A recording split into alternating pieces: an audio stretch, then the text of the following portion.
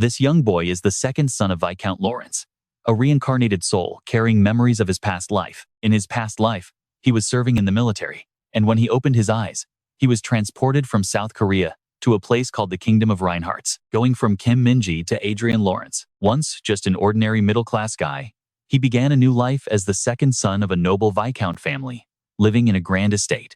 While other kids his age ran around playing without a care, he was already deeply obsessed with learning far ahead of everyone else. He successfully gained recognition from everyone around him while fulfilling his father's deepest wishes at the exact same time. But the world hates the rich, despises the poor, and tries to destroy the smart. Soon, someone tried to poison him. The mastermind behind it was glaringly obvious: Anna Lawrence, the first wife of the Lawrence family. Since he carried commoner blood and was not her own child, his father's attention on him made her absolutely furious. He became a painful thorn in her side. After that, Adrian decided to hide his talents. Time flew by like a blink, and just like that, 10 years passed. Adrian was now 20 years old and extremely handsome with styled hair. His presence at the convenience store immediately set the staff whispering. He had come to buy a Chronicle online point card.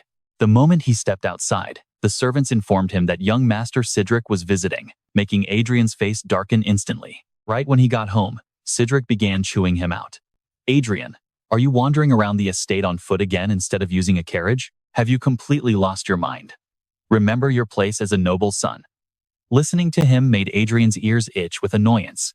What family honor? Cedric did absolutely nothing but play around with women.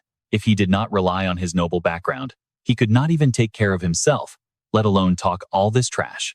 Adrian figured that arguing back would only waste time, so he just stayed quiet. He tolerated him for now.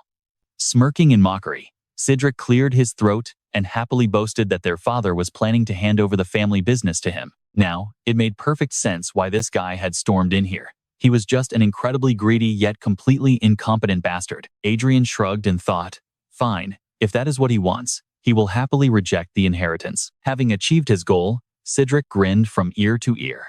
Seeing Adrian buy so many game cards only made him even happier with his brother's uselessness. That is right. You should only be doing things like this. Cedric smirked before turning and walking away. After the failed poisoning attempt, Adrian completely gave up on trying to build a reputation as a genius. He isolated himself, minimizing all contact with his relatives. Perhaps because his father had no interest in an illegitimate child who was not a genius, he became more and more distant. But thanks to that cautious approach, Adrian never had to face those life-threatening dangers ever again. And so, he spent 10 years living with a completely fading presence. Right after graduating from the academy, he left the estate with his mother. Since most servants here answered to the first wife, Anna, Adrian had to watch his words carefully. But here is the twist: he was not focusing on the game just to escape from reality. In this virtual world, Adrian had already completed the first stage of the Destiny quest. The skills he gained would slowly manifest in his real life. It was December 29th, 1999 of the magical century. Just before the dawn of a new century, the last will of a legendary Archmage was revealed, turning the entire world completely upside down. The Master Mage who left behind that world-shaking legacy was a pioneer, leading Rondell straight into the golden era of magic. He was also the Grand Duke who had raised an entire empire, Manuel Lucas. With his legacy out there, countless people who wanted the Archmage's destiny set off on their journeys. An endless stream of rumors regarding his hidden treasure quickly began to spread. Some said Lucas's dungeon was hidden in the barren lands, ruled by dragons. Others claimed his vast wealth lay deep within the Elysia Union, a region famous as a tax haven. His sky fortress was rumored to be floating above the Sea of Storms at the very center of the world. Regardless of nationality, race, or social status, everyone set foot on this quest to seek the inheritance of the Grand Duke, Manuel Lucas. But rumors were nothing more than rumors. Absolutely no one had actually found his destiny anywhere. Even though countless search parties had launched massive investigations, not a single person could uncover even a tiny clue. Just like that, 20 years passed, with only our incredibly handsome protagonist being able to secure the destiny of Manuel Lucas. 10 years back, when Adrian first entered the Royal Academy, during a research assignment focusing on Manuel Lucas, he discovered something he never could have anticipated. No matter how he looked at the Lucas family crest, it only spelled out English words. But how could English exist in this world? Adrian could not deny the truth that Lucas also came from Earth, especially after reading his recorded final words. Adrian used his knowledge of Earth from his previous life to search for the destiny that the mage had left behind, and in the end, his efforts bore fruit. He successfully claimed the ultimate destiny of Manuel Lucas. He thought his life was finally turning around, but the real suffering was only just beginning. The fate of the great mage Lucas was hidden in the most unexpected place imaginable on the internet. In other words, it was buried deep within a virtual world crafted to look exactly like reality itself. He was currently locked in a life-or-death struggle that absolutely nobody would ever believe. With one final sword strike, Adrian reached level 10. Completing the first stage of his destiny quest, the god Ariel teleported him to a secret space to customize his character. Do you wish to ascend to the second floor of Manuel Lucas's magic tower? The system asked gently. Adrian obviously said yes, and a blinding pillar of light immediately enveloped him. The blurry space slowly revealed a room overflowing with books. Unlike the completely empty first floor, these shelves were packed to the brim. A treasure chest? Adrian stared intently at the glowing golden chest resting right in front of him. A true reward had finally appeared for him. A magic circle quickly condensed its immense power, carving itself directly inside Adrian's body. He used to think mana was just a stat displayed next to health, never actually feeling the presence of real magic.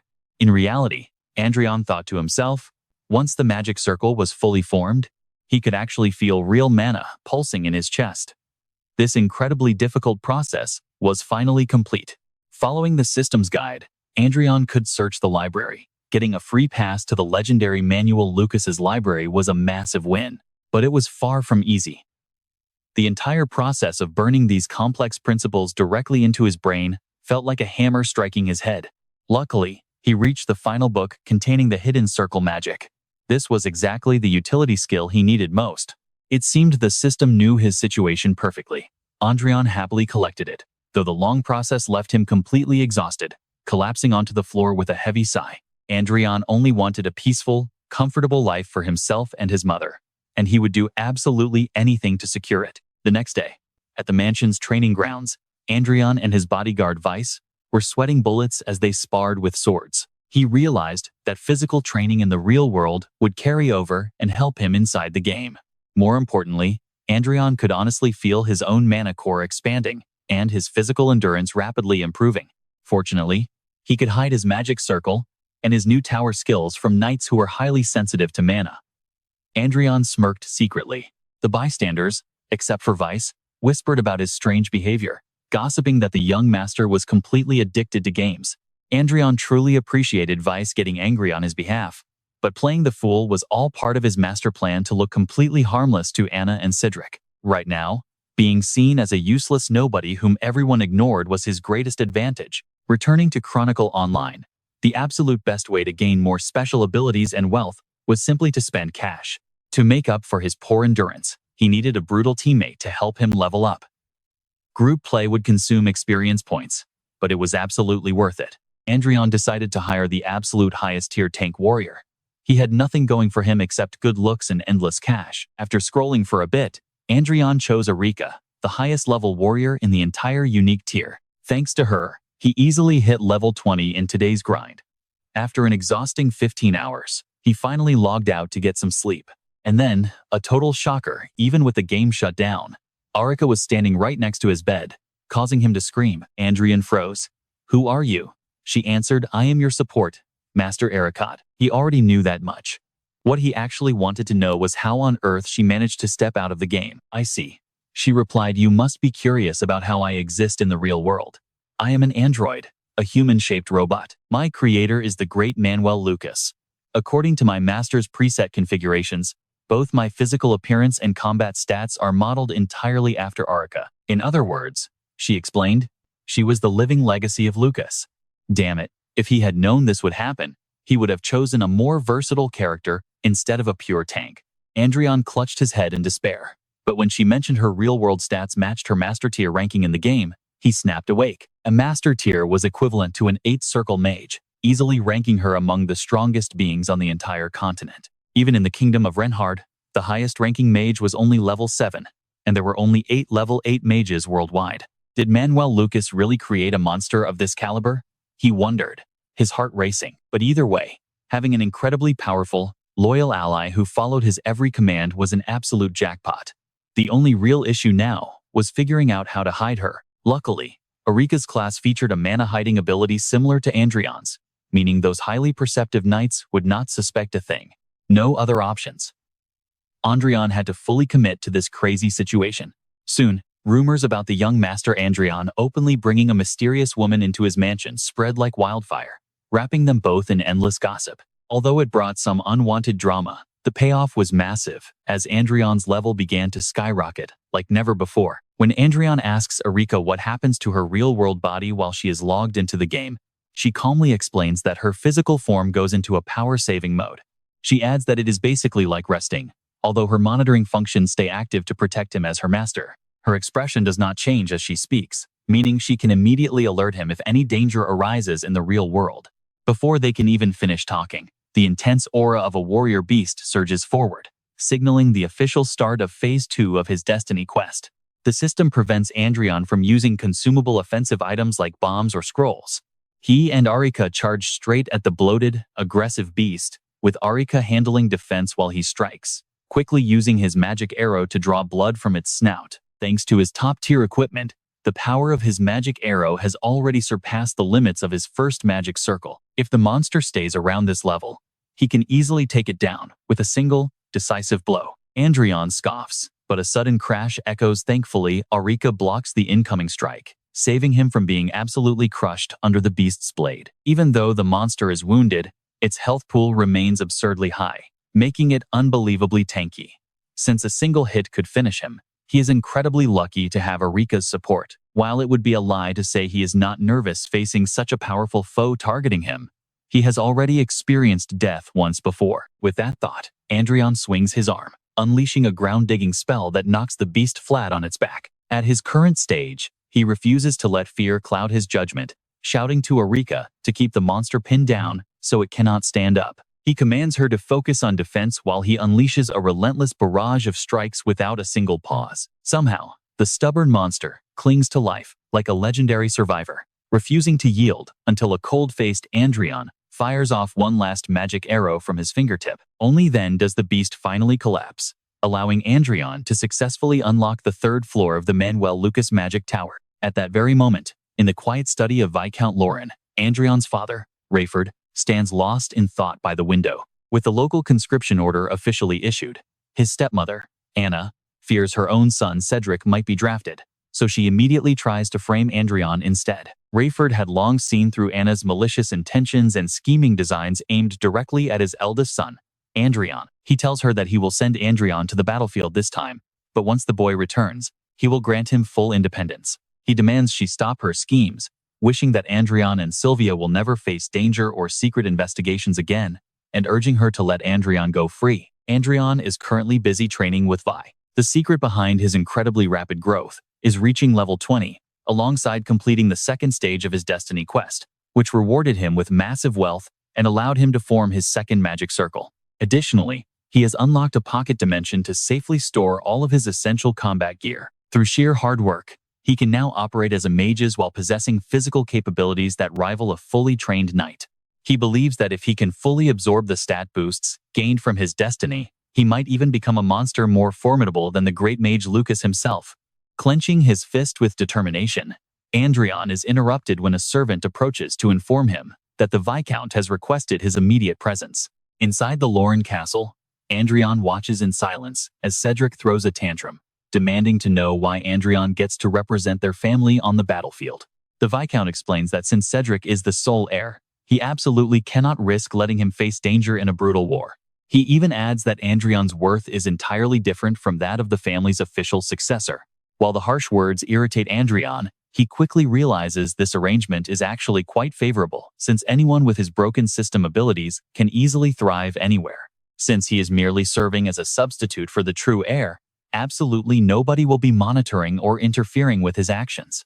Most importantly, leaving for war means he can finally escape Anna's watchful eyes, so he calmly accepts the order and agrees to represent their family. Though Adrian speaks respectfully, Cedric immediately snaps back, warning him that, while he accepts their father's decision, he will not tolerate Adrian bringing shame to their name. Cedric simply cannot help but lash out with petty insults. Adrian genuinely finds himself speechless at such childish immaturity, but their father suddenly intervenes and invites Adrian into his private room for a quiet chat. Once inside, the Viscount quietly promises that if things go well, he will relocate Adrian and Sylvia to the king's royal territory. As a reward for taking Cedric's place, he will finally be free to live his own life in peace, leaving Adrian completely baffled by the unexpected offer. Stepmother Anna absolutely despises having him out of her sight, yet she is actually letting the sudden arrangement go through without a fight. Wondering if he should focus on surviving the war first, Adrian watches as the Viscount pulls out a special item capable of deploying a level 5 automatic shield and a level 7 grand shield. This powerful artifact will prove crucial on the battlefield, especially since teleportation spells cannot be cast during active combat. As they speak, he notices Cedric and Anna lurking right outside the doorway, staring in at him with pure, murderous intent. Memories of being poisoned at age 7 flood back, reminding him of his father's disappointing reaction back then, alongside many other failures over the years. And yet, surrounded by relentless enemies, his father remains the only person he can somewhat rely on in this hostile household. Late that night, a severe headache leaves the Viscount trembling in pain as he laments that, since the poisoning, his son has been forced to wear a mask of silent resignation. He painfully blamed himself, as did Adrian's grieving mother. Hearing he was headed to the battlefield broke her heart, but he promised his mother he would return safely and everything would be fine. 2 days later, during Lauren's departure, Adrian, bringing Erica, made the nobles gossip endlessly, but he simply could not leave her behind. He knew she would risk her life to save him if things went south, especially since she had recently leveled up so much. Her stats were almost matching an official knight. To him, the ultimate preparation before war was constantly upgrading oneself just to survive. Adrian spent 200 million over 2 days in-game to reach Destiny Encounter level 3, earning massive level 3 rewards, each worth 100 billion. Now level 4 lay ahead, but during an important meeting, Adrian suddenly interrupted, asking to play a game. This bizarre behavior left the soldiers completely speechless, and the Vanguard scouts stared at him with a look of pure, baffling contempt. A soldier sneered that Adrian's reputation was already trash, and bringing a girl to the battlefield just to play games was ridiculous. The soldier spoke out of turn, but Billiam, the vice commander of the Knights, instantly cut off his disrespectful remarks. Adrian was completely used to this treatment and felt absolutely nothing, simply turning on his heel to head to his room. After crushing a high-level monster in-game, Adrian obtained a priceless Salamander tier item, officially pushing his character to level 80. Lord Ario then transported him to a secret chamber for his 4th tier advancement quest, where he had to defeat a deadly demi-lich before reaching the Western Plaza. The half-demon was a tough fight, but this one, surprisingly stupid and slow. It swung its staff, casting petrification magic to freeze them both as a beam of energy blasted forward, forcing Adrian to dive and take the hit for Erica. The demon laughed mockingly at his sacrifice, and the searing pain combined with its irritating cackle made it impossible for him to focus. That smug laugh was the spitting image of Cedric's, but as he forced himself up, the monster unleashed a massive, exploding fireball. He teamed up with Erika. Together, they unleashed a powerful recovery beam to launch their counterattack.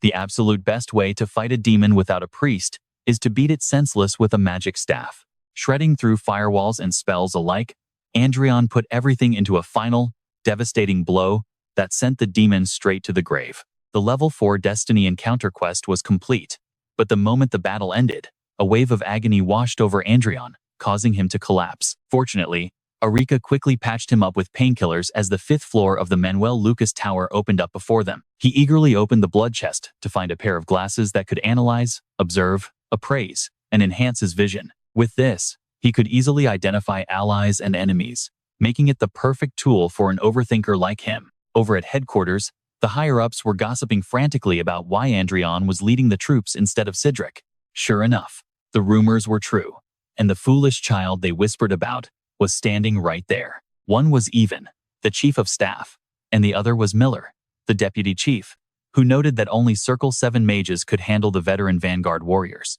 Lower-ranking soldiers were mere cannon fodder, and unfortunately, everything said about the Vanguard was entirely true.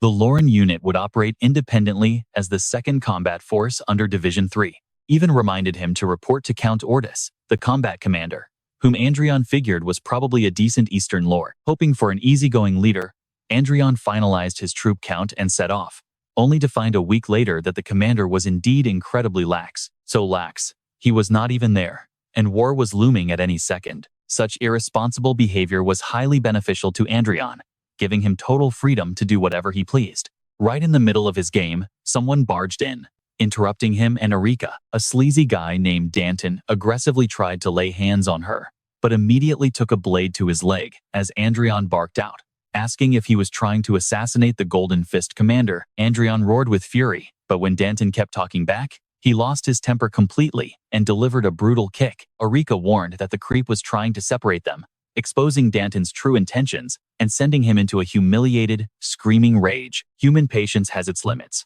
and Adrian had only been playing nice because he wanted a quiet, peaceful life. Out here, Anna could no longer control him, meaning he had absolutely no reason to hold back against anyone anymore. With a cold sneer, Adrian drew his sword and pointed it right at Danton's stomach, terrifying the onlookers. Word soon reached Billiam that Adrian was planning to execute Danton, but the commander remained completely unfazed. Billiam's strong hand caught the bloody knife Adrian tossed over, while Danton lay whimpering on the floor, clutching his stomach in agony.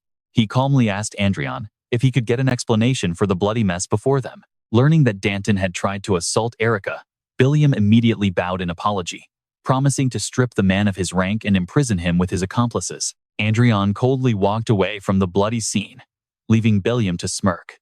Realizing this young master was definitely not someone to be trifled with, Adrian jumps right back into the leveling grind alongside Erika. A level 5 Fate Encounter quest unlocks, requiring them to defeat the corrupted Knight Zenith.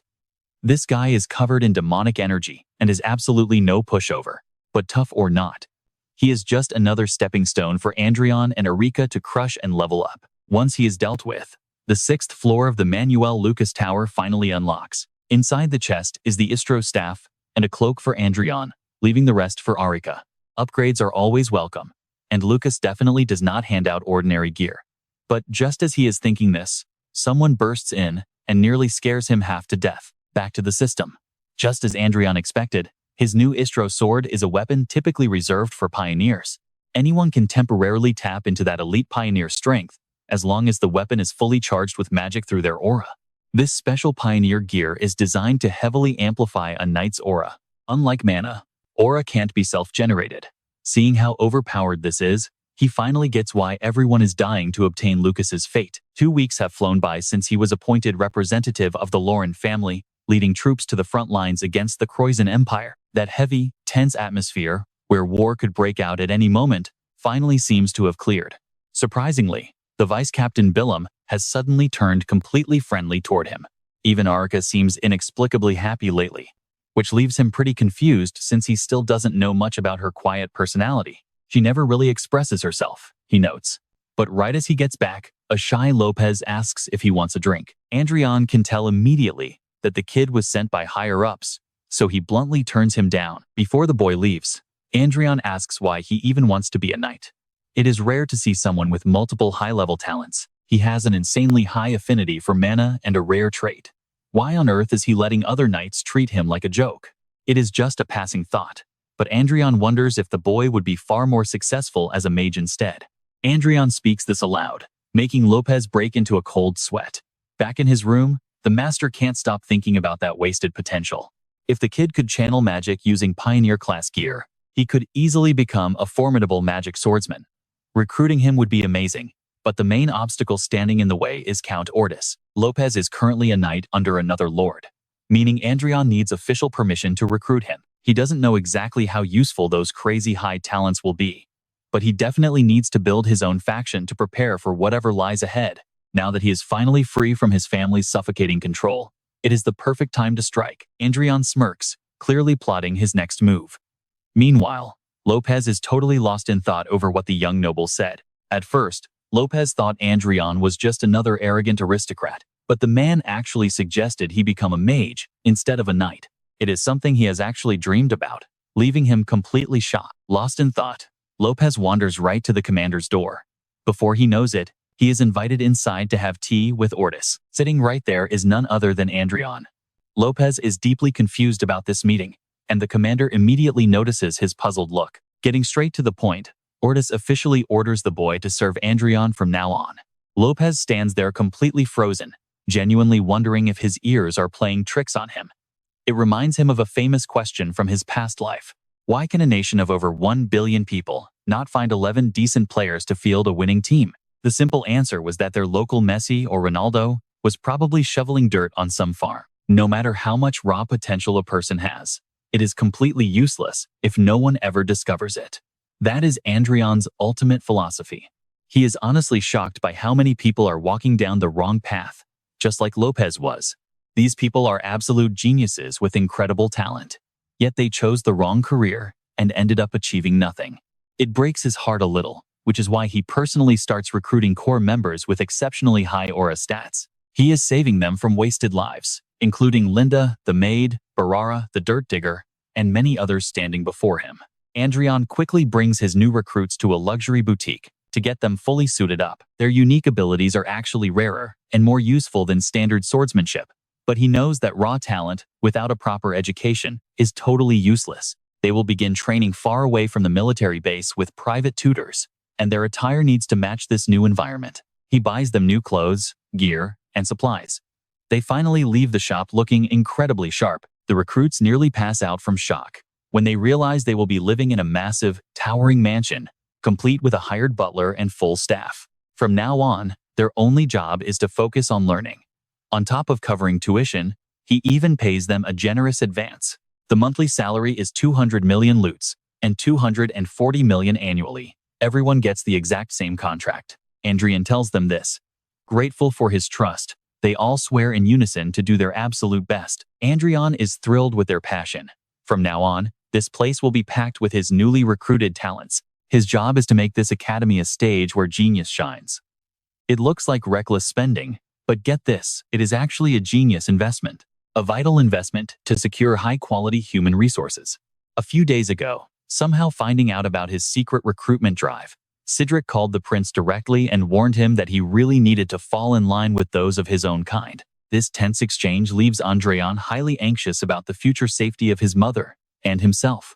But fortunately, Aurica successfully captured a major general who was already on his way to spy on them. It seems the general stealthily teleported directly from the royal palace without anyone noticing. Trembling with absolute terror under Aurica's brute strength, the general spills everything, letting Adrian piece together how Cedric used spies in the teleportation office to track his home. Adrian asks while pressing a freezing cold blade against his neck, making the spy shudder. He terrifies the man by pointing out his weakness. He is only obeying Cedric and holds no real grudge. You should join my side, Adrian tells him, promising easy demands. All he needs is a daily update on their movements. Just tell Cedric that everything is going normal here, and immediately report any strange developments back to me. Left with no other choice under this terrifying threat, the spy miserably agrees to the double agent deal. Later that night at Castle Lauren, Cedric explodes with rage upon hearing his precious spy was thrown into prison. This disaster happened because he ignored his father's orders and failed to properly investigate Adrian, earning him a harsh scolding. Clutching his head in frustration, he decides to double down. He immediately orders Bert to replace Mess and keep spying. Cedric has absolutely no idea that Bud is actually feeding him filtered updates under Adrian's direct supervision, while the rest of his active spies have already been thrown into prison. Regarding the search for talent, Adrian has successfully gathered 20 individuals with exceptional innate abilities. Eric and Elisa, the former alliance manager and the half-elf, are set to run the talent academy with absolute ease. Seeing everyone working so hard, Adrian refuses to slack off. But during his training, an unexpected crisis suddenly strikes. A scout reports that the forces of the Ryzen Empire have breached the border, shocking a deeply worried Adrian. The emergency meeting hall is packed with anxious faces. Once the local garrison is fully ready, they must board their airship immediately to launch a swift strike when an opening appears. For the most part, even their meals and rest will take place inside the giant airship. The commander warns with a stern face that if their leader is absent, Adrian's team must formulate plans without him. Fortunately, the forces of the Croyan Empire launched their offensive in broad daylight. From now on, personal communication between divisions is strictly banned, except for colonels and above. They must rely solely on radio contact, and Adrian is no exception. Otis delivers this warning directly to him. The meeting concludes with everyone on high alert and ready for battle. War officially erupts. After a series of fierce clashes, Adrian and Erika successfully reach the 6th magic circle, earning a hypersonic Black Eagle companion as a system reward. The sudden summoning of this massive eagle catches him off guard. Instantly, the mental landscape shifts back to reality. He realizes that letting a massive black beast appear out of nowhere, like Erika did, would trigger total panic. Stepping outside to scan the skies, he waits for his new bird companion. Right on cue, a giant beast tears through the clouds, its massive wings slicing the air and leaving nearby onlookers completely speechless. Adrian stares at the giant beast without blinking. It only possesses a single skill for now. Much like when Erika first joined him, he needs to figure out the requirements for unlocking new abilities. Perhaps the condition is completing a specific quest tied to its growth. He muses while patting its head. Fully absorbed in his new eagle, he almost forgets the crowd gathering nearby, all murmuring in awe at the sudden appearance of this bizarre, massive bird. Adrian quickly reaches out, inviting the giant beast to follow him. Watching the prince and his new pet share such an overly dramatic, affectionate moment makes nearby onlookers feel slightly nauseous. Once the conflict begins, it quickly escalates from a minor skirmish into a full-scale assault across the western border, giving Adrian's brigade the perfect chance to make their official debut. A scout rushes into the camp to inform Adrian that an entire platoon of Kroyan troops is rapidly heading their way. Do not panic, maintain your defensive lines, and guide the enemy vanguard straight into our prepared trap. He issues his orders with absolute, cool confidence, looking somehow a little too relaxed, given the situation. But peering through his specialized glasses, Adrian suddenly notices the Vengat forces preparing a massive strike, ordering the 2nd Battalion to deploy shields. Although the energy barrier goes up instantly under his command, the devastating enemy strike still tears a massive hole right through it. This is clearly no ordinary evaluation test like Adrian initially assumed, leaving his heart pounding as cold sweat begins to drip down. With the energy shield of the 2nd Battalion completely offline, Adrian realizes he doesn't have to envy those Venga's beasts. Reassuring himself, Adrian knows that reaching max level in-game will unlock the 9th circle, and he still has Arcia to back him up. It is incredibly lucky for his team that he issued those orders just in time. Otherwise, by this time next year, they would all be dead. Monitoring the screens, Adrian notices that the size of the attacking force is quite similar to his own. The real issue is their long-range artillery. The Krosan Empire deploys 2 aerial fortresses, but they are much smaller than his. By the looks of it, this is their first time deploying that artillery. With Vengus beasts swarming the ground and massive fortresses in the sky, the land favors the allies, but the real wildcards lie in the heavens. Adrian watches the battlefield grow more brutal by the second. In the heat of battle, the enemy weapons suddenly shatter into pieces, raining down on the earth. While the soldiers around him laugh, assuming a technical glitch is at play, Adrian turns pale as the horrific truth hits him. They are preparing a massive self-destruction strike. A violent explosion rips through the air, and news of the targeted aerial fortress spreads throughout the control room. Backed into a corner, the soldiers desperately fire their handguns to salvage the situation. Just as the blast is about to hit, Adrian commands everyone to brace for maximum defense. Another deafening boom shakes the area. The immense shockwave leaves his head pounding, but the aerial fortress luckily manages to retreat in time, avoiding a crash. He reminds himself that if their allied aerial fortress is destroyed, the remaining enemy ships will slaughter them all. Adrian's incredible performance today leaves Commander Otis feeling extremely pleased. Self-detonating bombs struck 3 other battlefields at the exact same time, but only Adrian's unit caught the strange anomaly and successfully saved their fortress. Chuckling with pride, Otis gladly promises him a handsome reward. In a world where bosses love stealing credit from their subordinates, Count Otis is surprisingly fair and just. Adrian quietly celebrates his luck, but Arcia warns him about some strange rumors regarding him taming a giant bird. He can only smile in silence, playing dumb to brush it off. He claims he knows little about training, but the creature is highly intelligent and understands him perfectly, adding that he only keeps it out of curiosity. It is a relief. Archmage Manuel Lucas based the design on a real creature, or else people would never stop asking questions. If that happened, things would get completely out of hand. Now that the enemy has retreated, Otis allows Adrian to use his personal transport again. Finally, he can log back into Chronicle Online. 2 weeks after the battle, Brillium leads his troops down the mountain.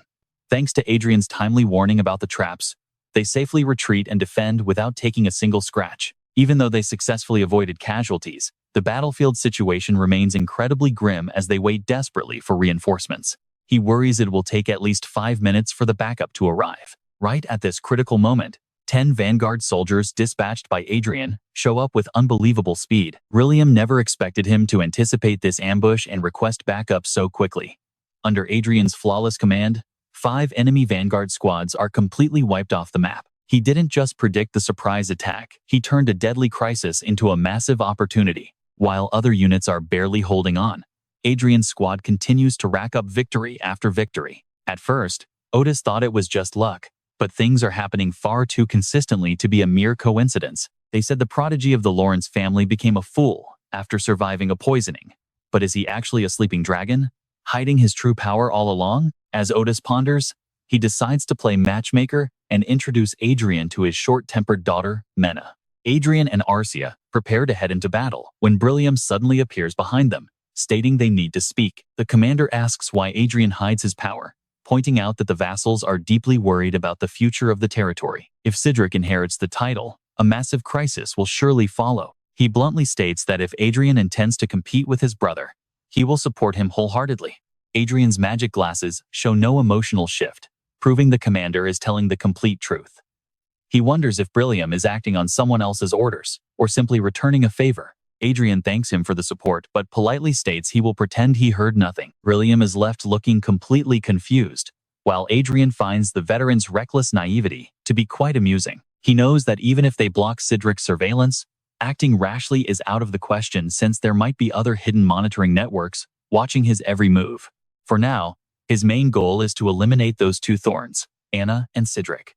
Thanks to his legendary achievements, Adrian is honored with the second-class Order of the Golden Lion, never expecting his contributions to be valued so highly. As the crowd roars with excitement, Adrian quietly chuckles, knowing this display will drive Cedric absolutely insane. Sure enough, he is currently losing his mind with jealousy over Adrian's incredible military achievements. Anna leans in to whisper sweet promises to Cedric, claiming that Adrian will completely cut ties with the family once he returns. He secretly hopes everything goes exactly like that, thinking of his grandfather who could serve as his ultimate backer. The more Cedric thinks about how Adrian was always a genius since childhood, the more he furiously grinds his teeth. By the 7th week, 48 days after the outbreak of the war, Adrian secretly gives his soldiers diluted elixir to quickly restore their strength. While it is a bit of a waste, it is necessary to end this conflict as fast as possible. Just then, the division commander sends for Adrian. He wonders why Countess Otis has been summoning him so frequently lately. Sitting in his carriage, Adrian notes that even if being summoned by a high noble is annoying, he cannot really do anything about it. Upon arrival, he notices that all the division's high-ranking commanders have already assembled in full force. He wonders if there is an important announcement that the commander wants to keep away from the general public. Otis's voice suddenly booms, startling Adrian as the commander casually tells everyone to just relax and enjoy. They will not have to listen to gunfire anymore, since the end of the war is being officially announced after the two foreign ministers met. It seems the Croyan forces never intended to wage an all-out war in the first place. The commander cheerfully explains that, despite its massive scale, this is just another typical civil war, prompting the exact same whispers Adrian remembers from his previous life. Whenever neighbors are involved, their country always seems to back down. He grimly realizes that subordinates must always sacrifice themselves for the higher-ups' decisions, meaning this endless, exhausting cycle of war will just keep dragging on. Adrian gradually relaxes as he reflects on the medal he was recently awarded. Rather than worrying about others, he knows he must focus entirely on his own future, especially since he has to return home and needs to grow even stronger. He keeps these thoughts to himself. While Brillium feels this peace is a blessing, knowing an arms race with Croyan would have led to complete and unpredictable chaos. He feared it would trigger an unimaginable, devastating disaster. Pleased with Brillium's high praise, Adrian happily hands him a few rare and delicious pastries as a reward. Of course, he behaves differently from typical nobles, having lived as a commoner in his past life while now trying to reconnect with his game knowledge. As Brillium heaps endless praise, Adrian immediately realizes the man is trying to leverage his promise of helping him secure the airship. Suddenly, the man drops to his knees before him. This display of absolute loyalty catches Adrian off guard, as Jinber Billum swears to serve him as the second young master of the Lauren family. With such a solemn vow, Adrian has no choice but to accept his loyalty. His only condition is that they act normally around him. Alongside Bilam, 30 elite knights have also pledged their loyalty, giving him a solid starting force. William secretly informs him that Puss is on his way, noting that this legendary warrior is someone they absolutely must recruit. Puss originally served as the deputy commander of the Lauren cavalry, possessing unmatched skills that make him peerless among aura masters. He only retired after getting dragged into the fierce political struggles between rival houses surrounding Anna. Sir Puss is a textbook warrior, representing the absolute gold standard of a disciplined knight. In other words, his combat potential still has plenty of room to grow. Adrian smirks, realizing this powerhouse could easily help him match the forces of Anna and Cedric, while remaining a highly valuable asset outside his own family. Following orders, Bilam promises to arrange a quiet, secret meeting between Adrian and Puss. However, Adrian's immediate priority isn't building a faction, but completing his next crucial destiny encounter quest. But victory is never guaranteed, and he could easily get slaughtered by some random dark force out there. Throughout this entire journey, while pursuing these encounters to reach level 200, Adrian has never died a single death. In a regular video game, fighting to the death is standard, but dying in this harsh reality means suffering a level of pain he cannot even begin to imagine. The Death Knight Pascal proves to be a monster, instantly launching a relentless barrage against Erika and her divine bird. He is not just an aura master, but also possesses overpowered buffs and an incredibly durable body. Basically, he is on a completely different level. After getting his heart pierced by a sword, Adrian jolts back to reality. That cursed sensory sharing system hurts like absolute hell, but he has to suppress his screams since he is in public. Erika is covered in sweat but continues to endure. He recruited her without hesitation because her stats made her a perfect tank. Yet, the closer they get, the more ashamed he feels having to hide behind her small, fragile frame. He resolves to adjust his fighting style so she never has to endure that kind of agony again. He stared blankly in deep thought, realizing that nobody was more devoted to women than Adrian. The clash with the Death Knight exposed the strict limits of their current team fighting style. Erika restricts enemy movement, while Crow blocks their vision to assist her. Meanwhile, he acts as the main backline damage dealer, casting spells from safety. Their gear advantage makes this setup work, but it completely falls apart against fast opponents like the Death Knight, who easily keeps pace with Erika. The main problem is that the delay between attacks is just too long. His long casting times heavily drag down their primary damage output. If they had a secondary damage dealer to support Erika during those long chants, their current battle strategy would actually succeed. Adrian racked his brain, but he could only come up with 3 possible solutions. First, he could cast low-level spells to reduce casting times and speed up his attacks. Second, Crow could fight like a true frontline warrior instead of just acting as stealth support. Third, Erika could wield a sword alongside her shield to deal some serious damage. The first option would hold his own growth back, so tweaking Erika and Crow is the smarter path. Adrian knew it would not be easy, but he decided to take the gamble anyway. Talk is cheap though. His team immediately got wiped out during their second clash with Death Knight Pascal, leaving a frustrated Adrian completely speechless with rage. He had tried utilizing Erika and Crow more dynamically this time, but the strategy still failed miserably. Crow went down in the very first minute. Adrian held out for 3 minutes before joining Erika in the graveyard. He realized the main issue was Crow dying too quickly. While Crow did not deal much damage, the ability to distract the enemy was absolutely vital. In order to maintain their combat flow, keeping Crow alive was an absolute necessity. Adrian took a deep breath to stay calm. Everything was going to be fine or maybe completely and utterly ruined. Sure enough, the results of their third attempt were exactly the same as before, but at least they survived a bit longer, allowing him to analyze the boss attack patterns. By the 4th and 5th runs, Pascal was probably sick of looking at them, but after dying countless times, Adrian was finally adapting. He smirked, unleashing a barrage of brilliant light beams. But just as things got intense, Crow messed up, and just like that, boom, blood everywhere. By their 9th attempt, Adrian was utterly exhausted and beaten to a pulp. The boss damage was rising faster than inflation. The hardest part was chanting spells while dodging those relentless physical strikes. Surviving for 25 minutes meant it was doable. Next time, he would rely on reflex-boosting items instead of slow magic chants. He was about to become the ultimate evasion mage that absolutely nobody asked for. Adrian realized that despite constantly dying, He was slowly but surely memorizing every single movement of the boss. His dodging skills were becoming absolutely top tier, as he fully committed to this bizarre evasion mage build. It sacrificed his own damage output, but staying alive allowed his teammates to strike without any pressure. After a grueling 62-minute clash, they chipped away 84% of the Death Knight health. Victory was finally within reach. With his playtime exceeding 180 minutes, Adrian finally woke up feeling completely dazed and disoriented. That is the price of gaming way too hard. Meanwhile, Erica felt a sudden surge of strength inside her. Adrian realized that if Erica gained enough experience over time, she might actually develop into a normal human being. Armed with experience, bought with countless brutal deaths, his team finally took down the Death Knight, dealing 100% damage. The level 7 Destiny encounter quest was officially cleared and checked off his list. My goodness.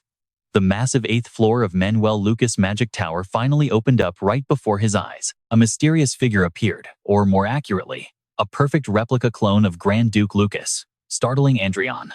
The figure announced that he was the administrator of this destiny and an imprint of Lord Lucas. Introducing himself as Chester, the entity explained that he was simply an artificial intelligence created from Manuel Lucas' copied memories. The figure spoke in a deep voice, and, even though this was just a clone, the face-to-face meeting left Adrian with deeply complicated feelings. Sweat dripped down his face as he nervously wondered if the clone was planning to reclaim the gifts he had received. Watching the clone converse so naturally, he hardly seemed like a pre-programmed artificial intelligence at all. While Chester possessed no actual soul, he still carried the vast database of Manuel Lucas. Adrian had previously worried that Manuel Lucas' ultimate goal was to hijack his body, but fortunately, that was not the case.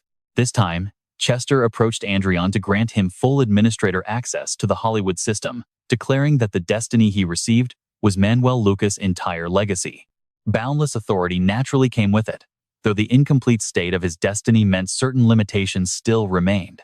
Even so, Chester promised that in the future, Adrian would wield absolute control over the Hollywood virtual reality system. Hearing this, Adrian is absolutely stunned and cannot believe his ears. The Hollywood system apparently exists only as a virtual reality space, much like the internet back on Earth. In other words, he has the power to manipulate any online information exactly how he wants. Before letting him use it, Chester gives him a gentle warning about the rules he must never break. Laundering money and bypassing laws through this system will be smooth sailing. Adrian also wants to secure a legal identity for Erica, and Chester's full support leaves him deeply grateful. Manuel Lucas authorized this to honor his old homeland, hoping Adrian wouldn't end up living a tragic, miserable life like his own. This is genuinely touching. He drops to his knees to thank Chester. For a brief second, a mysterious smirk seems to play on the old man's lips. Over in Nichin, Puss immediately protests when Brilliam suggests appointing Adrian as the new lord of the territory. He still sees the young man as nothing more than a naive, inexperienced child. Brilliam urges him to go witness the young genius's abilities firsthand, hoping Puss can also persuade the neutral vassals to back Adrian and secure his power base. A young master who has lived solely for revenge for over 10 years. I must see with my own eyes if he is actually worth following, just as Brilliam claims. While Puss ponders, Brilliam grows increasingly anxious as Adrian is nowhere to be found. But right then, an overwhelming surge of high-level mana floods the air, putting both men on high alert. In a flash, Adrian and Erica materialize within the brilliant blue mana, leaving both Brilliam and Puss completely shell-shocked. In the blink of an eye, Erica draws her blade and slaughters 5 hidden assassins who had been lurking in the room, turning the 2 old men completely pale. You two are supposed to be the strongest in this territory, yet you failed to notice assassins slipping right under your noses. I have dreamed of revenge for 13 years, ever since taking that poison. Did you really think I would show up unprepared? He asks with a smug look. Puss stands frozen, the color draining from his face. Talk about an awkward test run. The young man is clearly not someone Puss has the luxury of testing. The real show is just beginning. Adrian smirks, tossing a thread of mana. The pile of bloody corpses instantly vanishes without a single trace, leaving everyone in absolute shock. Sensing danger, he casts a powerful level 7 teleportation spell, whisking both Brilliam and Puss away to safety. The Kingdom of Lewis, an ally of Reinhardt, boasts the largest number of high mages outside the 4 empires. If you ask anyone who the absolute most famous mage is, they will name only one person: Duke Kin Riverdale, a legendary master who has successfully trained 6 level 7 mages, While many call Duke Lucas the greatest mage of all time, Duke Kin Riverdale is widely known as the greatest teacher in history, which leaves Puss completely dumbfounded. He never imagined Adrian's magic teacher was Duke Riverdale himself. But that is impossible since the Duke spends most of his time gaming. Adrian only scoffs at Puss's clueless remark, simply responding that the old man is right. The only place I can act without being watched is the virtual world, where he taught me to move between virtual reality and real life. Though of course, this is all just a clever lie. A high mage suddenly appearing out of nowhere. Anyone would suspect a mere 20-year-old reaching level 7. The best way to silence those doubts is to claim discipleship under Duke Riverdale. And of course, Adrian did not lie without preparing beforehand. He even holds a platinum card and a hologram photo of himself with the Duke. While entirely fake, he had Chester forge them ahead of time to serve as solid proof. He also possesses multiple relics belonging to Riverdale, along with a written journal documenting a secret disciple that nobody else knows about. Thus, Adrian is confident the Riverdale family and their disciples will believe him. He actually wishes he could claim to be the successor of Grand Duke Lucas, but doing so would only bring endless trouble.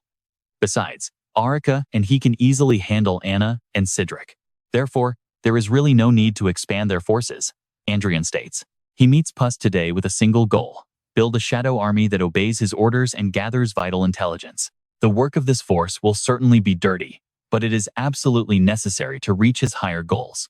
He tells himself. Puss is speechless. The young master's arrogant, powerful presence has finally forced him to submit. Together, they begin plotting to overthrow Cedric, claim the inheritance, and seize complete national power. Meanwhile, Anna flies into a blind rage upon hearing her 5 elite assassins were completely wiped out. Those 2 old men are plotting something together, and they are definitely targeting me. I should have kept a tighter grip on the situation. She grinds her teeth, thinking of Brillium and Puss. Anna realizes she might need to stop monitoring Adrian and Sivia before things spiral completely out of hand. However, if Brillium and Puss join forces, she is completely finished. Backed into a corner, Anna decides to take a desperate gamble and target Adrian alone. Her loyal retainer of 30 years seems to be the perfect scapegoat to shoulder all her blame. He bows his head in absolute terror to obey, feeling a slight pang of pity for Adrian's upcoming fate. Meanwhile, Adrian is busy celebrating the big victory with the 23rd Division, where everyone loudly praises his incredible leadership. A prolonged war would benefit him even more since he is already a lord, and with his current standing, those special rewards will belong solely to him. Ordis winks and whispers these words quietly into Adrian's ear. Adrian suddenly realizes the massive difference between simply inheriting a prestigious title and actually earning it through his own blood and sweat. No matter how strong Adrian gets, without being formally knighted, he can never truly inherit or pass down this noble title. Ordis feels a bit disappointed that Adrian did not confidently display his massive power, so he openly offers to welcome him into his family by marrying off his daughter to the young warrior. Hearing this, Adrian breaks into a cold sweat, wondering why such a proposal had to come so suddenly. Marrying his daughter is way too much since she is famous for being absolutely wild, but he quickly brushes it off as he is finally heading back home. Anna and Cedric better watch out, as the local troops are disbanded immediately following the end of the war between Rard and Croyan. Ever since parting ways, Adrian spends all his spare time diving back into the game to level up like crazy. The Destiny quest for level 8 requires him to reach level 250, but Adrian is only at level 202. It has been 10 days since he hit level 200, yet he does not feel any stronger than before. He expected his combat skills to skyrocket after fighting the Death Knight, but as he grows stronger, the monsters scale up too, and the experience cap rises with them. So leveling up, at least once a day like before, is now completely out of the question. This agonizingly slow, turtle-like progress actually makes him consider finding some teammates, but he quickly dismisses the idea as too risky. Since he holds a unique destiny, keeping a low profile is his best option.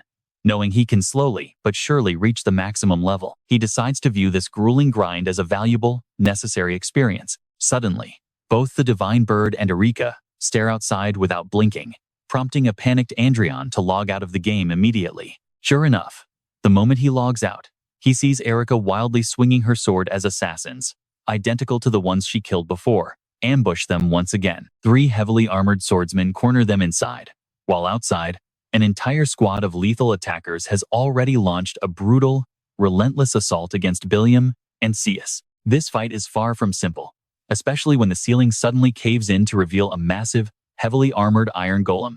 It seems the lady has shifted her target from him to Billiam and Sias, which actually suits Adrian just fine. With a smirk, he says they cannot let these bastards run rampant any longer. Summoning a powerful staff from his spatial pocket, Adrian unleashes a devastating firestorm that vaporizes all his enemies in the blink of an eye. The entire cabin erupts into a smoky sea of flames, leaving the enemy leader completely speechless at this sudden, overwhelming counterattack. Messing with Adrian is the biggest mistake they could ever make. Look at him, standing amidst the smoke like an absolute god, cornered and terrified. The surviving assassins find themselves completely trapped under Arika's fast and relentless sword strikes. They never expected to face an Archmage, let alone an Aura Master who fights like a rabid beast. The terrified attackers scramble to flee like headless chickens.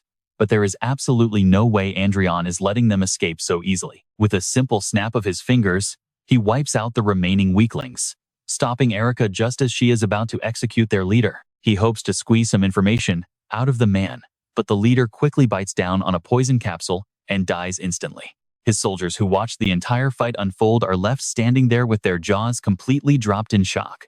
They had always assumed he was just a useless slacker who did nothing but play games all day. But thanks to Billiam's quick talking, they are easily convinced that Adrian is actually the secret, highly gifted disciple of the powerful Duke Riverdale. As his mother rushes out to greet him, the eerie silence of the estate makes Adrian realize Anna and Cedric planned this cold reception. They clearly did not bother organizing a grand welcome parade for someone they already marked as a dead man. Fortunately, his father organized a grand celebratory feast inside, and as Adrian enjoys his wine, a pale Anna and Cedric fake their smiles as they approach him. Her pale face makes her look like she has seen a ghost. He notices that Morris, who served Anna for 30 years, surprisingly still holds some genuine goodwill toward him, making the servant a prime candidate to win over to his side. Even Commander Kron standing nearby possesses some highly impressive stats, making Anna and Cedric look absolutely pathetic by comparison. As the one carrying the family's reputation, you did well, and though it is nothing major, I will still praise you. Cedric sneers hypocritically. Adrian holds back his sheer annoyance, resisting the urge to take their heads off right then and there since he still needs concrete evidence. These bastards made him suffer for years, so he will never let them off the hook so easily. But that did not mean Adrian was going to tolerate Cedric's behavior any longer. Did Cedric really think those backhanded compliments would make Adrian happy? Watching him talk as if he ruled the entire world was honestly just pathetic. Hearing that, Cedric boiled with absolute rage, completely falling into the trap and exposing his own guilt. Driven mad by Adrian's relentless insults, Cedric completely lost his mind and threw a massive tantrum. Right in front of the horrified crowd, he drew a sharp sword and pointed it straight at Brilliam. Wait, what did Brilliam even do? Cedric screamed, accusing him of instigating Adrian to destroy the family, and ordered his men to arrest the madman immediately. He barked out the orders, but his guards completely ignored him. Talk about an embarrassing moment. Humiliated and red-faced, Cedric lunged at Adrian with a knife, but Arika stepped in, grabbing his wrist with a rock-solid grip. Seeing him struggle and thrash around like a wild animal, she casually smacked his face with a half-eaten chicken leg until he collapsed. The crowd was utterly stunned, while Adrian couldn't help but grin. Serves him right for acting so high and mighty.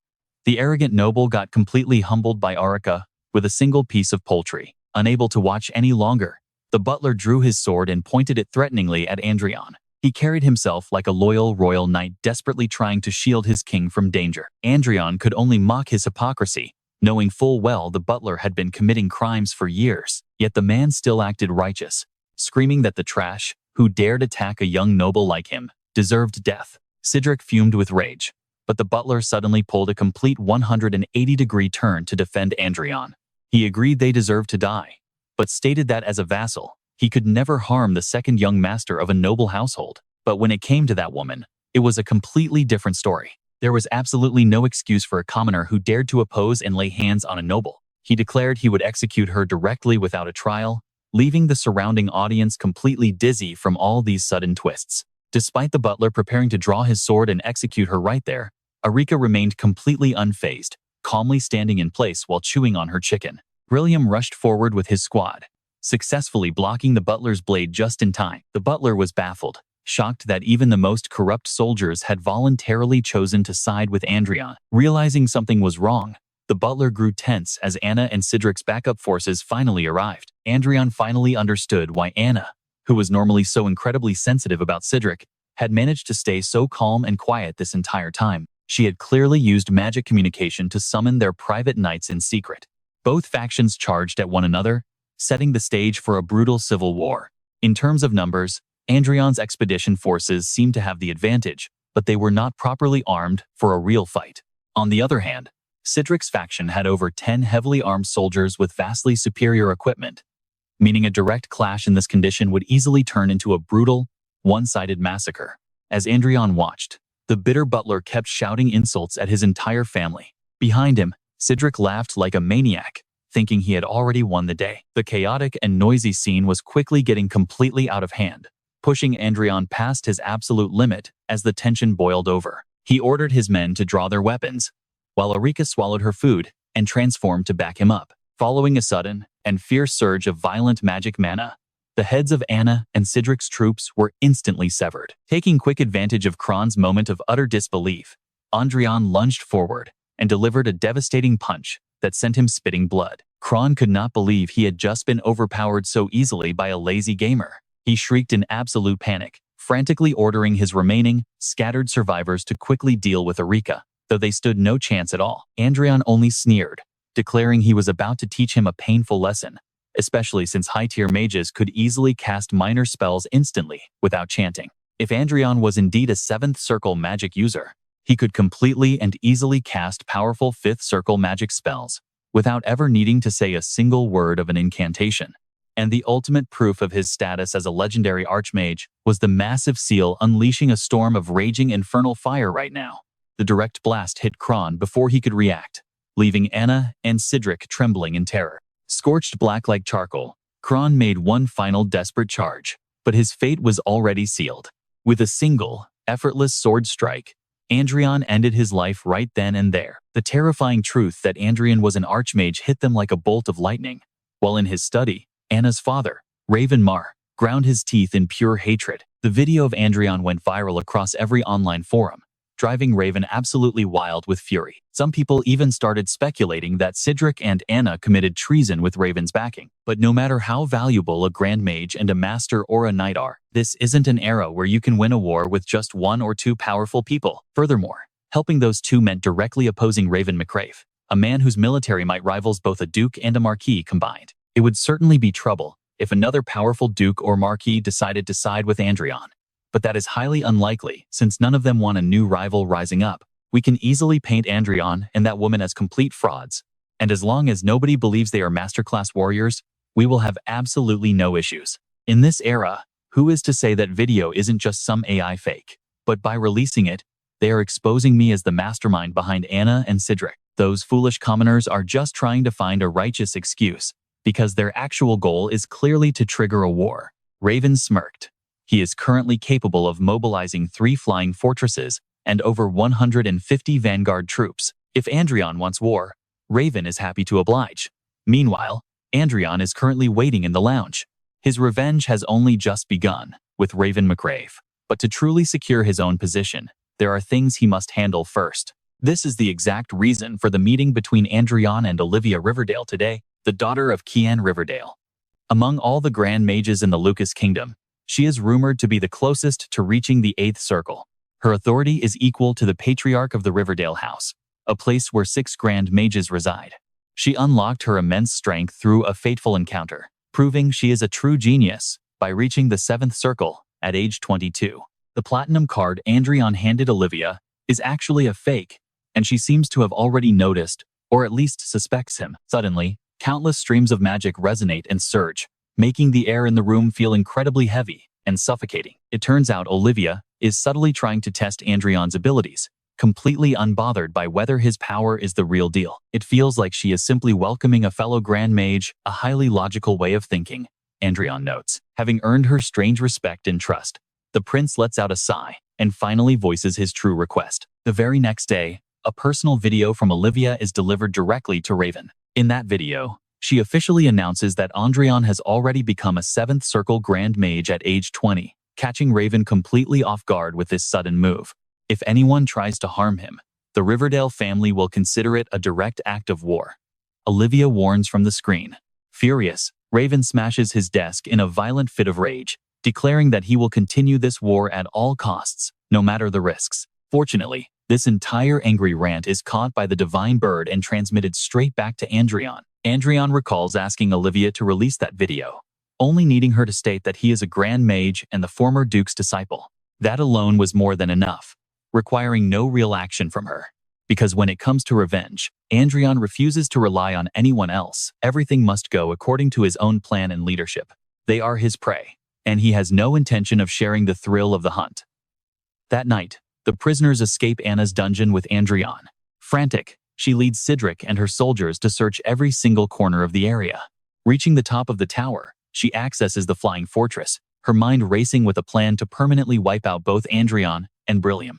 The moment she verifies her voice, she successfully seizes admin control over the entire flying fortress. Just as the fire cannons are about to blast Adrian's residence to pieces, he suddenly appears right behind her and grabs her. "You acted exactly as I expected. Thank you for unlocking the security of this entire flying fortress. Plotting to murder a royal with a flying fortress? Your crimes just keep piling up, don't they?" Adrian sneers down at Anna's pale face. The woman trembles in sheer terror, desperately clawing at his iron grip but completely failing to break free. "Raven McCrave's army is almost here, meaning you and my brother will have to defend this land with your very bodies. Did you really think criminals get to hold their heads high?" Adrian scoffs, violently tossing her to the side. Trapped, Anna and Cedric try to flatter him, asking if they are not brothers. But Adrian mockingly scoffs at the idea. Adrian does not care one bit, instantly locking the mother and son inside a massive magic shield, while blasting their remaining guards straight back to Raven. Adrian then asks Eric to help him edit the video to upload it across all online platforms. The online crowd immediately begins tearing into and cursing the McCrave family, sending Raven's blood pressure through the roof. His massive flying fortress and 200 elite vanguard troops are finally fully prepared. With a blinding flash, they activate a magic circle that warps them directly to Adrian's location. Adrian had already prepared a trap in this very spot, waiting for them.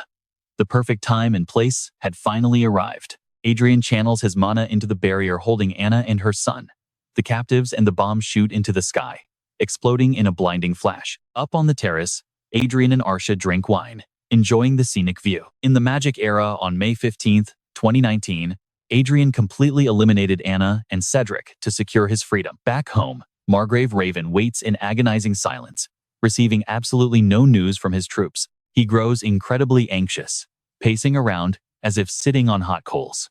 To make matters worse, reports arrive that his undercover spies have all been captured and thrown into prison. Margrave Raven's face twists with rage. He feels completely toyed with, humiliated by a kid young enough to be his grandson. No information is coming back, and all communication lines remain completely dead. Suddenly, one of his subordinates searching online for news regarding the Lawrence territory stumbles upon a fresh, major article. According to the article and the attached video, an evacuation order was declared an hour ago. All citizens in Viscount Lawrence's territory have already evacuated successfully. Absolutely furious, Margrave Raven smashes his office furniture into complete splinters.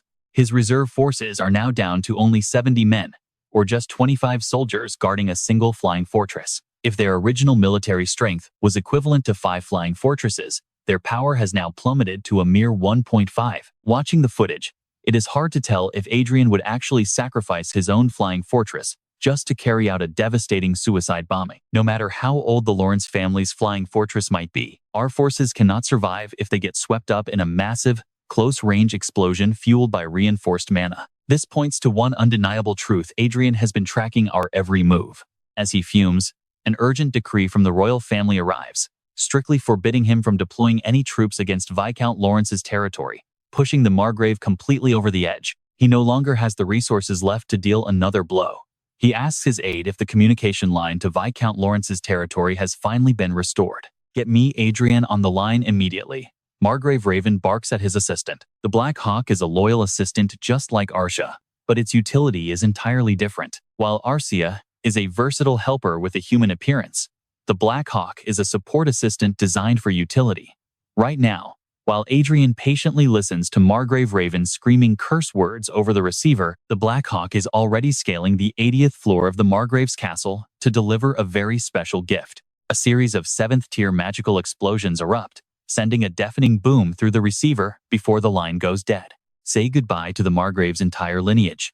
Meanwhile, reporters have already gathered in full force inside the Lawrence family's council room. Adrian walks proudly alongside his soldiers, passing right by the trembling, terrified servants. These people used to look down on him, and seeing them cower like this is absolutely hilarious. It is finally time to stop playing the weak, useless fool. The second phase of his legendary life has officially begun, and Adrian chuckles as he walks forward. News of Adrian's exploit floods the public media, sparking a massive wave of positive comments. In just a single day, he hits 1 million followers, practically turning into an overnight celebrity. Meanwhile, the incident involving Margrave Raven sparks intense debate both locally and abroad. A few articles still criticize Adrian, pointing out that the Margrave's faction remains powerful, but the public clearly sides with him. This sudden shift in public opinion even pushes the neutral faction to take his side. Commoners are usually treated like slaves by the nobility, but Adrian is different. He can actually leverage their passionate support. He must prove he is different from the arrogant elites by constantly engaging with the public. But suddenly, a formal summons arrives for him and Arcia from the Investigation Bureau. Looking at this invitation, Adrian easily deciphers 3 hidden motives. First, Margrave Raven's pathetic political theater is unraveling. Second, high-ranking nobles want to recruit him. And third, even the royal advisors are planning to win him over. They would not invite him unless they wanted to negotiate. Adrian plans to use his vast wealth to sway the high nobles, and maybe even the royal court. Adrian explains to his father that he made a fortune from investments, and using it to pay off their taxes will easily change the nobles' minds. Adrian happily reviews the plan with his father, but the older man still looks deeply concerned. To ease his mind, Adrian pulls up his bank account, displaying a string of zeros that leaves everyone completely dizzy. Out of his 60 trillion credits, he will have to hand over 1/5 in taxes. With the remaining fortune, Adrian plans to buy airships and recruit more vanguard forces. Money truly solves everything. Without wasting any time, Adrian files his taxes on the astronomical profits he made from his investments. Seeing Adrian on television, Count Otis beams with pride. Meanwhile, his brilliant daughter, Michelle, confidently declares she will uncover the legacy of Manuel Lucas herself to match Adrian's achievements. But her proud boasts are cut short when the television suddenly announces that the Prius Republic has discovered the legacy of Manuel Lucas, leaving everyone utterly speechless. Meanwhile, inside the tower of Manuel Lucas, Adrian takes advantage of his free time to relax and study ancient research logs. He is less than 1% away from completely absorbing all the military research knowledge compiled within these thousands of ancient books. In his reading, Adrian discovers that the research which consumed the vast majority of Lucas's time was dimensional teleportation. Maybe he left those clues about being from Earth because he desperately wanted to meet a fellow countryman.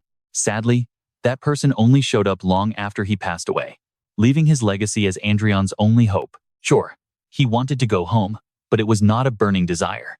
Perhaps Manuel Lucas just wanted someone to finish his research, and that someone was him. Throwing cash to bury the Raven Umkrov incident was a smart move, but Adrian still ended up drawing too much attention. He is a Tier 7 Archmage, with Aura Master Erica constantly by his side. If anyone found out he was the one who uncovered the legacy of Manuel Lucas, he would probably lose everything. So Adrian came up with a wild plan to fake his own destiny. Long live the Prius Republic. Long live national hero Louis. A massive crowd cheers wildly to welcome Louis Femin, the puppet chosen to play the fake hero. At 29, this Prius Republic spy is the son of President Ko. He is a spoiled, second-generation tycoon, a totally shameless troublemaker who hides behind his father's powerful name. Adrian plans to use him as a decoy to completely distract the public. This clever distraction will clear any doubts, giving him the precious time he needs to reach the 9th magic circle. Adrian did not feel guilty passing this ticking time bomb over, but letting a clown inherit Manuel Lucas's grand legacy did feel a bit annoying. He clicked his tongue, thinking about the Prius Republic, one of the 4 most powerful empires in Rondel. It was practically the only nation that boasted democracy and presidential elections. In reality, politicians and businessmen colluded constantly through bribes, while prosecutors and the media acted as the government's loyal attack dogs. It was basically a dictatorship disguised as a democracy. with a president ruling for 14 years. Hopefully, this plot would only affect Louis and Crow. He was ruthless enough to completely wipe out his enemies, but he hated the idea of innocent bystanders getting hurt. Once he reached the 9th tier, could he create artificial beings like Arika or Chester, just like Manuel Lucas did? Adrian wondered, still hesitating to tap into his final administrator privilege. Currently sitting at level 208, hitting level 250 to unlock his 8th destiny quest was going to take some serious grinding. Meanwhile, wild rumors flooded the entire mansion that Adrian was purchasing 5 flying fortresses and fully equipping his elite vanguard forces. Everyone realized he was no longer just a high noble, but a man wielding serious military power. A powerful new force had officially risen within the Reinhardt kingdom. Since most castle servants used to answer to Anna, her sudden absence left them feeling like they were sitting on a bed of hot coals daily. Although the Lawrence family hated even looking at Adrian because of how many times they had crossed him, they definitely did not want to lose a secure, high-paying job with such a bright future. As a result, they desperately competed to see who could serve Erika for an easier gig, which was surprising, given her terrifying reputation as an aura master. In reality, Erika was incredibly sweet and always wore a bright, warm smile. But that gentle image shattered when a daring maid stepped out of line, asking Erika if Adrian planned to fire all the castle butlers. Erika's eyes instantly turned razor-sharp, staring the maid down to see if she was secretly one of Adrian's enemies. Terrified, the maid bolted from the room in a cold sweat. Since then, everyone whispered that Adrian was fiercely loyal to his friends, and Erika would destroy anyone who dared disrespect her man. Meanwhile, the intense war against the Croyan Empire was reaching its absolute peak. Aside from simply grinding levels in the game, Adrian was also busy scouting for rare talents who had the potential to use his magic glasses.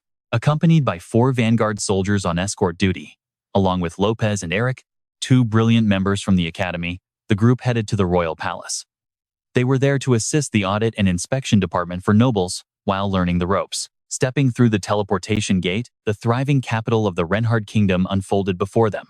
The moment Adrian and Erika arrived, they were treated like absolute superstars by the royal administration. He was already a legend among the self-made nobles, earning everything with his own bare hands. But when Adrian noticed a man nearby with 4 high-tier talents and a perfect leadership trait, he was stunned. How could someone as brilliant as Baron Harries be stuck working here? Talk about perfect timing. Wasting no time, Adrian immediately handed him his personal business card. "If you are interested, give me a call," he says, flashing a confident smile and throwing a playful finger heart. "I will make sure you get the best offer possible." After leading them to the waiting room, Baron explained that only Adrian and Erika could enter for the evaluation. He warns them to watch their step, because the chief inspector inside is definitely not a fan of Adrian. Baron whispers the warning, but Adrian already knows the score. Sliding the heavy door open, he finds himself staring at a row of powerful, intimidating figures sitting there waiting for him. Among them, they did not just find Inspector Douglas Hamilton, but also the second prince and Royal Army's second in command, Luke von Wren. He could easily understand why the inspector was there, but Adrian wonders why the second successor is sitting there.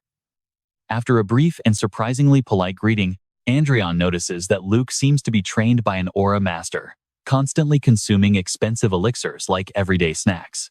The prince's stats are high, but they still do not live up to his massive reputation. Suddenly, catching Luke staring at him with a cold, uncomfortable gaze, Adrian quickly bows his head in sincere apology. And the official evaluation then begins in absolute silence. Finding nothing out of the ordinary, Luke ignores the objections of those around him and agrees to grant Adrian the Viscount title. Adrian had been pretty worried, since their relationship was supposed to be hostile, but it seems the prince is actually a pretty fair man, Adrian realizes. From the quiet whispers around him, including Hamilton's, most of the inspectors are closely aligned with Prince Luke, alongside several members of Raven Margrave's faction. It seems Prince Luke's hostility towards him was fueled by the people around the royal, not his own true thoughts. Adrian's initial impression of Luke was terrible, but it is starting to improve. After some discussion, Luke openly invites Adrian to join his team instead of his brothers. Adrian finally understands that this was the prince's real motive for joining the evaluation. The first prince should have had the inheritance fully secured, but things change now that the second prince has become an aura master, putting them on equal footing. For Luke to have come this far, he must have already seized a massive amount of control behind the scenes. Adrian silently notes, the problem is that he and Erica appeared out of nowhere, bringing not just incredible individual power, but also their own massive financial backing. They are wild cards who could easily shatter the balance of power, meaning there is absolutely no way in hell he would willingly jump into a pointless political war. If you join me, I will highly value your standing as an Archmage and your achievements in the previous war. I will even help you secure the title of Marquis, Luke offers with a confident smirk. That is an incredibly tempting deal for Adrian. He originally planned to stay completely neutral, but this massive offer is proving hard to resist. But then, he catches Luke, casting a rather suggestive look toward Erica. Annoyed by this, Adrian requests some time to think, and the meeting ends with Luke giving him a strict 1-week deadline. The prince shakes hands with both of them to show his appreciation, but Adrian can tell that Luke has some sketchy designs on Erica. Jealousy is practically in the air. But as the duo heads out to eat, a blonde young man suddenly approaches them to strike up a friendly chat. This blonde stranger is actually the first prince, with stats so incredibly off the charts that Adrian gets major domineering boss vibes from him. Even though the first prince is standing right here, nobody else seems to notice. Could it be a face-changing spell? While Adrian wonders, the prince notes that a great archmage and swordmaster like them should easily see through his disguise. He proudly remarks that his little trick only fools complete idiots like his younger brother. The first prince smirks arrogantly. Frankly, this playful attitude makes Adrian feel like the man does not act like royalty at all. Immediately, a warning flash goes off in Adrian's head, screaming that he must never make an enemy out of this man. The prince's stats are far too high for a normal human. With abilities heavily focused on politics and leadership, Adrian has never seen anyone with 3 top-tier talents besides Erica, and this man's scores are actually higher than hers. First, Prince Michael has low mana, but still achieved high-level mage status through sheer wisdom. With mystery surrounding him like this, it is no wonder he is so famous. Michael then guides Adrian and Erica into a secure teleportation chamber. Adrian is genuinely surprised, pointing out that an active anti-magic barrier is supposed to block all teleportation inside the palace. Michael explains that he buried an electromagnetic stone underground to occasionally interfere with the barrier's mana, causing a temporary disruption that allows them to slip through. As he speaks, Michael presses a button, temporarily disabling the barrier to reveal a breathtaking view of the city below. From the very start, Adrian knew this prince was anything but ordinary. Following Michael into a lavishly decorated room, Adrian realizes the second prince likely has no clue that his older brother controls the entire palace security system. With a satisfied smile, Adrian shakes hands to solidify his new friendship with Michael. This palace serves as Michael's personal base, staffed with brilliant retainers. The prince even casually mentions that he follows Adrian on social media. He reveals his online handle is the domineering squinty-eyed guy, adding that while nobles mock the virtual world, he finds it highly entertaining. Michael smiles warmly with squinted eyes. Adrian can feel that despite being the first prince, Michael treats him like a genuine close friend. He is a complete breath of fresh air, compared to the toxic second prince, and the two happily chat like old buddies. Adrian wondered why Michael had invited them here in the first place. With a bright smile, the prince made his desire to recruit him incredibly clear. But Michael refused to make empty promises about granting a Viscount title, knowing he lacked the sole authority to do so. No matter which side he chose, he would never secure the title if the opposing faction blocked it.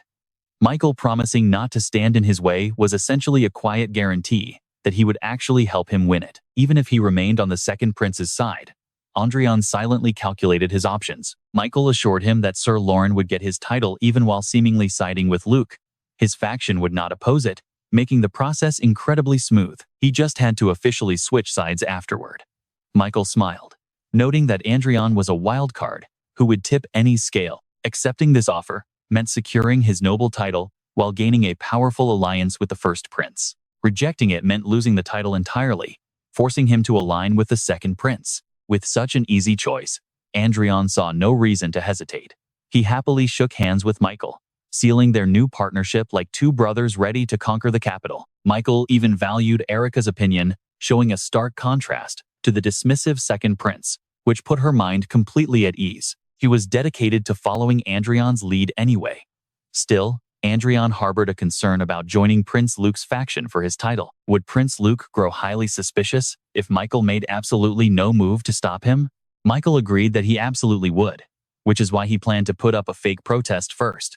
Adrian recognized that the move was clever but incomplete, suggesting that Michael should secure a massive advantage of his own, instead of letting the matter settle so easily. The corner of his mouth curled into a devilishly sly smirk. He advised Michael to reclaim the prestigious Margrave title from Raven, calling it a perfectly fair trade that would deal a devastating blow to Prince Luke's faction by completely crushing their key ally.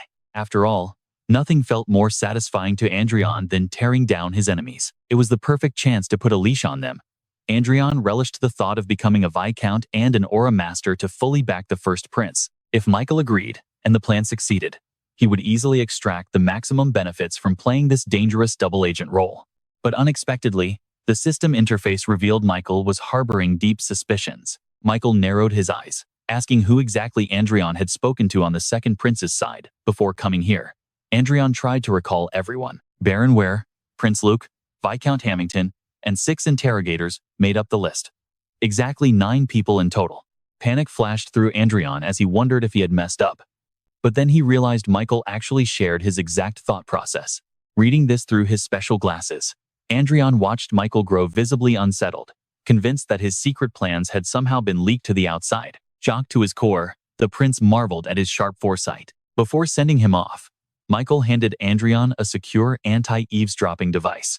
After bidding farewell, Adrian and Erika vanished instantly, using teleportation magic. When he finally opened his eyes, he was startled to find himself standing right inside one of the first prince's branch stores. To make things weirder, he caught Eric and Lopez secretly hoarding a mountain of merchandise and dolls featuring his and Erica's faces. Since the duo had become incredibly famous, souvenir shops everywhere were capitalizing on the massive hype to make easy money. News that the legendary opportunity of Archduke Lucas had fallen to his rivals drove Edward Noah Brigham, the King of Brigham, completely mad. Facing the king's doubts, the Seventh Circle mage admitted that the claims made by the Froys faction had a 50-50 chance of being true after reviewing their progress. She explained that their methods were completely identical to theirs.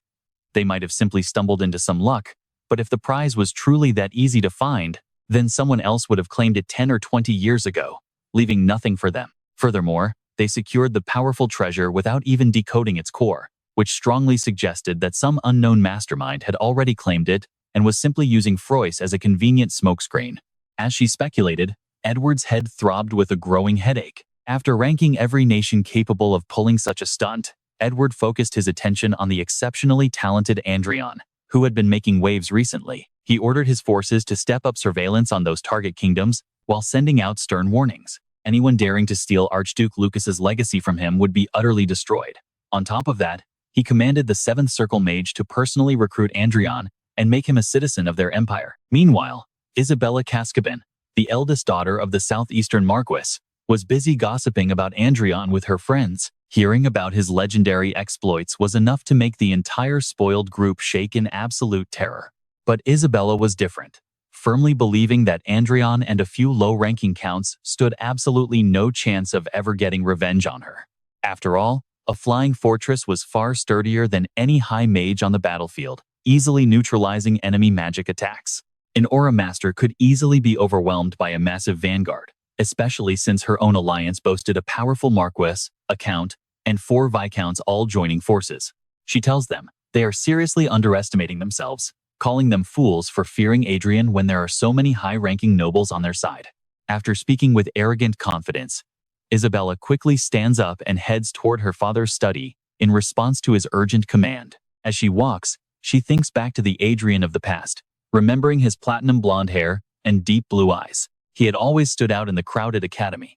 Even when she bullied him, he remained meek, never uttering a single word of protest. Reminiscing about those days brings an amused chuckle to Isabella's lips. What could a petty count, with no political backing, possibly do, especially against someone like her, who has the backing of the 6th Marquis household? But who could have predicted this? As soon as she reaches her father, she receives shocking news about the prince promising the Marquis title to Lawrence. Her father demands she get close to Adrian, and marrying him would be even better. The reality of Adrian becoming the 6th Marquis of Reinhardt's delivers a heavy blow to Isabella's pride that is what she gets for boasting too early. Her face pales as she returns to her room to break the bad news, but unfortunately, her friends have already passed out from partying too hard. Meanwhile, after visiting the Imperial Palace to offer his gratitude, Adrian goes home and immediately logs onto Chronicle. Afterwards, Adrian met up with Puss and his son, Grand Nocton, armed with 3 high-grade skills. This time, Adrian plans to combine different materials for a long-term investment, starting with gear for the Vanguard. Currently, the production of Vanguard gear is split among 3 of the most powerful families in Reinhardt. In other words, elite Vanguard gear comes from the kingdom's top families. But if Adrian actually pulls this off, he will finally stand on equal footing with them. It is not easy. Even a great mage cannot just craft Vanguard gear. Actually, besides Adrian, there are 4 other Archmages in Reinhardt, but only 2 of them can actually craft weapons. His goal this time? He wants to capture public attention by equipping the Vanguard with a massive flying fortress. Hearing this crazy plan, both father and son get incredibly excited. His father is shocked to his core when Adrian accepts the second prince's offer, but he keeps the crown prince's proposal a secret to avoid being labeled a traitor. Adrian silently notes that his mother still has not adjusted to him becoming a noble. Then, Adrian accidentally lets slip his desire to build a harem, leaving his parents absolutely furious. He almost forgot that Erika was currently acting as his fiancée. As for the bastards who had harmed his family, Adrian sneered, promising that he would completely wipe every last one of them out. The second prince and first prince were currently arguing incredibly loudly over what title they should grant Adrian. The second prince insisted on directly granting him the title of Viscount or Baron, but the first prince naturally refused to agree. After all, in nearly 200 years, absolutely no commoner had ever jumped straight to the rank of Marquess. To the first prince, his brother's demands were basically a direct declaration of power. First Prince Michael made it quite clear that he would never let his younger sibling seize full control of things. Instead, he proposed that Count Raven step down from his current position, which immediately gave Raven a massive fright. This proposal hit too close to home. Absolutely not, he would never sell out his own people for personal benefit. That was why his followers trusted and stood by his side. The second prince shouted, letting Renger finally breathe a sigh of relief. With his anxiety constantly spiking on this emotional roller coaster, he felt he might literally die of a heart attack. Fortunately, the offer was rejected. After all, given the second prince's prideful nature, rejecting this proposal was completely expected. Michael let out a quiet smirk. In that case, he proposed promoting Count Ortis to a senior count. If approved, he would gladly agree to that ridiculous reward and completely overlook the count's past failures. Every single word he uttered left his younger brother slightly flustered. The thick tension in the room instantly evaporated when the king decided to officially grant the requests of both princes. A few days later, on the day of the grand victory celebration, Adrian's family arrived early at the palace to prepare for the ceremony. There, he crossed paths with his old classmates. Seeing his incredibly grand and striking appearance, their faces turned completely pale as they stood utterly speechless. The moment Adrian walked past, the arrogant brats scrambled to find Isabella, fully believing she would protect them. Arca stood nearby and overheard every single word of their conversation. Adrian still did not want her to kill them, yet due to a promise he made earlier. As soon as they stepped into the main hall, Adrian's family was immediately showered with endless praise and flattery. It seemed these high-ranking nobles had already caught wind of his newly acquired Marquess title. Looking through the crowd, Adrian spotted a familiar gaze shifting away. The man saw him and immediately shrank his neck like a terrified turtle, quickly hiding. Cowardice was written clearly all over his face.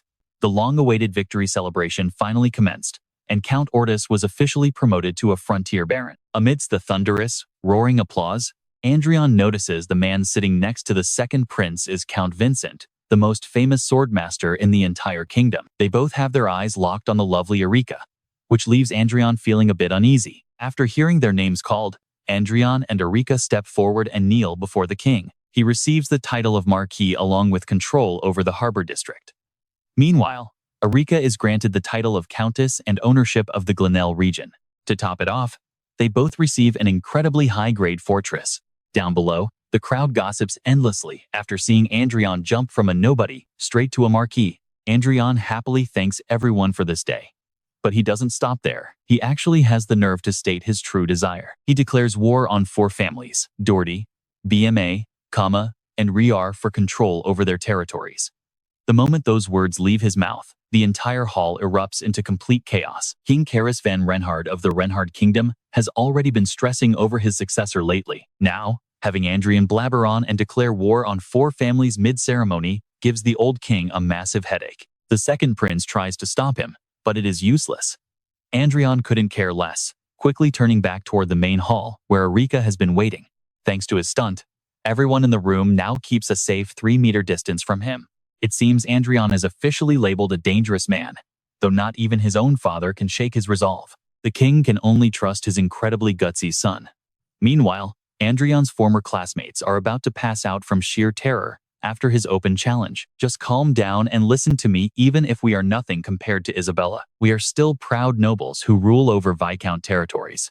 If we combine the massive resources of all 4 families, is it really impossible to defeat one newly appointed marquis? One of them comes up with this idea. It sounds completely crazy, yet somehow highly convincing. Mid-discussion, Adrian suddenly appears right behind them, scaring them half to death. Yet that arrogant Park Ma still keeps yelling insults like a brat. Adrian has to deliver a sharp slap across his face to finally shut him up. Just as he is about to fight, their parents suddenly rush over together. Adrian merely smirks, claiming he is simply getting some well-deserved payback. If they want to know why, they should ask their own children. Sure, their kids might act like angels at home, but they rarely stay home anyway. A declaration of war will be sent in 1 week, unless you want your entire family ruined over one stupid kid. Otherwise, you had better drag him directly to me. Adrian speaks with a deadpan, icy expression before immediately turning to leave, leaving behind a group of completely stunned, speechless nobles who can only stare in absolute disbelief. Isabella is also hiding in the crowd, her face completely pale with fear. Meanwhile, the news of Adrian declaring war on 4 Viscount territories right after his promotion has already gone viral online. Surprisingly, his past struggles with school bullying gain a massive amount of sympathy from the public. This actually touches Adrian deeply. Right now, he and Erika are checking out various weapons and massive fortresses to prepare for the upcoming war. After browsing for a while, the wealthy Adrian decides to buy everything, as he currently sits on 48 billion in cash. If he adds the seized assets of the vassals who sided with Marquis Sven, that total shoots up to 70 billion. So even after purchasing 8 aerial fortresses, he still has 20 billion left over. This transaction is honestly on a completely ridiculous scale. Just as he walks out, Adrian runs into Ortis coming inside, and the two happily embrace each other. Exactly as Ortis suspected, Adrian had already bought up all the aerial fortresses, forcing the old man to put in a pre-order instead. Accompanying Ortis today is his notoriously wild daughter, Men.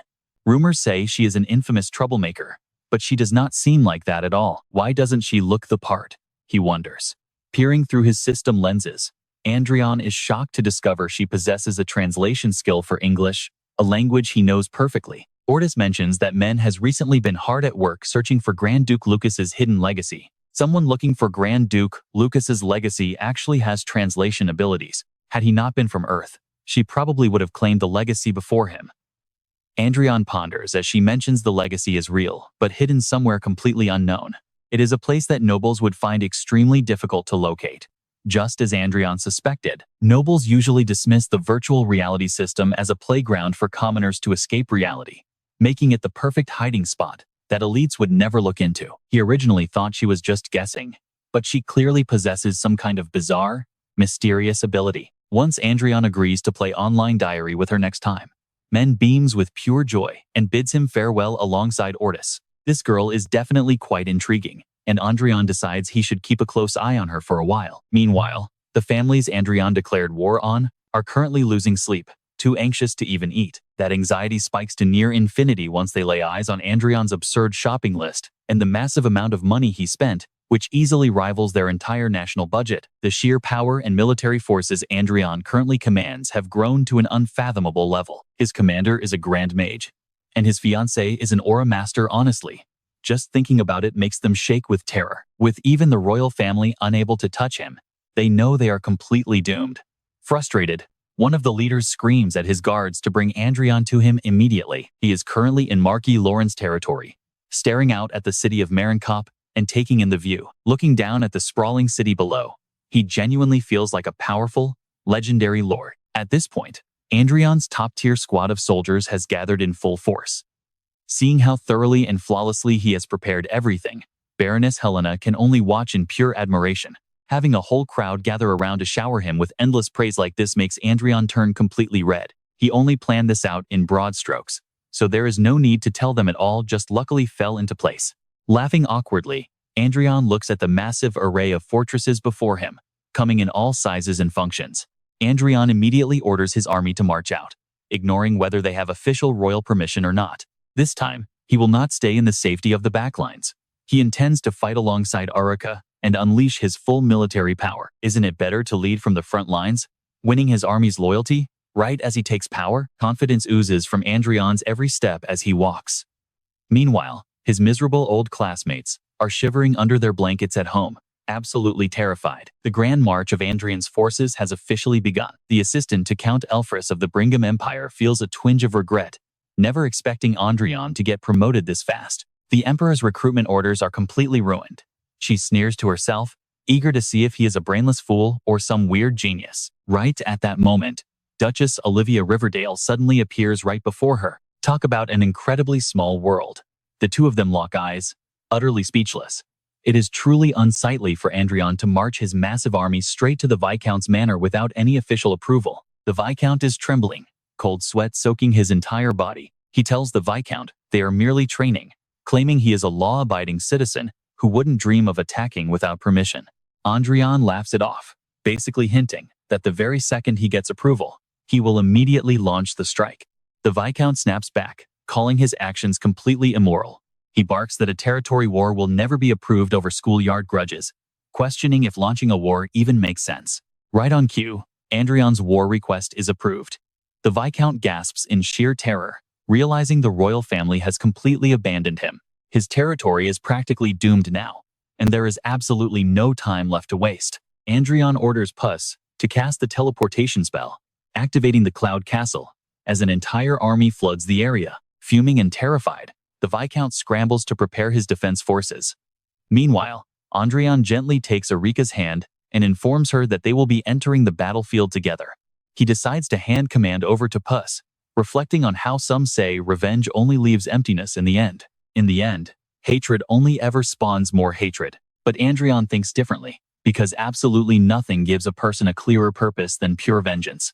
Wiping out Anna, Cedric, and those academy bullies is just the beginning of his future. Besides, watching them scream in absolute agony is just way too fun. Hearing that Adrian has launched his attack, that worthless former classmate does nothing but scream and curse at his own troops. Yet his ultimate fate is already sealed, as there is no escaping death by Adrian's hand. Sick of his whiny and toxic tantrums, the soldiers finally snap and tell him off. They ask why they should risk their lives for his mistakes, when letting Adrian have his revenge would keep the territory from being completely destroyed. He caused the trouble, so why should they die? If the people die, they will lay the blame on him, not on Adrian. Dozens of innocents died because of him anyway, so this is just pure karma catching up. He shakes in terror, still believing he was only punishing inferiors. Who would have thought his karma would catch up so quickly? Right at that moment, the commander storms in.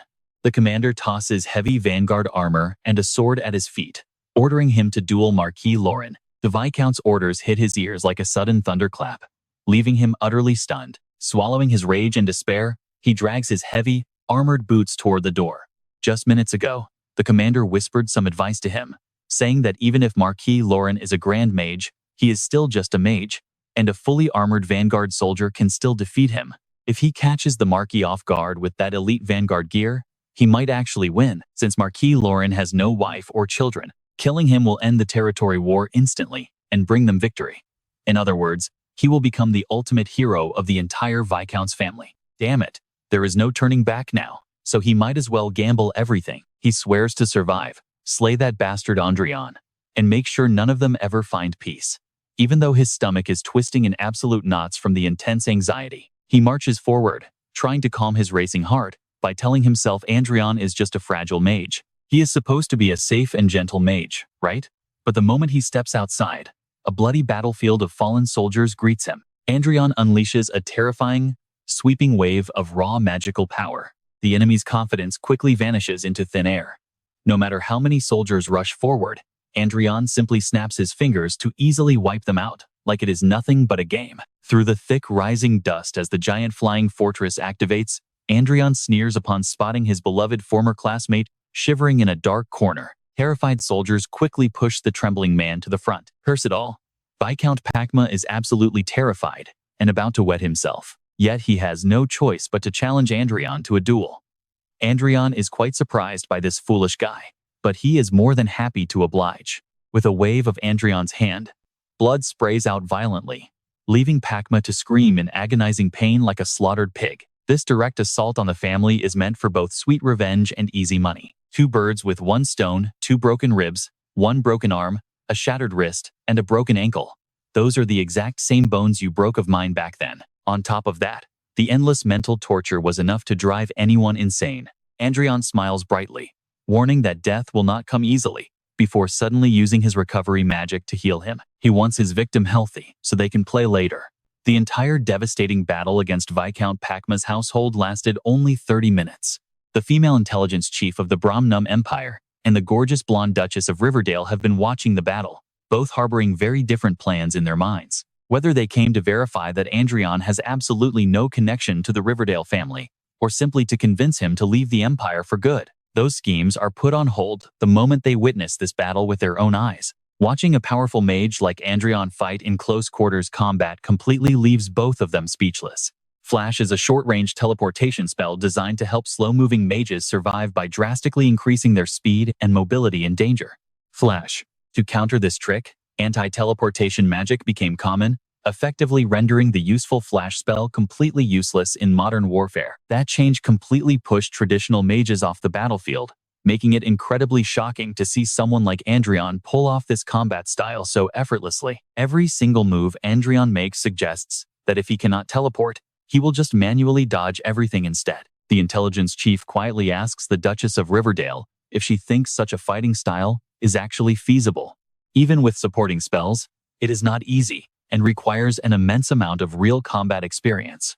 Not everyone can achieve such a highly trained body and incredibly sharp combat instincts. The blonde Duchess replies while watching Adrian fight in such a cool way, while the spy beside her seems to develop a rather deep fascination with him. Having seen more than enough, the spy quickly slips away because the outcome of this territorial war is already glaringly obvious to everyone. She only came to verify his combat capabilities, but he ended up displaying highly unique combat habits and extremely skilled real-world applications of his versatile magical abilities. She feels foolish for doubting him, but at least she got to witness a truly spectacular show. The blonde Duchess stretches and leaves the rooftop with a smile, letting Adrian sigh in deep relief now that both of his observers have finally gone. Now it is finally time to deal with Viscount Pakma. Following a massive explosion, the terrified Viscount crawls on the dirty ground, pale-faced as Adrian approaches, calmly asking why he still refuses to sign the surrender treaty. Adrian promises not to hurt anyone else besides the real culprit, as long as the family accepts being stripped of their wealth and noble title. Or would he prefer death instead? Adrian smiles warmly, gently stepping closer to threaten the trembling Viscount Pakma. Bursting into tears, the terrified noble desperately agrees to sign the treaty. This marks the official downfall of the Pakma household in the grand war against the 4 Viscounts, signaling to everyone that the conflict is rapidly ending. Over at the Doherty estate, pure panic breaks out among the leadership upon hearing that the Pakma household has already fallen. Realizing Adrian is coming for them next, the remaining Viscounts frantically hop on a video call to discuss. Everyone is completely hysterical, with some desperately suggesting they should just surrender the children right now to save themselves. By easily subduing the young heir of the Pakma family, Adrian basically has one foot inside their grand castle already. Revenge was just a highly convenient excuse to launch this entire war, as he clearly intends to fill his own treasury while slowly building up his personal military force. He is planning to reorganize his military forces step by step before launching an assault on us. Viscount Roni warns in terror, sending the remaining nobles into a state of absolute panic. Realizing they cannot win this war through conventional means, Roni urgently suggests they must change their entire strategy right now. The Viscounts each assembled their own powerful vanguard forces, aiming to merge them all into one massive, devastating army. They plan to choose the perfect moment to teleport to the border, seize valuable facilities, and take local citizens hostage. Success means everything here. The entire tide of the war would turn completely.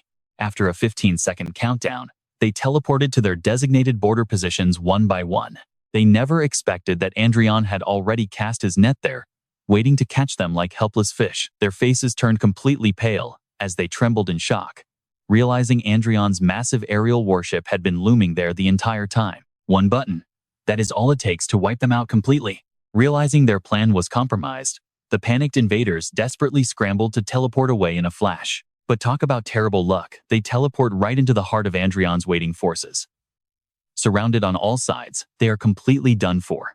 Adrian had already predicted they would jump to that exact coordinates, showing a terrifying level of foresight that left his own advisors with goosebumps. Harnessing the immense power of his magic staff, Adrian had already cast his net, waiting for these foolish fish to fall right into his trap. And everything played out exactly as Adrian predicted, as the enemy forces fell directly into his prepared trap one after another. Back in the present, surrounded by an overwhelming sea of Adrian's heavily armed soldiers, the enemy troops shiver in absolute terror, looking completely pathetic and helpless. Adrian raises his voice, commanding them to drop their weapons and surrender if they want to receive clemency. Instead of disarming, the desperate invaders decide to do something incredibly reckless in their panic. They shout and charge forward, desperately trying to capture Adrian to end the battle, a foolish move that actually catches him off guard. As Adrian's close advisors panic, Arya quickly draws her sword and leaps forward to shield her lord. Thinking they actually stand a chance, the desperate soldiers draw their blades and charge in unison like a raging storm. They unleash countless waves of energy, demanding Adrian's immediate surrender. But it is clear these fools are just daydreaming. Adrian just offers a cold, disdainful smirk, completely unbothered by their desperate attack because it is nothing but a waste of his time. With complete composure, Adrian casually draws several magic circles, triggering massive explosions that rip through the enemy ranks and leave them utterly stunned. Too bad for them. Adrian now has absolutely no reason to hold back. A devastating torrent of his fiery wrath erupts, catching the enemies completely off guard. Trapped in a raging sea of flames, they desperately try to slash through the fire in absolute vain. The embers fade. The enemy forces are left completely exhausted and broken. Taking this chance, Adrian unleashes a direct magical strike at their leader, his sheer power shattering the Vanguard captain's defensive aura within just 5 magic rings. No more talk. Adrian decisively swings his hand, delivering a swift and bloody slash, leaving the enemy leader utterly bewildered and terrified by the true extent of his monstrous power. With the fierce battle over, Adrian leisurely sips a cold drink while catching up on the latest news articles about himself. The fierce territorial war between Adrian and the 4 Viscounts is officially resolved in just half a day. This final battle was an isolated campaign with zero chance of victory for the Viscounts, allowing Adrian to swiftly seize all their remaining castles. All his courtiers and soldiers look up to Adrian with immense respect, while Catherine seems to have adapted perfectly to life in his grand castle. Just days ago, Adrian tracked down the people who used to bully him and Catherine, forcing them to kneel and beg for forgiveness. These were the exact 4 individuals who made their lives miserable during their younger days. Back then, Catherine was beaten so badly she had to miss school, all for simply daring to speak to Adrian. Gently holding Catherine's hand, Adrian warmly tells her she is his savior and asks her to keep smiling from now on, leaving her deeply touched by his kind and comforting words. Because of this, Catherine has been staying at Adrian's castle to help him look after Arya. Every single day is filled with joy for Catherine, and seeing her so happy brings a warm smile to Adrian's face. The first prince cheerfully remarks that bringing Adrian over to his side was truly the wisest decision he ever made. The sudden downfall of Viscount Palma, Viscount Doherty, and Viscount May has ultimately stripped the second prince of 3 key backing families, bringing a highly favorable outcome. Expressing his genuine gratitude, the first prince smiles warmly, sipping his tea while showering Adrian with endless praise. The second prince, on the other hand, is extremely bitter, questioning if Adrian truly had to go that far against fellow nobles for revenge. He argues that Count Brooke and Cascaben Magrave are guilty of the exact same crimes as the other defeated Viscounts. Adrian notes that while his mortal enemies should be dealt with, he is willing to show mercy out of respect for the second prince. After a brief moment of silence, Adrian calmly states that he will let the matter slide for now. Hearing this, the first prince bursts into laughter, pleased that this victory has significantly weakened the influence of the second prince's faction. However, he quickly adds that he does not want a narrow victory, but a complete and absolute triumph. Wouldn't a civil war bring down a nation? Exactly. If their national power crumbles from within, their enemy, the Croyan Empire, will definitely seize the chance to strike. That was his ultimate plan of betrayal. Even if politics is nothing but a massive dogfight where everyone tears each other apart, a plan of betrayal would still cause absolute chaos. At least, that is what any normal person would think. Adrian ponders in deep thought when something suddenly comes to mind, bringing a slight smirk to his face as he speaks. He casually warns the second prince to stop flirting with his Erika, or he might just start some trouble, though inside, Adrian does not feel even a tiny bit guilty. The first prince is slightly taken aback by this and offers an apology on behalf of his royal family member. He explains that his brother became far too arrogant after becoming an aura master, genuinely believing every woman will swoon the moment he tries to charm them. That is pretty cocky. Adrian chuckles dryly.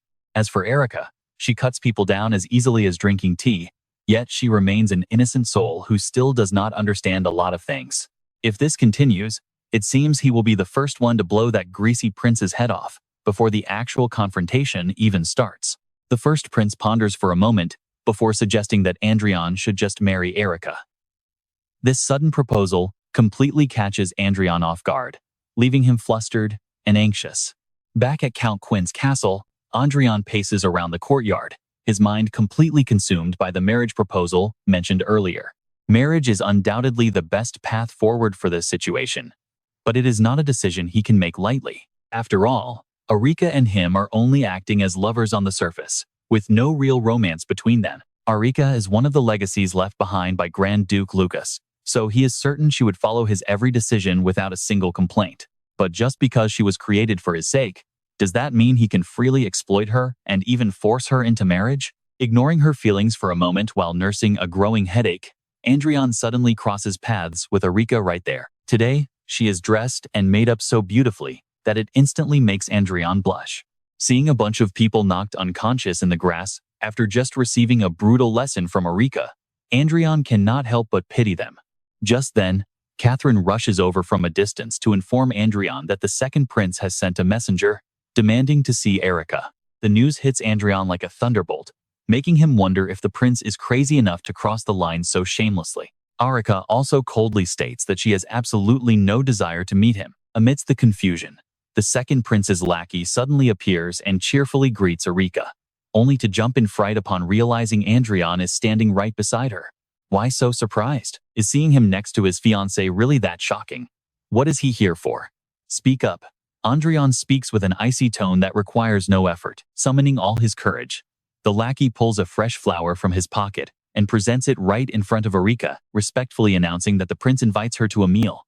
Erika blankly accepts it before passing it right over to Adrian. Before anyone can even blink, Adrian tosses the damn flower straight into his pocket dimension, leaving the messenger in absolute panic. Even though Adrian is furious and ready to blow his top, the stubborn lackey still demands an answer to the prince's invitation. He asks which family the man belongs to, noting that royal knights typically require some powerful house backing them up. He loves taking his flying fortress to completely flatten other noble families, asking if the messenger reads the news. He cannot blow the messenger's head off, since he is just the second prince's errand boy, but he wonders if he should blow off his parents' heads instead. Adrian's threatening smirk leaves the lackey's face pale with sheer terror. He feels quite insulted, but should he really put himself in their shoes?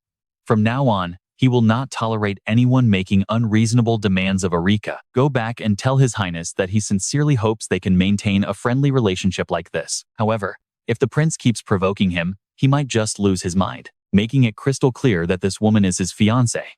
Adrian grabs the lackey's collar tightly and delivers his final threat. The lackey reports everything back to the second prince, who fumes with rage, while his sweating vassals advise him to back off, since provoking Adrian further is a terrible idea. If he truly wants to possess that woman, wouldn't it be much better to act after taking the throne? This suggestion from a vassal makes perfect sense to the second prince. He will definitely put that insolent Adrian in his place when the time comes. But for now, he has another crucial reason to seize the throne. The second prince smirks deviously. Meanwhile, Adrian is absolutely thrilled, basking in his astronomical account balance of over 42 billion. Everything has wrapped up beautifully, and he has already planned out his civil war strategy. Not only did he secure funds from the defeated nations, but mithril, mana stones, jewelry, and gems, absolutely everything of value was completely confiscated. Adrian absolutely loves the thrill of plundering his enemy's wealth and living in absolute luxury. His greatest prize from this conflict is the divine sword hilt, a legendary relic wielded by a great saint during the Age of Myth. It is incredibly solid, releasing massive energy when combined with mana and holy power. taking a form similar to an enhanced aura sword. Everyone knows it is no ordinary item. Oharkon is an extremely rare mineral with an annual production limited to just 500 grams in the Holy Land of Everil. Even that tiny amount is worth more than an entire flying fortress. But his urgent task now is diving into the game to fight alongside Erika. With a few basic coordinated strikes, the two of them easily clean up this foul-breathed monster.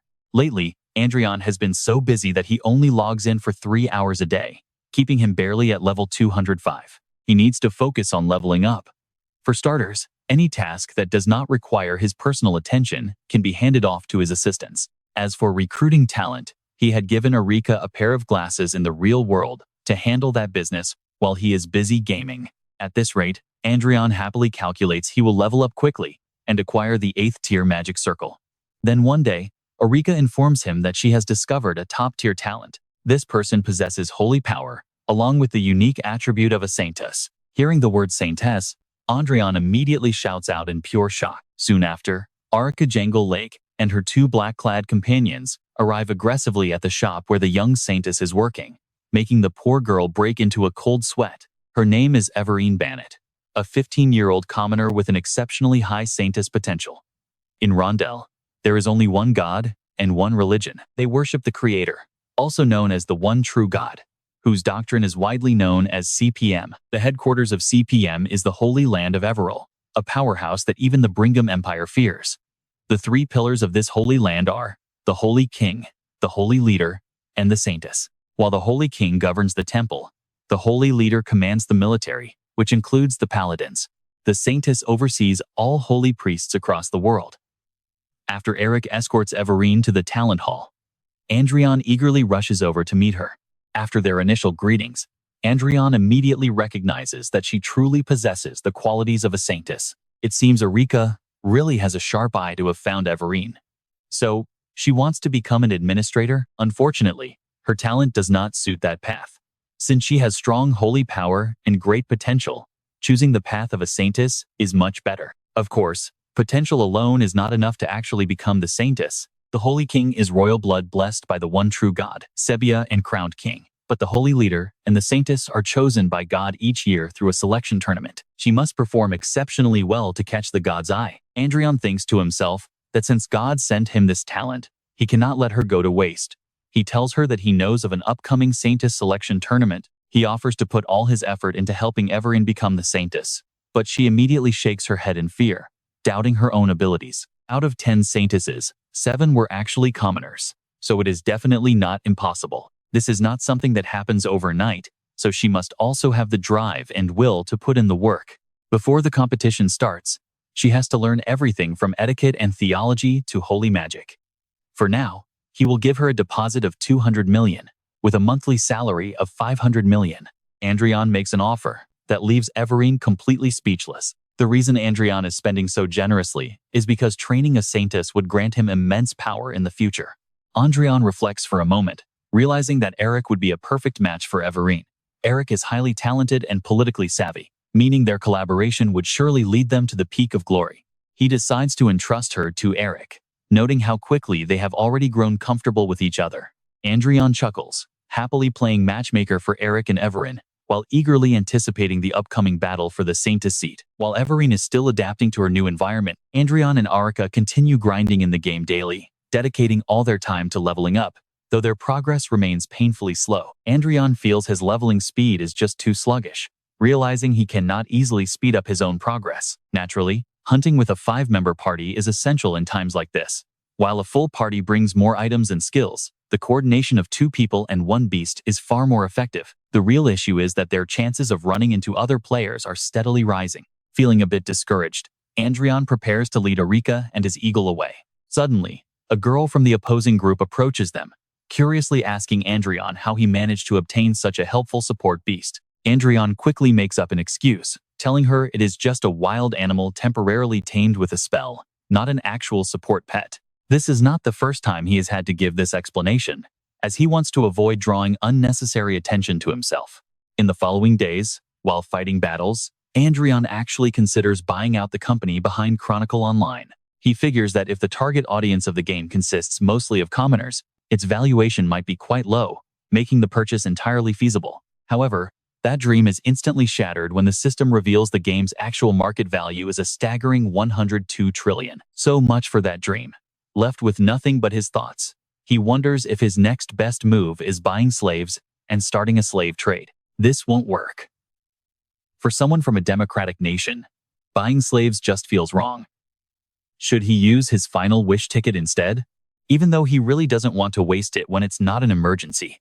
Is there another way to boost his leveling efficiency without running into other players? After racking his brain, Adrian suddenly comes up with a brilliant and convenient solution that doesn't involve buying out the entire game, simply monopolizing the hunting grounds. Over at the Black Dragon Guild headquarters, the leaders are frantically discussing the new game updates. Playtime has been cut in half, and buying items with cash is completely disabled. The tense atmosphere is suddenly cut short when a staff member rushes in, announcing that someone is outside asking to meet the guildmaster. Though she initially refuses the meeting, she quickly changes her mind upon hearing the guest brought 100 rare Dicarian hearts as a gift of wildly expensive material. He's also fully equipped in high-end level 200 gear. The guildmaster immediately does a complete 180. The visitor introduces himself as Minji, but it's actually Adrian in disguise, wearing an incredibly flashy, premium outfit that leaves the guildmaster absolutely starstruck. The guildmaster politely asks what brings him here for a deal, and Adrian gets straight to the point. He wants to exclusively rent the Black Dragon Guild's hunting ground. He wants her to block all other players from entering the hunting zone owned by her Black Dragon Guild, reserving it so that he is the only one allowed inside.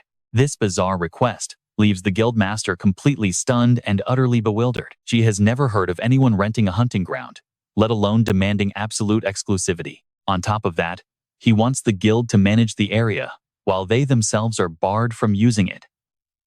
What kind of absurd proposal is this? Adrian then offers to pay 5 times the usual revenue they make from the area, specifying the Canton Chimera Dungeon as his target. Hearing this, the guildmaster freezes again. The Canton Chimera Dungeon is incredibly popular, with over 200 players grinding there every single day. It generates massive profits, but Adrian reassures her it is no issue, as long as she blocks everyone else from entering.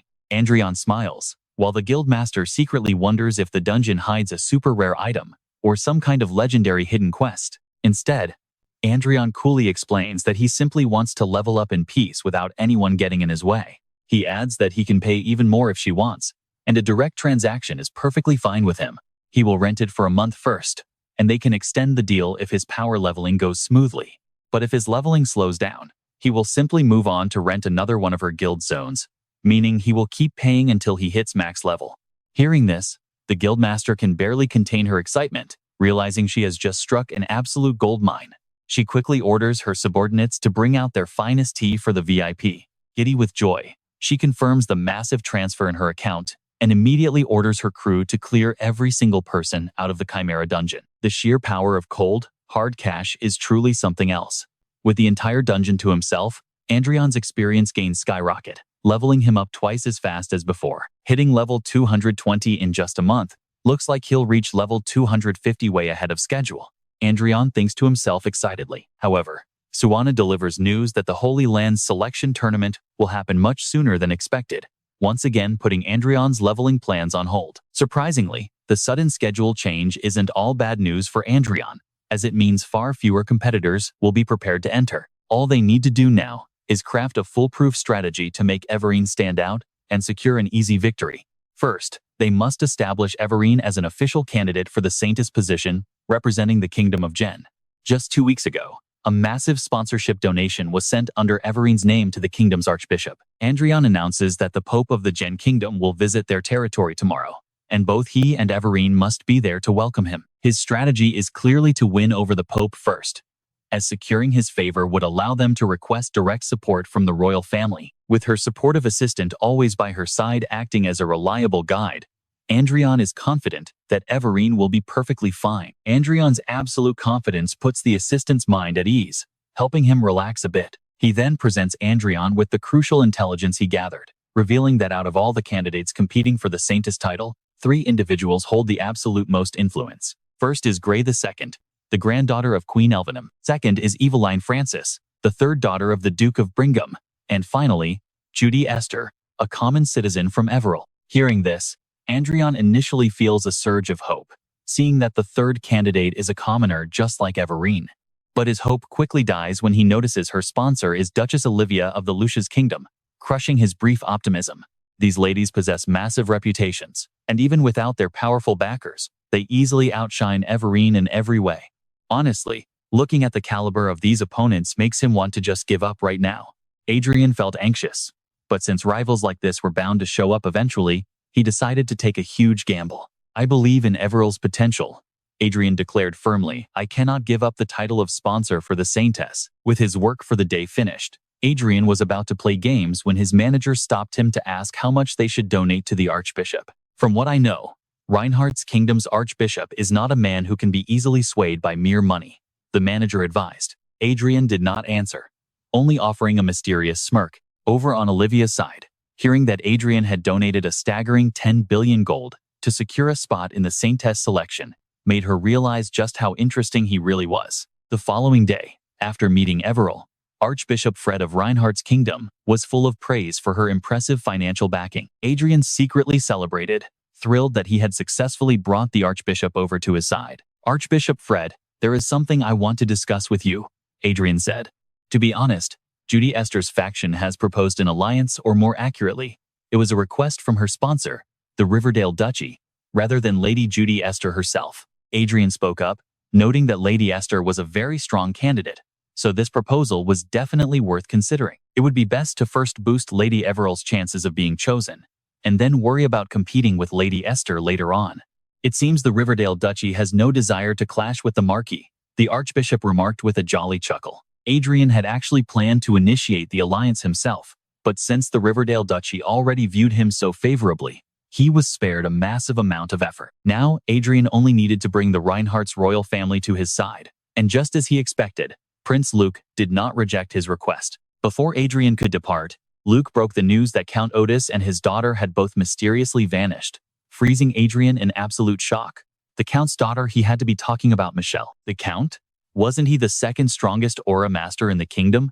Right after Marquis Vincent, I thought for sure he would stand with the Crown Prince, Adrian thought, his face blank from absolute disbelief. He forced a fake, cheerful smile to congratulate Prince Luke, but his mind was a tangled mess of anxiety with the crucial Saintess selection just around the corner. Shortly after, Adrian rushed to meet with the Crown Prince, looking incredibly anxious and desperate. Count Otis and the other Count were maternal relatives, meaning the two of them were exceptionally close. The Count loved Lady Michelle like his own flesh and blood, volunteering to guard her when she went on a solo journey. The problem was that she traveled straight to a conflict zone bordering the Brigham Empire, where war could erupt at any moment. The Prius Republic, I do not know if you are aware, but Lady Michelle is a massive fan of Archduke Lucas and was desperate to find her destiny there. And we have all heard the rumor that destiny can be found in the Prius Republic, haven't we? She was entirely unaware of the danger when she planned her trip, the Crown Prince explained in detail to Adrian. Adrian was busy cursing whatever lunatic had pushed them into such a deadly trap, only to freeze up in pure horror when he realized it was entirely his fault. Wait, so it turns out Adrian was the one responsible after all. The Crown Prince revealed that he had requested their extradition through official channels, while secretly assembling a special task force with national intelligence. Adrian knew a major diplomatic conflict was inevitable, yet the Crown Prince was completely willing to take that massive risk to save them. Left with no other option, Adrian had to propose to the Crown Prince that he would head there himself. I am the perfect choice to rescue them both, Adrian insisted, so I will sneak in with a hidden identity. But to be safe, I need you to pave the way so my true identity remains hidden, Adrian declared as he stood up, knowing it was his fault anyway. The Crown Prince froze in confusion before standing up to agree, leaving the rescue mission entirely in Adrian's capable hands. This was an entirely unintended illegal crossing, and right now, the Count and Lady Michelle were desperately running for their lives from deadly spells unleashed by hostile enemy forces. Because the shockwave was far too powerful, both of them were quickly severely wounded and collapsed onto the ground. Savage soldiers wielding lethal weapons quickly closed in, completely surrounding the helpless pair. Despite their desperate attempts to convince the enemies that they were merely tourists with absolutely no hostile intentions toward the nation, ignoring their pleas, the soldiers snarled that the exact moment Michelle touched her destiny, both of them were sentenced to death. Just as Michelle wept in despair, the Count leaned in to whisper that she must look closely at the opening in the enemy line on their left. The moment I give the signal, run straight to that spot, without looking back. If you can cover 300 meters, you will be able to trigger your teleportation talisman, assuring her that he could escape easily on his own. The Count noticed a gap in their formation and yelled for Michelle to run, tears streaming down her face. Michelle bolted forward as the shouting soldiers scrambled to give chase right behind her. Count Otis quickly drew his sword, risking his life against the enemies to buy precious time for Michelle's escape. Right as the soldier's angry sword is about to swing down, a sudden blast rings out, vaporizing him on the spot. The rest meet the exact same fate, staring up in total shock at the floating fortress. Inside Ikaros, Adrian finishes off those troops and immediately uses teleportation magic to descend to the ground below with Erika. Only now does he get a clear view of the Prius Revolutionary Army helping Aegis and his niece escape. Behind them, the Republican Vanguard and various other forces clash heavily. Adrian quickly slips on his mask, unleashing rapid bursts of destructive fire magic that totally blow apart the chaotic crowd behind them. Erika draws her sword at the exact same time, slicing through the remaining soldiers in just 90 seconds. With the threat cleared, Adrian approaches Aegis and Mizzen, who are trembling with fear, and tells them he is taking them home.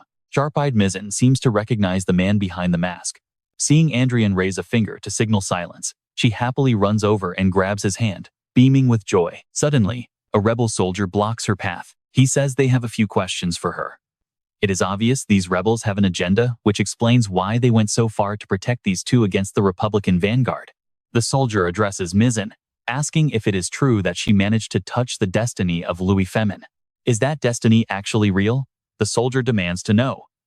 Hearing this, Adrian is instantly struck by a wave of shock. On the surface, it looked real, but the inner details fell flat. Mizzen explains there was a tiny chance of it being genuine, but it was painfully obvious the whole thing is a fake. So the commander was right. The soldier concludes, it is a fake destiny created by the very person who discovered it. The soldier's confident conclusion makes Adrian's blood boil. For a brief second, he genuinely contemplates wiping this entire squad out, but he quickly forces himself to calm down. Making a reckless move without knowing the true scale of the rebel forces or their mysterious backer is far too risky. With his secret safe, Adrian decides to stay quiet. Answering the soldier, Mizzen reveals she actually accessed the destiny through the network. When she hacked into Louis Femin's personal device remotely, she noticed he was constantly connecting to a specific domain. Because of that, she figured it was the gateway to the destiny itself. She really is not ordinary, Adrian realizes. He never expected anyone to dig this deep. If he had not snatched that destiny first, she would have easily become its rightful owner. Another hacker is in play. Just as Adrian steps in to take Mizzen away, the soldier blocks them again, stating their commander has officially requested the presence of August and Mizzen. Next stop, the freezing northern glaciers of the Prius Republic. The entire group stands before Ian Jeremy, leader of the 1st Revolutionary Strike Team, and Gray Declan, commander of the 3rd Assault Squad. They also meet their supreme leader, Israel Asclepius, a level 7 Archmage. On top of his terrifying power, he is the former prince of the Prius royal family. This guy is a max-level beast.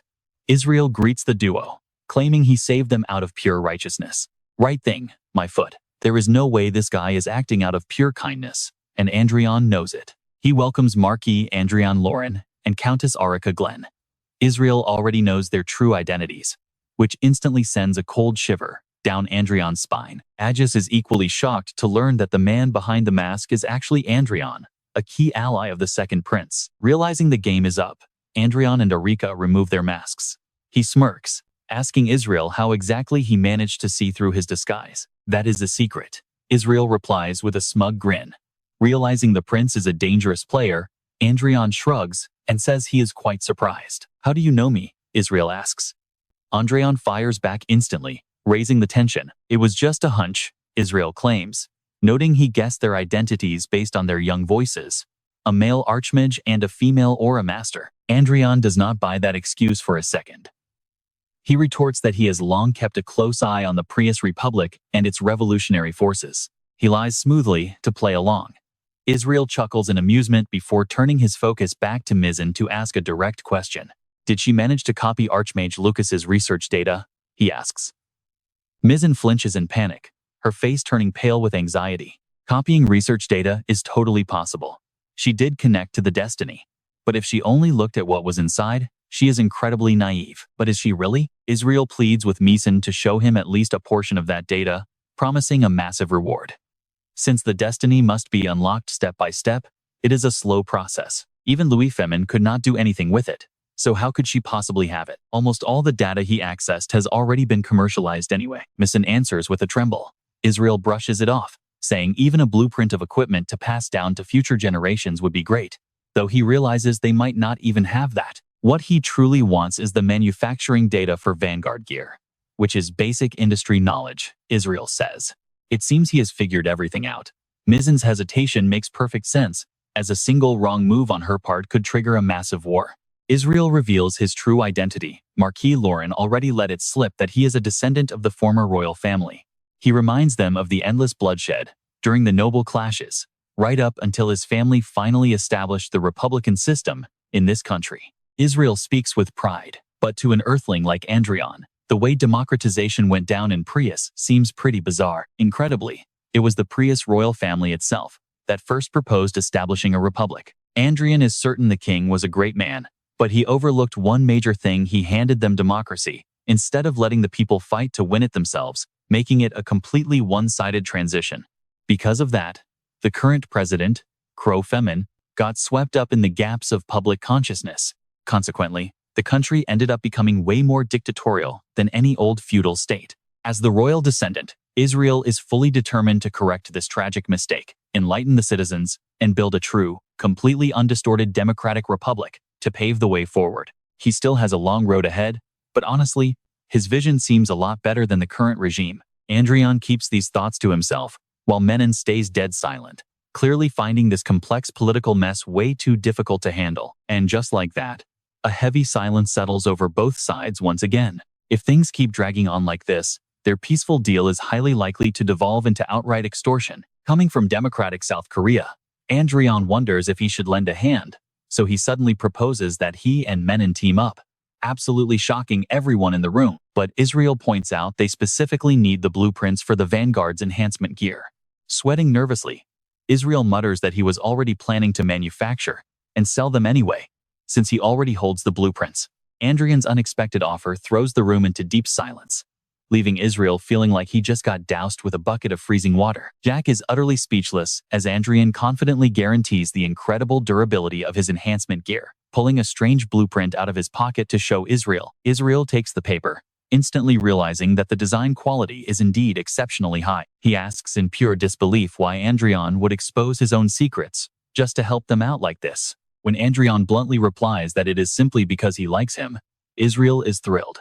And as he happily prepares to name his price, Lauren rushes in to stop him, warning that exchanging technology without the royal family's formal approval is highly illegal. Adrian calmly shrugs it off. If nobody talks, nobody knows, and since they all share secrets now, they should play nice. After all, they are talking about people labeled as dangerous rebels by the Republic, Count Ordis's wealthy daughter, and his own highly illicit black market trade deal. It really wouldn't be shocking if the hostile Brigham Empire suddenly launched an attack on them. Adrian points out that everything is deeply and dangerously interconnected. Menon finds this hidden web of secrets highly amusing and readily promises to keep her mouth shut about everything. Truthfully, even if things leak, Adrian can easily clean up the mess, having already poured 10 trillion into making Everine a saintess. Since that project left him completely broke, this deal is perfect, and Adrian eagerly starts calculating his massive potential profit. Upon returning to the palace, Acis and Meeson receive a brutal tongue-lashing from the first prince, leaving them totally stunned. Sitting nearby, Adrian breaks into a cold sweat just listening, finding the first prince's words as sharp as a razor. Suddenly, Acis annoyingly questions why Adrian and Erika are here when they supposedly serve the second prince, forcing the tired first prince to clarify they are actually allies. Seeing the old man still looking completely clueless, Menon loses her patience and loudly explains that Adrian and Erika are simply acting as double agents to deceive their rivals. Only then does the truth finally sink in for the incredibly naive old man. Watching Menon playfully wink at Adrian, Erika feels a sudden, intense wave of jealousy burning inside. Just as Adrian finishes his tea and prepares to leave, an urgent report arrives for the first prince. The Brigham Empire has officially declared war on the Prius Republic. On November 10th, 2019 of the Magic Calendar, the Brigham Empire launches its war against the Prius Republic. Meanwhile, The Prius Republic fiercely condemns the Empire for instigating the conflict, calling on neighboring allies to legitimize their claim to destiny, spearheaded by the powerful destiny user, Louis Femin. Adrian and the First Prince quickly sit back down to talk strategy, tensions rising over the Archduke's fate, but they are finally ready to act. Adrian calculates a 60-40 split on the odds, with the 60% advantage leaning toward the Brigham Empire. Since the Brigham Empire must cross the rough sea to reach Prius, the defenders naturally hold a massive geographic advantage along their front lines. Yet, Brigham's absolute military power makes this a grim fight for Prius, especially since the Reinhardt Kingdom cannot interfere in the conflict right now. At this point, they can only hope the war ends with minimal bloodshed, resulting in the Brigham Empire successfully imposing its judgment on the Prius Republic. Beyond that, the best outcome would be the experienced revolutionary army taking this perfect opportunity to overthrow the dictatorial regime. Seeing Adrian lost in thought, Aegis assumed he was weighing his choices despite the messy situation. Though Adrian thought the man was completely out of his mind, he did not care if the man misspoke, but how could he dare bring up that illegal operation right in front of the Grand Prince? Actually, they had borrowed the strength of the Prius Republic Revolutionary Army to save the two of them. They needed an insider information network and happened to know them, so they had to pay a certain amount of money. But Adrian admitted he was quite surprised that their scale was much larger than expected, meaning the revolutionaries would exploit this situation. From now on, it was best they did not discuss the war any further, bringing an end to the meeting right there. Standing up to dismiss the gathering, the Grand Prince did not forget to remind Michela to keep Adrian and Erica a secret at all costs. It seemed Michela had to stay behind to keep her big mouth in check, which she actually loved since it meant seeing Adrian and Erica more. Watching Michela make eyes at Adrian, Erika felt a surge of jealous rage, and trust me, she looks ready to end someone. War between the Kingdom of Brigham and the Prius Republic quickly broke out. The moment the two nations declared war, the expeditionary forces gathered like a storm, as if they had been waiting to surround the Prius Republic. In response to this move, the Prius Republic relied on their home turf advantage and deployed a rock-solid defensive formation.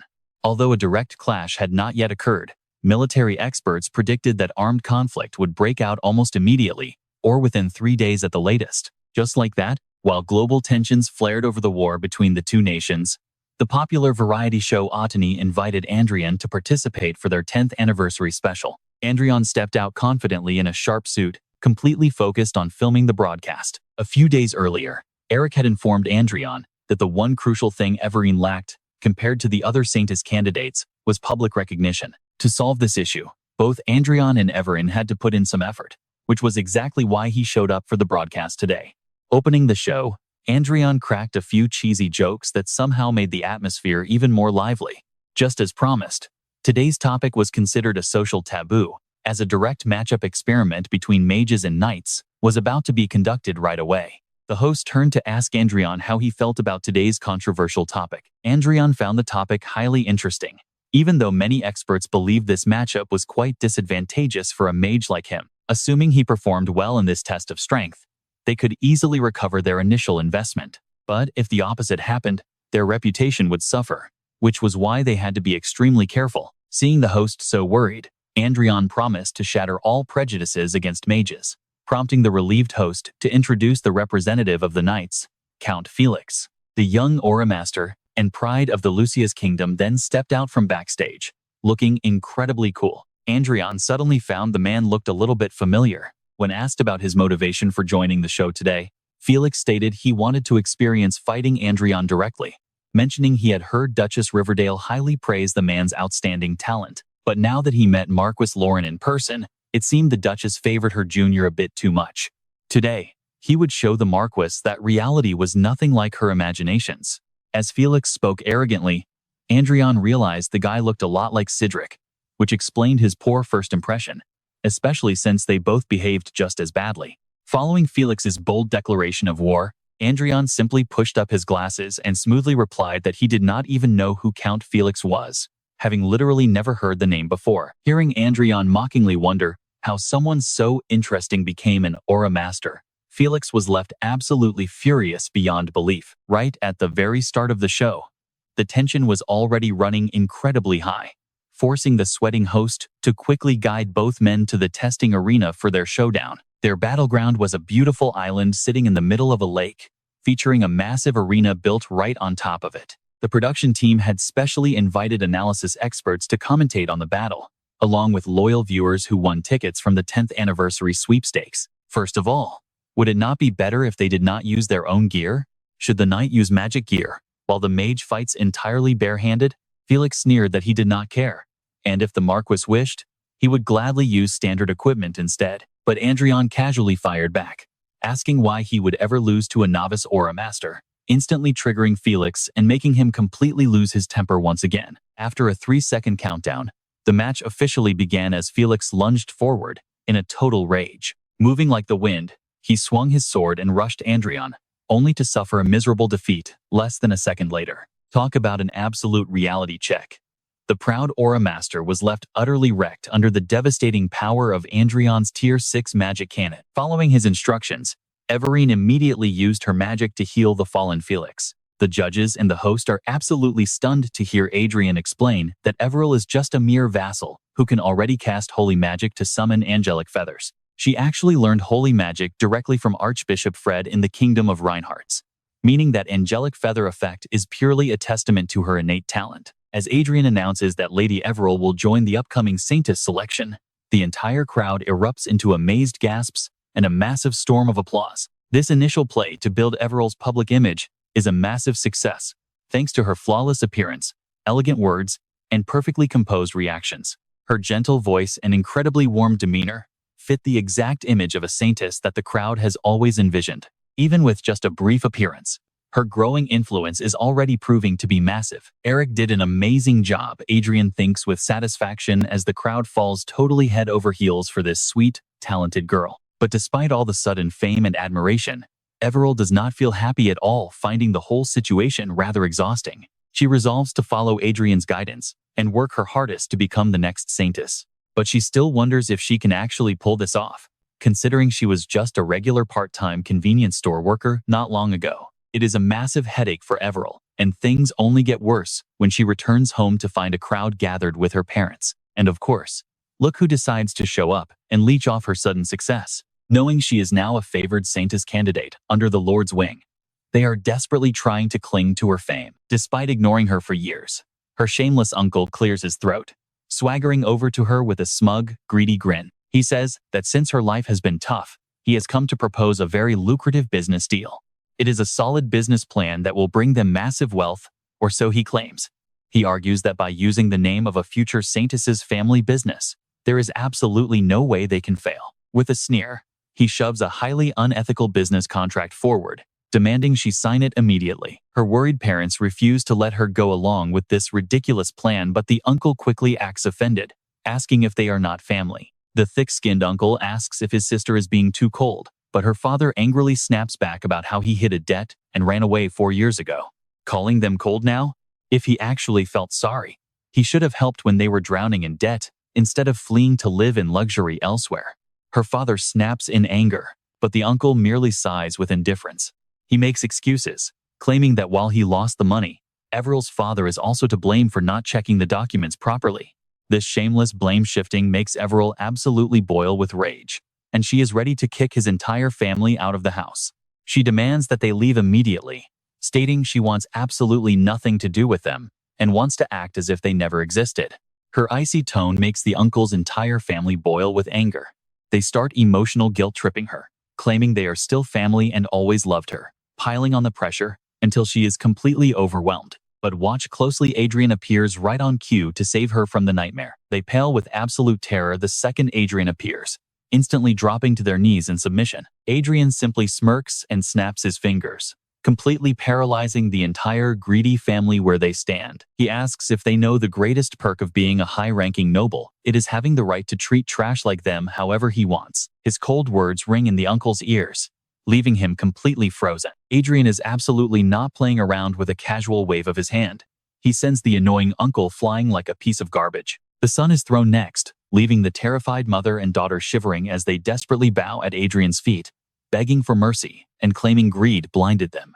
Adrian snaps back that their greed is not the issue, asking how they dare touch his people and if they want a war with him. He orders his guards to lock them up, his voice booming like thunder, As the room fills with the desperate screams of the greedy relatives, Everil stands there trembling in shock, her teary, wide eyes completely locked onto Adrian. After promising to make that horrible family pay financial restitution and do hard labor, Adrian offers to let Everil's family move into his secure castle. Grateful and embarrassed, Everil is deeply touched by everything he did for them. At this exact moment, she desperately wants to become useful to him, even just a little. It seems complex feelings are starting to bloom inside her heart, but meanwhile, over in the Brigham Empire's Francis territory, Duke Francis watches this develop through his system, deeply worried that Adrian and Everil will completely ruin his plan to crown Evelyn as the new saintess. He quickly summons Gregory, ordering him to eliminate both of them immediately. While hard at work, Adrian receives an unexpected warning message from Lady Riverdale to stay on his guard. Duke Francis is making some highly suspicious moves. Over in the waiting room of Lauren Match's emergency retreat, the Marquis' reserve knights are casually chatting away. Every single one of them is completely satisfied here because their lord doesn't just manage working hours strictly, but also pays great attention to their benefits. While they talk, they suddenly notice a knight, nicknamed Damien, sitting all by himself in the corner. He is incredibly famous for the legendary story of crying while eating, so the others always use it to tease him. But strangely enough, when he finally looks up, his eyes and aura are nothing like before, somehow incredibly cold and terrifyingly sharp. Knight Fan approaches and whispers some strange things into Damien's ear, making the other knights increasingly suspect that these two are actually imposters in disguise. Just as they prepare to draw their swords, Damien uses dark magic to instantly wipe their memories, while Fan points out how confident he seems. But Damien tells him to look at the results, claiming there is no harm done since he can easily scramble their minds and make it as if nothing ever happened. Damien adds with absolute confidence, they must remember their target is the girl named Everine and not Marquis Adrian, so they shouldn't put themselves in unnecessary danger. Fan recalls that before scouting the castle, he observed Marquis Adrian from afar, and their eyes actually locked a moment he remembers vividly. The brief moment when his eyes locked with Adrian's. Adrian's eyes seemed to emit a piercing gaze that saw through everything, giving Fan goosebumps just thinking about it. Suddenly, a loud, blaring alarm for intruders cuts their conversation completely short. The intruders are all highly professional assassins, armed with sharp daggers, and the Marquis and his guards are actively fighting them off. Right on schedule, Fan and Damien exploit the massive chaos to rush toward the final room in the East Wing, near the Lord's office, where Everine is currently staying. Seeing them arrive, the security guards are totally shocked, since the pair should absolutely be protecting the Lord instead. Fan lies smoothly, claiming they heard there weren't enough guards here and came to support, but the security team flatly refuses to let them near Everine, demanding they leave.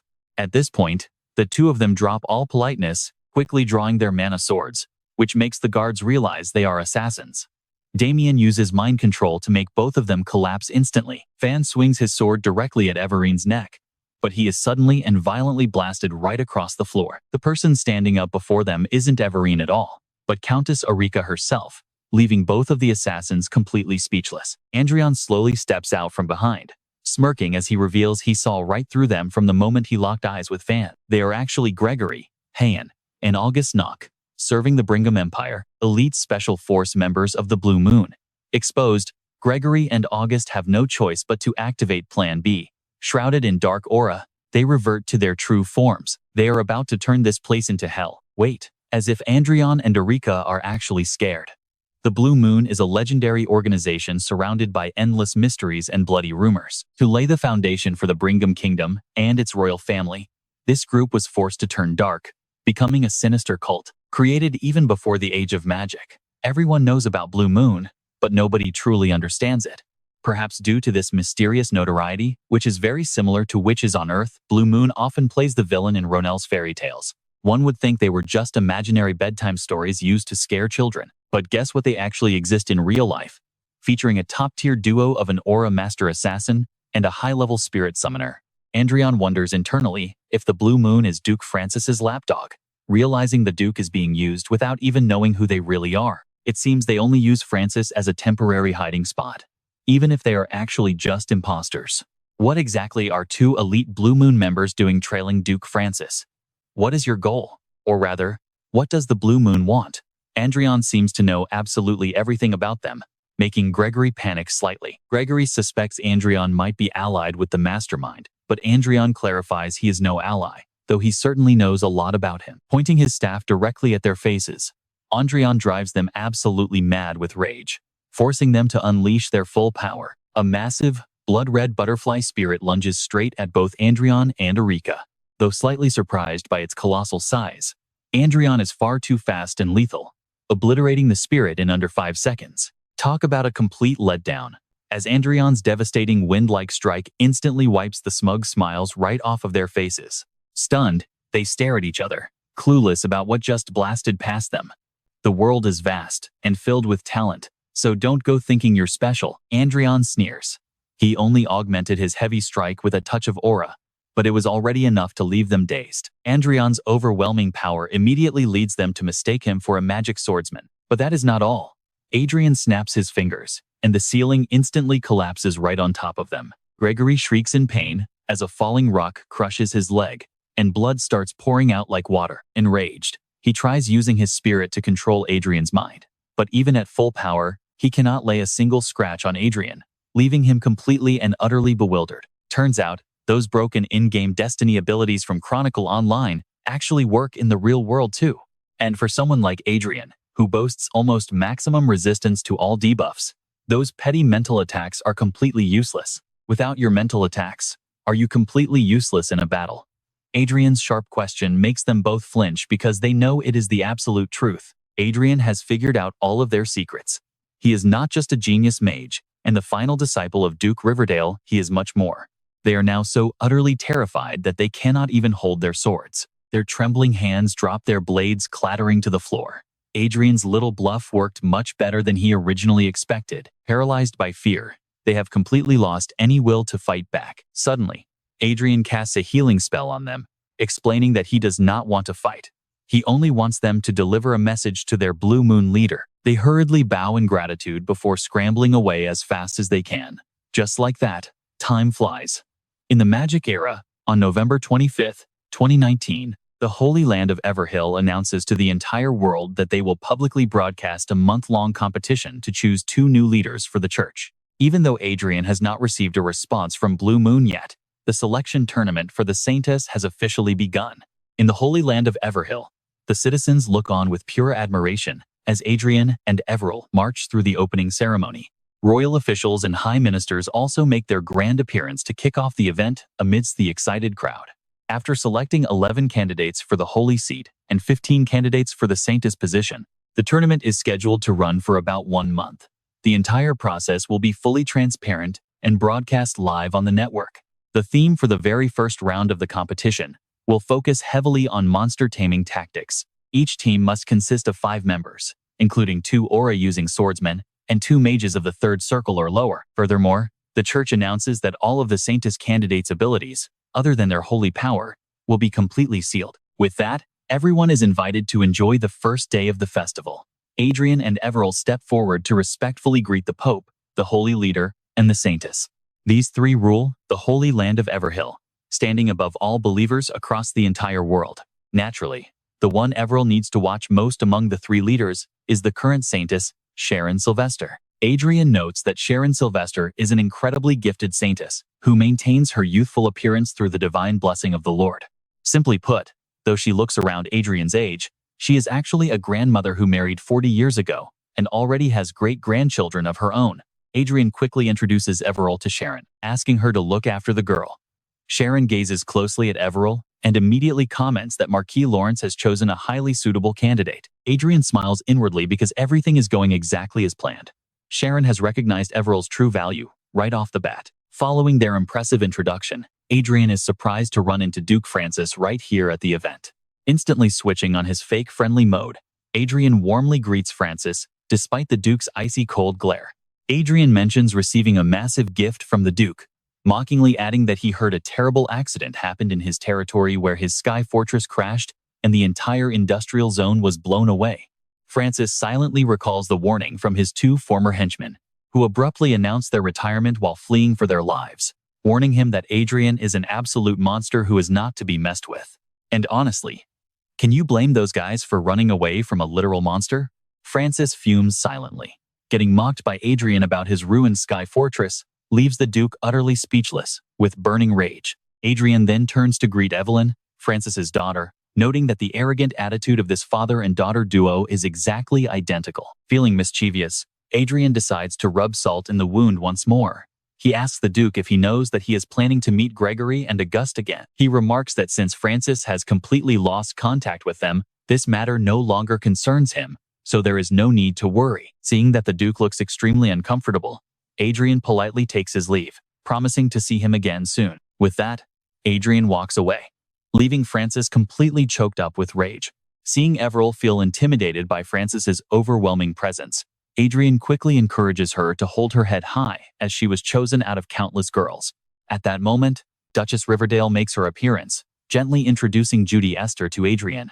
With a single glance, Adrian realizes Judy's potential easily surpasses even the Saintess, making her worthy of being called a great Saintess. Meanwhile, strict rules have been set for the first round. The Saintess asks Adrian if he sees any issues with the setup. Adrian reassures her that they will be fine, luckily having the perfect team ready. A strategy centered around taming monsters does not seem difficult at all for Judy. She has already reached the level of a first-class apostle, and Adrian notes that she can even use holy power, a level higher than the other candidates. But the real issue lies with the people who will become Judy's teammates. They have 2 knights, but lack any mages with actual combat experience. So, when Adrian offers to lend her some of his own men, the Saintess is absolutely thrilled. She laughs, noting that even though they are allies, it feels like she is the only one benefiting. Adrian smiles and assures her that just seeing the 2 of them chatting friendly like this is already enough to put pressure on the other candidates. Adrian smirks, suddenly wondering about a specific rule in this competition. He asks if a magic swordsman counts as a single person, and the Saintess bursts out laughing when she realizes someone bypassed the rules to let a knight use magic. Although she is somewhat hesitant, she ultimately decides to let it slide because finding and exploiting a loophole in the rules is still considered a valid talent. Marquis Lauren is far more interesting than she initially thought. The Saintess smirks.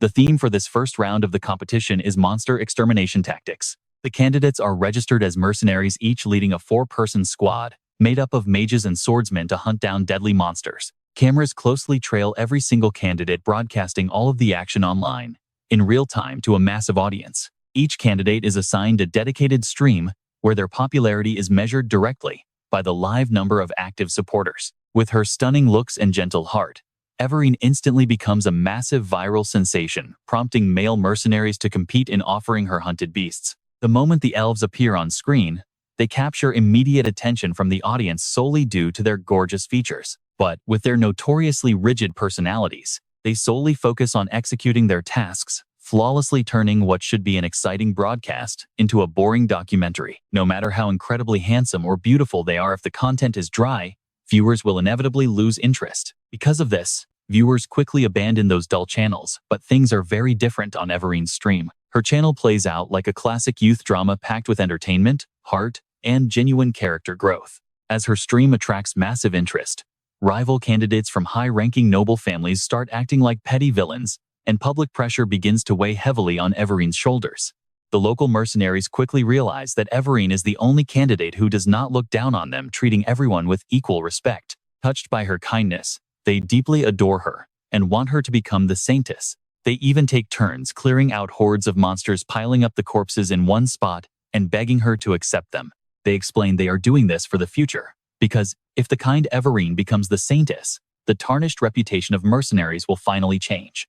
The rugged mercenaries joyfully chant "Long live Everine," causing the young girl to blush in absolute embarrassment. She promises to do her absolute best, turning a tense monster hunt into an incredibly heartwarming scene straight out of a youth drama. Everine's stream viewership completely dominates the charts, and even the Pope himself has secretly become a fan of hers. Today, Adrian meets with the Pope to ask for help in finding a legendary blacksmith to repair the Ocham artifact, a relic holding massive holy power. The moment the Pope lays eyes on the relic, his eyes light up like headlights, instantly plotting a way to profit off of Everine. But Adrian is not about to let him. The Pope notes that a sacred flow of magic runs inside, seemingly dating back to the Age of Myths, and while a small part is damaged, the rest is pristine. Examining the relic, the Pope promises to find a highly skilled craftsman to help Adrian, suggesting that donating the finished item would serve as the absolute best publicity stunt for Everine. However, if this mythological relic is still fully functional, Donating it merely for a bit of publicity would be an incredibly foolish waste of resources. Besides, even without making a donation, there are still plenty of other ways to boost her popularity. The Pope chuckles, knowing Adrian is not nearly generous enough to consider donation as a viable option anyway. Knowing how many people are working hard to make Everine the saintess, Adrian silently vows to ensure their collective efforts do not go to waste. Later that evening, Evely watches a video showing Everine's skyrocketing popularity, causing her blood to boil with absolute jealousy.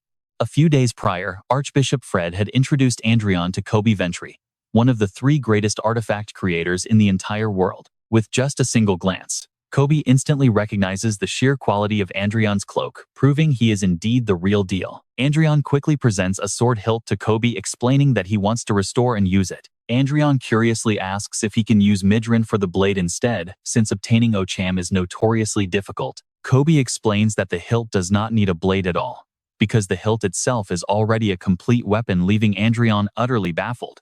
Known as the Exorcism Blade and the Cutter of Darkness, it goes by many names, but the most famous is simply the Holy Sword. Kobe goes on explaining while completely ignoring everything else. Though holy swords come in many shapes and functions, surprisingly few items can actually claim that legendary title. Only 3 holy swords currently belong to the church, though rumors say there are 6 of them hidden across the entire world. This has to be the 7th one.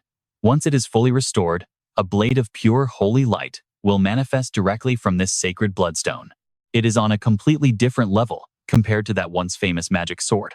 According to ancient records, Kobe read, this holy blade is comparable to an aura blade, but packs a much stronger punch against demons. Even better, this versatile item can convert any type of energy into a blade, whether it is magic, aura, holy power, or elemental force. Had Kobe not received special permission to study those sacred relic documents thanks to the grace of the previous saint, even she would have walked right past it.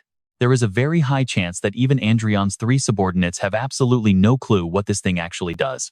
So she completely understands why normal people would see this as nothing more than a worthless piece of ordinary orichalcum. As she keeps talking, Adrian starts breaking a sweat. He cannot wrap his head around how such a top-tier item ended up with some backwater country viscount. When Adrian asks for a price, Kobe sighs and explains that this relic is practically priceless. Adrian is secretly celebrating inside, but plays it cool, asking her to repair it. Through the system, Adrian instantly transfers a massive pile of cash to Kobe. This covers the labor and materials, along with a promise to pay double if she successfully repairs the holy weapon. Kobe eagerly accepts. Since the relic is so incredibly valuable, she asks for 1 week, promising to do her best for the sake of her professional pride. Armed with her confident promise, Adrian steps out of the room feeling absolutely ecstatic. If he can manifest a blade equal to an aura blade, maybe he can just step up and play the role of a magic swordsman. Or he could even fuse it with his staff and wield the weapon like a spear. While lost in these exciting thoughts, Adrian is suddenly startled when Erica calls him on the other end to deliver some terrible news. Everine has been kidnapped. Hearing the shocking news, Adrian goes completely pale, left utterly speechless. Over at the Dragonland on the Crone Imperial border, a raging inferno of fiery attacks explodes, yet none of it can touch Everine, as she floats safely in midair. And honestly, those kidnappers are getting incredibly frustrated right about now. They thought she would be an easy target, but they were dead wrong. Suddenly, a voice from right behind suggests using a mental attack, making them spin around in total shock. To their absolute horror, standing right before them is August, wearing his signature sly smirk. August unleashes his classic spirit magic, knocking the entire group of troublemakers out cold in an instant. By the time Adrian and his group finally arrive, Hen and August have already taken care of the kidnappers. Everine is currently resting inside a small hut, completely safe and sound, thanks to Adrian's careful preparations from the start. Haydn reports that they identified the mastermind behind the scheme, though they apparently used a proxy to hire these 2 thugs. Adrian wonders why Haydn and August are suddenly acting so helpful. But Haydn explains this area is actually their home base. Their leader issued a direct order. Seeing that Everine was in danger, they were commanded to rescue her and make up for what happened in the past. This is the very first time they have ever seen their boss so furious. Their leader declared Duke Francis has outlived his usefulness, ordering the team to immediately relocate their headquarters. In other words, their previous clash had nothing to do with their boss.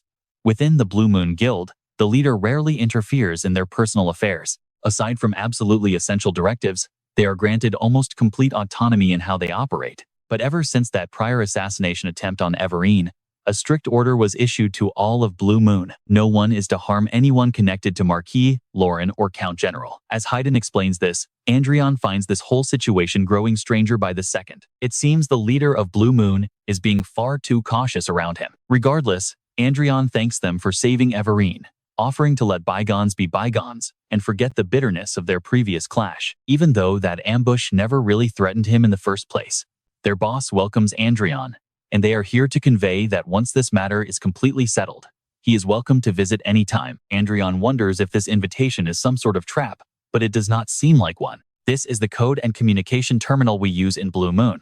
It is connected directly to both my device and August's, so do not hesitate to reach out to us at any time. Haydn hands the device over to Adrian, and then he and August vanish like the wind. Adrian realizes keeping Everine safe is his absolute top priority, especially since this live-streamed kidnapping incident has thrown the entire world into complete chaos. Not only did the Blue Moon leader accept his offer, but he even personally banned all members from picking a fight with him. What on earth is going on here? Adrian loosens his collar, a smirk of pure amusement tugging at his lips. The sword is absolutely furious with Adrian for blatantly breaking the competition rules, using the necklace without permission. But Adrian argues he had no choice without it. Everine would be dead. That is the whole truth. If the church had secured the area properly, this mess would have never happened.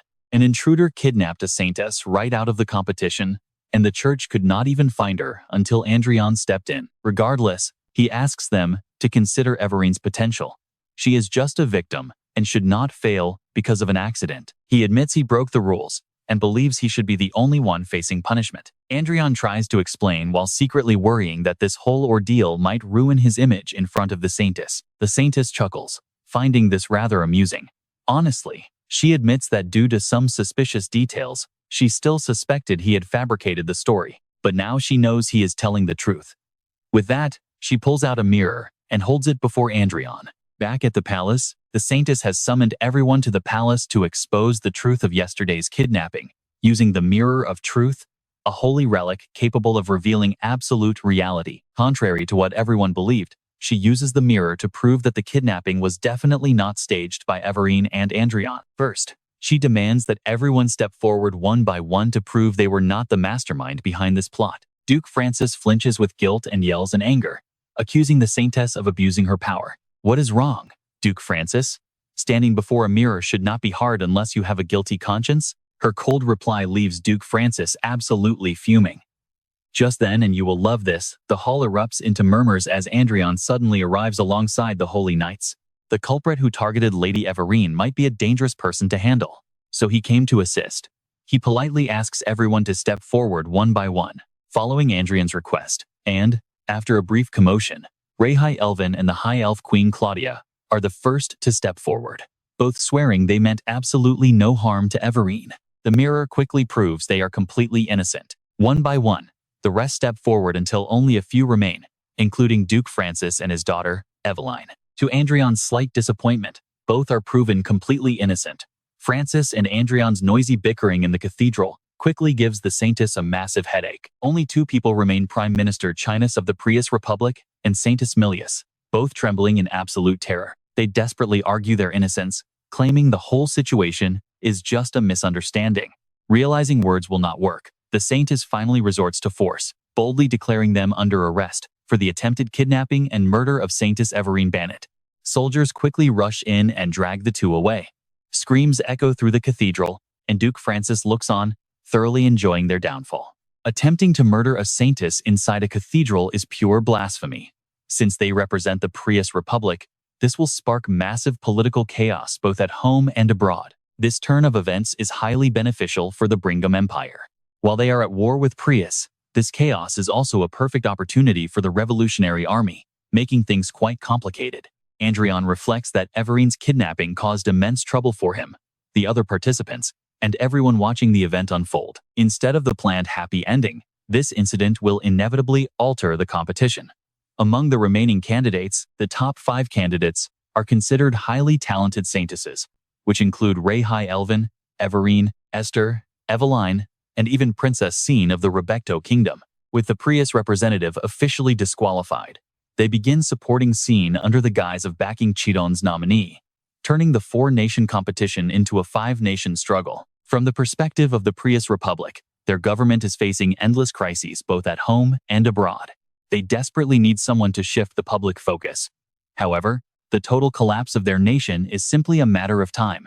Whether from a foreign invasion or the Revolutionary Army's onslaught, Princess Scene will ultimately fail to hold her ground, so there is no real need to worry. Adrian reassures himself, then prepares to take the next step alongside Erika. Following the kidnapping ordeal, Everine gains far more attention and popularity. Meanwhile, Adrian officially launches his self-developed project, Cavalry 1.0. Everything is peaceful within the territory, and the magic tower is operating smoothly. Adrian no longer needs to worry about Everine. But just when he thinks he can finally rest, Georger Venn, leader of the Blue Moon Guild, arrives to find him. Adrian and Georger Venn enjoy a lively conversation together, while Erika simply eats happily from start to finish. Adrian finds it extremely strange to see the information displayed on Joger's system, which clearly states that Joger really likes him and wants to establish an alliance despite having barely met. He highly suspects the information shown on the screen is not everything there is to the man. Adrian thinks skeptically. Joger sits for a moment before waving to dismiss both August and Haydn from the room, inviting Adrian to speak frankly now that no one is left to eavesdrop. Adrian asks about his true identity, making Joger suddenly stand up in a highly suspicious and anxious state. Erika cautiously rushes forward to shield Adrian, but to their surprise, Joger does not attack, and instead kneels flat on the floor, leaving Adrian completely shocked. After a brief conversation, Adrian finally learns that Joger is closely connected to Grand Duke Lucas. It turns out Grand Duke Lucas was the previous master of the Blue Moon Guild. Adrian immediately knew this meeting was far more than a simple alliance, so he asks Joger if he can explain all of this in detail. Joger agrees and pulls out a high-performance terminal, which displays an image of Chester that leaves Adrian completely speechless. According to Chester, the Blue Moon Guild was originally supposed to be a part of a destiny quest. It was meant as a reward for level 8, but Adrian unexpectedly contacted them way too early. 5 years ago, when Adrian pursued the final path to claim his destiny, many other quests were postponed, with Blue Moon being one of them. The dormant Blue Moon Guild then woke up and started conducting external activities to expand their influence, stabilizing the organization into what it is today. But as a result, Adrian contacted them much earlier than planned, causing an error to appear because he chose this shortcut to save time. The man named George Javison is Chester's assistant and also serves as the manager of Blue Moon. If Blue Moon is indeed a reward for level 8, then contacting them right now is completely pointless. If that's the case, why didn't he just tell him in the game instead of making him travel all this way? Adrian thinks in frustration, but Chester adds that while he cannot recognize Adrian as their master yet, he will not stop them from cooperating for now. Hearing this, Adrian grins widely, feeling so incredibly excited that he is completely lost for words. Chester further reveals that Blue Moon boasts 8 special members, including legendary Aura Masters and Great Archmages. They also have 1,200 elite armed knight assassins with enhanced daggers, 450 vanguard troops, and 5 floating fortresses. Not only that, the organization also owns luxury resorts and premium hotels across the globe, fully operating everything from exclusive clubs and casinos to countless businesses in real estate, entertainment, trade, and global shipping. Even the Pacific Hotel where Adrian is currently staying belongs to the massive assets of the Blue Moon Guild. This makes Adrian drool with delight, a massive grin spreading across his face like it is a major holiday. With private assets valued at around 100 billion and military power surpassing that of countless other dukes, their influence is undeniable. Even though they are only allies for now and none of this belongs to Adrian yet, it still gives him immense peace of mind. As the first round of the Saintess competition is about to end, Kobe Senshi, a master engineer from the Holy Land, arrives at Adrian's penthouse suite and proudly hands over the successfully repaired sword hilt. Kobe explains that Adrian only needs to channel any type of energy into it, whether it is aura, mana, or holy power. Following the instructions, Adrian immediately conjures a glowing, reflective blade that can effortlessly slice through absolutely anything. The sword is so incredibly sharp that Adrian accidentally stabs himself right in the chest, forcing Erika to quickly pour recovery potions down his throat to save him. What an absolute idiot. The bystanders are nearly frightened to death by Adrian's sudden and bizarre act of self-harm. Drawing inspiration from his Earth origins, Adrian proudly decides to name the legendary weapon Excalibur. While it is clearly no ordinary sword, its core mechanics are not too different from how standard mana swords operate. Furthermore, it has the ability to release a devastating blade of pure magical energy, leaving Adrian deeply grateful to Viscount Fakma for gifting him such an incredible weapon. Now he just needs to find a way to utilize this weapon in the upcoming competition to assist Everine. Adrian thinks as he happily collapses onto the floor. The month-long first round of the Saintess selection has finally ended, leaving the tough mercenaries weeping as they bid Everine farewell. The melodramatic scene leaves Adrian utterly speechless. Grey Elven takes the first spot in mercenary tactics, third in viewership, and second place overall, while Judy Esther ranks fourth in tactics, second in viewership, and second overall. Princess Scene places fifth in mercenary tactics and fourth in overall viewership. Evely Francis secures fourth in mercenary tactics and fifth in viewership, ranking fourth overall.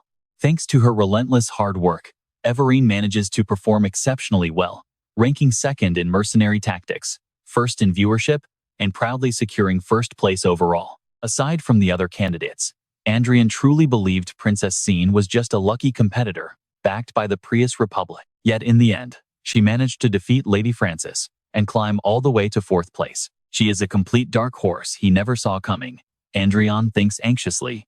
While Everine is overjoyed to receive congratulatory flowers from him, she truly hopes she can live up to his expectations. The Saintess selection aims to find the one chosen by God. The Divine Observer, watching the entire competition, will select the top contender whose personality aligns perfectly with their own.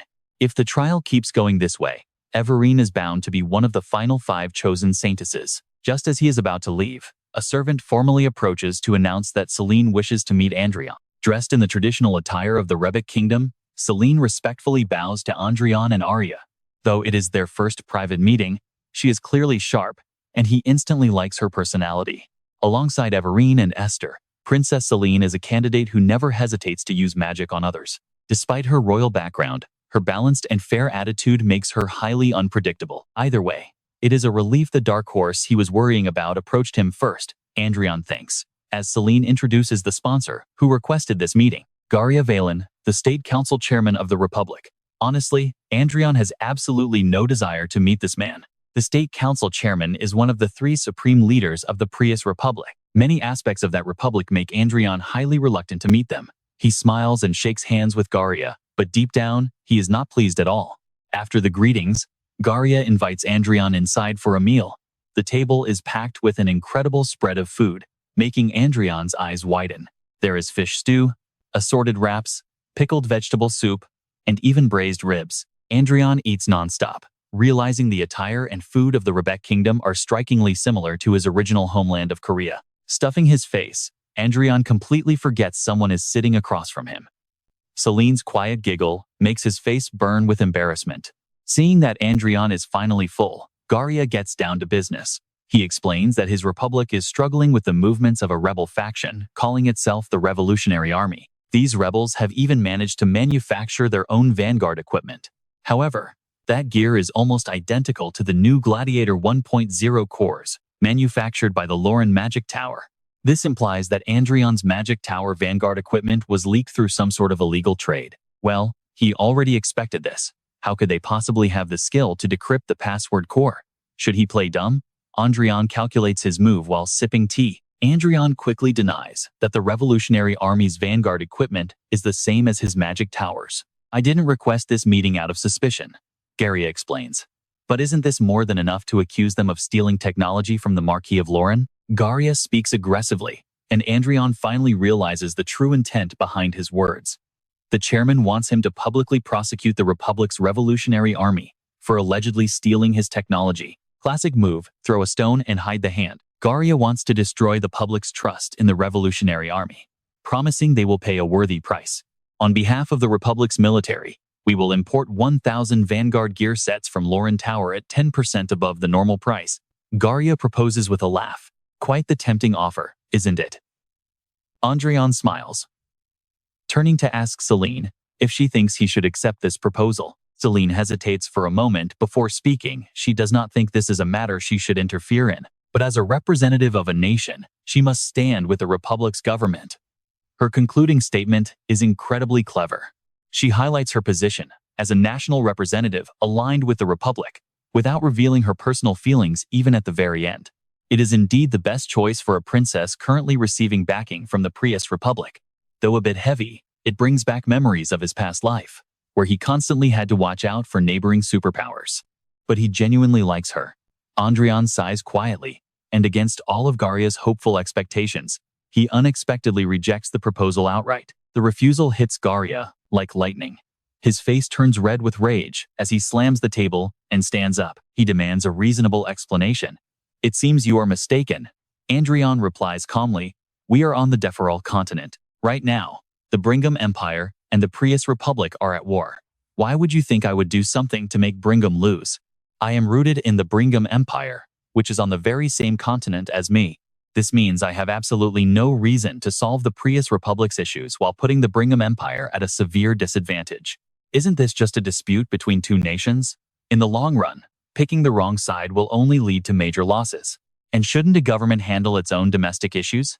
If the public is listening to those revolutionary groups, there must be a pretty good reason for it. I am sure it wouldn't be difficult if you addressed that yourselves," Adrian says, with a subtle smirk. Furious after being lectured by Adrian, Garia leaves in a bitter huff.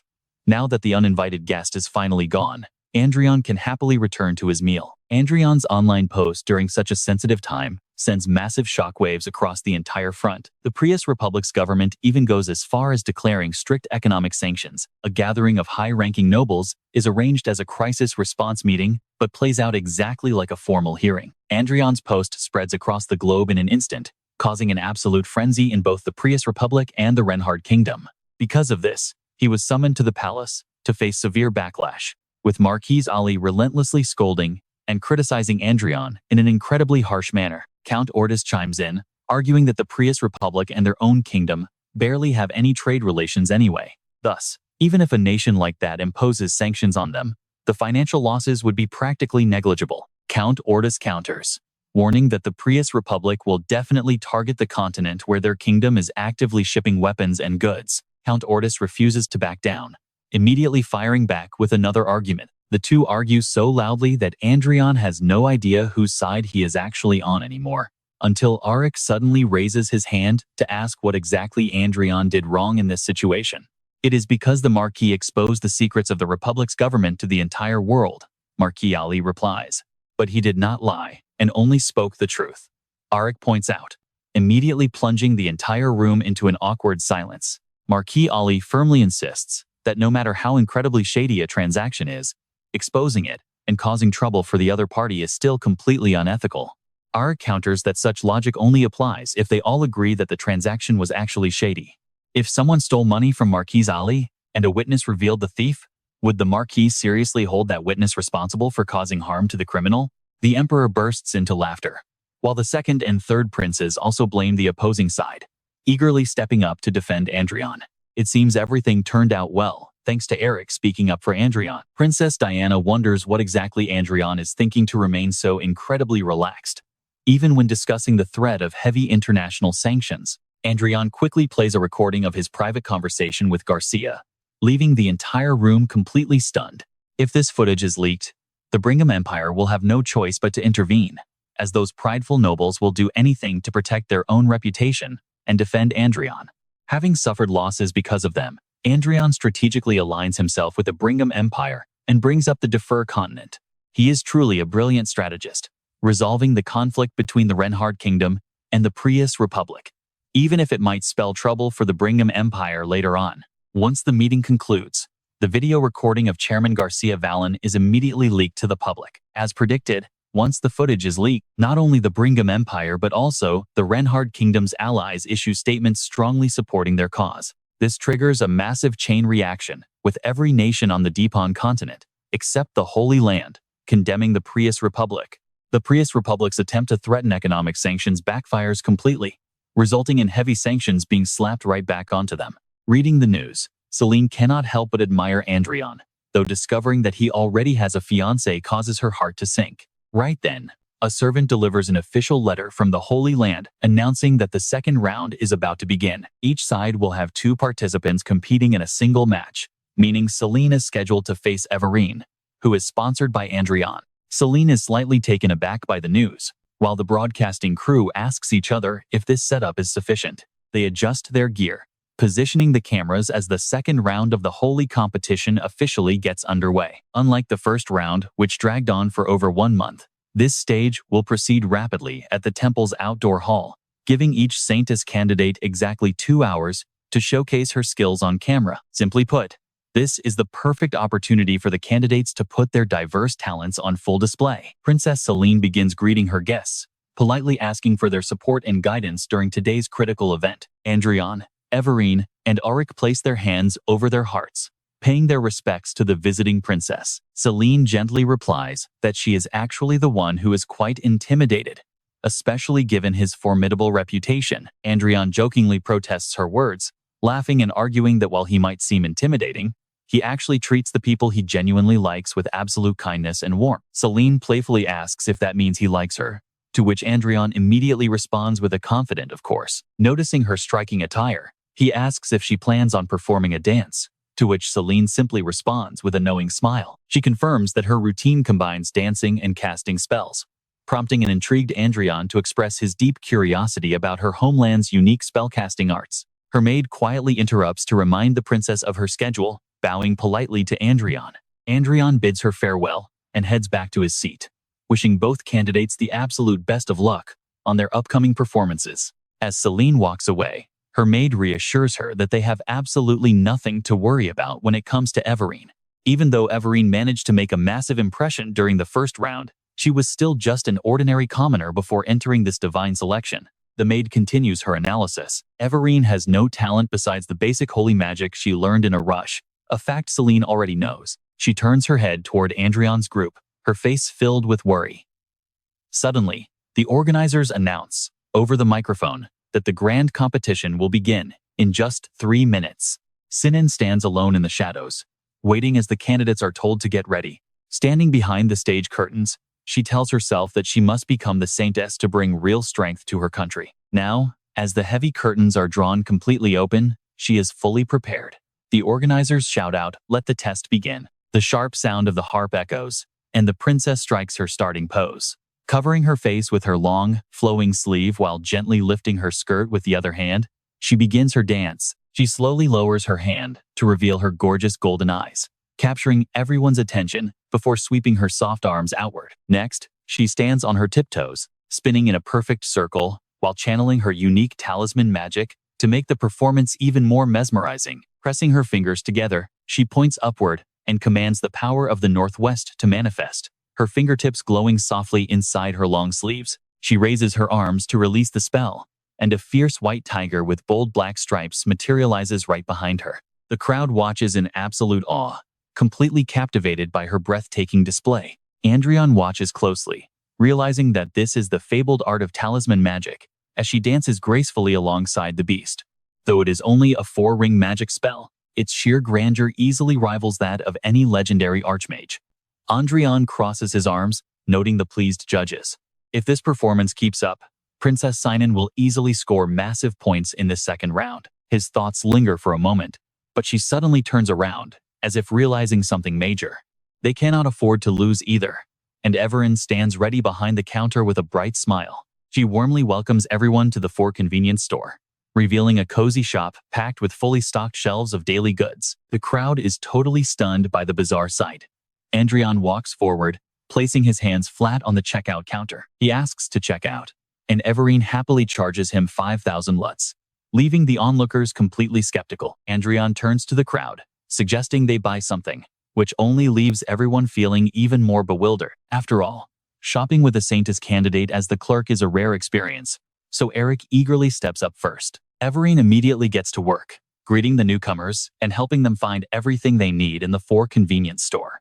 She guides them to the left side, asking if they need a plastic bag, before thanking them and wishing them well. Watching from the outside, the two cameramen can't help but praise her as the absolute ideal part-time worker. They nod in agreement, noting that it creates a beautifully relatable image of a holy candidate in such a sacred place. It might lack the flashy appeal of spirits or high magic, but watching her simple work feels incredibly comforting. Adrian smiles from a distance as he overhears their chat, wondering if this relatable charm is also a unique talent. He is highly satisfied, because this is exactly the reaction he wanted while watching Everine serve the crowd with absolute dedication. This approach highlights her warmth to ordinary viewers far better than any showy, artificial display of magical talents ever could. The entire goal is to beautifully emphasize her one-of-a-kind advantage. He glances at Eric, who is sipping a soda, recalling that this brilliant idea actually belonged to him. Soon, murmurs rise from the crowd, questioning if she really just plans to show herself working at a shop. Disappointed whispers spread as people complain that it is getting boring, since there is nothing special about watching her scan items. Performing nearby, Sinan wonders if they truly plan to do this for 2 hours. It seems they succeeded in making her relatable, but that is about all. The spectators who find it too simple are already drifting back to her side, making her sigh in relief after being so worried about Marquis Lauren's candidate. But her train of thought is instantly shattered by Adrian's voice, announcing that there is definitely more. He raises his hand, declaring that every great show needs a proper introduction, build-up, and a climax. He snaps his fingers to cast a spell, and the convenience store instantly explodes, leaving the entire crowd utterly jaw-dropped. Amidst the chaos, Adrian explains that he was never looking to show them a quiet, boring documentary. As a pair of sleek red boots steps forward, a girl in a sexy red devil outfit appears to bring a dynamic performance. Staring at the figure emerging from the thick smoke of the explosion, the entire crowd screams out the name of Countess Glenn. As they stare in confusion, Arika laughs, introducing herself as the gluttonous master of the Aura Devil. She proudly adds that she craves 3 main meals and endless snacks. Striking a dramatic pose, she vows to seize everything in the devil's name, leaving everyone stunned while Adrian simply flashes a proud thumbs up. The cameraman asks if she was hurt, but Adrian quickly replies that it was all part of the act. Everine is fully immersed in her role too. Spotting a demon, the guide urges the confused passengers to flee immediately before they get caught up in the chaos. She guides them to the emergency exit as Arika steps forward with a heavy grunt. Pointing her sword directly at her opponent, she loudly declares that she will steal every single snack in this place, while Everine quickly pulls a sword hilt out of her pocket. Everine yells that she cannot allow this, and Arika charges forward, demanding that she stop talking and hand it over. The audience watches in awe, amazed by the glowing aura of the swords. The cameraman points the lens at Adrian, asking if this crazy spectacle is also part of the plan. Adrian bluntly reveals that they are actually fighting, leaving the cameraman utterly shocked by the truth. He quietly asks what would happen if Everine gets hurt, but Adrian quickly reassures him that there is nothing to worry about. Energy begins to gather around the hilt as Everine swings the blade and calls upon the light, while Adrian calmly explains the situation. He notes she can simply defend herself with the holy sword, just as both girls clash with full force. Their colliding blades unleash brilliant flashes of blinding energy, prompting Adrian to quickly deploy a magic barrier to protect all the spectators standing nearby. Everyone is stunned by their immense power, while Arika trades blows with Everine, wondering if she is just letting her nerves get to her. Fighting on stage is far more exhausting than she anticipated, yet her face remains completely calm and collected. Still, everything is fine since Everine is keeping up, and she reminds herself to just execute the moves exactly as they had practiced for so long. Back during their practice sessions, Adrian stood on the sidelines warning them that holding the sword that way would only lead to injuries. He told Arika to be gentle, and returning to the present, she decides to just let her muscle memory take complete control. Everine continues to battle Arika fiercely on stage until she pushes her back with a loud shout, provoking her opponent. Calling her a mere part-time convenience store worker, Arika retreats, while Everine silently expects her to deliver her dramatic lines right on cue. Taking a step forward, Everine prepares to unleash her final blow right at this moment. Everine concentrates glowing energy into her blade and raises it high, leaving the entire crowd utterly bewildered by her actions. With her sword fully charged, she unleashes a massive battle cry, creating a shockwave so powerful that even the dancing scene is forced to pay attention. Determination shines clearly in Everine's eyes as massive waves of power radiate outward, leaving absolutely everyone who witnesses the scene completely breathless. Scene completely loses her desire to dance, standing frozen like a statue on the spot, While staring directly at the unfolding battle, Everine unleashes a devastating strike, aiming it directly at Erika. The attack is so incredibly powerful that the pristine competition hall is instantly blown to pieces, leaving the building completely demolished and sending Erika flying far off into the sky. She fakes a dramatic cry, yelling out to just wait until she disappears into the high sky. The narrator's voice chimes in, declaring that Everine Bannett has successfully saved the convenience store from almost falling into the hands of the snack-stealing demon. The cameraman stands outside completely dumbfounded by the sight, asking the Marquis what just happened. But Adrian casually replies that a few wild plot twists are fine. He adds that the play is fun anyway. And though the cameraman agrees, he still has questions. He asks what the story is actually about, and Adrian explains it is simply about Everine defending a convenience store from demons. Meanwhile, Everine nods eagerly to the crowd, thanking them for watching, while Adrian proudly highlights that the sword Everine used is a genuine, real-deal holy weapon. Totally terrified by the shocking news, Cian collapses backward, slumping heavily against the massive white tiger resting behind her. Once Saintess Sharon finds out about the chaotic performance, she is left absolutely speechless with rage. Eric, John, Adrian, Everine, and Erika have no idea how to explain their absurd actions, and the Saintess promptly deducts their points. A news article is quickly published shortly after the incident. The Saintess Selection Committee penalizes candidate Everine Bannett in the second round, officially ruling that her performance cannot be considered entirely her own individual effort. The news of Saintess candidate Everine and her sponsor, Marquis Adrian Lauren, losing points quickly explodes online, racking up over 2,361 comments. Commenters laugh, asking if the Saintess selection process has always been this incredibly hilarious. Others reply that it is even funnier because the Marquis is involved as her official sponsor, noting that absolutely nobody in the kingdom can top his absurd and creative ideas. One user comments that they should feel bad for their favorite candidate, yet they cannot stop laughing at the situation. Another finds it hilarious that the Saintess is scolding Marquis Lauren, wondering how he even managed to acquire the holy sword. Some express a desire to rewatch Erika's passionate performance. While back with the team, a voice gasps, asking if they really ranked 6th. Everine bows her head and apologizes, but Adrian shrugs it off, telling her that it does not matter at all. He adds that the second round was highly disadvantageous for her anyway, so she did well, even if they lost more points than expected. Still, everything went exactly according to plan by building a highly memorable public image and gaining the absolute highest viewership. So, he tells her to stay motivated and keep working hard in the third round. Everil was starting to feel more hopeful. She promised to do her absolute best until the end, relieved that this endless Saintess selection was finally wrapping up. A sudden knock at the door startled them as an urgent messenger burst in, calling out for the Lord. It turned out, the final third round of the Saintess selection had been postponed due to a sudden emergency. He raised his voice to report the shocking news. He announced that the Republican faction had secured a massive victory in the war between the Brigham Empire and the Prius Republic. Adrian's eyes widened in utter shock.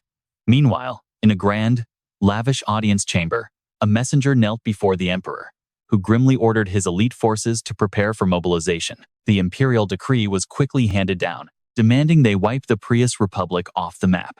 Down a cold castle hallway, Garia staggered along with a bottle of wine in his hand. His alcohol-flushed face suddenly contorted in surprise as an unexpected voice echoed from the shadows. Recognizing the chairman of the state council, Garia panicked and demanded to know who was there. The cloaked figure calmly replied that as a public official who should have served the people, Garia had instead enriched himself by shamelessly exploiting others.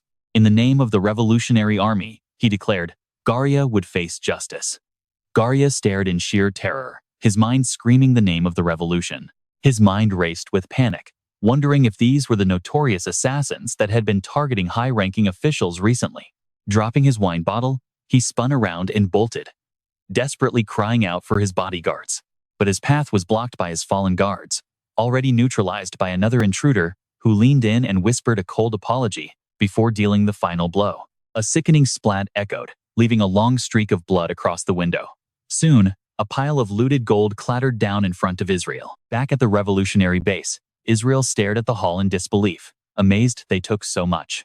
His partner just laughed in response. They couldn't very well steal the entire mansion, so this was only a fraction. The man pointed to Garia's crossed-out photo. Israel smiled warmly, remarking that they would excel even if they ran an actual assassin guild. He looked at them with a mixture of satisfaction and surprise at their efficiency. The assassin reached up to pull back his hood as Israel continued. He admitted he had assumed their offer of support was merely a half-joke, never expecting them to personally get their hands dirty by providing crucial intelligence and directly eliminating corrupt officials. Beneath the dark hoods, the faces of their secret allies were revealed to be Adrian and Archia of House Lawrence. Just a few days earlier, Adrian had received urgent word that the Prius Republic had defeated the Brigham Empire in their latest battle. Scowling in deep frustration, he had cursed those foolish politicians. He argued that the smartest move for the Republicans would have been to leverage their home turf, exhausting the enemy's troops, weapons, and treasury to secure a favorable diplomatic position. This sudden triumph would only wound the pride of the Brigham Empire, provoking a brutal, all-out retaliation that would reduce the Republic to ashes. His mind raced with anger, realizing that all his careful diplomatic efforts were now about to be completely ruined. Adrian turned to ask his aide about the current balance of forces, and the subordinate immediately answered. The Brigham Empire suffered a devastating loss, losing 92 aerial fortresses and 2,300 vanguard troops. His assistant added that the Republicans also took hits, but only 20% of the Empire's casualties. Adrian was surprised by their combat prowess. He corrected himself, noting that the credit belonged to the brilliant commander of the state military, General Marcel. Sweating nervously, the subordinate nodded and confirmed that Adrian's assessment was entirely correct.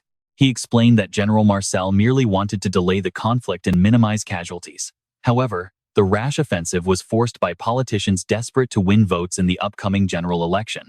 Adrian rested his face in his hands, completely exasperated. He couldn't believe those fools would prioritize their personal reputation over the safety of the entire nation. Quietly calculating the grim reports, he noted the Brigham Empire had mobilized 600 flying fortresses and 15,000 vanguard troops, which was triple their initial force. Combined with their remaining forces, that made 708 flying fortresses. He asked if the Prius Republic could even scrape together 500 in total. The aide confirmed the number was only 460. They were doomed. Everil gasped in horror at the bleak news, while dark premonitions flashed through Adrian's mind as he cursed. Adrian knew that regardless of his own interests, any mistake would put 500 million innocent lives at risk. Closing his eyes, he reminded himself that he had sparked this conflict by creating a fake prophecy in the Prius Republic. Since he had caused this mess, he had to resolve it by supporting the revolution. Snapping back to reality, Adrian asked Israel if he had contacted General Marcel yet. Israel nodded, confirming they had scheduled a meeting for tomorrow afternoon. He spoke warmly of the general, describing him as a highly reasonable man who utterly detested the current regime, making it certain he would join their revolutionary cause. Hearing this, Adrian finally let out a sigh of relief. Israel turns his back to tap on the screen. Things going smoothly so far. Before the other can even finish, he seamlessly cuts in to complete the thought. President Faymont and Louis Faymont. Their faces pop up on the display, earning a sharp nod of agreement. Right, the real issue is that capturing them is totally out of the question. He breaks down the layout of the presidential mansion. The entire place is heavily guarded by aura masters and archmages, leaving 0 blind spots. Add 2,000 vanguard troops and 10 flying fortresses, and sneaking inside becomes practically impossible, especially since they would easily slip away into the underground bunker if things go south. He taps his finger right on the image of Lucas. Then there is Lucas, their prize hostage. They have to drag him out alive somehow to use as leverage against the Empire. Israel points out that even if they team up with Morrow and Nen to take the capital, a quick victory is completely off the table. The longer this war drags out, the more time the president and his corrupt politicians have to slip through their fingers. Suddenly, Adrian speaks up, basically. They just need to secure their forces for the opening clash, right? Israel looks over, totally puzzled by the question. Over at the presidential mansion, a frantic guard begs the leader to finally spare a thought for the dying front lines. He pleads that they have far too many guards stationed at the estate and should send some to the battlefield. President Faymont slams his hand on the desk in absolute fury. Fighting is the sole duty of the soldiers, so they need to go handle their own damn problems. The old man yells that rebels have been targeting high-ranking officials lately, yet this idiot wants to strip away his personal security detail. The anxious guard tries another angle, suggesting they invite the other high-ranking politicians and officials to seek shelter inside the mansion. Gathering forces to keep them safe could actually stabilize the war effort, but before the guard can even finish, the president snaps, asking if he has completely lost his mind. There is no telling if those politicians are actually rebel spies disguised to infiltrate his safe haven. The rules of the estate are absolute and will not change. Just then, a knock rattles the door, and his secretary steps in with a polite bow. The president's voice instantly softens, asking Secretary Carr what is going on. The secretary quickly reports that young Master Louis wants to use the Grand Hall. The old man raises an eyebrow, asking what for. When the secretary mentions a party, the president's eyes light up with sudden interest. A party? He asks. What kind? The secretary explains it is a networking event with corporate heirs, and they are even inviting some high-profile celebrities. A wide, satisfied grin spreads across the president's face, while the guard standing beside him looks absolutely disgusted by the news. The sheer audacity of the request makes the guard freeze before he explodes in pure fury. He yells, asking how anyone could throw a party during a war. The president scoffs, firing back that war costs money, and this is no ordinary party. It is a strategic meeting to secure major investments. The guard can only grit his teeth, completely speechless at this absurd justification. He knows the president's useless son all too well, and bitter thoughts begin to flood his mind. True patriots would never do this. By inviting wealthy tycoons instead of leaders, the president is obviously just securing a massive bag of cash to fund his escape. The old man dismisses him with a wave of his hand, telling him to get out. The guard walks away with one final, crushing realization: this country is doomed. Meanwhile, inside the Grand Hall, wild music blasts under flashing lights as the corrupt elite gather to drink their worries away. A blonde girl in a stunning dress leans into Louis, asking if it is really okay to throw a massive party while the Empire is literally invading. Louis just scoffs at the question, completely unbothered by the looming threat of destruction. He boldly declares that the war is the army's problem, confidently boasting that they are perfectly safe even if the enemy breaches the estate. He laughs, boasting that their hostage Grand Duke Lucas will keep them safe. The girl swoons, leaning against his chest with admiration. She calls him incredibly cool, and honestly, watching these sycophants flatter him is just painful. Hours later, empty bottles litter the floor, and Louis is completely passed out on the couch, drooling all over himself. Suddenly, a massive blast shakes the room, jarring him awake. He sits up with a groggy scowl, demanding to know what the hell is going on. An armored soldier bursts through the doors, frantically screaming that they are under attack. The enemy's vanguard has already breached the estate, easily wiping out their entire defense force. Absolute panic erupts in the hall as everyone begins to scream in terror. The guests scramble, screaming that the Empire has arrived and they need to run. Louis's face drains of all color. The girl stammers his name, but fear has completely consumed him. Shoving her violently to the floor, he screams at her to get the hell out of his way. He shrieks out, ordering the vanguard troops to protect him immediately. Leaving everyone stunned, he desperately claims that he is the future of the Republic, and keeping him alive is the only way for the nation to survive. She looks at him in complete disbelief, whimpering his name as he deserts them and sprints toward the vanguard. When a soldier asks about the others, Louis snaps that they should fend for themselves, leaving a chorus of desperate cries behind him. They scream at him to stop, demanding to know what he is doing, but he just grits his teeth and runs faster, ignoring the angry curses. Louis runs for his life, flanked by his remaining guards. He gasps for breath, cursing in sheer rage. This is supposed to be his underground bunker. Why does he have to run like a humiliated dog? Suddenly, a massive explosion rips through the air right ahead, leaving him coughing violently in the thick smoke.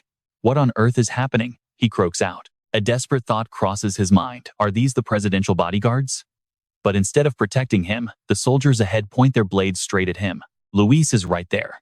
They charge forward without hesitation, making him shriek in absolute terror. They declare they will no longer sit back and watch corruption destroy this nation, nor will they tolerate the Femont family any longer. Their determined chant echoes in unison for the future of the Republic. Luis collapses to the ground in fury, cursing those bastards for daring to betray him. A soldier behind quickly reaches out to steady him, urging him to run this way. Sir. Luis keeps running, but desperately demands to know where General Lam Minus is, the one responsible for defending the presidential palace. The soldier quickly replies that the general is likely in the bunker. Hearing this, he snaps back, ordering them to fetch the general immediately, because there are traitors in the vanguard. Just then, an incoming transmission starts beeping. The soldier reports that the defense forces led by Marshal Anson are on the move. They are marching alongside the Revolutionary Army. Talk about an absolute nightmare. It is not the Briwam Empire attacking the capital, but their own national defense force. The soldier sobs. Not only that, but the scale of the offensive is growing larger by the second because even the citizens have joined the revolutionaries. Luis desperately dodges falling rocks as he runs. Citizens? Those pointing swords and guns at him are not citizens. They should be wiped out. Gasping for breath, he stumbles around a corner. Another soldier at the intersection points the way, telling him to go this way. Finally, the group reaches the elevator. In this tense moment, no one speaks, and only heavy panting fills the air. Luis violently punches the elevator door. Damn it all, he thinks, his face flushed and veins bulging on his neck. Why does he have to suffer such intense humiliation? Under the confused stares of the vanguard soldiers, he keeps slamming his fists. Why does this have to happen to him? His eyes turn bloodshot, teeth grinding hard. Those ungrateful bastards will pay with their lives. Finally, the elevator ascends to where President Femont is waiting. A desperate cry escapes his lips. Father? President Femont looks at his son in utter panic. Luis rushes toward him, completely blind to the fact that someone is holding a blade to his father's back. He eagerly asks if his father has a plan to wipe out all those bastards outside. He excitedly suggests blowing up the presidential palace to end it all. But right then, he senses something is terribly wrong. Father? A spear-wielding man steps forward, saying he thought Luis was just a low-life scoundrel, but it turns out he was just an absolute fool all along. Luis flinches and demands to know who he is. Adrian and Asia step forward, introducing themselves as Marquis Adrian Lauren and his fiancée, Countess Asia. The man holding the blade behind President Femont peeks out with a sly smile. He adds that in case Luis does not know, they are friends. Recognizing the familiar face, Luis gasps out Israel Osaka, but Israel cuts him off in annoyance. It is Israel Osaka Brias, who said you could drop the very name that founded this entire nation. Luis points a trembling finger, letting out a pathetic groan. He stares at the three of them acting so casually, completely unable to believe his eyes. How did these bastards even get in here? Adrian casually rests his spear over his shoulder. A few hours earlier at the presidential palace of the Prius Republic, President Femont had welcomed them warmly, saying he never expected they would meet like this. Looking at Marquis Adrian Lauren, the president continued. Adrian nodded, admitting he also never expected to personally come to this place. In his mind, meeting President Cacho Femont was not hard, because he brought plenty of things to spark the greedy old man's curiosity. Femont notes that Adrian wants to make a deal, his tone carrying a subtle warning. Since he has spared some time for the Marquis, he hopes for a satisfying deal, as he has no desire to become close friends. Reaching into his coat, Adrian reassures him that he will like it, placing 2 hexagonal pieces on the table. The president asks if they are enhancement cores. One is a Fenner 1.0 enhancement core, crafted right inside Adrian's private magic tower, and the other is the enhancement core of the advanced equipment used by the Revolutionary Army. The president raises his voice in sheer excitement. He asks if Adrian is claiming the rebels' cores are actually made from his technology, and Adrian frankly admits it. Indeed, according to his investigation, that is the case. Adrian then begins to sigh. He thought it was just nonsense at first, having no idea that the Revolutionary Army were the ones who stole his technology. Hearing this, the president's eyes gleam with excitement. He asks if Adrian can publicly declare the Revolutionary Army guilty. Pressing his watch with a meaningful smile, Adrian says he will do much more than that as multiple holographic screens pop up before the president. To make amends to His Majesty for the clear accusations caused by his oversight, Adrian wants to offer 2 valuable gifts. He explains it very clearly. This document contains detailed information on several companies whose stock prices are guaranteed to skyrocket in the near future. They will see a return of at least 2 times, and up to 10 times. The old man sighed as he looked at the data. He leaned forward and handed over the paper, mentioning a second gift. The old man grabbed the document, completely filled with curiosity. What could it be? The moment his eyes scanned the content, his pupils instinctively contracted. Adrian spoke calmly, but with great weight. It is the stronghold of a rebel group calling themselves the Revolutionary Army. The shocked old man stammered, "What? Wait, how did you manage this?" He shook his head to cut him off, stating the source was irrelevant as a nearby guard whispered the urgent report. "Your Majesty, we have officially confirmed that the location is indeed a Revolutionary Army stronghold." He ignored the old man's sheer confusion, calmly stating that he trusted him to wipe out the thieves who stole his technology. Adrian then flashed a bright smile. "You will take care of them, right?"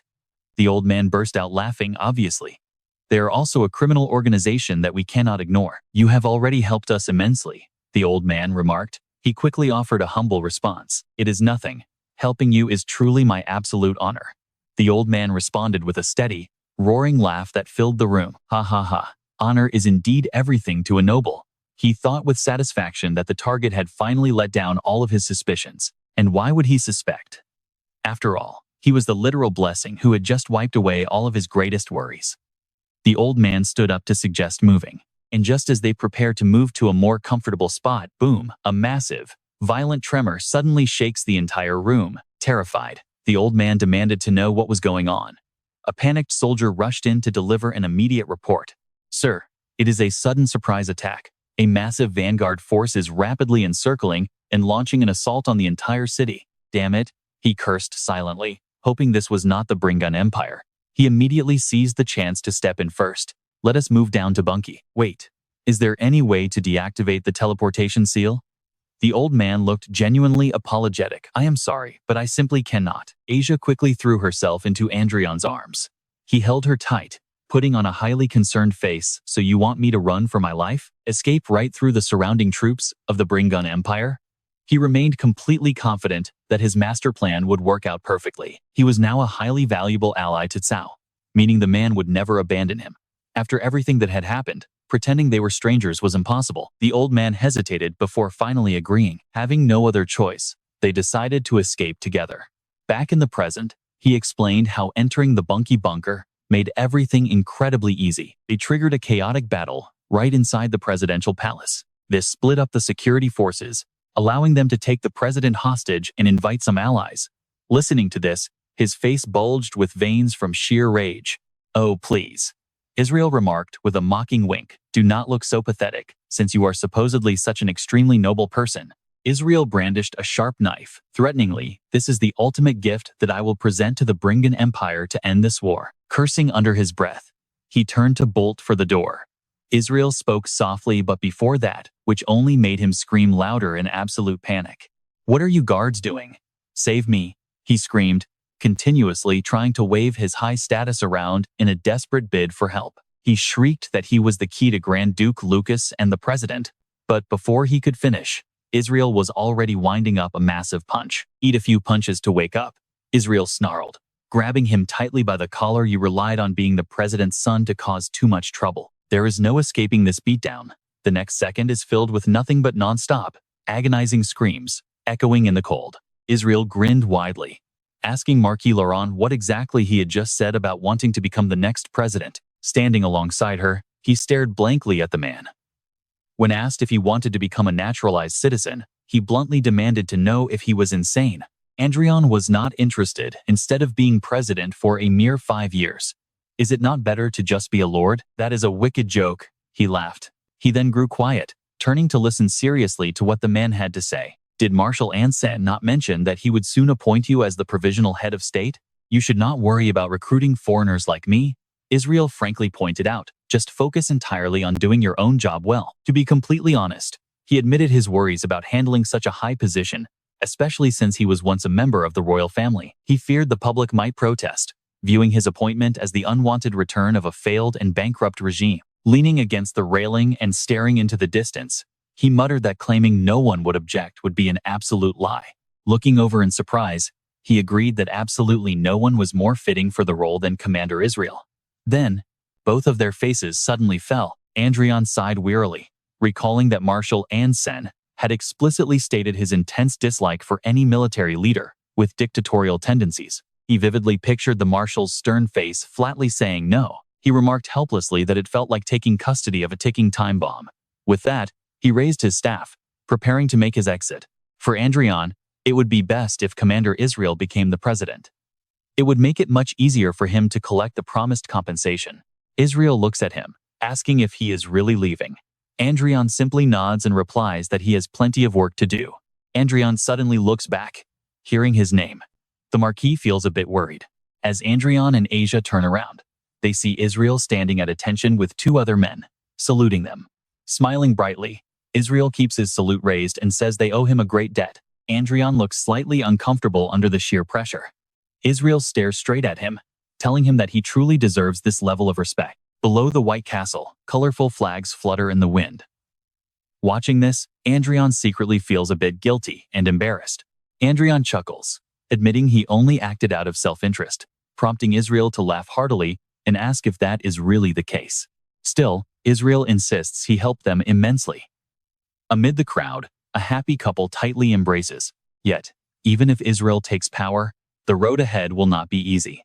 Loud cheers echo all around. The victorious citizens of the Prius Republic have extremely high expectations for the future of their newly reformed nation. And without a doubt, those loyal to President Femin who only see and hear what they want will surely rise up to fight back. The two men lock eyes, but there is no need for worry. Adrian gently suggests that Israel show his appreciation through actual rewards instead. Below the castle, citizens waving colorful flags crowd the streets, praising the commander's exceptional talent. Israel can only offer a forced laugh at his request, promising to do his best. Meanwhile, Adrian sits quietly as Asia stands faithfully by his side. A few days after the Prius Revolution, we find ourselves at the Leonberg Kingdom's royal hunting ground. Sipping his tea, Adrian carefully reviews the long stream of data projected right before him, while Asia quietly watches over his shoulder. The revolution has officially concluded with the arrest of the wealthy and corrupt Femin. A broadcast shows Israel standing confidently on a podium. As the revolutionary leader, he has taken temporary control until Marshal Anen appoints the next president. The Marshal, who holds the highest authority in the Republic, officially appointed Commander Israel to serve as interim president until a new leader is elected. Inside the courtroom, the former President Femin stands in the center, utterly panicked as the angry crowd continuously pelts him with raw eggs. For his immense corruption and fraud, the former president was sentenced to 1,350 years in prison. After his final appeal was rejected, Femin was sentenced to death. Caught up in the scandal, a trembling Louis is dragged away by guards. His son, Louis Femin, has been handed over to the Brigham Empire. Under the false pretense of bringing peace, Emperor Edward of the Brigham Empire officially declared an end to the war with the Prius Republic. This sudden peace declaration came right when the empire had the upper hand, raising questions about a possible backroom deal between the two nations. Reading through the latest news, Adrian feels incredibly relieved, noting that Israel seems to be managing the situation exceptionally well. Closing his eyes, he wipes a bit of sweat from his forehead. The complex political crisis that kept him anxious is finally resolved. Now, he can finally focus on the Saintess selection and leveling up his skills in peace. As he is plotting his next move, Prince Ali suddenly approaches with a loud cough, asking if the Marquis is feeling bored.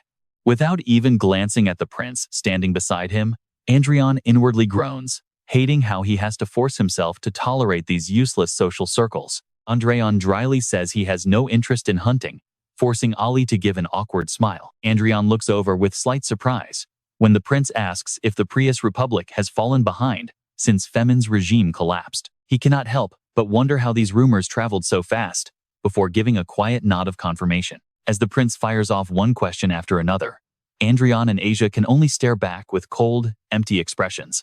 Ali wonders if Israel launched his attack simply because he disliked them, arguing that a republic's president holds power equal to an emperor. Adrian sighs internally, knowing that Israel did not just attack, but actually joined the revolutionaries and slaughtered the emperor's men. Nearby, two nobles standing just behind Ali whisper among themselves, noting that a normal aristocrat could never pull off such a feat. As the gossiping nobles freeze up in silence, Asia sharply calls them out, earning a quiet nod of approval from Adrian. With a strained laugh, Ali apologizes for his servant's sheer rudeness, while Adrian calmly takes another slow sip of his warm tea. Adrian flashes a polite smile, casually replying that high society is always filled with such behavior. It is nothing but a masquerade, where everyone smiles to your face, but hides their true, dark intentions deep inside. Ali's face darkens even further, as he asks if the Marquis also rarely participates in any social gatherings. He confidently continues his speech, boasting that plenty of influential nobles are actually eager to form a close friendship with Adrian. Since they are both high-ranking mages, Ali argues there is no harm in being friendly, until a sudden figure appears behind him, calling him shameless. Marquis Vincent delivered a cold, sarcastic sneer. Vincent pointed out that after attacking the Marquis at the last meeting and demanding his punishment, now he was trying to cozy up to him. Ali's face flushed crimson as he gritted his teeth, turning to Adrian, who sat there calmly, asking if Marquis Vincent was also there just to cozy up to him. Vincent stepped closer, feigning nonchalance, telling him not to misunderstand, since he did not approach with such obvious intentions as his rival did. Ali angrily warned Marquis Vincent to watch his words. Meanwhile, Adrian sat watching the two of them, amused by their dynamic. Is the relationship between Marquis Chatton and Marquis Vincent that bad? Suddenly, Vincent turned serious and called over the nearby countess. Seeing her standing coldly behind Adrian, he pointed out this was her first time attending the royal hunt. He suggested she show off her skills. Hearing this, Adrian remained silent and quietly watched how she would react. Nearby, onlookers kept their eyes on the group, catching every single word.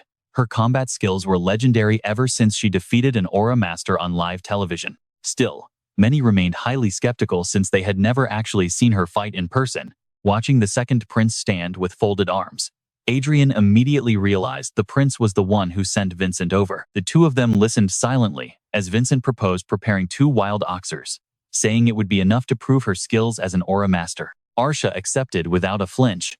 Adrian showed no concern either, telling her to wrap it up quickly. In an instant, she securely buckled the shield onto her wrist. As she walked past him, Vincent skeptically questioned if she would be fine with just that weapon, recommending a helmet. Without pausing, Arsha declared this was plenty. The second prince grinned with excitement, thrilled to finally witness the legendary female countess fight in real life. Adrian suddenly appeared by his side, teasing that the prince was in for a shock. Intrigued, the prince wondered if she was truly that powerful as 2 giant oxers growled inside iron cages. The beasts snarled ferociously. Standing before the cage with sword and shield, Arsha glared back with absolute confidence. With a heavy mechanical screech, the massive iron gates swung open. The 2 furious oxers charged straight toward her. Refusing to back down, she braced herself to strike. Raising her shield, a blinding white light erupted from it, illuminating the entire area. An earth-shattering blast echoed through the forest. The second prince and Vincent stood frozen, completely dumbfounded by the display. Adrian could not help but smile with pride. Arsha calmly sheathed her sword, declaring it over with a single, quiet word. The 2 giant oxers lay motionless. As for her, not a single speck of dust soiled her clothes. Adrian desperately tried to hold back his laughter, puffing his cheeks. Back in the carriage, he cackled, wishing he had recorded their hilarious, jaw-dropping reactions. The memory kept him chuckling, though Arcia sat quietly beside him, staring out the window with an indifferent expression. As the carriage sped down the road, Adrian noted how they underestimated Arcia simply because she was the Empire's only female Aura Master. Serving them right, he never wanted to go there anyway, but he certainly enjoyed the entertaining free show. Adrian reached out to pat her shoulder, offering a warm compliment, but she remained completely unresponsive. Sensing something was off, he grew serious and called her name, gently touching her back. Suddenly, her body went limp, and she collapsed right out of his reach. Adrian watched in utter shock, unable to comprehend what was happening as she tumbled completely onto the carriage floor. Her hair brushed past his face as she fell, leaving his eyes wide with panic, unable to react in time. Arcia had suddenly collapsed right before his eyes, leaving him paralyzed with shock. Hearing the loud thud from the back, his driver startled and quickly glanced over his shoulder. The driver was about to ask if something was wrong, but Adrian sharply cut him off, telling him to stay out. Confused but having no choice, the driver obeyed and kept driving. Adrian cradled her in his arms, breathing heavily as he frantically repeated her name. Panic gripped his heart as he desperately tried to figure out what went wrong. Out of nowhere, she had just blacked out. The terrifying thought of her never opening her eyes again sent a shiver down his spine. His hands trembled uncontrollably at the thought.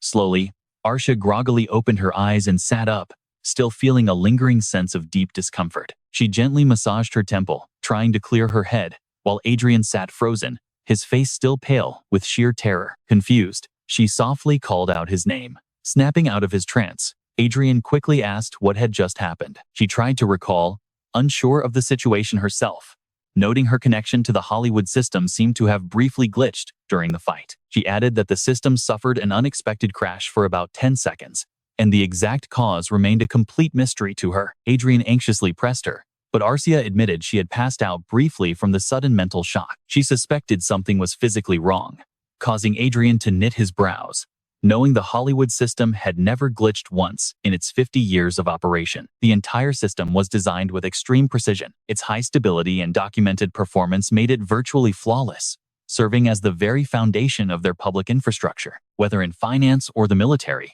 it is no exaggeration to say that everything in this world is connected to the Hollywood system. Adrian bites his lip in confusion, since that nearly perfect system actually encountered an error, which is definitely a major issue.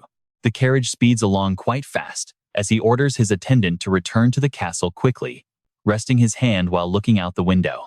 Though he is not entirely sure, administrative control over the Hollywood system might be one of his Destiny Quest rewards. Unconsciously clenching his fist, he accidentally draws her attention to his sudden tension. Even if it is not happening right now, this could become his system in the future, meaning he must investigate it thoroughly. Feeling a gentle touch, he looks down to see Eureka, placing her small hand over his to reassure him, making the tense atmosphere inside the carriage feel sweet like candy. Noticing her slightly sad gaze, he smiles gently, while secretly wondering how Asia would cope if another error like this occurred. As the carriage travels onward, the sun begins to set. He silently admits that this is his biggest worry as they return to the mansion, with the pleasant twilight shining over the kingdom. Inside, the hurried footsteps of someone echo loudly through the halls. Adrian flings the door open and approaches the table, while the people around him suddenly pass out before he puts on his viewing device, shifting him to the 8th floor of Manuel Lucas' magic tower. Walking down the corridor, he calls out for Chester, who quietly appears right behind him without a sound. Adrian shouts for Chester again, without realizing, prompting the old man to clear his throat to announce his presence. Chester remarks that he logged in earlier than expected today, but Adrian quickly interrupts to report that Asia just fainted. She claimed it was an error from the Hollywood system that crashed everything, and he urgently asks what is going on. With a highly tense expression on his face, Chester explains that if Hollywood were like Earth, it would have a vast communication network with hardware and software for convenience. The only difference is that signals are transmitted through the mana in the air, removing any need for base stations or physical cables. But to keep this whole network running, a central management system is absolutely required. To make absolutely sure, Adrian asks if this means the central system itself is experiencing a major malfunction. Confirming it is, Adrian frowns in deep concern and uneasily asks if that is really the only issue. Chester strokes his beard in silence before noting that as the legal successor of Grand Duke Manuel Lucas, he must make a decision. He will consider whether to reveal details of this accident, a word that immediately catches Adrian's attention.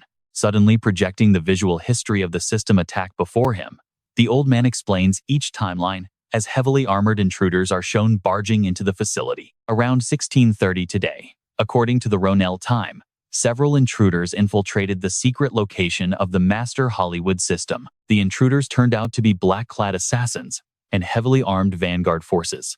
As Chester continues his explanation, Adrian curiously pokes at one of the 3 projection screens. Although the automatic defense system was activated, it did very little to stop them, and since they could not reach the system core, the intruders simply self-destructed. Consequently, Unit 2 of the Hollywood system began construction in an even more secure location as the projection fades away. Adrian asks what happens if the central system falls under enemy control, but Chester reassures him that Unit 2 will be prepared just like the first. It is designed to be highly prepared for any possible emergency situations.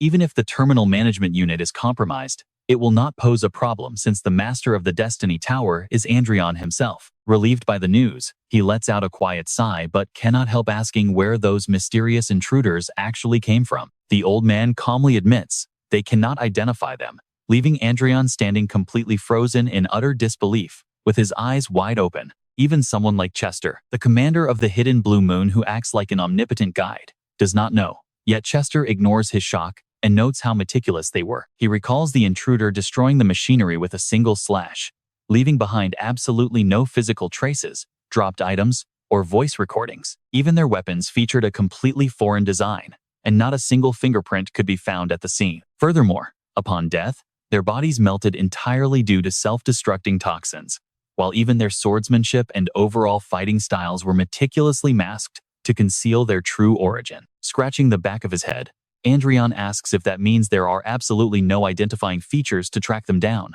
Since Chester does not deny it, Adrian closes his eyes and apologizes for questioning him like that. Waving his hand dismissively, The old man warmly reassures him that he completely understands. Shifting his focus, Adrian asks if the second unit is indeed safe and secure now. Chester calmly confirms it is hidden in a far more secure location, adding that they have 21 backup units prepared, so there is no need to worry. Adrian turns his gaze toward a nearby person and bird, openly showing affection. Adrian asks Chester to restore Asia's connection to Hollywood first if this ever happens again, preventing her from shutting down or self-destructing. Chester agrees without a second thought. Chester admits it was careless of him and promises to do exactly that. Adrian smiles to himself, finally feeling a bit of relief for now. Both Hollywood and Asia are completely fine now. Even though he does not know the enemy's identity, their goal of targeting the Hollywood system is crystal clear. If they can manipulate the Hollywood system to their will, they will gain massive benefits. It would practically be like seizing destiny itself. Adrian realizes he has to spend way more time playing the game, even if it means losing sleep. Chester takes note of this and quickly nods in agreement. He keeps calculating in his head. There are still 14 levels left to the next stage. At this current pace, it will take about 4 to 5 months. But if he pushes himself a bit harder, he can reduce that 4 to 5 month timeline down to just 3 to 4 months. He is absolutely determined to reach the 8th circle to prepare for any danger. As they stand there, Chester speaks up. Chester offers to continue talking about the accident, and Adrian politely accepts. But right now, neither of them realizes a crack is starting to form in the system. The tear grows larger and larger, completely impossible to see through, revealing only a chaotic array of random colors. Suddenly, the screen goes pitch black, and an electronic heart appears with a terrifying, twisted grin. Everine clasps her hands together with a serious look, promising to do her absolute best. Adrian smiles warmly, telling her that he has complete faith in her. Standing in front of them, Adrian continues to reflect on everything. 1 full month after the Prius incident finally closes, the brutal war between the two superpowers ends, and peace is restored. The suspended Saintis competition now officially resumes. The only task left is gaining practical experience, and Eric gently reminds Everine that it is time to go. Adrian raises his hand to wave goodbye, knowing he cannot help directly and must place all his trust in Everine and Eric. Keeping a cheerful smile, he realizes that since he does not need to intervene, he actually has plenty of free time on his hands. Suddenly, the scene shifts, and a wild beast is violently slashed to pieces. Total chaos erupts as a massive swarm of giant bees relentlessly attacks them, forcing everyone to fight for their lives with everything they have got. Drenched in sweat, Adrian calculates his progress, knowing he is currently level 240, and 10 more levels will do it. That will unlock his 8th magic circle, which fits his 3-month plan. But mid-thought, a sudden system alert pops up saying he has been killed by a player named Velter.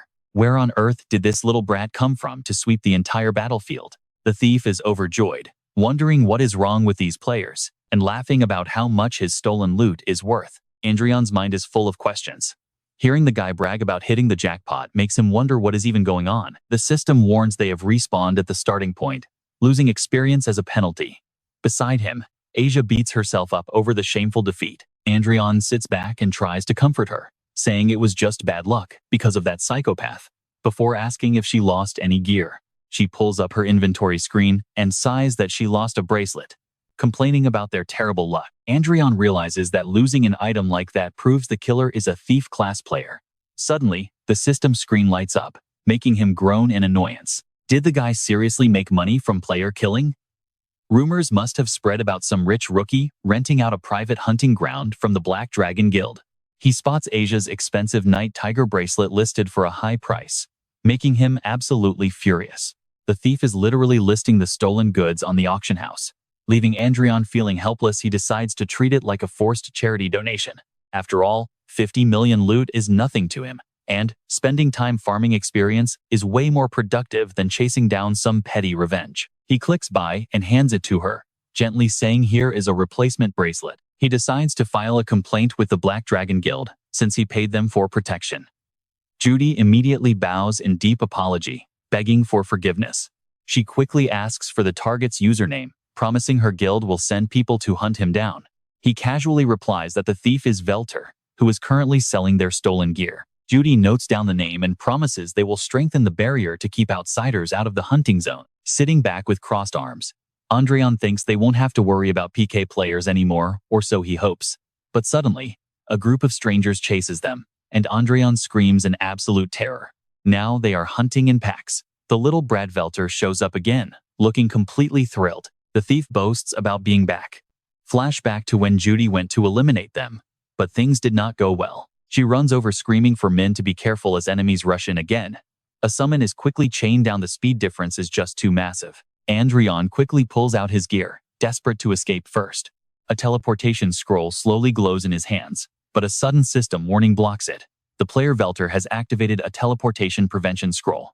An enemy lunges forward, raising a sword over his head. Before he could even process what was happening, a sword slashed down, missing him entirely but shattering the surrounding rocks into pieces. The attacker screamed, demanding him to hand over his items immediately. Another thug in the group grumbled in frustration. Damn it, how could a low-level player dodge like that? His buddy just shrugged, telling him to get back on his feet. As Erika raised a defensive shield, he quickly calculated their chances. Even with Asia by his side, taking on a group of max-level players was completely impossible. Adrian panicked.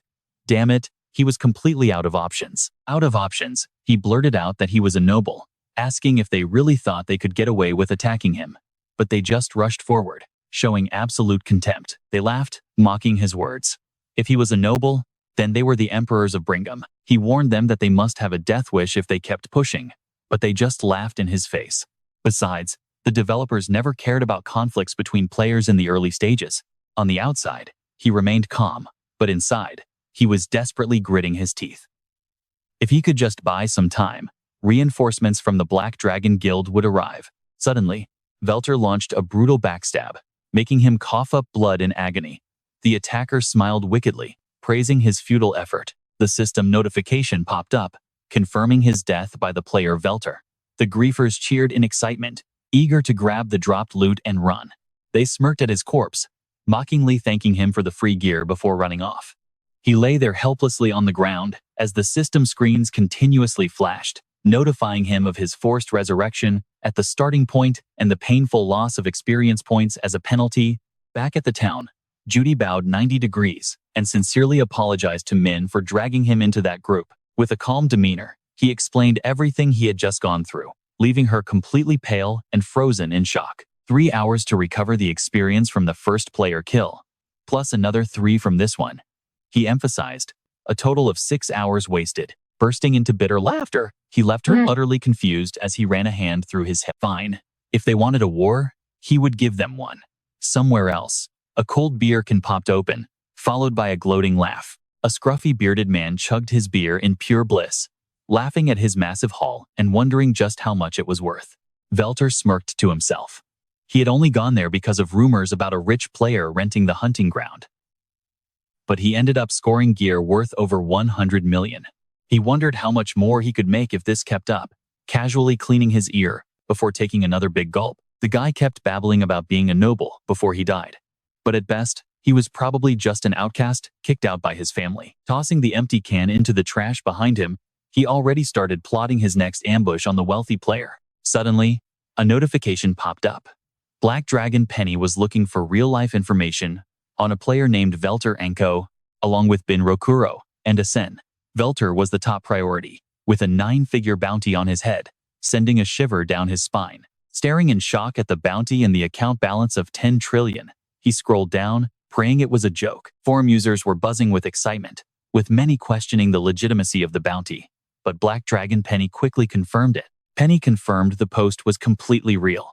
These thugs had ambushed someone working on important guild business, causing hundreds of millions in lost items and massive setbacks. Fallen Emperor commented right after. Lapis Lazuli uploaded screenshot proof, but forum users still wondered how such a ridiculous balance was even possible. Penny quickly replied, confirming that he was indeed a titled noble, and told the troublemakers to scram. His hands shook uncontrollably. A titled noble? Surely that had to be a complete lie. Player 122G quickly commented, claiming to have info on Rokuro, and Black Dragon Grilled Fish immediately replied, asking them to get in touch. Velter grew anxious as his allies' information began leaking.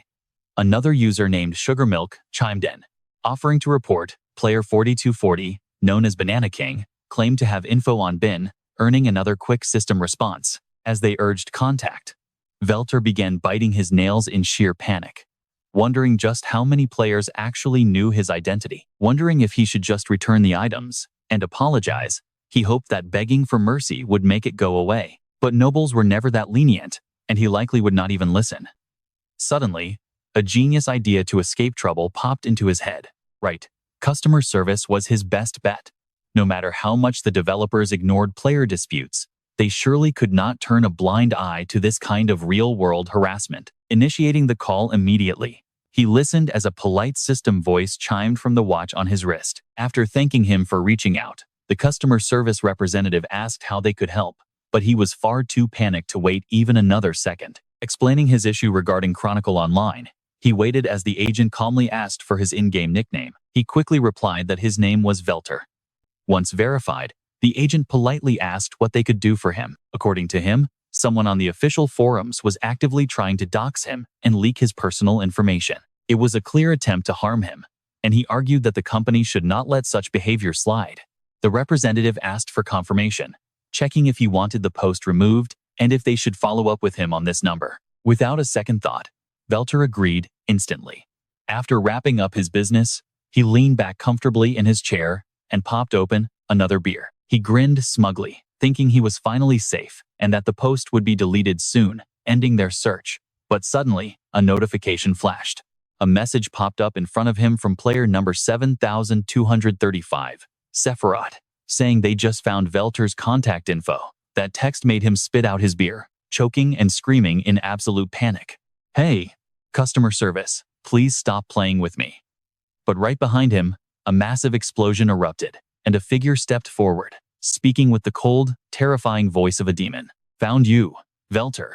The terrified man collapsed to the ground, his face turning completely pale as cold sweat poured down his cheeks. "Why is Adrian Lauren here?" he stammered, his voice shaking violently. He offered a cold, menacing smile and introduced himself as the player named Min before letting out a furious curse. Velter was terrified, utterly terrified.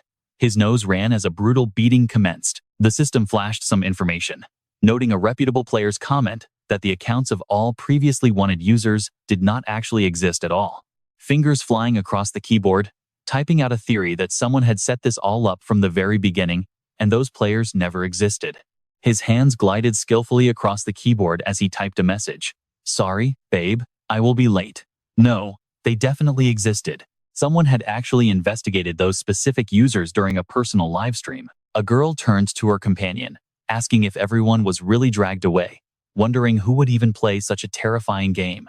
Her friend could only reply that the game company had not reacted at all, and there were absolutely no official announcements. Elsewhere, a girl asked how much money Miji had actually spent on all of this, and her companion replied that it was probably around 3 billion. She gasped in shock, questioning if he really just blew 3 billion out of pure anger. Realizing she had overreacted, she quickly covered her mouth, but the girl beside her whispered that it did not even end there. They watched Adrian smirk, whispering to each other about how he had even interfered directly in the game world. That was how the issue got resolved so quickly.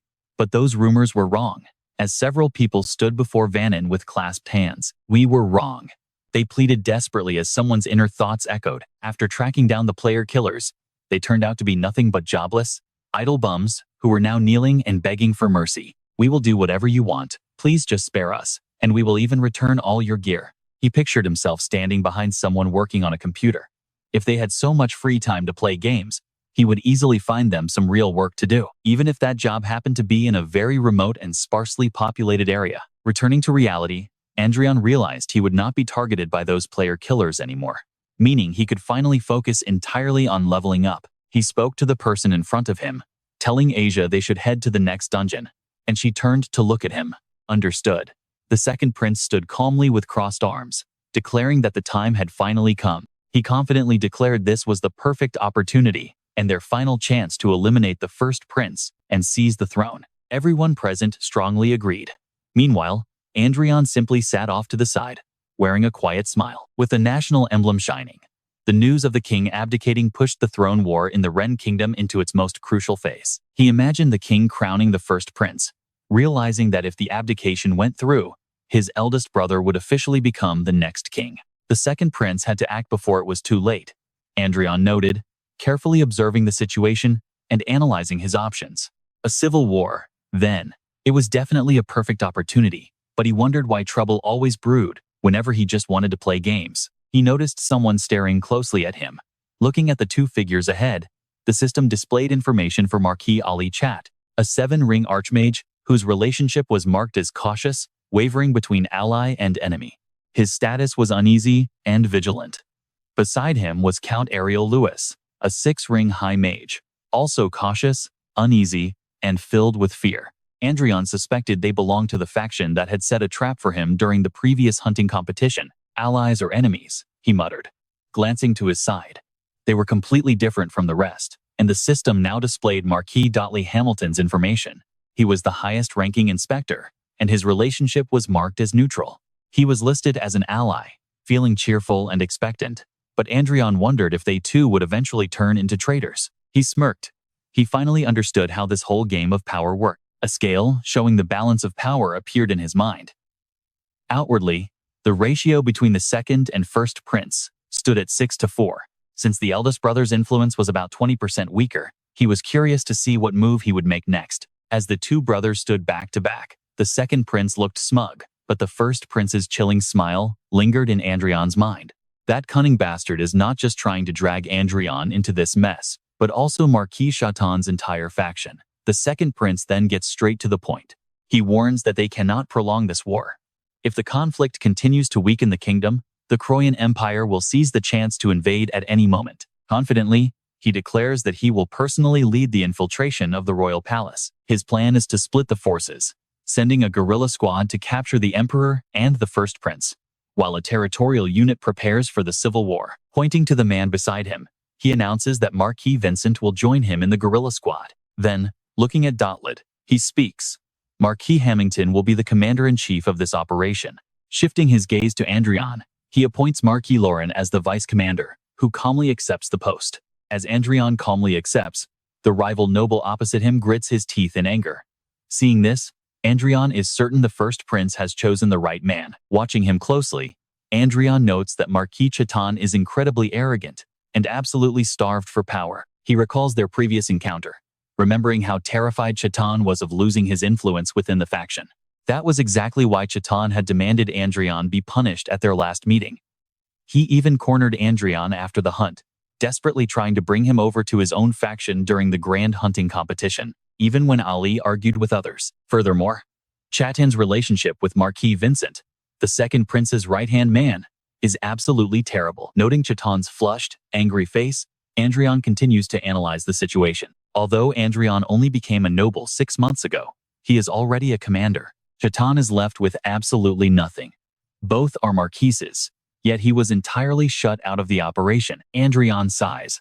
This is nothing but a blatant move to sow discord. Cutting through his thoughts, the second prince announces that the strike will begin at midnight, just 2 days from now. The prince demands that everyone give their all to secretly reorganize their local forces. The nobles bow and shout their agreement in unison. Once the room empties, the second prince calls him back, addressing him by his title as Marquis Lauren.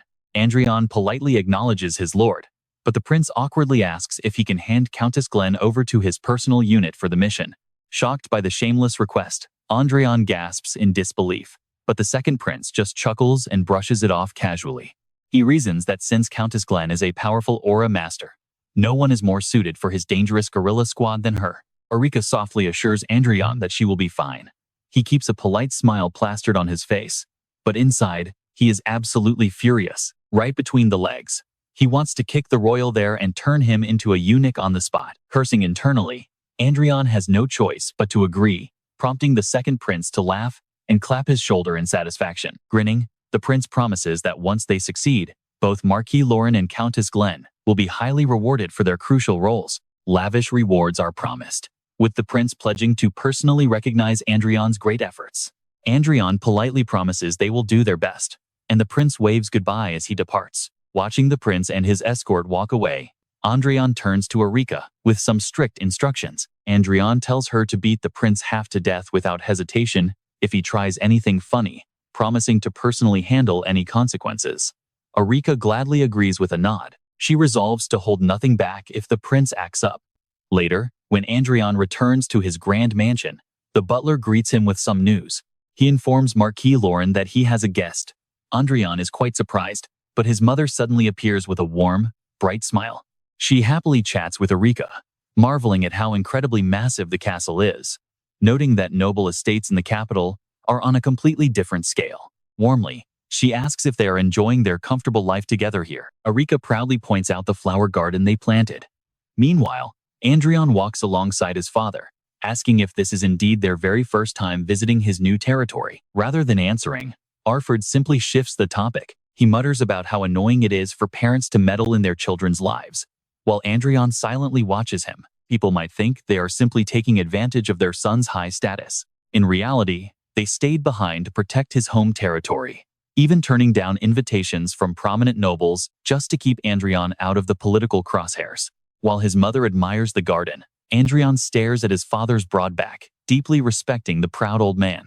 Arford had cut off all contact with neighboring lords, completely withdrawing from the social scene. Adrian wonders what really brought his father here, but quickly assures Arford that they are always welcome at his new estate. Still, such a sudden visit must have a reason, and Arford bluntly admits he heard a civil war is about to erupt. This revelation catches Adrian completely off guard, leaving him speechless. Honestly, Adrian believed his father was totally isolated from high society, but bad news travels fast.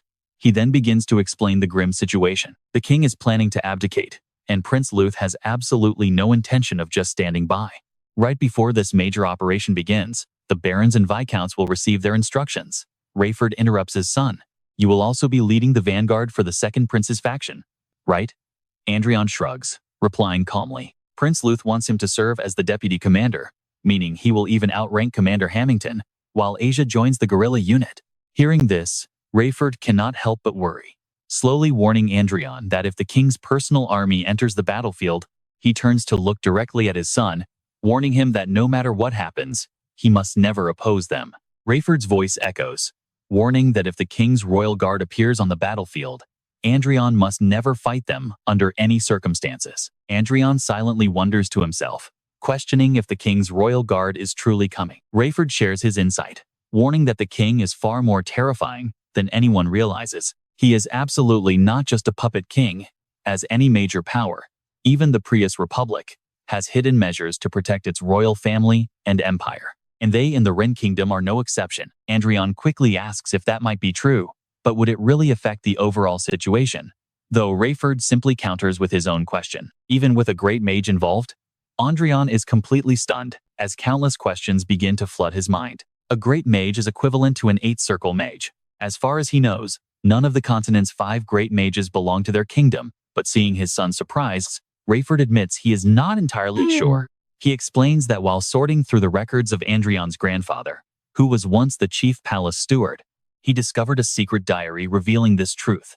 As vivid memories of their elite family serving the royal palace for generations begin to flash through Rayford's mind. But one day, their family's palace access was abruptly severed after his grandfather's sudden death, forcing Rayford to speak of his own marriage. Rayford had no choice but to enter a highly risky marriage just to sustain their rapidly declining clan. The more Adrian listens, the more shocked he becomes, wondering if his grandfather died because he stumbled upon royal secrets.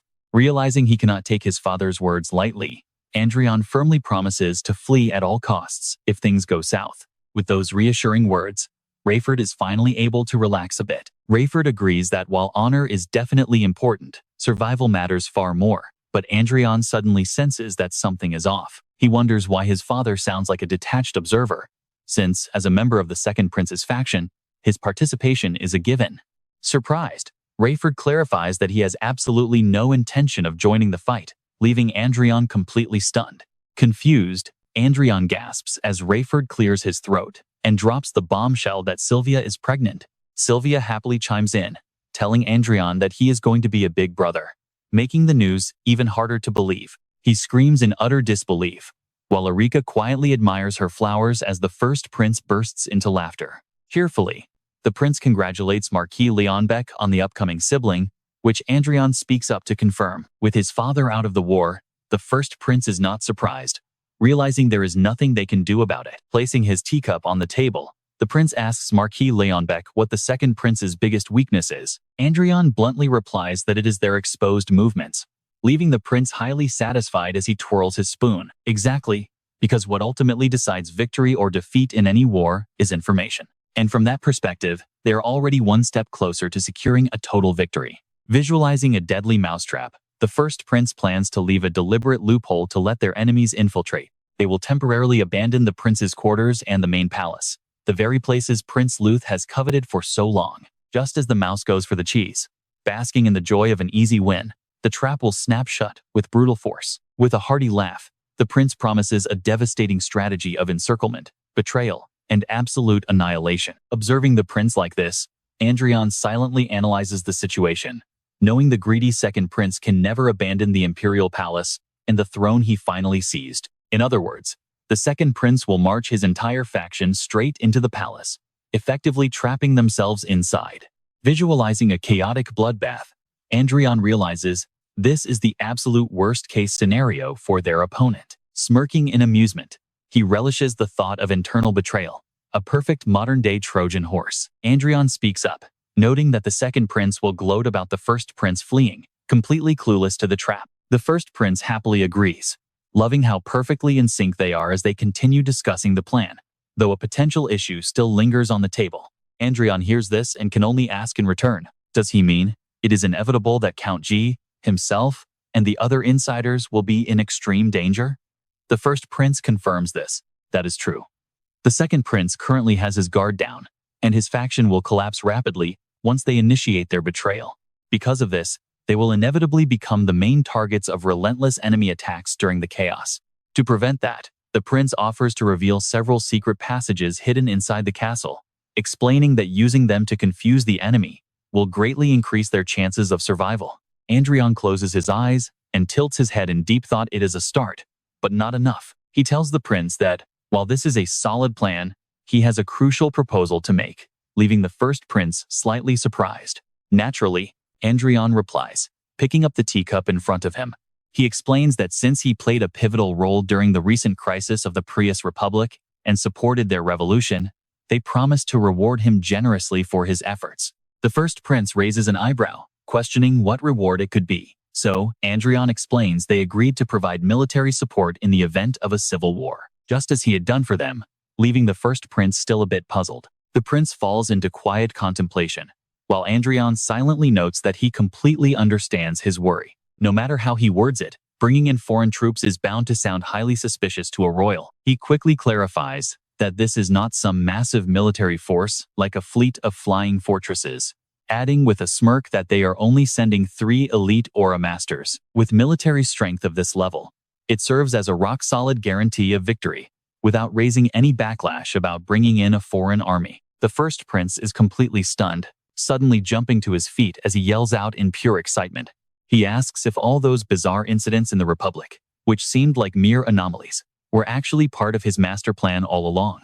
Adrian responds with a casual face. Even though his actual thoughts are completely different, it was not exactly a grand plan. He was just cleaning up his own mess when it happened. Tearing up, the prince remarks that the Marquis of Lauren never does anything without a purpose. Expressing his absolute admiration for the young man, Adrian silently chuckles, deciding to let him believe whatever he wants, since the preparations to crush the second prince are now fully complete. The two share a firm handshake as the first prince praises both Marquis Lauren and Erica for their incredible work. With the meeting over, Adrian looks at his hand as his father's words echo in his mind. If His Majesty's Royal Guard ever appears on the battlefield, you must never fight them under any circumstances. Adrian asks what would happen if the second prince tries to force the king's surrender, only to be crushed by him instead. The prince replies that, while such a scenario is highly unlikely, it would certainly make their job a lot easier. Adrian falls silent, wondering if even the first prince is completely in the dark about the king's true power. On the day of the battle, Adrian tells Arika that if the second prince tries anything funny, she should kick him straight between the legs. She calmly agrees as a majestic eagle begins circling high up in the sky.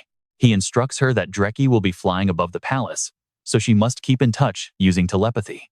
In case of any emergency, the beast will support her using its shared magic, though Arika maintains her usual poker face. She nods and turns to leave, but Adrian quickly stops her, handing over a hidden weapon for her to take along. Arika examines the sacred sword, asking if it is too precious to carry, but he cuts her off by saying she is far more valuable. He smiles warmly as she jokes about getting goosebumps, gently placing his hand on her shoulder to get her full attention. Adrian leans in closer, warning her that a dangerous Archmage might be hiding in the palace, so she must surrender immediately if they meet. She listens in shock as he adds that she must yield right away if any other unexpected danger threatens her life. Asking for confirmation, she wonders if he really wants her to prioritize her own safety above everything else. Adrian firmly agrees, prompting a soft smile from Erica as she steps into the teleportation circle and warns him to be careful too. He stands there watching her, and once she vanishes completely, he happily mutters to himself about how adorable she is. Meanwhile, the second prince is absolutely thrilled because the long-awaited day has finally arrived. Placing his hand firmly on her shoulder, the second prince boldly declares that today he will decapitate that useless first prince and rule as the kingdom's new shining sun. He waves his hand forward to order the advance, and his soldiers instantly charge ahead at his word. With a serious look, Arika listens as rapid footsteps echo loudly down the corridor. Hordes of armored soldiers rush through, taking down anyone blocking their path and shouting to sweep everyone away as they storm toward the giant doors. Reaching the entrance, the guards line up in 2 rows to let a mysterious cloaked figure pass through. With a powerful kick, they shatter the door open and swarm directly into the room, only to freeze in utter confusion. Luke scans the room with a deep frown, thinking that nothing seems out of place. Sweat pours down the nearby soldier's face as he stammers that the crown prince is nowhere to be found. It seems the target sensed danger and escaped beforehand. Luke grimaces in absolute fury, gritting his teeth before turning to bark out another order. Since the crown prince has fled, they must shift to their next target and secure his father. The soldiers salute and shout their understanding in unison. Meanwhile, the king is quietly discussing matters with his butler when a sudden flash of light erupts from the doorway. Watching the soldiers smash through the entrance, the king roars at the bastards for daring to trespass into his private chambers. Luke steps out from behind them with a polite apology. Smiling warmly, he points his sword directly at the king, asking his father to hand over his destiny. At those words, the king's pupils shrink as veins bulge across his face. Anger completely explodes as the king screams out Luke's name in pure hatred. Meanwhile, just outside the capital, a massive army waits aboard a colossal, majestic flying fortress that dominates the skies. One man spreads his arms, announcing to the crowd that the prince is currently serving his majesty, causing the entire audience to gasp in awe. Highly excited, someone notes that the prince can easily convince the king to dethrone the first prince, while another asks if persuasion is even necessary. After all, with the king completely in his hands, the prince can do whatever he wants. In the back, Adrian watches in silence as whispers spread through the crowd, claiming that the title of crown prince now undoubtedly belongs to Prince Luke.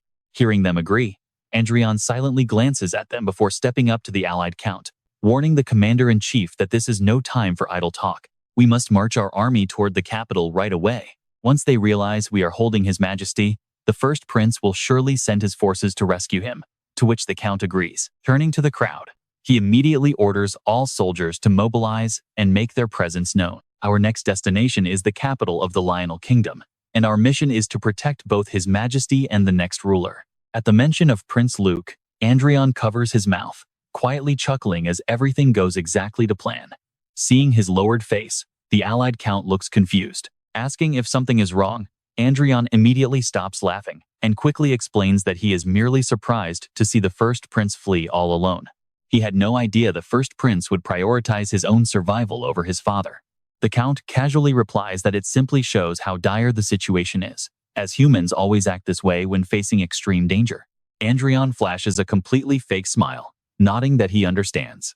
But deep down, he sneers, knowing that despite the count's warm smile, his words are entirely useless. Calculating everything in his mind, he is well aware that once this war ends and his goals are achieved, these allies will try to eliminate him. A system notification pops up, displaying a mutually beneficial relationship, a temporary alliance with a slightly relieved killing intent.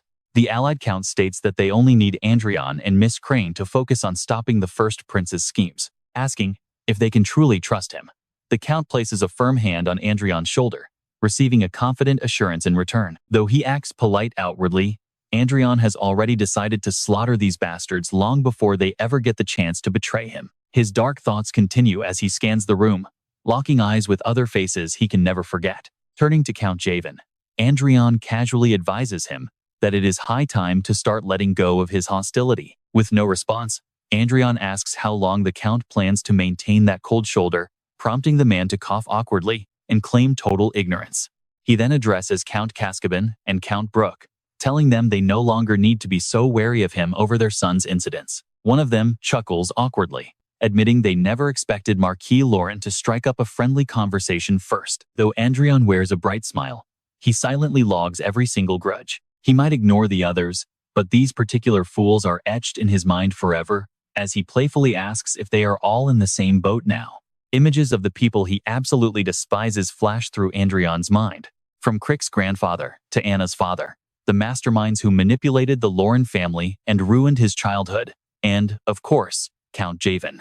Then there are Brooke and Cascaben, the miserable cowards who constantly bullied both him and Catherine back during their academy days. He has waited for this moment for so long, delaying his sweet revenge simply because they belonged to the second prince's faction. Maintaining his warm front, Adrian suggests that since they are allies now, they should completely bury the past. After all, nobody would want to stab their own ally in the back, prompting Javen to scowl angrily and demand who would dare do such a thing, to which Adrian silently whispers that he will, while the allied count laughs heartily at their friendly exchange. He patted Adrian's shoulder, cheerfully noting that it is never a good idea for leaders of the same faction to harbor grudges against one another. He suggests they take this chance to bury any lingering bad blood from the past and step forward together into a brand new future.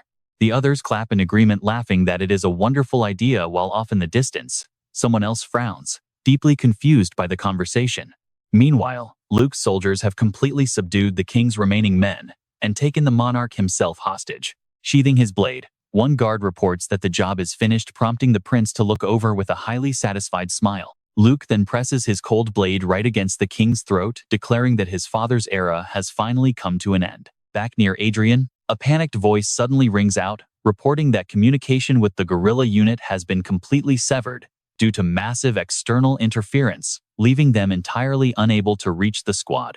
This sudden news causes everyone to halt their chatter, while Adrian reacts with a mix of surprise and skepticism, wondering if a certain someone is behind this. Back at the palace, Luke suddenly stumbles and drops onto the cold floor, stammering in complete shock, asking what on earth is happening. As the rest of the troops raise their blades in defense, 4 members of the special force are instantly decapitated in a single strike, unleashing a horrified scream. Demanding to know his identity, Gabriel calmly replies that he is merely a humble knight of His Majesty, leaving the prince furious and panicked as his pupils shrink. Luke spits that he has never once heard of such a powerhouse, but Gabriel flatly counters that the second prince simply does not have the clearance to know. Gabriel narrows his gaze, asking with an icy tone, if the prince truly believed that the king of the great Reinhardt's kingdom could be assassinated so easily, a question that leaves Luke gritting his teeth in sheer rage. He growls that his father is indeed terrifying, hiding a secret weapon like this from his own flesh and blood, or perhaps he was the only one kept in the dark. The silent king closes his eyes. Without waiting for an answer, Luke points his sword at Gabriel and orders his men to kill him, but before the words even leave his mouth, lightning-fast slashes instantly tear his guards to shreds. To Luke's absolute horror, only 2 soldiers are lucky enough to survive the initial clash.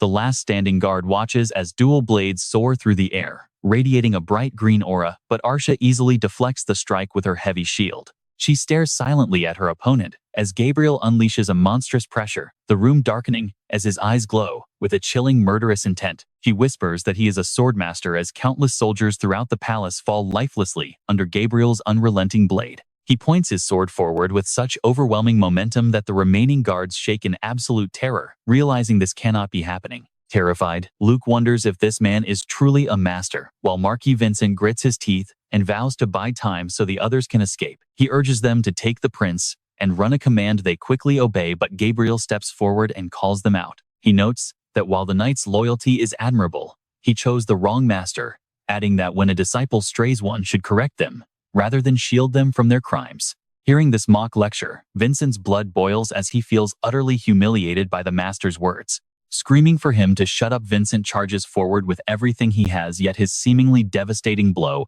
is effortlessly caught by Gabriel's bare hands. No matter how hard Vincent pushes, his blade does nothing but vibrate, while Ignis freezes in shock mid-escape with Luke. Talk about an insane gap in power. The kingdom's absolute strongest swordsman just had his heaviest attack stopped effortlessly. Gabriel turns back to his sovereign, calmly asking if he should execute the remaining traitors right then and there. The king calmly tells him to stay his hand, since these men are still valuable soldiers, though Gabriel frowns and reminds his lord that they are traitors. But the king already has a plan, knowing that once their core pillar is removed, the entire rebel alliance will naturally fall apart. Shedding tears of profound sorrow for his rebellious child, the heartbroken king covers his face, ordering the immediate elimination of Luke. A massive blade suddenly crashes down right in front of the escaping prince, splitting the earth and cutting off his only escape route. Gabriel proudly accepts the king's order to capture the prince, while aboard the massive sky fortress, pure chaos erupts as operators panic over the fact that even their highly secure encryption systems are completely offline. Those decoders were only designed to block eavesdroppers, not to bypass a massive full-scale communication blackout. Panicked voices echo as the crew desperately tries to find another way.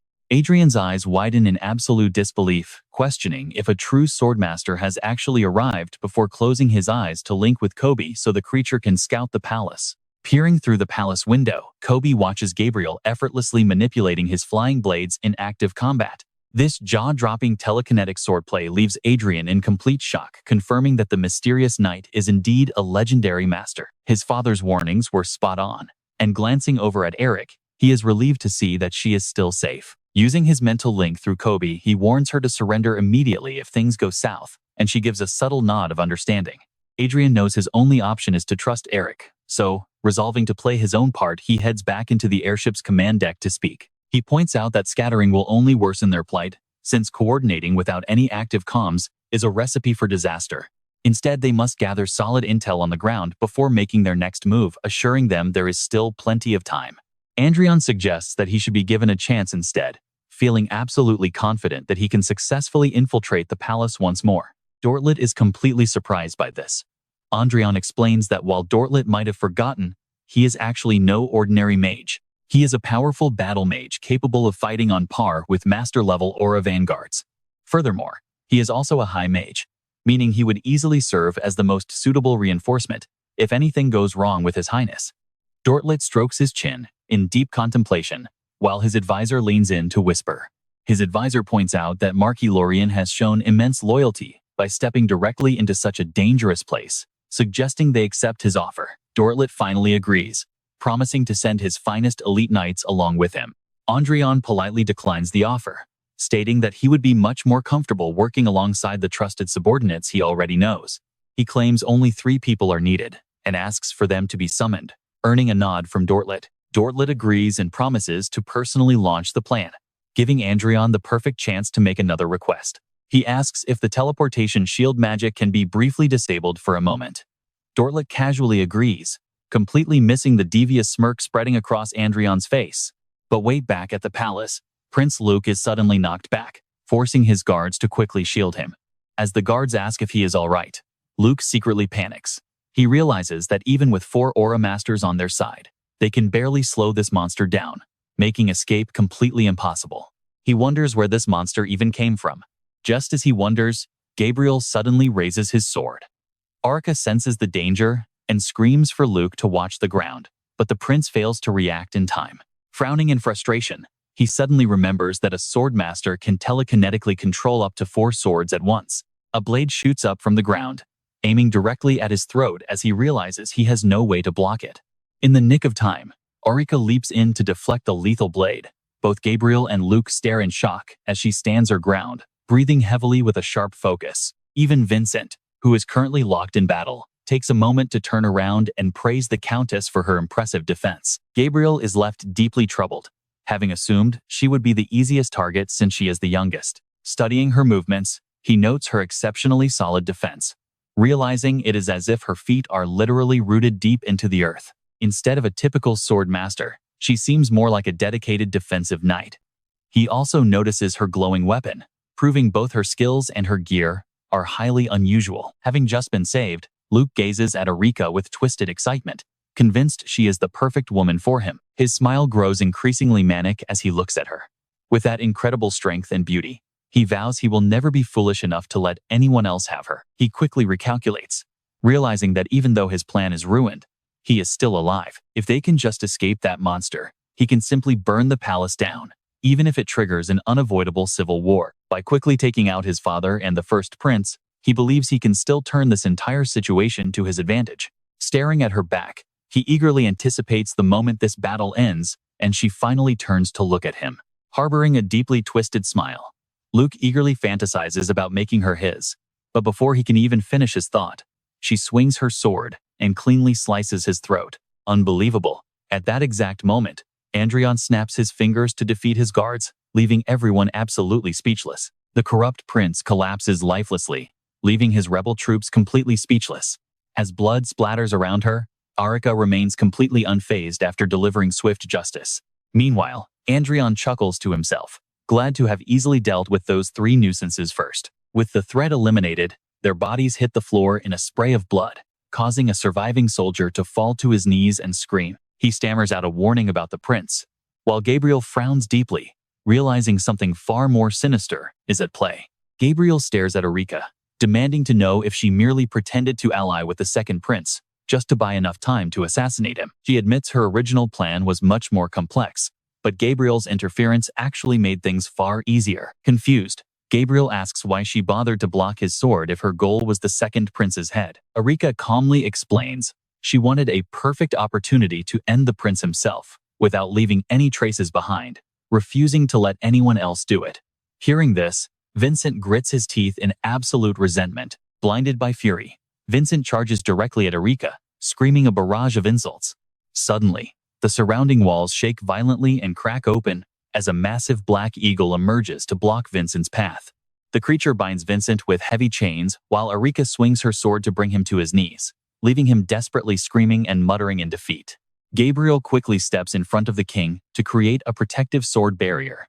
Realizing in shock that the Black Eagle is a legendary beast, the Black Eagle turns its gaze to Gabriel, while Vincent is left pinned helplessly under Arika's boot. To their complete and utter confusion, the massive bird bows deeply, and Adrian's voice echoes out to introduce himself as Marquis Adrian Lorien. Gabriel warily asks why Marquis Lorien is seeking out the king. Speaking through the giant beast, Adrian requests that the king resolve these issues before a full-scale battle erupts, while secretly wondering if this old man is the legendary former Black Knight Gabriel.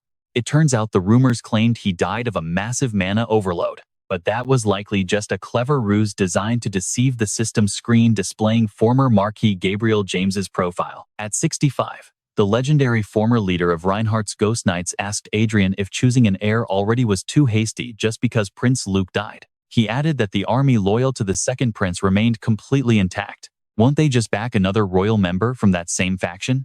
Adrian replied in a very relaxed tone that it is no problem at all. Adrian boldly declared that such a thing will never happen, leaving Gabriel completely startled and asking what he meant. Adrian casually explained that 72 nobles, including the rebel leader Marquis Hamilton, had already been arrested. He relaxed in his chair, knowing that wasting any more time would only invite total chaos. The skeptical king questioned if Adrian was suggesting they accept their surrender, which Adrian confidently confirmed as the king turned away in silent, deep thought. The king glanced down at Prince Luke's severed head on the floor, holding back tears as he muttered some silent calculations. The king reluctantly agreed, leaving the crown prince standing there in absolute shock at the grim sight. Two church disciples were treating the soldiers, with one guiding the wounded while the other asked a soldier if he was doing all right. The soldier thanked them as the guards began shoving the captive nobles, growling at them to move faster. Adrian led his followers to bow before the crown prince, loudly congratulating him on his magnificent victory. The prince forced a smile, silently thinking that this victory was not his doing at all. Adrian watched with an unreadable expression, knowing a complete slaughter was being disguised as a glorious triumph, and the strange glow surrounding them was all thanks to this single 20-year-old youth. Prince Luke's rebellion had officially failed, bringing the fierce struggle for the throne to an end with the crown prince's absolute victory. A massive trial was underway to sentence the defeated rebels. Since the crown prince had secretly encouraged his brother's faction to grow, he ensured the punishments handed down to the second prince's remaining subordinates were surprisingly light. Only the heads of the rebel households faced execution, while their family members were completely spared from the blade. A dark, oppressive atmosphere quickly settled over the entire nobility. However, every noble family linked to the rebel army was demoted by 2 whole ranks, prompting Isabella's furious brother to scream wildly throughout their home about why they had to suffer. He yelled that because of Isabella, their father was executed without even getting a single chance to defend his name. Terrified of his own fate, he left Isabella sobbing in absolute, wordless terror. He snapped at her to stop calling him brother, coldly declaring that their only choice now was to hand her over to Adrian to appease him. He insisted that was the only way to save their domain, prompting her to shriek that she did not want to die. Her brother quickly muffled her cries, warning that if she failed to appease Adrian's great wrath, every single one of them would perish. Adrian was a cold-blooded madman who would easily wipe them out, making her brother seem like an absolute demon in her eyes. He assured her that she would survive, pointing out that her friend, who had been taken previously, was still very much alive. Adrian knelt respectfully before the king to receive his royal decree, officially elevating Marquis Adrian Lawrence to the distinguished rank of Duke. An extra honorific was added, officially naming him Duke Adrian E. Lawrence. From that very moment onward, the deed of territorial governance was handed over, along with the king's decree that the massive former domain of Marquis Hamilton was now officially granted to Adrian. The king tapped his sword lightly on Adrian's shoulders, offering his final, solemn advice to the kneeling noble. He wished for Adrian to guide his people wisely, just as a portrait of Adrian and Arsha began trending on social media. Post-ceremony updates about Duke Adrian E. Lawrence and his wife Arcia Klein instantly drew over 3,450 comments. People raved about him rewriting the entire kingdom's history, noting that the Saintess election had finally reached its ultimate, highly anticipated final round. They speculated that if Evelyn secured the backing of the newly appointed Duke Lawrence, her victory would be practically guaranteed. Many called his influence an insurmountable wall, while other commentators online openly wondered if they were the only ones glad that Margrave Caspel's region was ruined. The top-rated comments declared Adrian's power completely absolute, but suddenly, the glowing heart icon glitched out with a harsh, corrupted system sound. Amidst the heavy static, a bone-chilling message painted in blood-red text appeared, reading that it was hungry. A flood of urgent system warnings began flashing rapidly as player accounts and critical quest non-player characters vanished without any warning. Panicked players desperately begged for a bug fix after the fourth glitch this month, wondering who was behind these mysterious system attacks. Others whispered about seeing the missing girl Arya inside the actual game, right before the screen was completely cut off by an official apology notice. A barrage of chaotic alarms forced Chester to step in and investigate. Massive chunks of core data were vanishing from the system, prompting a complete diagnostic to locate the leak. Then, he concludes that there really is a hidden wick inside, just as a strange red entity suddenly charges straight at him, making him gasp in surprise, before he calmly neutralizes it with a cold, mocking taunt. He casually mocks its effort, catching it in his palm to judge its insignificant strength, as the creature groans in pain and utters Chester's name. Surprised to hear it mumble, he wonders if it is sentient, realizing a past system glitch must have birthed this rogue artificial intelligence. Even so, he mercilessly crushes it, explaining that if it were up to him alone, he would have loved to perform all kinds of experiments on it, but since it kept destroying everything around, he had no other choice. It seemed to have said something.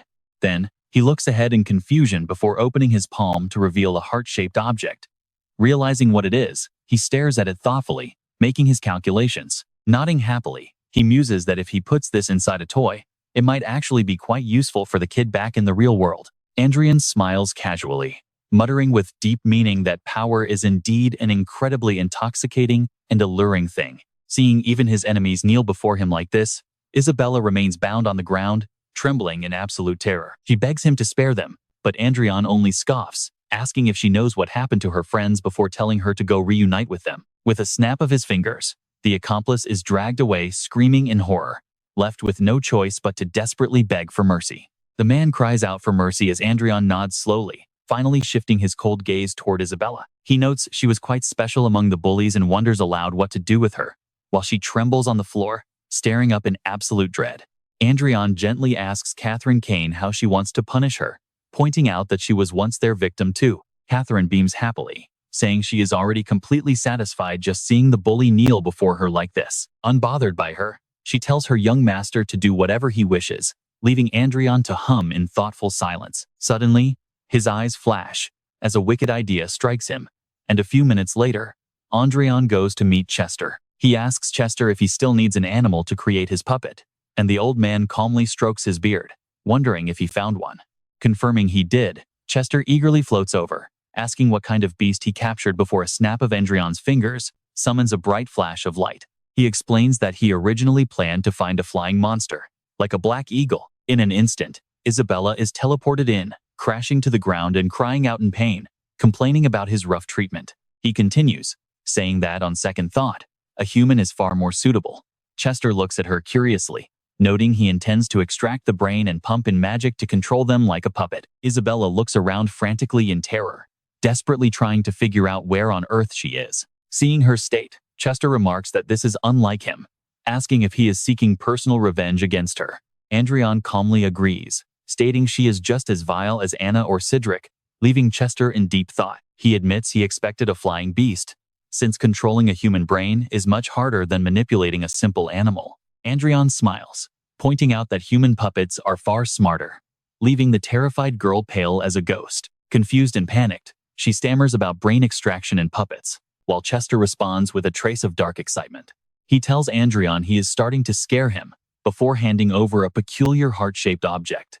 Adrian takes it and casts his spell, walking toward Isabella with cold eyes as she shrinks back, screaming and begging him to stop, desperately admitting her mistakes. Before she can finish begging for mercy, Adrian suddenly clamps his hand over her mouth, while his other hand channels magic into the heart sphere. With a hard, serious expression, his face twists into a mocking sneer as he reminds her that he did warn her. He promises to make her regret being born in the most agonizing way possible, forcing the heart orb deep into her throat, forcing her to swallow it whole. Crying and sobbing, she desperately pleads for mercy as the magical orb sinks deep into her body. Fragmented memories flash through her mind, showing the vivid image of a young boy she used to bully. She realizes that, if only she had shown him genuine kindness instead of treating him like a toy, her body wouldn't be reacting so violently now. The explosive power of the heart sphere bursts outward, shattering her body into pieces as a brilliant golden light floods the entire area.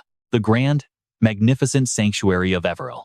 While he is struggling to suppress the rebellion of the Second Princess faction, Everine successfully passes the final exam with an absolutely astonishing score. Duchess Riverdale walks and chats with Adrian, noting the selection process has been ongoing for months, and now they only await the Saintess's final decision. This is where the Saintess will announce her choice, prompting Adrian to marvel at the massive altar, comparing it to a grand pyramid. Suddenly, someone approaches from behind to correct his words. He explains it is a sacred temple that only the Saintess and Saint can enter, introducing himself as Duke Francis. He adds that, without divine approval, any intruder is blocked by an invisible wall, leaving Adrian surprised to meet the infamous Duke Francis. Their eyes clash with electric intensity as Duke Francis asks mockingly, mentioning he heard about his recent promotion to Duke and wondering if he has been keeping busy. Adrian refuses to back down, firing back with a quick thank you. Right after, Duchess Riverdale whispers to him. She asks why he is being so blunt with the man. Adrian whispers back that he is only answering to be polite. The Duke cuts them off. Without the Saintess's permission, no one enters the cathedral, not even a Grand Mage or anyone else. The Grand Everil Sanctuary looms ahead. Its massive, sweeping staircases leave first-time visitors absolutely breathless with their sheer beauty. Looking up, Duke Francis marvels that whoever reaches the very top of this grand platform will receive a true blessing from the gods. Adrian finds it hard to believe. Can these Saintess candidates really climb all this way without falling off? Suddenly, Duke Francis turns to him and asks if he knows. Adrian listens closely. Besides the holy figures and their candidates, there was once a very special guest here. Adrian asks who that was. The Duke glances over, proudly and arrogantly declaring that it was the legendary Grand Duke Manuel Lucas of their Brigham Empire. Both Duchess Riverdale and Adrian are completely unimpressed. She lets out a dry laugh. She says she knows exactly who that is. Adrian immediately regrets asking, but a sudden voice cuts them off. The voice asks if the old man came all this way just to talk about him. Everyone freezes, wondering who on earth just spoke. It is North, looking wildly different with her pink hair tied up high in twin ribbons. She wears a spiked bracelet, a pink and black dress, and a heart pendant just like the one Adrian previously placed inside her body. She snaps, asking what everyone is staring at. To put it simply, she has Isabella's body. But she is not Isabella. She is North. As an AI created by the Hollywood system, she yawns in pure boredom. Duke Francis stares, unable to believe his eyes. This is North, who had extracted Isabella's brain, crawled straight into her body, and taken full control of it. But her personality is quite bizarre now. It is likely because of all the dirty secrets she witnessed. Spending her days floating around the Hollywood system clearly warped her mind. She sighs, complaining about how boring this place is and asking if she can leave. She suddenly shrieks as Adrian's assistant smacks her hard on the head. Clutching her head, she glares back, demanding to know what they are doing. She asks why they hit her. Adrian's assistant is thoroughly annoyed by North's behavior. She warns her to watch her mouth. Snapping each word, she points directly at the heart pendant on North's chest, silently threatening to end her life right then and there. Otherwise, she will face the consequences. North immediately shuts her mouth, utterly terrified. But deep down, she is absolutely furious, cursing silently. Adrian finally speaks up to break the tense silence. He apologizes, explaining that she is a bit unusual. Duke Francis regains his composure, brushing it off since today is far too important. Adrian silently sighs in relief that the Duke did not get angry. Just then, a blonde woman arrives, tapping her staff loudly against the stone floor to draw everyone's attention. Moments later, a powerful voice echoes through the sanctuary, causing everyone present to look up toward the highest point. Standing above is the silver-haired Pope with piercing blue eyes. He commands the 14 Saintess candidates and 11 Holy Son candidates called to step forward. With a sharp glare, the Saintess adds that if they are truly worthy, the path will open. Everyone eagerly awaits the selection. Only North looks annoyed, held firmly in place by Adrian's assistant. Duchess Riverdale smiles softly, keeping her eyes on the altar. It has begun. The candidates finally start stepping forward, one by one.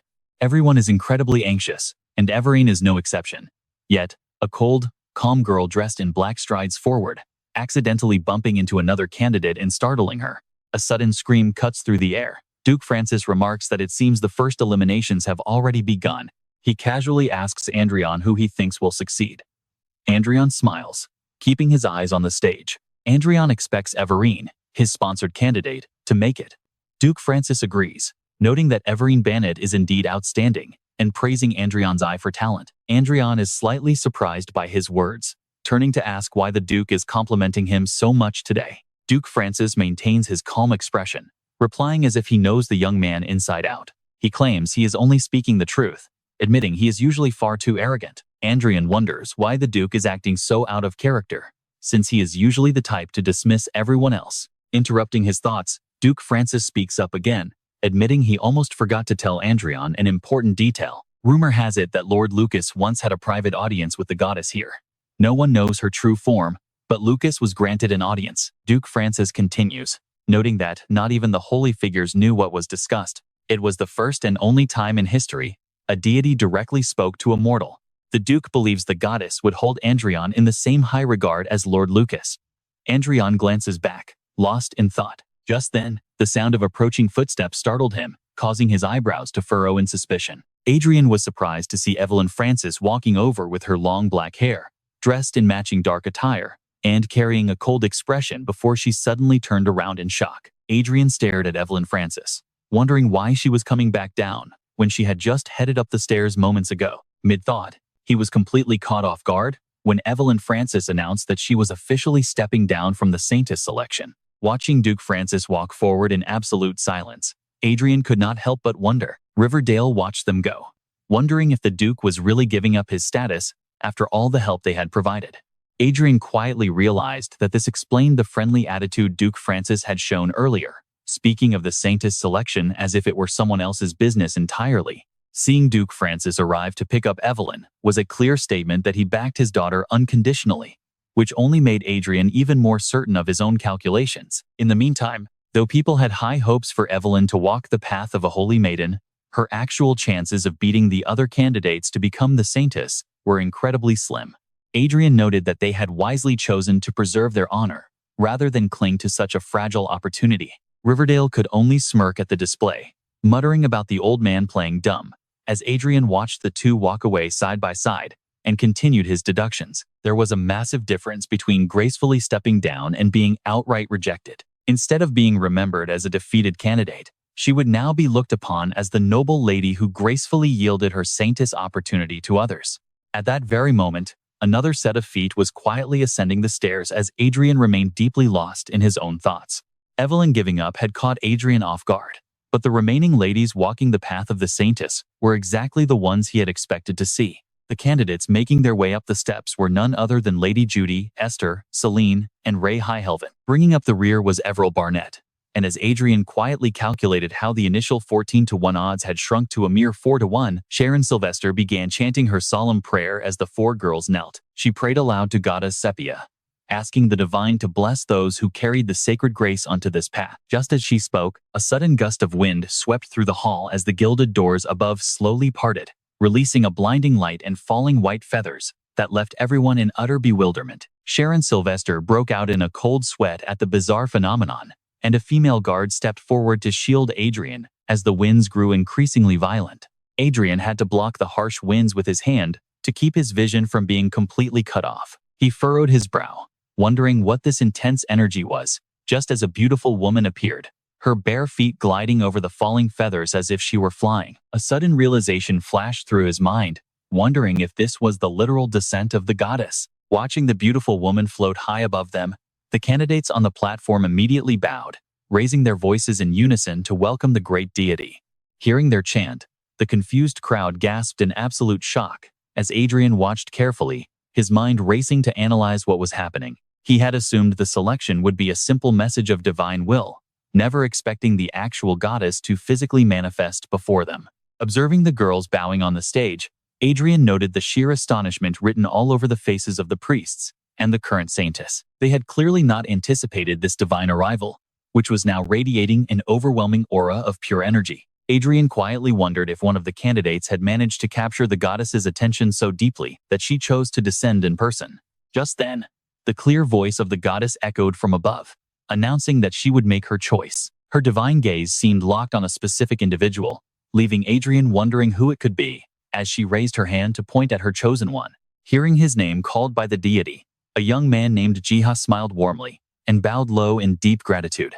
In stark contrast, when Everil heard the goddess speak her name, she could only look up in absolute disbelief. Gazing down at the crowd kneeling before her, the goddess declared that the chaos of the world would never truly rest. For her final warning, she urged them to be cautious when the dark star falls from the heavens. This ominous warning left the crowd whispering in curiosity as the goddess floated back toward the gate and the blinding light began to fade. It cast a stark contrast between light and shadow, acting like a visual testament to the gravity of her divine words. Once she vanished, the heavy doors sealed shut, leaving the crowd in a frenzy as they debated the meaning of her prophecy. People frantically wondered if she was warning them about demons, or if this marked the impending end of their entire world. Hearing this, Bug could only look up at the sky with a grim expression, muttering to herself that the outside world was truly terrifying. Nobody had an answer for her, and a heavy, dead silence settled over the pyramid grounds. After that wild event, when Everil met up with Adrian, Eric, and the female guard again, she expressed her deep gratitude for his support during the trial. Adrian smiled back, letting Everil know she had worked incredibly hard. Adrian casually raised his hand and told her to call him anytime she needed help, promising to do his absolute best. Everin excitedly asked if they could still see each other even after she became a saintess, and his instant confirmation made her beam with pure joy. Smiling brightly after being chosen by the goddess, Everin was tasked with assisting Saintess Sylvester for a full year to learn all necessary duties before inheriting the title. She gladly received this guidance, always eager to learn with high spirits. Watching her, Adrian mused that while the goddess's sudden descent after 300 years completely overshadowed the selection results, the excessive attention would be a massive burden for Everine, since she was a commoner. This outcome was not too bad. Meanwhile, world chaos persisted as a dark prophecy shook the temple. The prophecy warned of a black star falling from the heavens, throwing the entire holy temple into panic. Major kingdoms launched detailed investigations into the goddess's mysterious warning, but they simply could not find a single clue. This mystery constantly weighed on Adrian's mind, making him wonder if he had locked eyes with the deity or just imagined it. While fighting monsters, a sudden shout snapped Adrian and Erika back to reality, warning him to keep his head in the game. He quickly pointed out a hidden trap on the ceiling 30 meters ahead, while warning them that 2 dragon demons were also closing in fast. Suddenly planting her healing staff to cast a spell, she burst into laughter, her clear voice ringing out with pure excitement. "Virtual reality is home turf to us bugs," she teased, playfully winking and licking her lips with a mischievous grin. "This is just like shooting fish in a barrel." Right as she finished boasting, Bake received a stern warning from Arika, who delivered a sharp kick from behind, sending her face planting into the dirt with a loud gasp. Fuming, Bake angrily asked what her problem was, complaining that she acted so gentle in front of others but was always so brutally rough on her. Offering a quick apology, Arika sat down to rest, while Adrian glanced over, wanting to talk to Chester. He felt certain their leveling had sped up with a healer around, while Chester noted that, considering Adrian's real-life experiences, his growth was truly remarkable. He commended his impressive growth and asked if he was getting enough sleep, forcing Adrian to honestly admit that getting any proper rest was nearly impossible. He added that since he was no genius like Grand Duke Lucas, he had to sacrifice a comfortable sleep. But Chester strongly insisted that Adrian was an extraordinary young man. With a shy chuckle, Adrian replied that even if Chester flattered him, it would not magically solve his problems. Chester disagreed, stating it was not flattery, and that he should not compare himself to Lucas, since Adrian only had the magical talent of an ordinary person. The old man explained that Grand Duke Lucas was born into a highly unique environment where he simply had no choice but to master magic. The revelation left Adrian completely bewildered, forcing him to ask for clarification about an environment where mastering magic was absolutely unavoidable. Chester firmly confirmed it. He added there was no reason to hide the truth, and after a brief pause of recollection, he revealed that Grand Duke Lucas was actually a mage since birth. Hearing this, Adrian gasped in absolute shock, utterly unable to believe what the old man had just said. Turning to Chester, he excitedly argued that since Grand Duke Lucas originally came from Earth, there was no way he could have been a mage from the start. Chester clarified that magic users did exist on Earth, but their lineage had severely dwindled, leaving only a few descendants living completely ordinary lives. The old man patiently added, Grand Duke Lucas was the eldest son of a declining magic family, and though he possessed powers, he could only produce small sparks or tiny flames from his fingertips, making him far weaker than a common handgun. He spent his entire life researching mana amplification, desperate to restore his family's former glory. This incredible truth deeply amazed Adrian, sparking even greater curiosity within his mind. He asked if that meant the Grand Duke crossing over to this fantasy world was not a simple coincidence. Adrian was desperate to learn more about this unimaginable past, though Chester simply found his naive curiosity quite amusing. He dryly asked if Adrian honestly believed a speeding truck had just run the Grand Duke over back on Earth. The news deeply shocked the reincarnated youth, who had crossed over with Ju-kun's help. Sensing his intense curiosity, Chester explained that although Lucas suffered an accident, his arrival was vastly different from Adrian's. While Adrian reincarnated after dying, a massive magical explosion literally tore open the fabric of space and dragged the Grand Duke directly into this world. Chester further detailed that because of that spatial eruption, Grand Duke Lucas ended up absorbing an immense amount of mana, instantly matching the power of an Archmage. A new world completely transformed his destiny. Chester advised Adrian, noting that unlike the youth who fought through life or death situations using bare fists, Lucas possessed the power of an Archmage right from the start, making any comparison completely pointless. Adrian nodded with deep understanding, finally realizing why Grand Duke Lucas was so desperately longing to return home. Adrian felt bitter about his own fate, endlessly speculating about Lucas. Unlike himself, who had died once against his own will, a freak accident had transported Lucas to another world, and he had even gained a power that might allow him to return home. Adrian's face darkened visibly at that thought. If he were in Lucas's place back then, Adrian wouldn't have easily given up either, and he too would be completely obsessed with returning home. Seeing his long silence, Chester spoke up to snap him out of it. With a proud face, Chester comforted Adrian, saying he was walking a path far greater than the one Grand Duke Lucas had ever taken, the very path of the man everyone once considered the absolute number one. So he had absolutely no reason not to feel proud. Hearing those comforting words, Adrian was deeply moved and quietly thanked the old man. Now, Adrian could comfortably chat with Chester about Lucas without feeling that heavy, gloomy weight hanging over him anymore. Could Grand Duke Lucas have actually returned home to Earth instead of dying? Adrian wondered aloud, prompting the old man to explain. Lucas was conducting one final research project, so it was possible, but only he knew. Nearby, Brooke covered her mouth, letting out a massive yawn.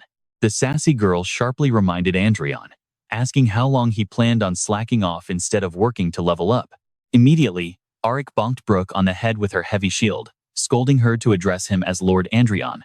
Rubbing her painful bump, Brooke whined loudly. Brooke complained about being hit with a shield, but Arik coldly replied, asking if she would prefer the edge of her sword instead. Adrian could only sigh helplessly, realizing that Brooke simply could not keep quiet for even a single second.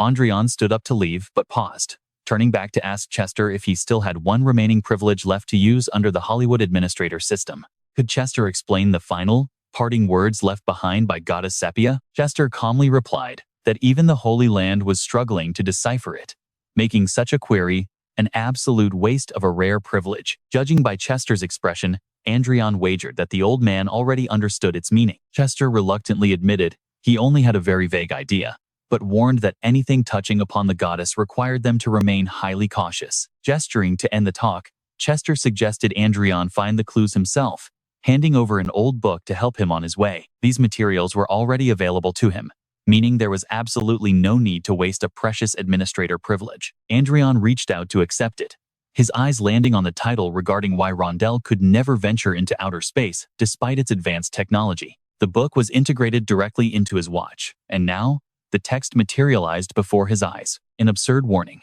But this was exactly where the grand mystery finally began to unravel for a very puzzled Adrian. Outer space. Now that he actually took a moment to think about it, his entire life had been focused solely on survival, leaving zero room for cosmic curiosity. Under the quiet, starry night sky, Adrian stood by the balcony railing, slowly flipping through the pages. The pages glowed with critical knowledge, explaining that physical matter was merely a fraction of a grander spectrum of supernatural forces, including mana, aura, holy light, and elemental power. Paradoxically, Rondell possessed natural conditions that made launching into space far easier than it was on Earth. Yet, they had never even attempted to launch a single satellite, let alone build entire space stations. The author had investigated the root cause, only to discover everything was tied to Goddess Sepia.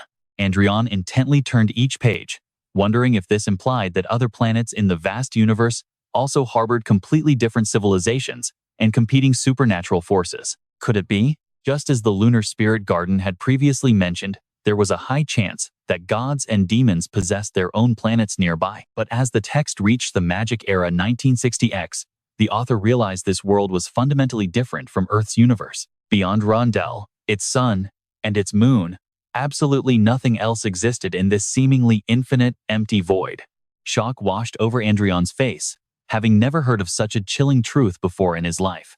The next lines claimed that every single star and galaxy visible in the night sky was nothing more than an elaborate illusion. Disbelief shook Adrian as he muttered, wondering if the entire cosmos was truly fake. The truth suddenly hits hard. The glowing text revealed that Rondell was ultimately just a giant, restricted cage. If so, where did the demons invading Rondell actually come from? Was their endless invasion just periodic entertainment sent by the goddess for amusement, like some grand tournament? Adrian turned pale as the detailed records left behind by Manhwa laid out the terrifying reality before him. No, this was a world of magic, and he could not afford to analyze it using standard, common logic. Manuel Lucas realized he needed to free himself from the deep-seated prejudices of a common earthling. As old images of sailing ships flickered in his mind, the text described how the Magic Era 1960X abandoned naked-eye physical exploration. Instead, Manuel approached the cosmos entirely through the lens of magic. He had equipped his vessel with a highly sensitive mana detector, rather than a Rondell-style Hubble Space Telescope. Since mana naturally accumulates on all planets, Manuel believed that if he could somehow detect those identical energy sources, he would finally be able to peel back the mystery and reveal the true, unseen nature of this entire universe. Manuel made a firm declaration. Back in the 1960s Magic Era, his theories proved entirely correct, as he successfully managed to observe the night sky. Adrian felt completely unsatisfied, letting out a soft sigh as a vision of a priest and two soldiers from the past flashed before him. During that 1960s Magic Era, a saint suddenly raided his private workshop with a squad of holy knights and arrested him. He was clearly guilty of blasphemy, having done something the goddess had strictly forbidden. The scene then shifts to him standing tall and quietly observing the stars shining above. In that same 1960s Magic Era, Manuel escaped punishment only after the Emperor of the Brigham Empire donated a massive fortune to beg for forgiveness and guaranteed he would never repeat the offense. Still, Manuel could not abandon his fascination with the cosmos, prompting him to build a special device capable of observing the true nature of the universe right from the ground. Manuel went on to reveal that he had uncovered three major secrets. First, he discovered that at least two other planets certainly coexisted in the same solar system as Rondell. They shared identical living conditions, but a camouflage effect rendered them invisible to the eye. confirming that a demon world and gods did indeed exist. The contrasting images of the sun and the moon on the screen created a striking opposition. Second, the natural orbital positions and coordinates of those planets made traveling from one to another entirely impossible. To launch an invasion of those worlds, a person would have to physically cross the boundless void of space. But the goddess strictly forbade this method. Manuel finally understood why those pesky demons had faced so many hardships on their journey toward Rondel. Third, many familiar constellations known on Earth were visible here as well. Adrian leaned forward slightly to analyze the overlapping constellations. He forced his mind to work quickly, trying to connect the pieces. Manuel did mention that the night skies of Rondel and Earth were identical. Suddenly, Adrian realized something crucial. After a long period of observing the night sky, Manuel had felt a subtle sense of disharmony.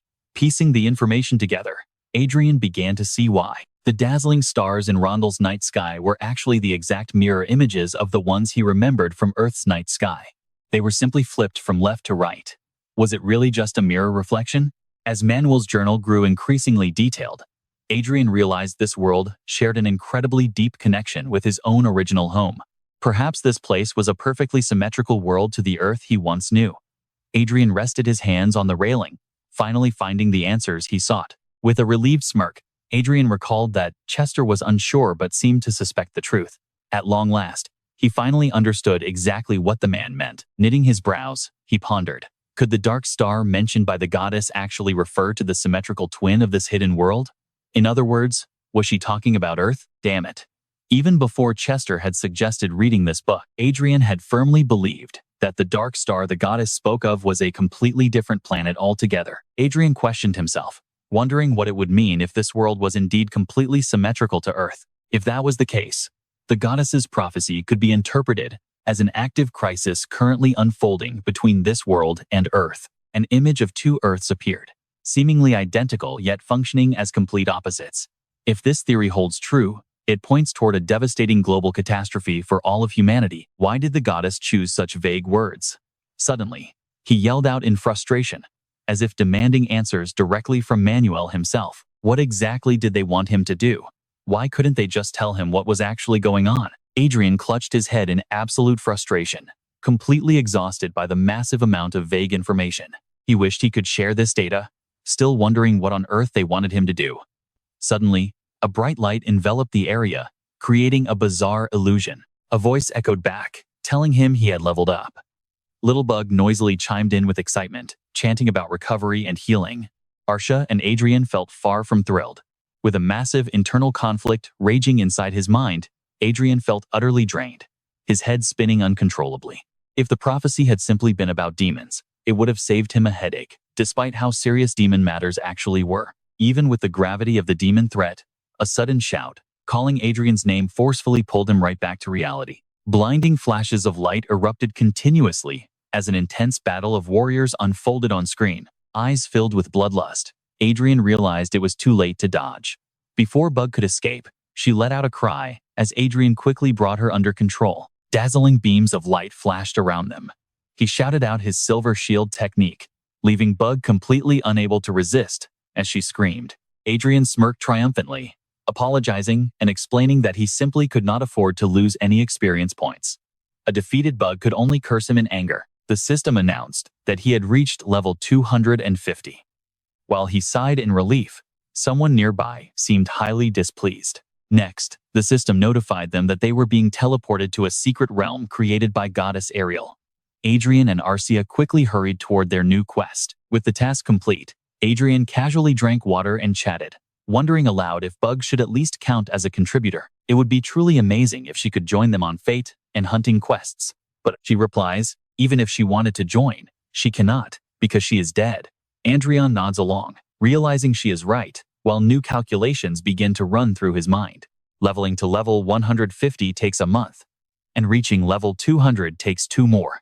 Reaching level 250 takes about half a year, Adrian notes proudly. It is their first raid in 6 months. A system notification pops up showing the summoned boss, Valak Tanis.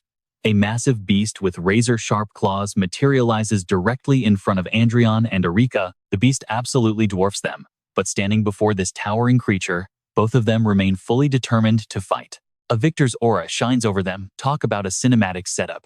Both remain incredibly firm in their resolve to keep pushing forward. Adrian's passionate side finally shows. Since his path is already set, he embraces the challenge with excitement. Elsewhere, a tragic massacre has left countless dead. The Emperor sits high on his throne, smiling leisurely, while his voice trembles slightly. Captured by the Emperor, Anna gnashes her teeth in fury, swearing she will kill him. Tears stream down her face as she screams out, swearing she will get her revenge at all costs. Back in the dungeon, Valak Tanis ferociously throws back its head. The beast breathes a massive torrent of fire at them, but Arika easily blocks it with her shield. As the flames grow, her determination only hardens. A sudden gust blows back, instantly snuffing out the blazing flames. It is Arika's skill, swinging her sword with incredible force to conjure the powerful gust. Adrian does not miss his chance, leaping forward to strike the monster with his blade, taking out a chunk of its health and making it scream in agony. Suddenly, Tanis erupts into a shroud of thick smoke, blinding the battlefield. Cloaked in raging flames and growling in absolute fury, the beast charges directly at Adrian, viewing him as nothing but a lowly insect. Suddenly, a bright light flashes as Adrian drives his massive blade into Tanis's back, making the beast howl in pain. An eagle swoops in with glowing blue eyes, its talons instantly forming two shining magic circles. The system alerts that vision sharing is now successfully active. Leaping into the air, Adrian realizes that Tanis is incredibly powerful, with a difficulty level far exceeding the Death Knight they fought on the 200th floor. And yet, he and Arika easily overwhelm the beast with continuous attacks, leaving it completely unable to retaliate as it takes heavy damage. He wonders why he does not feel any danger of losing this fight. With its health pool nearly empty, Tanis's entire body smokes from the relentless barrage of their powerful attacks. Collapsing to the ground, the beast admits defeat, leaving Adrian standing there completely baffled. Tanis dissolves into smoke and vanishes as the eagle flies off, while the system confirms the successful suppression of Valak Tanis. Adrian is left utterly confused. Seriously, why would a named boss just vanish, unless there was some major system incompatibility? The system then announces that the requirements to unlock the next floor of Lucas Manuel's magic tower are met. Chester appears, praising their hard work, making Adrian realize the old man must have been watching them. Chester admits he watched, knowing Tanis was no match for them. Chester sighs, admitting he was surprised since he expected a 7 Dragons threat level to be a brutally difficult struggle. However, he warns that the next floor will not be so easy, as Grand Duke Lucas rigged the final gate with tricky traps. Chester praises Arika for growing, but Adrian calmly says he is not worried about the future. Chester is startled by his confidence, but Adrian smiles, explaining that their intense teamwork training has made their coordination absolutely flawless. He felt their synergy clearly during the recent battle, and is certain Arika will always be an invaluable partner to him. He continues to praise her, reminding Chester that she is no different from a real human and possesses infinite potential for growth. At those words, Arika blushes deeply and shyly turns her face away. As Adrian assures him of her future growth, Chester turns away with mixed feelings, admitting that watching his successor grow brings both joy and melancholy. Adrian smiles warmly, happy that the old man recognizes their incredible progress. After all, the successor of Grand Duke Lucas must be outstanding. Suddenly, the system grants him administrator access to Holywood. He receives 200 trillion loots, which is immediately deposited into his Elysia Alliance bank account. The Union bank account has registered a new device, and the system confirms this additional device setup is complete. The Sky Fortress is now activated to protect him, alongside 2 automated Vanguard units possessing the elite Aura Master class. Control of the Blue Moon Intelligence and Assassination Guild is handed over, alongside an underground base with an 8th magic circle formed. Adrian hazily wakes up and sits up, greeted by subordinates bowing deeply to welcome the new master of the full moon. As everyone kneels in deep respect, Adrian flashes a highly satisfied smile, looking out over the capital city of Reincarnation. A voice echoes through the hall greeting Duke Lawrence and Marchioness Glenn with the utmost respect. Other voices join the rising chatter, eagerly asking if the Duke remembers them, and praising the two as the finest couple in the entire kingdom. They mention how absolutely stunning the pair looks today. Marco, the head of planning at the Ministry of Justice, introduces himself and boasts about the incredibly talented master chef his family recently managed to hire. He eagerly extends a dinner invitation, while the rest of the high society crowd completely swarms Adrian. Adrian politely excuses himself by mentioning his scheduled meeting with the king, leaving the disappointed crowd behind while he exchanges a puzzled look with August, August scratches his head with an embarrassed grin, admitting he never imagined that everyone would suddenly turn their attention toward him like this. As the three of them keep walking, Adrian tells him he better get used to it because securing him an official, noble position is the exact reason they are here. The gatekeeper spots the three of them and immediately sends word inside. The guard announces Duke Lawrence and Marchioness Glenn, requesting an audience, and a voice from inside grants permission as the heavy doors swing open. The three of them step forward to kneel and bow respectfully, offering their greetings to the legendary Golden Lion of the Reinhardt Kingdom. The king bids them rise dryly, questioning whether the famous comet of Reinhardt's came to see him or Crown Prince Michael standing right beside him. Michael offers a tense smile, gently suggesting his father is being a bit too harsh, while a sudden thought flashes through Adrian's mind. He can tell the king clearly despises him, likely just looking for an easy target to vent his immense grief over losing a child. Adrian formally announces that a powerful new aura master has finally emerged within the borders of their very own kingdom. Meanwhile, over at the kingdom's emergency teleportation gate, 2 sentries stand watch when the magic circle suddenly erupts with blinding light, revealing a long-haired figure that has the guards rushing over in sheer panic. A guard bursts in with a breathless and panicked report. He reveals that Princess Xiaolin of the Liberto Kingdom has just emerged from the emergency portal with severe, life-threatening injuries, making Adrian frown in confusion. Whispering Princess Xiaolin's name, the group rushes to the portal where 2 mages are desperately channeling healing magic into the blood-soaked, motionless princess. As Xiaolin coughs in agonizing pain, Adrian rushes forward and commands the healers to step aside. He channels a massive surge of his own aura into her body to stabilize her, while breaking into a cold sweat, swearing silently at whoever could commit such a horrific atrocity. As Adrian concentrates, he realizes with horror that half of her internal organs have completely vanished. Standard healing spells will never be enough to save her life. But just as he starts to panic, her faint, trembling voice calls out to Duke Lawrence. He asks in deep concern if she is awake, desperately wanting to know what happened as she weakly struggles to find her voice. Her voice is barely a whisper as she begs him for help, leaving Adrian silent as a heavy quiet fills the room. He gently lifts her into his arms and firmly announces he is taking Princess Xiaolin with him, leaving the stunned guard completely speechless. The guard attempts to protest, but Crown Prince Michael steps in to stop him, pointing out that the princess is Adrian's guest anyway. Michael tells Adrian to go ahead and do as he wishes, and after expressing his gratitude, Adrian teleports the three of them straight back to his manor. Adrian touches the floor to channel his mana, placing Xiaolin in the center of a magic circle to cast his spell. Knowing that normal healing will not suffice, Adrian prepares to cast a high-level resurrection spell, causing her body to glow as the bloodstains vanish. With a look of absolute determination, he pours a massive torrent of mana directly into her body to complete the ritual. Trapped inside her own subconscious, Xiaolin wanders through a vast blood-red void, crying out desperately for her parents until another distant voice suddenly echoes through the dark. Reaching out toward a faint streak of light, she can still hear that desperate plea for help echoing through the darkness. A loud shout finally pulls Xiaolin back to reality, causing her to snap her eyes open in absolute panic with her hand still reaching out. She bolts upright to find Adrian and Eric sitting nearby, noting she is finally awake. Tears still cling to Xiaolin's eyes as she looks at him in confusion, prompting Adrian to explain that she is currently in Marinkov City. Adrian smiles and explains it is his personal territory within the Liberto Kingdom, the historic conqueror of the eastern part of the Rondel continent. Following the collapse of King Femin's regime and the Prius coalition due to the revolution, the protective barrier around the royal family finally cracked wide open.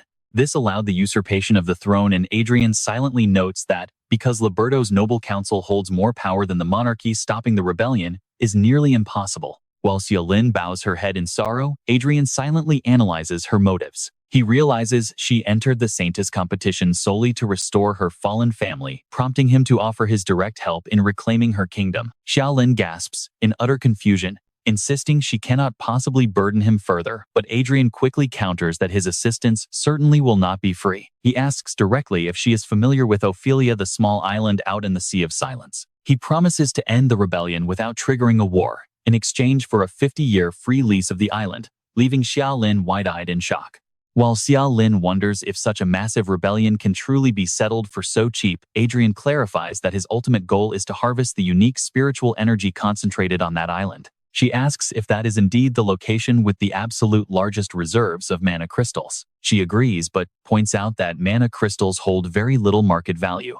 Adrian counters that even if the public is completely clueless, their potential makes them incredibly precious. Besides, he wants a supply far greater than what is currently sold on the market. Adrian smiles warmly and asks if she agrees to his terms, leaving Princess Cine completely stunned by the offer. She wonders if he can truly settle the matter without starting a war. But Adrian casually shrugs, noting it simply saves him from unnecessary trouble. Clutching her gown, Princess Cine firmly declares she will submit to his every whim if he actually pulls this off, desperately pleading for his help. Adrian smiles warmly and promises to do his absolute best, while Cine hesitates. She asks to hear his plan, so he stands up and explains that he will steer the situation into an outright war among humans. Excluding the floating fortress, he plans to have the Prius Republic make the first move at his request. They will issue threats without demanding any compensation. Thinking of the rebel leader, Emperor Jian, Adrian flashes a cold grin and decides to intimidate that old man first. Under the bright sun, a loud voice suddenly echoes. Holding his teacup, President Israel cheerfully notes that Duke Lorraine seems quite amused by the political troubles of neighboring nations, especially the struggling kingdom of Roberto. Adrian agrees, and suddenly remembers another important matter. He offers late congratulations to Israel for officially becoming president, to which Israel humbly credits their support before raising another topic. Israel asks if Adrian remembers taking a massive mana crystal mine through a 50-year lease, noting that the site also yields highly valuable gems. Adrian shrugs and downplays the gems, while Cine silently listens as the president asks what he intends to do with all those crystals. Adrian gets serious, keeping it a secret, but their chat is interrupted when a guard announces a military envoy from the kingdom of Roberto. Adrian takes a sip of tea, amused by the quick arrival. A plump old man enters alongside his maid, expressing his honor to meet President Israel and proudly introducing himself as Minister Wendon, the military head of Roberto. Cine glares at him with intense hostility, startling the minister, while Adrian casually questions the man's name. Coughing to clear his throat, Wendon proudly introduces himself as the Great Wendon, then sneers mockingly at Duke Lorraine of Reinhardt.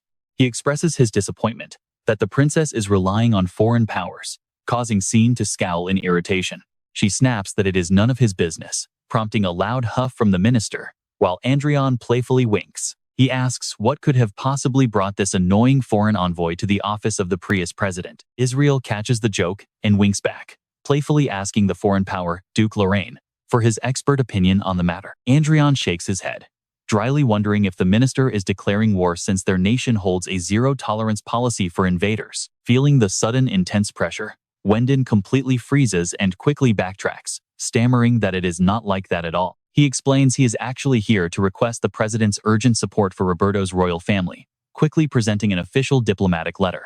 He delivers the letter sent by Emperor Jian, which Israel and Adrian immediately open and read together. Adrian summarizes that the empire is offering 500 trillion in war spoils just to buy their neutrality. Israel looks up, highly skeptical that the Roberto kingdom can even afford a sum that practically equals their entire national treasury. Wendon happily responds that for the future survival of their kingdom, such an astronomical price is simply unavoidable. The minister confidently boasts they can pay even more, prompting Adrian to take a sip of tea and silently mock his stupidity. While Adrian muses that money cannot solve everything, Israel suddenly accepts the deal, causing Adrian to spit out his tea in shock as Wendon chuckles. Wendon praises his wisdom, but Israel slyly turns away, noting that the outcome depends entirely on how he chooses to spend it. Wendon agrees that the gold belongs to the Prius Republic anyway, while Israel walks over to stand beside Princess Cine. With a soft smile, Israel instructs him to give the entire fortune to Princess Cine, leaving Wendon utterly baffled. He demands they deliver the 500 trillion to the princess, and only then will they stay out of Roberto's affairs. Wiping his mouth, Adrian wonders why the president is acting so completely out of character today.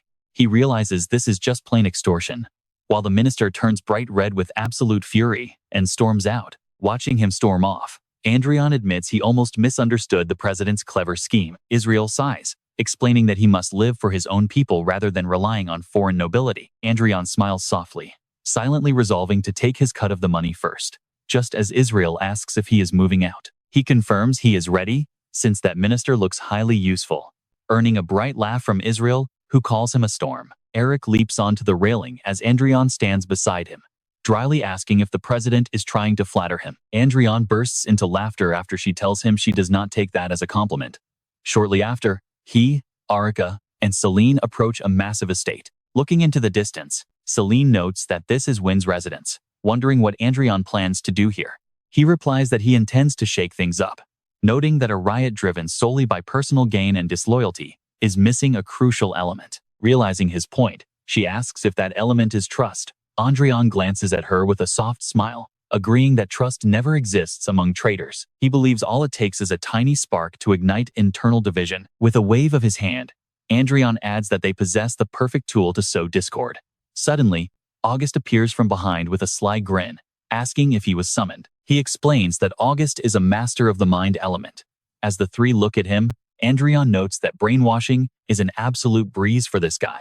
Adrian decides to take action immediately, urging them to start without wasting another second. A panicked subordinate rushes in to report that they are in deep trouble, stating that the General and Grand Lord W have declared this rebellion treasonous, while openly backing Princess Celine to take the throne. Standing nearby, August directs a sinister demon butterfly toward the furious emperor, hidden behind a wall. Adrian listens intently as the subordinate explains how the nobility is using the press to hold a conference. To make matters worse, 9 High Lord families are also backing the princess, exploiting the media to stir up the angry populace. Slamming his hand onto his throne, the emperor yells, asking if they have lost their minds.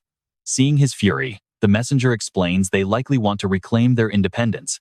The emperor scoffs at the word, and the advisor quickly urges him to tread carefully and consider the situation deeply.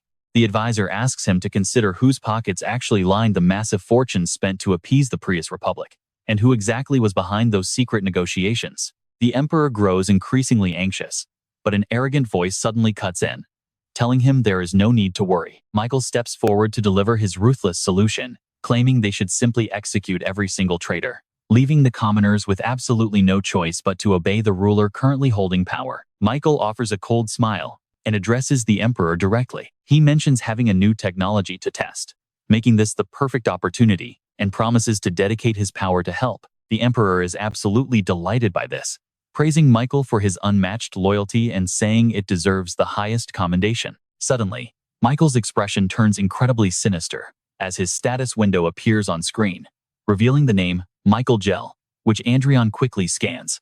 Adrian silently notes that he clearly did not belong to the Roberto kingdom, asking Celine who this mysterious man is. She explains that he is a mage from Reset Island, before listing Michael's background and his strange inventions. Despite being only a 6-ring mage, he possesses an incredible natural talent for designing and crafting powerful magical artifacts. Within just 2 years of serving under the Emperor, he had already started developing highly specialized gear for the Vanguard army. Adrian senses something fishy, wondering how some random mage from nowhere could possibly be trusted to design top-tier gear for the Vanguard. He turns to Celine, pointing out how incredibly suspicious Michael is, and she quickly notices his sharp concern. Celine explains that they investigated criminal records on Reset Island, but could not find a single questionable thing on him. But she adds that since this info came from the corrupt emperor, it cannot be trusted.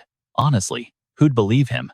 As Adrian ponders, she makes a plea. She asks Duke Lauren to let her personally carry out the execution of the emperor. A bit surprised, Adrian double-checks if she truly wants to slice the emperor's throat with her own hands. Celine calmly confirms she does, and with a smile, he agrees to let her do it. He then lays out the strategy, explaining that they will trigger widespread chaos and use the panic to launch an assault on those in power. Depending on how things go, the princess might need to step forward herself, so she must prepare for that moment. Celine promises to do her absolute best. Adrian then turns his gaze away, remembering they still have Gregory. Crowds of angry citizens gather outside the palace, shouting to stop mistreating Princess Celine, declaring her line as their only true royalty. A ruthless officer orders his men to eliminate everyone, claiming that anyone backing Princess Celine is a filthy rebel who must be dealt with. The royal soldiers charge directly into the panicking crowd, forcing people to shout in terror to watch out. Suddenly, a commanding voice echoes from the rooftop, ordering them to stop. It is Celine, shouting down at the guards. She demands how those who swore an oath to protect this nation can dare point their swords at the citizens, loudly announcing that the very princess they seek is standing right here. The soldiers instantly lock onto her like predators spotting easy prey. They shout to lock her down, knowing that capturing the princess will immediately crush the entire riot. Charging forward together, one soldier leaps onto the roof, screaming at his men to grab her quickly. Before he can even finish his sentence, he is taken out, and the sudden arrival of an ally throws the guards into utter chaos. As they scream to find out who that bastard is, Gregory helplessly recalls Adrian's words about this becoming a legendary event for the history books. Beside holding the right mindset, appearances are just as crucial. He was warned not to stand near the princess, looking like a brute. Now, Gregory sighs inwardly, shocked he is actually masquerading as a holy knight. Inside the royal palace, the king roars in disbelief. What do they mean the princess is right outside the gates? His subordinate trembles as he confirms the news. Princess Sia has joined forces with the marshal, directly taking on the vanguard troops who had attacked the peaceful protesters. An aura master backs her up, turning an already tense situation into a complete disaster for the crown. The news sends the king into a furious rage. He demands they capture her immediately, telling his men to deploy as many troops as it takes to drag her back. Turning a sharp glare toward Michael, the king demands to know what on earth is actually happening. Before his advisor can even answer, a guard bursts into the room, gasping that an intruder has breached the palace sanctuary. The king freezes in utter confusion, but before he can process the threat, a massive shockwave rattles the entire palace, blowing the front gates open. Adrian strides through the dust, mockingly noting that the villains have gathered. He points right at the king, earning a venomous curse in return. The court gasps in sheer terror at the sight of Duke Lauren. Adrian just offers a cold smirk, asking the king if he enjoyed his pleasant dream. Infuriated, the king screams that such insolence will not be tolerated. He reminds Adrian that he is the absolute ruler of the Roberto kingdom. Adrian fires back, saying he won't even be king for much longer. Livid and completely out of arguments, the king snarls that arrogance should have its limits. He spits that Adrian only acts this way because he became a duke at such a young age, thinking he owns the world, all while his royal guards quickly surround Adrian and Erika. Adrian glances around the room, mildly amused that the king still has so many men left. The king commands his guards to execute him, but a sudden burst of blinding flames blows them away. Blazing fire rage sweeps the chamber, reducing his elite defense to nothing. The king rubs his eyes in absolute disbelief. Adrian lets out a mocking laugh, asking the king to repeat whatever he was rambling about earlier. Just then, Sullen Gregory marches in with the citizens. Adrian stares down the ruler, delivering a cold truth the moment they cross the threshold. His reign was already over. The king can only stammer in horror. Sullen stares back with cold, dead eyes, quietly reminding the tyrant that she warned him this would happen. Her promise of absolute vengeance hangs heavy. Adrian turns to the crowd, ordering them to lock down the palace and ensure no noble escapes. The citizens shout their compliance, sending a wave of pure dread through the remaining loyalists. The king panics. Desperate, he frantically demands his generals launch an assault, screaming that he will grant a lordship and untold riches to anyone who brings him the heads of these intruders. He even promises their families will be taken care of if they die, frantically begging them to charge. Adrian just scoffs, telling the guards not to listen to the desperate squealing of a cornered pig. He gives them a simple choice: drop their weapons and live, or keep fighting and lose their heads.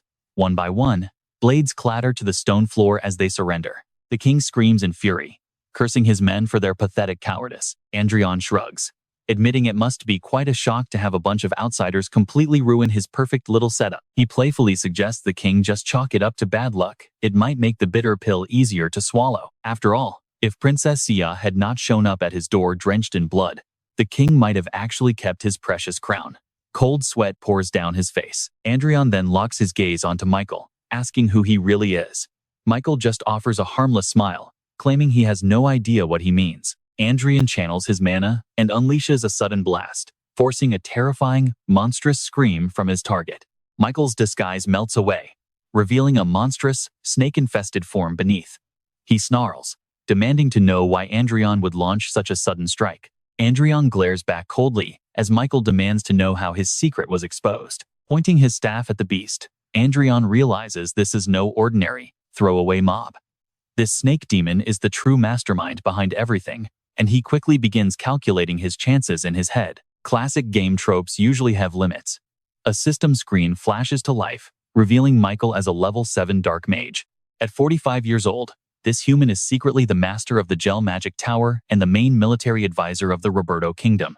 His stats show genius-level intellect, and absurdly high magic power, though his command skills are fairly average. He possesses average physical stats but carries a dark lightning attribute, driven by serial killer tendencies while maintaining a curious, hateful gaze on the Duke. Adrian grimaces, having never expected a rogue dark mage to pop up. Michael just flashes a bone-chilling grin. When asked, Adrian casually scoffs. If he couldn't even detect simple dark magic, he might as well strip his own Archmage title. The nearby court officials pale in absolute terror, stammering out the forbidden name, a dark mage. Michael praises his sharp senses, admitting that out of everyone he has met, Adrian is the first to ever detect his hidden dark energy. Smirking, Adrian draws his blade, proudly stating that they are simply in entirely different leagues, all while keeping his guard up. Knowing dark magic is uncharted territory, Adrian quickly throws his sword to Erica. She catches it as they both charge forward to end this threat immediately. Michael unleashes curses, but Adrian and Erica raise their weapons to deflect the incoming attacks. Adrian slides past the blast, preparing to strike back as spectral chains suddenly bind the mage. Erica leaps high, delivering a brutal slash that draws a howl of pure agony. Clutching his wounded arm, he glared at Adrian, muttering that he never expected to cross paths with someone like him there. Seeing the man still standing, Adrian warned him to just surrender already instead of continuing to ramble on like a fool. Michael struggled to reply that of course he could not, firmly emphasizing that he still had too much left to do. His words caught them off guard, just as noise rattled the roof, with soldiers dropping down one by one, thoroughly shocking Adrian. The system information detailed the enhanced Vanguard soldiers, created using the spines and brains of others. Their high-level Knight Aura cores were fused with Vanguard gear, converting pure energy into raw physical power and granting them unbelievably sharp, inhuman reflexes. These armored Vanguard troops boasted 50% higher performance and 30% faster reaction times than even the most elite knights. Stepping back, Adrian demanded to know if the madman was actually dissecting humans just to graft them into Vanguard gear. Michael smirked with twisted pride, praising Adrian for being sharp enough to notice such details. Pointing at his grotesque creations, Michael laughed and asked how this was any different from a normal human wearing armor. He boasted that this was the ultimate fusion, the true perfected form of the Vanguard troops, asking if Adrian agreed. Smugly, he declared that just two of these beasts could crush an Aura Master, completely turning the tide of the war. Adrian stood tall, spitting back that while he cared little for the war, he now fully understood why dark mages had to die. Unfazed, Michael let out a chilling laugh, mockingly wondering what kind of masterpiece he could construct using the brain and spine of an Aura Master. The beast lunged, but Gregory nimbly scooped up Princess Cian to dodge the strike. Massive stone fragments began collapsing right over the terrified Emperor, prompting Adrian to quickly cast a binding spell to save him. With the ruler secured, Adrian coldly muttered that he did not actually care about his life, but he had promised the princess. Fierce slashes clashed with the armor of the Vanguard troops as Arik smoothly cut them to pieces. Analyzing their movements, Adrian noted that they were indeed vastly superior to ordinary Vanguard soldiers. Yet, he observed they lacked human adaptability, and their reflexes were far too basic, prompting him to launch high into the air and mock Michael. Asking if Michael truly expected these hollow puppets to replace real humans, he shattered his delusions as Arik drove a blade deep into his gut. Screaming in pure agony, Michael desperately retaliated with a spell, but Adrian effortlessly shut down the desperate counterattack. Arik lunged in coldly, leaving Michael coughing up a pool of blood while letting out a deeply unsettling, maniacal laugh. Suddenly, system warnings began flashing repeatedly about a berserk state, forcing Adrian to realize the dark mage was channeling wild, unstable mana. Driven mad, Michael screamed that they would all burn together as the entire temple began to shake violently under their feet. Gregory rushed to shield Princess Cian while the corrupt officials cowered in absolute terror. Utterly bewildered, a pale Michael stammered in disbelief, wondering how Adrian had somehow deployed a reverse shield to completely suppress the massive explosion. It was baffling how anyone could suppress a Tier 7 blast, prompting the dying mage to weakly mutter, asking what Adrian truly was. Relieved, Adrian did not give him the chance to finish, promptly incinerating him while muttering that he talked far too much. While the officials cheered that they had survived, Adrian scoffed, reminding them that a dark mage had easily infiltrated their ranks and their troubles were far from over.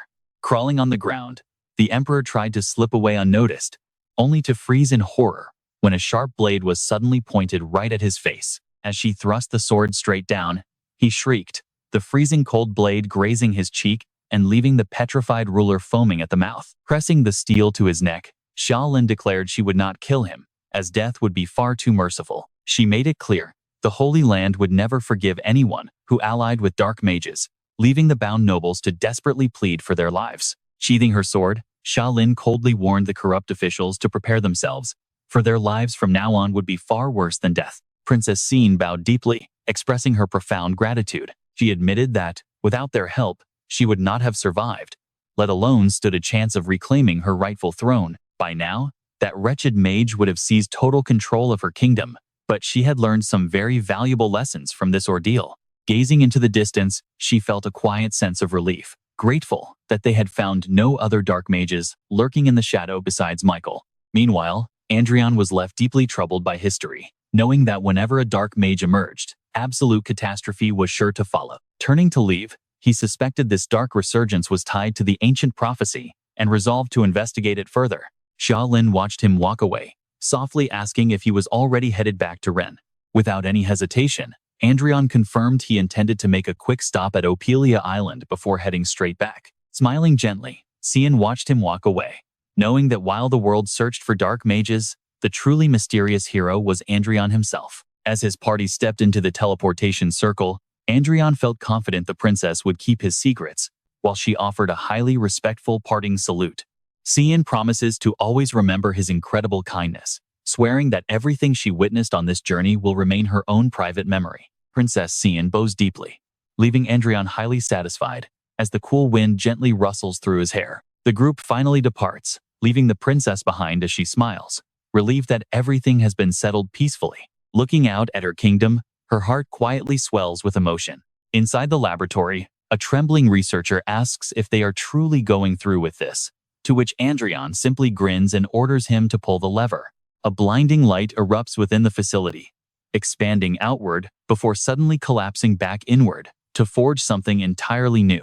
Adrian watches from a distance as the lead researcher holds his head in despair, groaning that they failed again and lost 1 million worth of materials in a flash. Instead of offering any blame, Adrian simply tells them to continue. A brilliant gem flashes in his mind as he recalls gathering tourmaline after discovering an old journal belonging to Grand Duke Lucas. The notes suggested that a portion of the diamond, the core material of the power engine, could be replaced with a 2-in gem. High diamond costs, unfortunately, make up over half of their entire Pioneer equipment production budget. By cutting down on expensive diamonds and substituting them with cheaper alternatives, he can drastically slash manufacturing costs and rake in massive, instant profits. Smirking, Adrian reminds the trembling researcher that the most critical detail is finding the exact ratio of diamond to 2-in. When asked if he is okay, Adrian just laughs hysterically, thinking of future riches, telling the man to stop crying and keep testing. Insisting that this is fully possible, they repeatedly channel powerful beams of light into the system. Every single failure drains 100 million gold, meaning they are burning through hundreds of billions every day. Honestly, the tension gets so crazy that even Adrian himself breaks into a cold sweat. After burning through nearly 2 trillion, they finally fuse a brilliant green diamond known as Turman, sending the entire lab into wild cheers of victory. With a ratio of 27 diamond to 852 kin, the balding researcher literally weeps over this hard-won success. Adrian remains completely unfazed by the mountain of spent cash, thrilled that they have slashed production costs to just 20%. He grins, knowing that if the weaker Fenster 1.0 model was already popular, this newly upgraded Fenster 1.5 will definitely sell like hotcakes. Back at the palace, the king calmly advises Adrian to raise the price of the Fenster 1.5, warning that he is about to monopolize the entire domestic pioneer industry. A monopoly is a dangerous, double-edged sword that ultimately stifles the growth of any industry. Adrian and Erika can only sip their tea, amused that their product sold so fast they got summoned straight to the palace. Facing the monarch directly, Adrian boldly argues that the Royal Magic Tower development team needs this exact pressure of falling behind to actually spark their growth. The king quickly counters, questioning if this can even be called a fair competition anymore. He argues that healthy rivalry only works when there is still a competitor left. Presenting the grim financial figures, the king reveals that Royal Magic Tower contracts have plummeted by 60% compared to last month, while Henner Magic Tower sales crashed by 90%. Lauren Magic Tower sales actually skyrocketed by over 150%. At this rate, they will collapse completely. With figures like that, it is clear why the king had to personally intervene.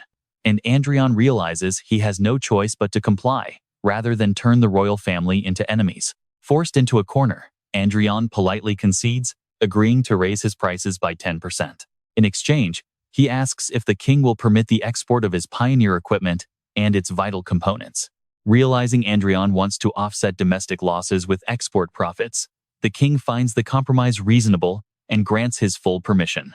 Bowing respectfully, they take their leave, leaving the king alone in the quiet chamber to ponder his next move. Confiding in the prince, the king expresses his deep desire to clear away potential threats before abdicating the throne. The king warns that Duke Lauren is becoming a dangerous nuisance, but the young prince questions this, pointing out that the duke is a hero who elevated their entire nation. But as a seasoned king, the king knows that powerful nobles are impossible to control.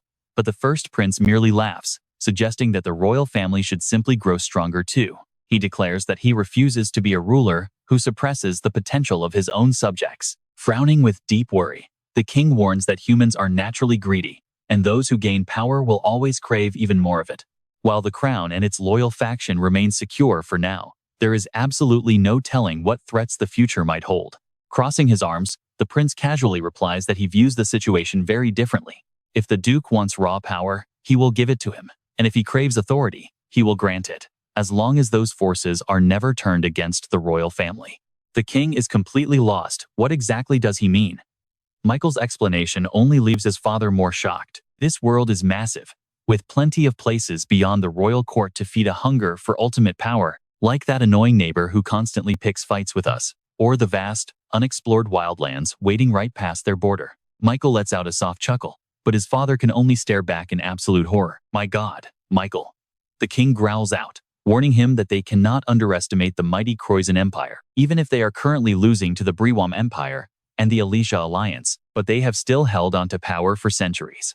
Michael calmly presses on with his bold demands, telling his father he needs to hurry up and abdicate. Is the king really going to underestimate the sheer might of their own Renhat kingdom?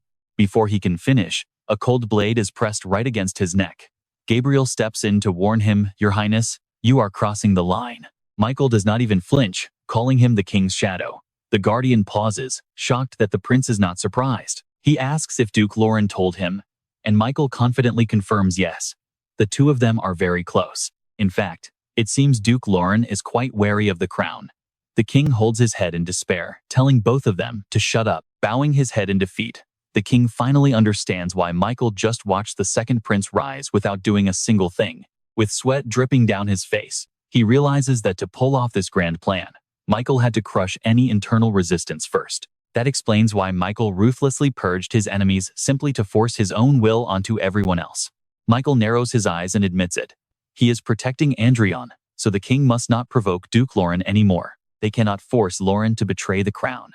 It is time to let the younger generation decide the kingdom's fate. The aura of a future ruler shines around Michael as he vows to turn this land into a massive empire. Later, as night falls, a mysterious figure runs in a panic. He sprints desperately toward a blinding glow. As the old saying goes, where there is light, darkness cannot hide. He moves closer to the source, only to halt in absolute shock at what lies ahead. It is a glowing metropolis filled with sleek electronics and ultra-modern skyscrapers. Towering buildings are everywhere, and even the vehicles look completely futuristic. Oh my God, he gasps, staring at his phone. There is nothing but a 9-to-1 emergency option. Where on earth is he? The screen simply displays a no-service message. Meanwhile, the scene shifts back to Adrian's cozy home. Buck is happily playing on a smartphone while Adrian and Erica debate what to have for dinner, suggesting they go out. Sounds good. Erica agrees. But then, they notice Buck acting shady. What exactly is he hiding? Buck quickly acts innocent, claiming it is nothing. Adrian wonders if he is just seeing things. Erica loses her patience, grabbing Buck and flipping him upside down, absolutely terrifying him. Whoa, stop, put me down. Buck squeals, fine. I will show you guys. Adrian is utterly shocked to see what Buck is holding, a modern Samsung phone. Buck scratches his head, sheepishly admitting he found it in the market last time. Buck explains that the weird symbols on the back look like English. He wanted to give it to Adrian, but since he found it first, he wanted to play with it. Adrian yells at him. demanding to know where Buck got it. Meanwhile, the scene shifts to Tiz territory. Benjamin gazes out the window, looking deeply lonely. Suddenly, a gentle voice breaks the quiet, asking if he is thinking about his home. He greets Lady Min as she approaches with a warm smile, asking how he feels while he politely stands up. Benjamin tells her he is doing well, thanking her once again for taking in a stranger who could not even speak their language. Lady Min quickly waves off his deep gratitude, claiming she only rescued him because she was completely fascinated by his strange, unheard-of language. Luckily, their translator device works perfectly. Just then, her aide approaches and bows politely. He announces they have a guest, making Lady Min pout.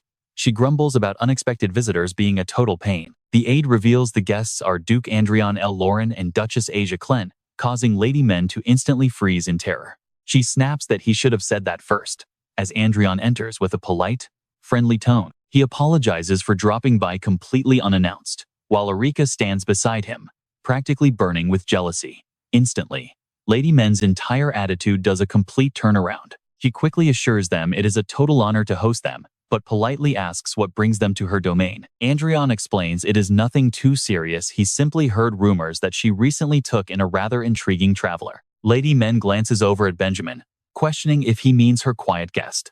Hearing them speak, the young man nervously introduces himself as Benjamin Theo. Adrian opens his coat, reaching inside to search for something. He pulls out the exact smartphone Buck was playing with earlier, asking if it belongs to him. Benjamin hesitates, staring in shock before admitting it is indeed his. He explains that he sold it to a street peddler for quick cash, right before Lady Min kindly took him in. Adrian grins with pure amusement, asking if that is really true. He raises his hand, releasing a green light that completely freezes time and space around them. Benjamin looks at the frozen young lady. What is going on here? Before Benjamin can even ask, Adrian explains that he has just stopped time for everyone in the room. Everyone is frozen except the two of them, and Adrian has a crucial question. He asks what country on Earth Benjamin originally comes from, leaving Benjamin utterly shocked. Benjamin stammers, asking how Adrian even knows about Earth, as the man stares directly at him. Adrian demands a precise answer about his home country on Earth. Benjamin hesitates, speaking word by word, and admits he is from Singapore. A long conversation follows between the two. Adrian asks how he got here, and Benjamin explains his ship wrecked. He fell into the sea and woke up in this place, then asks what Adrian knows about Rondell. Benjamin explains his translator helps him speak, but he cannot read. The only thing he knows from M is that magic exists here. Adrian quietly observes the guy from Singapore. Talk about a tense moment. Benjamin is literally breaking out in a cold sweat. It is obvious that the boy knows absolutely nothing about magic or supernatural powers. Adrian suspects Benjamin got pulled here by a magic explosion like Grand Duke Lucas. Though this situation feels completely different, Adrian digs deeper into the mystery. He asks Benjamin to explain exactly what happened on Earth after the year 2020. Benjamin answers honestly. If they are talking about the years after 2020, it is a short but highly critical period. Adrian finds it strange because time flows very differently for Benjamin. Only 2 years have passed since 2020. Adrian silently recalls that 2020 was the exact year he died and reincarnated in Rondell. He is now 21 here, while only 2 years have gone by on Earth. This means the time difference between the worlds is an 11-fold gap. Benjamin interrupts his thoughts to continue speaking. The year 2020 was highly unusual on Earth. Benjamin describes it as a pure nightmare, ravaged by endless natural disasters. As Benjamin speaks, scenes of earthquakes, tsunamis, massive storms, and violent volcanic eruptions flash by. These global catastrophes lasted for about 10 days, completely paralyzing the international community and claiming the lives of countless people. He goes on to say that once the storms finally settled, bizarre anomalies began throwing the world into total chaos. Adrian echoes the phrase, questioning what kind of strange anomalies occurred. Benjamin confirms that is the only way to describe it, before explaining the details. First, a highly contagious, deadly disease spread rapidly across the globe. Fighting this constantly mutating virus proved to be an incredibly brutal struggle. By 2022, right before he ended up here, the virus was still not fully under control. The second crisis was the sudden appearance of deadly toxic gas zones and mutated creatures. Toxic gas accumulated in specific areas, severely restricting where humans could safely travel. Massive hordes of mutated beasts swarmed these danger zones. Fortunately, the The human military regularly incinerated and purged them to keep the casualties low. Finally, entirely new landmasses suddenly began rising all over the earth. Islands emerged from the empty ocean overnight, and massive mountains suddenly shot up in the middle of flat plains. Adrian bites his lip with intense worry while listening to Benjamin's grim tale. He cannot believe Earth has changed this much in just 2 years. Honestly, who wouldn't worry about their family back in South Korea with everything going completely sideways? He wonders if this relates to the goddess prophecy. Shaking off his wandering thoughts, Adrian snaps back to the present moment. He thanks him for the valuable information, but Benjamin is now highly suspicious of his identity. Benjamin asks if Adrian is also from Earth. Adrian hesitates for a second, then explains he was born here and has a precious family. However, he retains memories of his past life, explaining that he was once a South Korean living on Earth. Benjamin is completely stunned to hear about Korea. Adrian then gestures for him to follow, ending the chat for now. He reassures Benjamin that nobody in this world understands his current situation better than he does. Adrian wishes he could send him back to Earth, but dimensional travel is currently impossible, so Benjamin must keep that in mind. Benjamin is thrilled at the hope of returning. Adrian's aura glows blindingly as he confirms it is possible. He is the only one who holds the key for Benjamin to return home, so he makes an offer. He promises to support Benjamin and help him adapt to this unfamiliar world. In exchange, Benjamin must promise never to tell anyone about Adrian's secret. He cannot share any stories, history, or modern knowledge about Earth with anyone unless Adrian permits it. It seems like Benjamin has just found his ultimate savior. He promises to follow every single command, but a sudden question still lingers in his mind. Lord Adrian, if you do not mind, may I ask you something? Go ahead. His fist clenched tightly at the mention of Earth. Could the magic of Rondel resolve the toxic gas and virus issues back on Earth? Adrian responded, without any hesitation, those are simple problems that can easily be solved with magic. Benjamin felt deeply grateful once more. Perhaps he was sent to this world to meet his savior. Hearing this made Adrian question himself. What kind of savior was he anyway? With a sudden snap of his fingers, Mion returned to normal from her stone state. Huh? She stood there completely dazed. Where did all the pastries go? Instead of answering, Adrian made a direct proposal. Lady Ortis, I will take Benjamin with me. Michaela was utterly confused. Excuse me, he calmly sipped his tea, and you should follow me as well. Michaela felt her emotions riding a wild roller coaster. Excuse me, am I going to your palace? Her eyes sparkled as if she had struck gold. Yes, I want you to stay at the Lauren mansion for a while. Michaela excitedly ran off. I understand. I will pack my bags and depart immediately.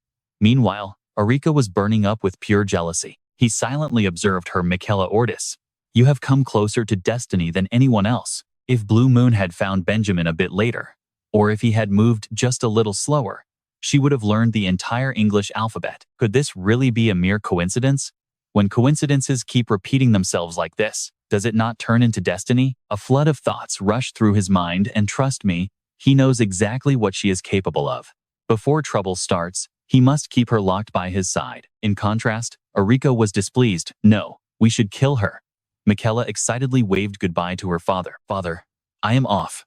He turned pale in sheer panic. Wait, what? What trouble is she causing now? At the summit, Crown Prince Andre of the Croyan Empire was the first to protest. Are you going to let the Lauren Magic Tower run wild like this? In just the past month, their imports nearly reached 60% of last year's total. Not only that, the number of power engines they sold even exceeded the entire volume of international orders from the previous year. He demanded immediate sanctions against them, otherwise the entire global market would fall into the hands of a single entity. Duchess Riverdale spoke up. Does the Croyan Empire have any bright ideas then? Your Highness, Andre replied. We can certainly impose anti-dumping duties to resolve this issue, but those taxes must ultimately be enforced by the buying countries themselves. Is that not so? From their perspective, since they are purchasing power equipment at such low prices, they have absolutely no reason to listen to our view. As more questions were raised, Andre smiled. Can we not simply force them to listen to us? The nations currently purchasing that advanced equipment are nothing more than mid-tier powers anyway. If everyone here collaborates to apply heavy pressure, this issue will easily be resolved. Duchess Riverdale looked highly annoyed. Are you telling us to pressure other nations to force them to pay up? She emphasized her point once again. Your Highness, such behavior is completely unworthy of an heir to the throne. The crown prince snapped back. Oh, unworthy you say? Seeing how you take their side, I do not believe Duchess Riverdale even needs to be present in this meeting. The Duchess frowned at those words. On what ground does the crown prince think he has the right to make such a judgment? Do you think you own this place? Andre raised his voice. What did you say? Sensing an impending fight, Marchioness Cordelia Winfest stepped in to stop them. Please stop, both of you, she continued personally. I find the crown prince's stance completely unacceptable. While we can certainly debate the dumping allegations and request their voluntary participation, but pressuring other nations to enforce these trade sanctions is an entirely illegal and utterly unacceptable act. The others murmured in agreement with the Marchioness that truly is too much. You are right. Seeing that nobody supported him, the crown prince furiously stormed out of the hall. Damn it! After smashing several pieces of furniture in his room, his rage still boiled. Just because they are unaffected, they react like this? We are suffering massive losses. The more Andre spoke, the angrier he became. The Reinhardt Kingdom and Duke Adrian L.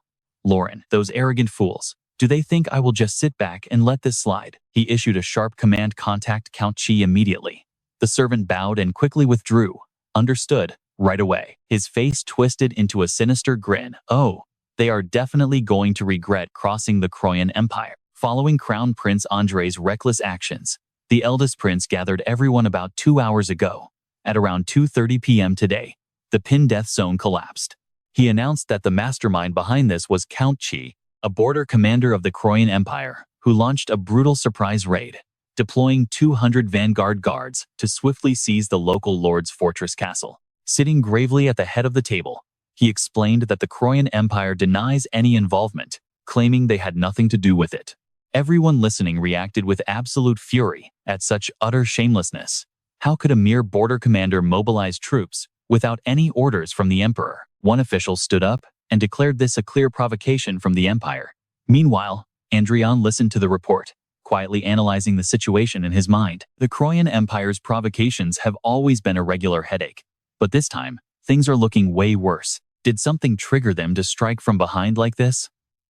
Still, looking back at how the royal family usually handles things, they would probably just deploy a simple reclaim team to take back the land Count Chit stole, then ask their allies to file formal complaints to the empire. As he finishes analyzing the situation, the first prince suddenly calls out to Duke Adrian L. Lauren, who quickly answers. The incoming command places a heavy duty onto his shoulders. Take Count Chit's entire territory. Adrian nods automatically but quickly freezes, asking the prince to repeat himself because he cannot believe his own ears. The prince simply explains that it is an eye for an eye, returning exactly what they did to them. Is there a problem? Adrian can only stare back in absolute silence. He knew the prince's vibe was different from the former king, but this aggressive move is completely off the charts. Instead of backing down, Adrian bursts into laughter and agrees he will make absolutely sure Count Chit pays dearly for this mistake. The nobles in the room instantly panic, begging both the Duke and the Prince to please reconsider this insane plan. But the first prince has made up his mind, officially declaring that from this moment on, the Reinhardt Kingdom will no longer stand by and laugh off threats from the Croyan Empire. They must learn that pulling stunts on them brings real consequences. However, Marquis Ortis immediately raises a concern about all of this. What if this triggers a full-blown war? The prince shrugs it off. If war comes, they will simply face it head-on. He adds that they are not just mindlessly picking fights without a proper plan. With a simple wave of his hand, a mysterious figure enters, and the prince introduces him to the shocked crowd. Gabriel stands tall next to the prince, as his legendary background is revealed to everyone. The 6th Grand Sword Master of Rondell, the former Marquis Gabriel James. The prince calmly drops another bombshell, announcing that the kingdom finally has their own Grand Sword Master to back them up, and they are lifting all limits on how many vanguard guards and flying fortresses local lords are allowed to own. Everyone is completely stunned. Even Adrian cannot hide his shock at the presence of a Grand Swordmaster. Now, get ready, because out on the battlefield, the brutal Croyan forces are terrorizing innocent people, demanding that they hand over every single thing they own. They laugh, declaring that this land now belongs to the Empire, so everyone had better start serving them well. But honestly, this is getting boring. They wreaked absolute havoc on this land, yet nobody is even trying to fight back. The soldiers mockingly laugh with their buddies, joking about how the people of Reinhardt are nothing but total cowards. Suddenly, one of them points into the distance. Someone is approaching, but when they see it as just a lone old man, they burst out laughing. They mock him, saying they expected a massive army to swarm them, but instead got a single old man. No matter how weak Reinhardt is, sending a solitary old man to fight them is just plain ridiculous. They mockingly tell him to go home before he gets himself hurt, but as the old man slowly draws his blade, a bone-chilling light reflects across his cold face. Meanwhile, over at Marquis Chit's estate inside the Croyan Empire, the Marquis's son nervously asks his father if doing this is actually safe, considering they just seized an entire Reinhardt territory completely unprovoked. Chit simply shrugs off the concern, replying that they are only acting on the direct orders of the Crown Prince. Besides, the weak cowards of the Reinhardt Kingdom do not want a full-scale war either, so they will just give a weak response and let everything blow over like they always do. If we want to serve the prince who will rule the empire one day, we must, but before he can finish, a messenger rushes in with terrible news that their Viscount territory was just reclaimed. And to make matters worse, their defending forces there were almost completely annihilated.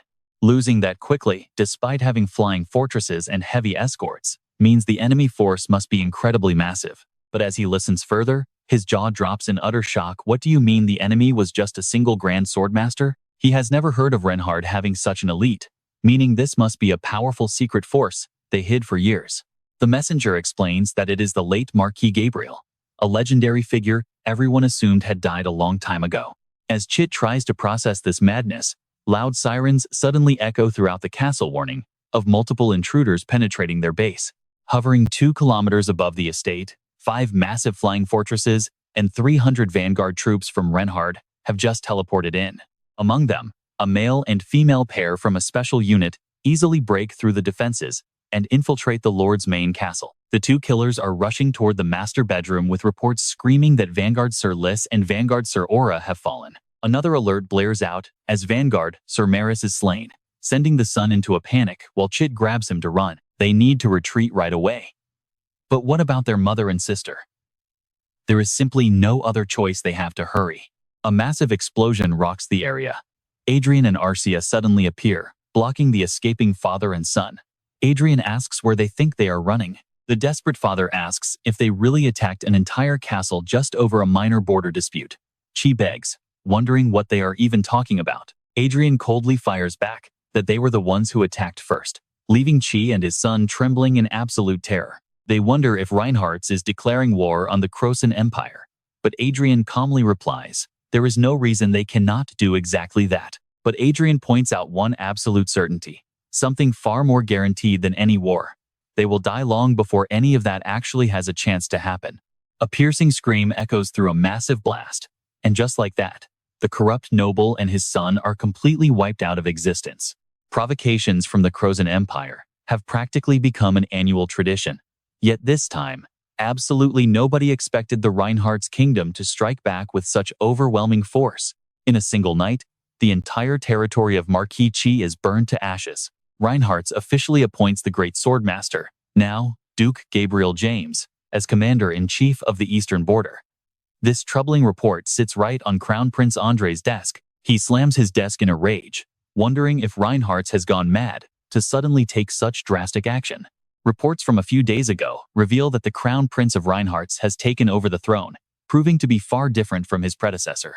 It is clear he plans to pursue a highly aggressive approach. His guard notes that during the intense struggle for the throne with the second prince, everyone thought he was mediocre, never expecting him to be so incredibly cunning. Whatever else may be happening, the alliance between Adrian Lawrence and that Crown Prince is undeniably a massive, looming threat. Andrei realizes he must take action before that cunning prince officially ascends the throne. Soon after, 7 diplomats from the Reinhardt's embassy are brutally slaughtered in a vicious attack. The Crosan Empire quickly bolsters its military presence along the Reinhardt's border. Could this be the spark that ignites an all-out war? It looks like we are on the brink of total chaos. Headlining newspapers everywhere scream about the rising tensions.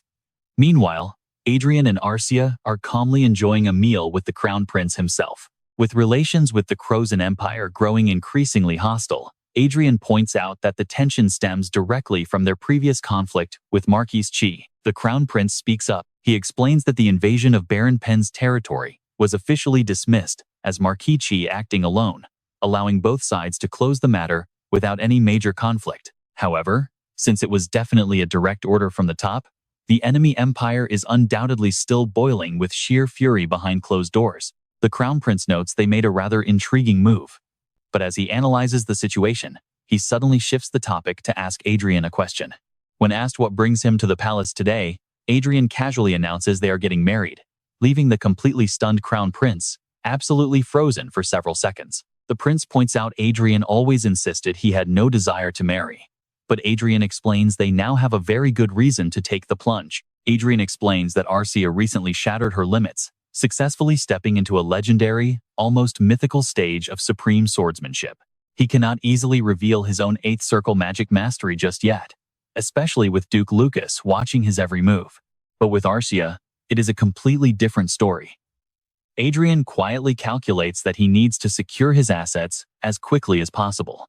So, the moment Arcia is officially named a duchess, he plans to marry her immediately. He jokes that if they wait, clueless nobles will start plotting to steal his bride, which gets a hearty laugh from the prince, who agrees it is a smart move. It is a solid strategy to consolidate power, but suddenly, Adrian notices the temperature in the room plummeting to freezing levels. He looks over to find Arcia pouting in pure frustration, complaining that he is treating this like a business deal and demands to know what happened to her actual romantic proposal. She feels incredibly hurt by his dry attitude, prompting Adrian to scramble for a quick excuse. He insists there will definitely be a grand proposal, especially since the Crown Prince is helping him execute a highly ambitious plan he has been carefully preparing.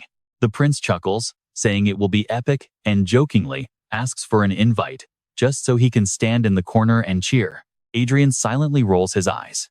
Meanwhile, the prince offers to personally officiate the ceremony, noting that he will officially be crowned king by then anyway. He notes it would be a massive honor for them, adding that it would be absolutely perfect to have Lady Evelyn bless their holy union as well. Hearing this, Arcia's eyes instantly light up. Adrian wonders if that is truly all right, given how insanely busy the prince will be preparing for his upcoming coronation. The prince insists that even if he is pressed for time, there is absolutely no way he would ever miss such a spectacular and historic event. Adrian can only smile, realizing that the prince is the relentless type who will fight to the very end to stay afloat, no matter how tough things get. As those thoughts drift through Adrian's mind, a servant places a dessert in front of him and quietly steps away. Adrian asks when he plans to deal with the crawling pests sneaking around, and the prince replies he is waiting for the perfect moment to wipe them out completely. He explains that moving too quickly will only force them back into hiding, and it would be rude to ruin the surprise they worked so hard to prepare. With high anticipation for the coronation, they raise their glasses to conclude the fine meal. On the day of the coronation, flags and flowers hang everywhere, as the citizens eagerly prepare together. The guards are all newly stationed, but hidden among them is a deadly assassin. Before sending him off, King Croyan asks about their chances of successfully assassinating Crown Prince Michael van Renhard. If my men and I put our lives on the line, about 50%, that is more than enough, because even if they fail, they will still spread absolute terror throughout the kingdom. Any provocation against the Royan Empire is an attack on the emperor himself, who loudly declares he will cut down anything standing in his path. Following the king's orders, the lead assassin commands his men to strike. Instantly, 3 killers spring forward in a pincer movement, completely trapping the Crown Prince. At such close range, the leader is absolutely certain they cannot possibly fail this mission. They strike. But the prince only turns and smiles. Without warning, the leader is instantly slammed face first into the ground, while his 2 accomplices fall to the guards' sharp swords. Shocked by this sudden counterattack, the panicked assassin understands everything once he recognizes the 2 guards. Standing right beside the Crown Prince are Adrian and Asia, heavily disguised as royal guards, completely crushing the assassination attempt. A furious Prince Andrei demands to know why they failed when their chance was supposedly 50%. Wiped out. The guard reports that Duke Adrian Lauren completely eliminated their entire squad. All the elite talents he spent so much effort recruiting were captured and eliminated within half a day, leaving the frustrated prince in total despair. At that moment, the guard advises the prince to remain in the imperial palace, stay away from the magic tower, and lay low for a while. When asked why, the guard explains that given Duke Adrian Lauren's highly unpredictable nature, they cannot easily guess his next move. Facing someone who acts so wildly unstable, he warns that the prince must exert the absolute maximum amount of caution. He furiously snaps back, asking if the crown prince of the legendary Crowan Empire truly has to hide from a mere noble of such a pathetic kingdom. Roaring with anger, Prince Andrei declares his goal in the upcoming war. He absolutely must execute Duke Adrian Lauren, as he has no intention of quietly dying on this side of the border. A sudden voice speaks. A black crow sitting right behind him makes the prince spin around in shock. The loyal guard barely manages to push Prince Andre out of the way before magic swallows him whole, leaving no trace as guards rush in to surround their prince. A chilling warning echoes, telling him to watch his back from now on. With that final threat, the crow vanishes into thin air, leaving Prince Andre trembling as the guards anxiously ask if he is all right. Regaining his senses, Prince Andre orders a hasty retreat with a furious scream. Meanwhile, Duke Adrian Lawrence sits back to enjoy his tea with a triumphant smile on his face, while far away in the Golden Dragon Palace of Brigham, the king issues an order to his subordinate, demanding a report. He listens as she bows and begins. She reports that the first prince of the Reinhardt Kingdom, Michael van Reinhardt, has successfully ascended the throne as the newly crowned king of the realm. Though several desperate assassins tried to disrupt the coronation, the entire royal ceremony fortunately proceeded smoothly, without any issues. The culprit appears to be Prince Andre J. Croizon of the Croizon Empire, acting out of spite. In retaliation, the mage tower under his control was blasted with magic that same day, though the prince managed to escape completely unscathed. Unfortunately, the deputy captain of Count Pitt's guard was slain during the intense magical chaos. Accusing Duke Adrian Lawrence of the attack, Prince Andre faces a flat denial. Instead, Duke Adrian Lawrence calmly mocked him, stating that perhaps the dramatic crown prince is simply in desperate need of some mental rest. Mocking him openly, Duke Adrian Lawrence suggests that if he truly wanted the prince dead, the man wouldn't be standing here talking nonsense, a bold statement that has pushed relations to an all-time low. At this point, a massive war is completely unavoidable. The king points out that even without this tragic incident, an all-out war was always just a matter of time, so there is absolutely nothing surprising about it. After all, those two powers have been clashing in endless battles, both big and small, for many decades now. However, the subordinate warns that this upcoming clash is completely different and will be fought with a level of absolute intensity never seen before. With the grand revolution of the Prius Republic and the goddess's sudden prophecy during the selection, everything is changing. Combined with Princess Xia's desperate struggle to reclaim her rightful crown, these events are set to completely shatter an already highly unstable and fragile international order. At the absolute center of these earth-shaking events in Rondell stands the rising star of the Reinhardt Kingdom, Duke Adrian Lawrence. This revelation leaves the king feeling somewhat intrigued and surprised. Recruiting a man like him would have been an incredible victory, but she quickly begs for forgiveness, admitting she lacked the power to succeed. Rather than getting angry, the king calmly pardons her, acknowledging that the fault lies with him since he could offer the genius nothing more than a mere earldom. Then he asked, "So what do you think Reinhardt's chances of winning this war are?" She replied, "Probably 40%. Hearing this, he was surprised as much as 40%. Going into more detail, she estimated that it would be 40 to 50%. He remained skeptical, noting that it would be quite a close fight. He told her she was being far too generous to Reinhardt, but she explained, Duke Adrian L. Lawrence and King Michael von Reinhardt, both are outstanding figures who wouldn't recklessly provoke Croizon. Listening to her, the king slowly tapped his fingers on the armrest. So that was her perspective.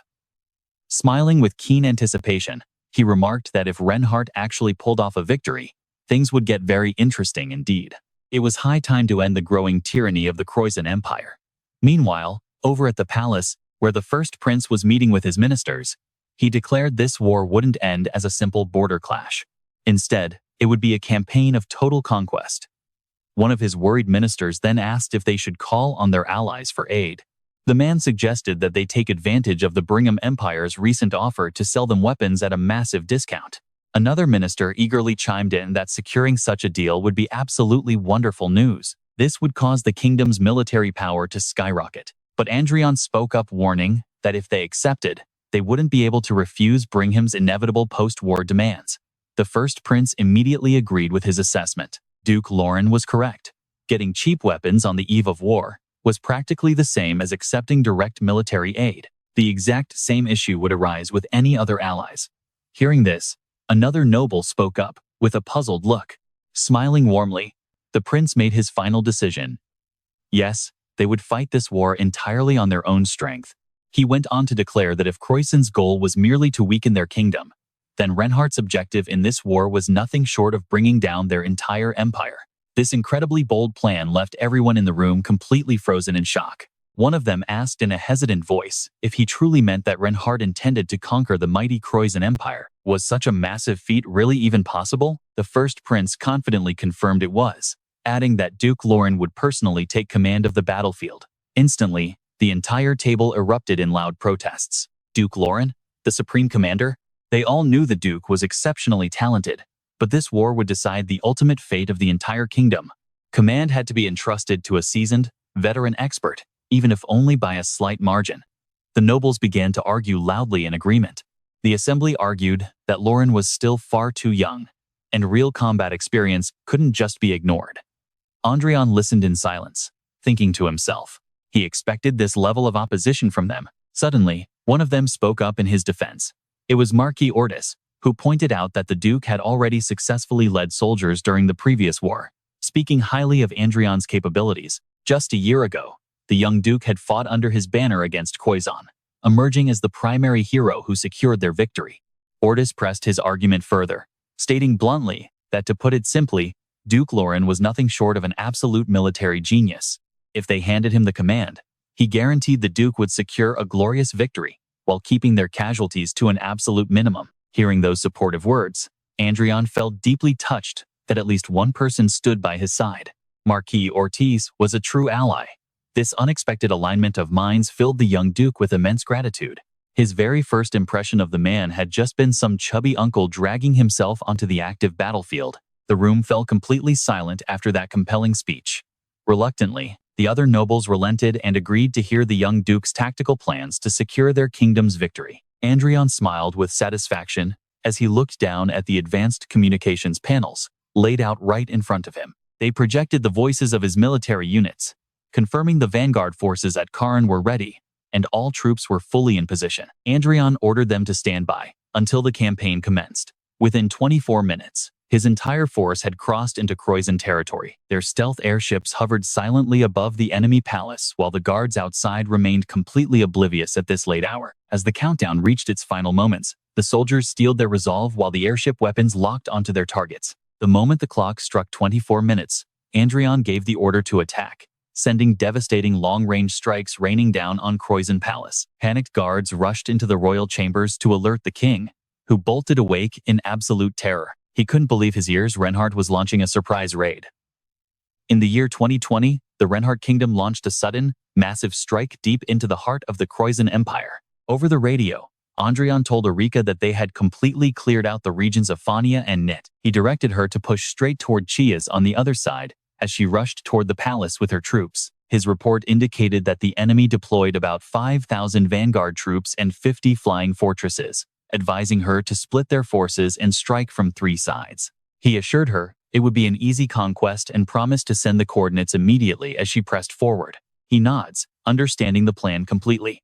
Moving to the side, Adrian contacts Gabriel. Near the territory of Earl Dian in the So Mountains, there lies an ambush unit. They have 5 self-detonating flying fortresses, so remain alert. Gabriel receives the warning and replies immediately. That is a terrifying threat. Gabriel responds, confirming he understands the order. Behind Adrian, the onlookers stand in absolute shock, completely amazed by his incredible leadership ability. It is completely unbelievable that he can command both the 1st and 2nd Corps simultaneously, while currently stationed all the way back with the 3rd. Adrian stares intensely at the holographic boards with high expectations. With his incredible clairvoyant skill, finding hidden ambush spots or enemy weaknesses is completely effortless. Meanwhile, high above the clouds, a Black Hawk spreads its wings, staring down at the entire battlefield. A system status window reveals its name as the Black Hawk of Sound, possessing physical attacks, along with unique skills like vision sharing, magic sharing, and distraction. A series of urgent updates arrive from the front lines. The 1st Corps has successfully wiped out the ambush unit with 0 casualties. Meanwhile, the 2nd Corps broke through Fap, Nia, and Akin, directly engaging the enemy forces in Chus. Under the perfect guidance of their commander, the tide of this entire battle has turned completely in their favor. This entire clash will likely wrap up in under 30 minutes, prompting everyone in the command room to burst into celebration. Praise floods in for Adrian, with everyone marveling at his ability to prevent casualties so flawlessly. He is a true genius. Meanwhile, Commander Ortis rubs his nose with a smug grin, proud that his faith in the young prince was proven entirely correct. Over in the enemy Croizon war room, the reports of consecutive victories spark sheer panic, leaving the high generals desperately clutching their heads. The front line is collapsing too fast, and their casualties are skyrocketing before the soldiers can even find a chance to regroup.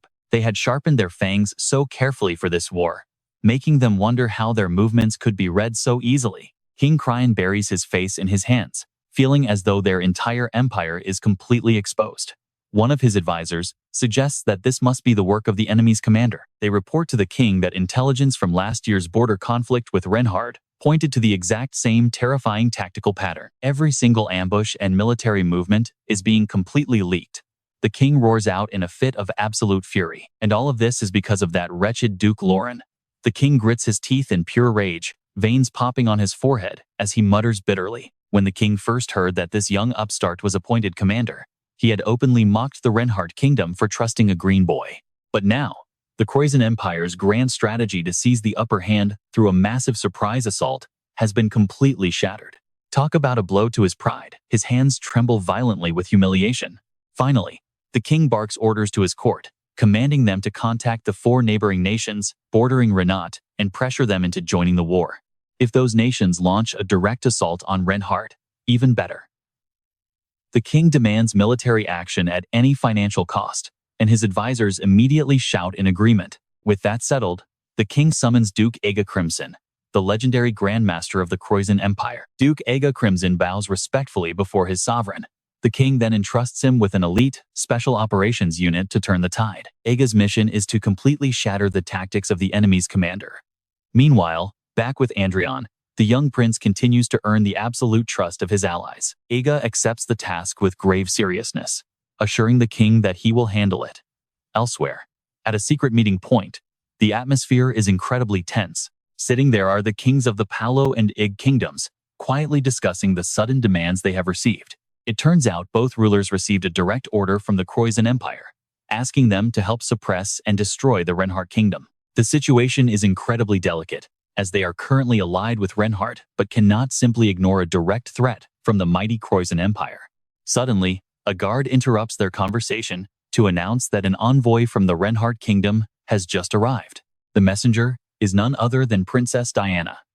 The kings greet her warmly, noting that it has been quite some time since they last met. King Paulo brings up the timing of her visit, finding it curious that the Reinhardt royalty would seek them out right now. It means Reinhardt already knows about Croizon's secret approach and is well aware of the difficult position the 2 kingdoms are in. Diana calmly confirms this, prompting the king to ask directly what Reinhardt expects them to do in this situation. Diana simply smiles, tapping a device on her wrist and asking the 2 monarchs to look closely. A holographic document immediately projects into the air, causing them to ask what it is. Diana calmly reveals it is an official proposal to establish a sovereign duchy. She calmly explains that this war will undoubtedly conclude with a sweeping victory for the Reinhardt kingdom. Once that happens, Reinhardt will be reborn as a mighty empire, which might make their relationships with old allies a bit complicated. Therefore, they have decided to create a neutral buffer zone. King Paulo is stunned, asking if they truly intend to establish a new sovereign duchy. Diana confirms this, explaining that their king has already decreed it once this war is won. He is fully prepared to share the massive profits with his allies. Simply rejecting the demands of the Croizon Empire will be a massive help, Diana adds, leaving the 2 kings to silently exchange thoughtful glances. The king of Paulo speaks up. He decides they will completely ignore the Croizon Empire's demands. He then wonders who will be appointed to govern the duchy, listing 2 potential candidates: the Saint of the Reinhardt Kingdom or Duke Lauren. Meanwhile, some of Adrian's men meet with him privately to ask a question. They ask if the Croizon Empire will collapse if their kingdom wins this war. But Adrian responds they must first eliminate the entire royal family. They must also target the nobles and key imperial figures. The leading soldier asks if exile or imprisonment is an option, but after thinking it over, Adrian notes King Michael would make that harsh choice. Personally, he believes they cannot afford to leave any survivors behind. Hearing this, the soldier suddenly looks quite dejected, and Adrian notices his gloomy face. Suddenly, the prince stands up and steps closer, causing the soldier to flinch back and nervously apologize if he caused any offense. Adrian merely laughs, shoving the soldier backward, while warning him that standing there would be pretty dangerous. Otherwise, he would have ended up with holes in his body, as a sudden blast slices right through the ship. making him scream in terror. The crew trembles in fear, while Adrian identifies the swordsmanship, even without looking. He sensed that Strike, the master of the Croizen Empire, has finally arrived. Panic spreads through the ranks as relentless slashes rain down, prompting everyone to scream for their commander. But Adrian remains incredibly composed, warning them that Duke Crimson is targeting him specifically, so they must keep their distance to survive. Over the comms, reports flood in that the main fortress is under attack, with breaches detected in both the upper and lower armor plates. The lower-tier artillery unit is completely wiped out, leaving the outside area in total chaos. Flames consume everything from the enemy airship attacks as their own forces desperately lock onto targets to launch a counter-artillery strike. Duke Ega calmly watches the enemy and admits that he is quite impressed. In front of him, Marinang uses her shield to block the strikes, questioning why she has to risk her life for this. He simply stands behind his soldiers, completely unbothered by her complaints. Apologizing to Grand Elder Iris, he notes this intense barrage is too much to block. Referencing the Beastman leader of the Elysia Alliance, she warns him that at this rate, her limit is only 5 minutes. Ego replicates his sword, promising to finish things as fast as possible. Instantly, the clone blades fly forward with blinding speed, piercing right into the enemy airship. With the ship taking heavy damage and the crew panicking, Adrian is left feeling pretty annoyed by the sheer hassle. When a sword thrusts directly at him, Adrian easily stops the blade barehanded, which catches Duke Ega completely off guard. He opens a portal to toss the sword inside, mockingly comparing the sensation to fishing with a blade as bait. Alarms blare again with reports that both the attitude control system and the main engine are completely destroyed. Adrian decides to handle things outside himself, instructing the deputy commander to take over the forces, shocking the nearby soldier. With the vessel heavily compromised, announcements echo through the corridors that the fortress is currently collapsing. The entire crew braces themselves for impact. Adrian finally appears, looking down at Ega's forces and mocking them for bringing so many men to kill one person. He then gazes at Marinang, playfully asking if the Elysia Alliance is officially backing the Croizen Empire. Startled, Marinang quickly tries to explain. She claims this is just her personal affair with no intention of fighting him, but Adrian silently notes she is already deeply involved. Seeing her visible distress, he simply adds that it is a real shame. Adrian decides to play his charm card, using his handsome looks to work his magic. He acts surprised to meet the legendary Grand Elder Iris on the enemy side, causing Marinang to instantly lose her composure in sheer delight. A status window pops up, revealing her high favorability towards him along with a deep sense of guilt. Satisfied, she won't interfere. Adrian smiles as Ega demands to know why he acts so relaxed before his enemies. Adrian simply replies that he has been waiting for this exact moment. Ega is left thoroughly confused as the prince snaps his fingers, claiming he can read the emperor's thoughts like an open book, exposing their entire strategy. Adrian explains that the enemy emperor is aiming to dismantle their army command to turn the tide, and when that moment arrives, he would undoubtedly deploy Duke Crimson. All of Ren's forces have gathered, preparing to launch a concentrated counterattack against the main army. Smiling with pure excitement, he looks over at Ega. At last, we finally have an evenly matched battle on our hands. Meanwhile, Ega is left absolutely consumed by rage. Adrian and Ega stand facing each other, as Ega's sword unleashes slicing waves of energy all around him. Adrian feigns worry, wondering if they plan to eliminate him before his allies can even arrive. He raises his staff to shatter the encirclement, smiling as he mockingly calls it a completely useless move. But suddenly, Ega warps, appearing right behind Adrian's back. Raising his sword high to strike, Ega looks down on him, sneeringly asking if Adrian truly believes he can block a spirit sword. Calling him foolishly overconfident, Ega gloats. Startled, Adrian spins around as Ega barks that he is destined to die right here. But suddenly, Ega's face darkens. Before he can even unleash his strike, Adrian flies straight up into the sky. Ega glares up at Adrian, his eyes filled with sheer annoyance and helplessness. Up high, Adrian mockingly pulls out a sword hilt. What a shame, Adrian mockingly sighs. Channeling his energy, the hilt materializes into a glowing blade as he confidently smiles, claiming he can easily kill him now. Hearing this, Ega grinds his teeth in rage. Ega channels his power to strike, cursing the bastard. Adrian just chuckles, mockingly telling him that his time is up. Ega points his sword and lunges forward. But before the blade can touch Adrian, Arika suddenly appears, raising her own weapon to block the strike. Standing protectively in front of him, she declares that she will protect her master at all costs. The ground below violently explodes from the impact, blasting Ega back and sending him crashing to the dirt. Sitting up with a tight grip on his sword, his face is filled with shock at her immense power. From high above, Adrian and Arika dive straight toward Ega. Without hesitation, she unleashes a brutal strike right at his head, sending him flying once again. Ega struggles to defend himself with his sword, muttering that this entire battle is deeply humiliating. Looking at Arika's determined expression, Ega grows bitter, furious that he is being overwhelmed by a newbie who just reached the Grandmaster rank. Glaring at Adrian's murderous eyes, Ega seethes over how she is coordinating with a mere 7th Circle mage. Seeing Gregory slaughtering his troops nearby, Ega rationalizes that he can accept the failed ambush. Meanwhile, Adrian's airship continues to engage in a fierce aerial battle. He reasons that prioritizing pure speed has made their movements far too predictable. Even as Ega desperately clashes with both Adrian and Arika at the exact same time, he is deeply worried. But even so, what is this strange sensation? This mounting anxiety, matched with their eerie, calm composure. Arika pulls her sword and shield back to build momentum, then rams Ega with her shield, knocking his sword right out of his grip. Grinding his teeth, Ega uses magic from his palm to recall his sword and send it flying back to attack Arika. But suddenly, time completely stops, leaving him frozen mid-motion. He glances sideways in absolute panic, realizing the one casting this time-stop magic is Adrian. Ega looks up as if he is facing an 8th Circle powerhouse disguised as a 7th Circle mage, his voice stammering in pure disbelief. Before Ega can even finish asking if Adrian is actually at the 8th Circle, the young prince slashes him clean across the chest. Adrian releases the time stop, casting a cold, sharp gaze down at him one last time. With his eyes rolled back, Ega slowly collapses as his mind fades. They had been played like fools from start to finish. From the very beginning to this bitter end, Ega's vision slowly fades to pitch black. The final faces Ega sees before dying are Arika and Adrian. With victory secured, the soldiers let out a triumphant roar, celebrating their success.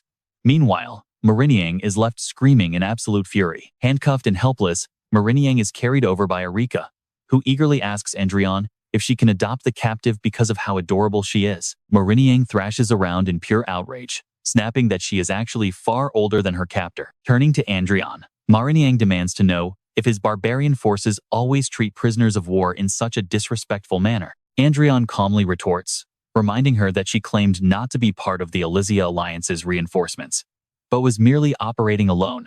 At that exact moment, Mariniang falls completely silent, recalling the very words she had uttered before. Adrian adds that, since she is working alone, Lady Iris is currently viewed as a foreign criminal interfering in their kingdom's war. Adrian asks what she was even thinking, adding that if she had just kept quiet, she would not be suffering like this, leaving her completely speechless. He points out that her original plan was likely to get what she wanted and then quietly withdraw from the conflict. She clearly never expected Duke Crimson to fall so easily, and with no way to counter his logic, Mariniang remains silent. Arika takes the opportunity to playfully poke her cheek. Adrian assures her they have no plans to harm her, telling her to stay put until the war ends, before suggesting she spend that time playing with Arika. This absurd arrangement makes Mariniang shout in protest, demanding to know if he expects her to be treated like some plaything. She begs them to just kill her instead. Hearing her screams, Gregory quietly steps up behind Adrian to ask a question. Gregory asks if executing her would be easier, but Adrian explains that she is a valuable hostage to keep the Elysia Alliance from interfering. Furthermore, Adrian notes that they won so easily because the Great Elder, Iris, chose to take a highly passive approach. If she decides to actively oppose them, the collateral damage will be absolutely catastrophic. At that moment, Arik rubs his cheek against Marinia, making her scream in vain disgust before she faints. Yet Gregory keeps asking questions, completely unbothered by her distress. Their chances of winning have shot way up now. He smiles confidently, claiming a solid 100% success rate. Meanwhile, at the palace, the desperate king clutches his head in agony. Devastating reports flood in from his ministers about the fallen Jesus Duchy. To make matters worse, slaves are now rising up, exploiting the absolute chaos of the war. Marquis Mati was sent to negotiate with the kingdoms of Lucias and Jordi. So why on earth is there still no contact from him? Crown Prince Andre and his two subordinates are deep in discussion when they suddenly freeze at the king's thunderous scream. Everything stops. The three men stare at the king in utter confusion. The old ruler calls out to the prince, who turns back with a nervous reply. Yes, father. The king gives his final orders. He is placing the royal guard under the prince's command, demanding he head to the Dragon's Land right now. The empire has laid some groundwork there. But hearing those words only makes cold sweat pour down Prince Andre's face. He knows exactly what that place represents. The Dragon territory is the most perilous, isolated wasteland in the entire world. A literal death trap.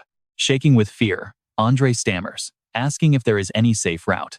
The old king cold-bloodedly replies that no such thing exists. Reaching into his robe, the king pulls out a mysterious necklace and hands it over. He promises that if Andre finds what it unlocks, this entire war will instantly turn around. Even so, the prince's hands continue to tremble violently. The king himself knows this mission is a massive, suicidal gamble. The ruler gives him one final, chilling warning: find it and return, or fail and embrace death. Prince Andre can only force a twisted smile. Clutching the necklace, his entire body shakes as he stammers out that he will do his absolute best. Meanwhile, Duke Adrian wields a spear in one hand and a sword in the other, utterly crushing Ega, the fearsome Crimson Duke. Following the defeat of their elite forces and a surprise offensive from the Reinhardt Kingdom, the already retreating Grisan Empire is now shaken to its very core. The battlefield grows incredibly tense. The eastern border of the Grisan Empire, right next to the Reinhardt Kingdom, has completely fallen.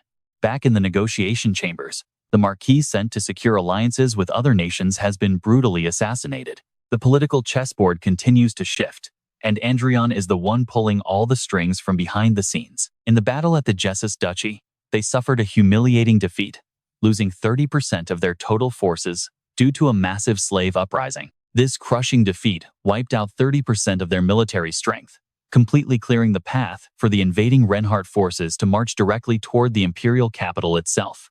In the war room, Gregory solemnly reports that the crown prince of the Grisan Empire has led the royal guard straight toward the Dragon's Land. Sitting on his throne, Adrian asks what their goal is, but Gregory can only answer with complete honesty. They still have not uncovered the truth.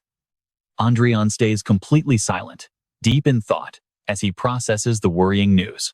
Suddenly, a booming voice echoes from outside, declaring himself as Marquis Giga, the proud commander-in-chief of the Grisan Empire. Standing tall in the middle of a massive clearing, the muscular warrior proudly bellows in the name of his empire's honor. He challenges the cowardly commander of the Reinhardt army, Duke Adrian L. Lauren, to an absolute one-on-one duel. Giga's provocative shout rings across the battlefield, daring Duke Lauren to face him like a real man and accept the duel. He vows to make the Duke pay for his cruelty.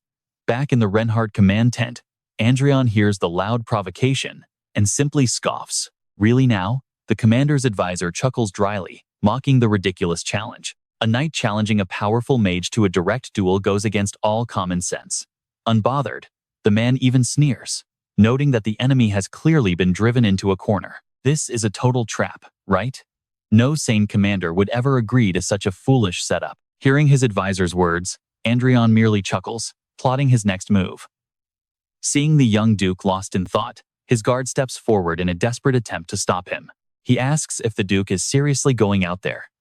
Adrian merely smiles, lightly lifting his heavy cloak. Half mocking, half thrilled, he replies that if they let a cheap trick like this bring them down, they are as good as dead. He turns to his attendant, declaring his intention to go.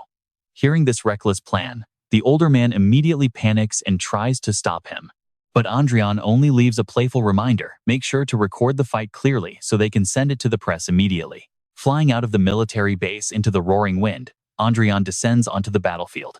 Giga is still making a scene, screaming the Duke's name over and over. Adrian suddenly materializes, right behind his loud challenger, calmly accepting the duel. Seeing his opponent appear, Marquis Giga bursts into a satisfied laugh, mocking the Duke for finally gathering the courage to show his face.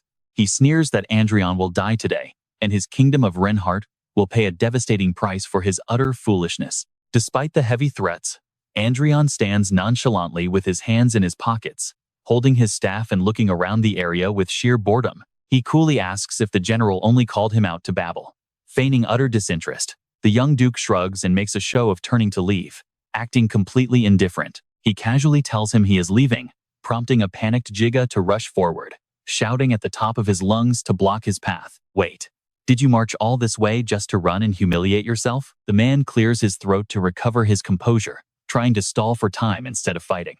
To salvage your lost dignity, I must commend your courage. He loudly declares, so for the honor of both our armies, let the duel begin. Adrian remains silent, his sharp gaze locked onto the joints of his opponent's breastplate. Honor? You are literally wearing combat armor, modified to detonate if things go south. What a truly noble and admirable sacrifice. A small Imperial drone hums softly as it hovers overhead. Adrian notices it immediately, realizing it is a recording drone from the Croizon Empire. It seems the Empire is highly interested in this duel. Jiga spots the signal and cheers wildly, half drawing his blade in anticipation. They have already seen right through you. Duke Adrian, let us fight. Jiga charges, swinging his massive blade and cutting through the air with a highly unusual combat style. Others might be caught off guard by such an unpredictable style, but not Adrian. He watches the wild movements, casually gesturing for Jiga to bring it on. The enemy lunges from a distance, determined to end Adrian, and just like that, the battle begins. Closing in, Jiga unleashes a barrage of confident, deadly strikes, but Adrian effortlessly dodges every single attempt. Tripping onto the grass in absolute frustration, Jiga refuses to submit so easily. He immediately scrambles back to his feet, shattering the ground with a powerful stomp as he charges Adrian through a cloud of rising dust. Now, Jiga has only one single target in his sights. With his sword tip nearly grazing Adrian's neck, he is already celebrating his highly anticipated victory. But unexpectedly, a tiny magic circle suddenly manifests right before him, blocking his blade to his absolute shock. Instantly, the magic circle erupts with a brilliant blue light, violently blasting Jiga backward. Bitterly, he wonders how this is possible, since he was absolutely sure he had thoroughly analyzed Adrian's style. Yet, every single strike is easily neutralized, throwing Jiga into utter panic. How is there such a massive gap? Adrian remains unfazed. Thanks to his magic, he calmly asks, is that really all you have got? Seizing the initiative, Adrian quickly unleashes a rapid series of spells that Jiga cannot hope to block. Cornered, Jiga secretly slips a tiny syringe out of his gauntlet and injects it straight into his body. Adrian immediately senses something is highly unusual. Guided by his system, he quickly realizes exactly what the desperate man is doing. An injection? Watching from a distance as his opponent struggles under a sudden surge of power, Adrian wonders if it is berserk drug. He quietly mutters about the dangerous, banned chemical that is currently making his opponent's veins bulge violently. Jiga's muscles swell rapidly, his body expanding into a towering, aggressive giant. Berserk drug, a forbidden booster that temporarily pushes combat ability to the absolute maximum. However, with its short duration and severe bodily damage, it is strictly a desperate last resort. Jiga lets out a savage, terrifying roar. He enters his stance, completely consumed by the urge to rip Adrian apart. Adrian merely squints at the bleeding wound on the commander's arm, scratching his head as he asks Jiga, "You are losing control. Where did you even find such a rare drug?" That stuff is practically a rare legendary elixir. Raising his hand, Adrian's staff glows brightly with a blue magic circle as he effortlessly evades Jiga's wild, raging attacks. Politeness aside, thank you for your effort. Jiga swings his blade, unleashing a massive energy wave in a desperate bid for victory. But Adrian calmly announces this is where it ends. A massive explosion erupts, blowing away everything nearby in a violent tremor. A small red drone flies directly into Adrian's hand. He catches the device and brings his face close to the camera lens with a defiant look, addressing the powerful spectator on the other side. Looking at the drone, he declares this duel is mine. He leaves a highly bizarre warning, while playfully blowing a hand heart like a popular idol posing for fans, leaving the Croizon Emperor and his entire court utterly speechless. I will be there soon, so wash your neck and wait for me. Back at camp, the military assistant rushes over to Adrian. Sweating profusely, "My Lord Duke," he gasps. "I truly thought my heart was going to jump out." Adrian breezes right past him, giving a brief instruction from now on. "Everyone I designate must gather and follow me immediately." The assistant nods in confusion, while Adrian looks up at the real-time tactical map, a subtle smirk forming on his lips. It has been 20 days since this war started, hasn't it? It is finally time to put an end to this whole thing. Deep inside the imperial palace, the anxious emperor sits on his throne, urgently asking his minister if there is any movement from the Renhar forces. The war minister kneels, trembling as cold sweat pours down his face, reporting that they are still waiting. But the enemy is marching right now. He slams his hand onto the armrest, furiously demanding to know the location of their reinforcements and asking if there is still no news of the Crown Prince. The minister flusteredly reports the loss of communications along the border area. The prince likely entered the Grey Mountains, where both communication and tracking signals have been completely severed. He quickly explains the technical errors in hopes of calming the king's rising fury. With many unstable mana zones in the dragon territory, it seems the Crown Prince is carefully navigating his way through them. Hearing this, the tense ruler barks in order to slowly pull back their forces and buy more time. The minister immediately objects, proposing that if the capital falls, they should relocate the royal court to Indian City. But that basically means abandoning the capital and fleeing. Suddenly, another messenger rushes inside to report a terrible threat, stammering that an intruder has arrived. Sirens suddenly blare throughout the palace corridors, while the automated broadcasting system continuously blares out an urgent, high-priority warning. An intruder alert identifies Duke Adrian L. Lauren of the Ren Kingdom, sending shockwaves through the entire palace. Everyone is frozen in shock by this news. The automated system continues, announcing that a small armed force has breached the capital's defenses and entered the palace grounds. The minister turns incredibly pale, his face twisted in utter disbelief and sheer terror. Wondering how Adrian could be here when the battle literally ended minutes ago, the king covers his face and laughs eerily. Moments later, he sits tall on his throne, laughing out loud with a sinister glint in his eyes. Realizing this is not a crisis, but rather a golden opportunity, the king chuckles in dark amusement, his expression turning downright villainous at the mention of Adrian. Calling him a fool, he mocks how arrogantly the duke walked straight into the lion's den, believing Adrian's team has marched to their own doom. The sinister ruler mutters that this place will be their grave. Trailing at the very back, the cowardly companion asks in a trembling voice if such a sudden move is truly safe. Leading the charge with absolute composure and a fearless gaze, Adrian points out that dragging things out will do them no favors. They need to wrap up this entire war quickly, even if it is risky. This is the only way to preserve their forces and secure their position as victors. Ali sighs, still incredibly restless despite the reassuring words, wondering if this plan is just way too impulsive. Adrian continues forward in silence, his mind drifting back to the chain of events that led them here. To be honest, he originally wanted to take a safer path, but the nagging intelligence reports kept him on edge as he analyzed the enemy's dangerous political maneuver. If it were a half-hearted attempt, they never would have sent the Crown Prince and the Royal Guard to the perilous Dragonlands. In other words, the risk is absolutely worth taking. Pondering the situation, Adrian decisively quickens his pace. Even if this is a reckless gamble, he knows they must end this war before the enemy Crown Prince makes his return. He glances back at Ali, reassuring him that slipping behind enemy lines to take down the boss is his specialty. Left completely speechless, Ali can only offer a weak smile in response. Inside the main hall, the King of Croissant roars, slamming his hand down to activate the energy core, turning on the defense system. Sensing a sudden shift in the air, Adrian's squad halts to assess the changing situation. Gabriel instantly feels the ground tremble violently as the magic circuits on the stone walls glow bright red, signaling that the lethal defense system has been activated. Adrian scans their surroundings and nods in agreement. As immense magic swells from all directions, Gregory looks at the deadly traps and groans that this is literal hell. While Adrian calmly analyzes the shifting mana patterns in the air, he grimly notes that according to his observations, there are 5 distinct layers of defense systems installed within this palace.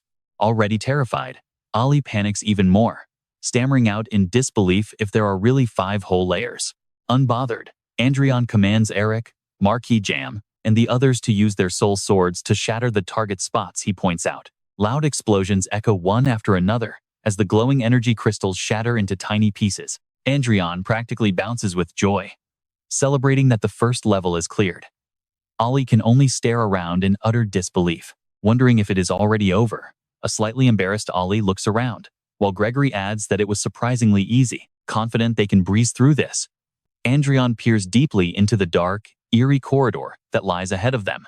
As the mental pressure begins to mount, signaling the arrival of the second layer, he glances back at the weaker-willed soldiers to offer a blunt warning, telling them to retreat if they cannot handle it.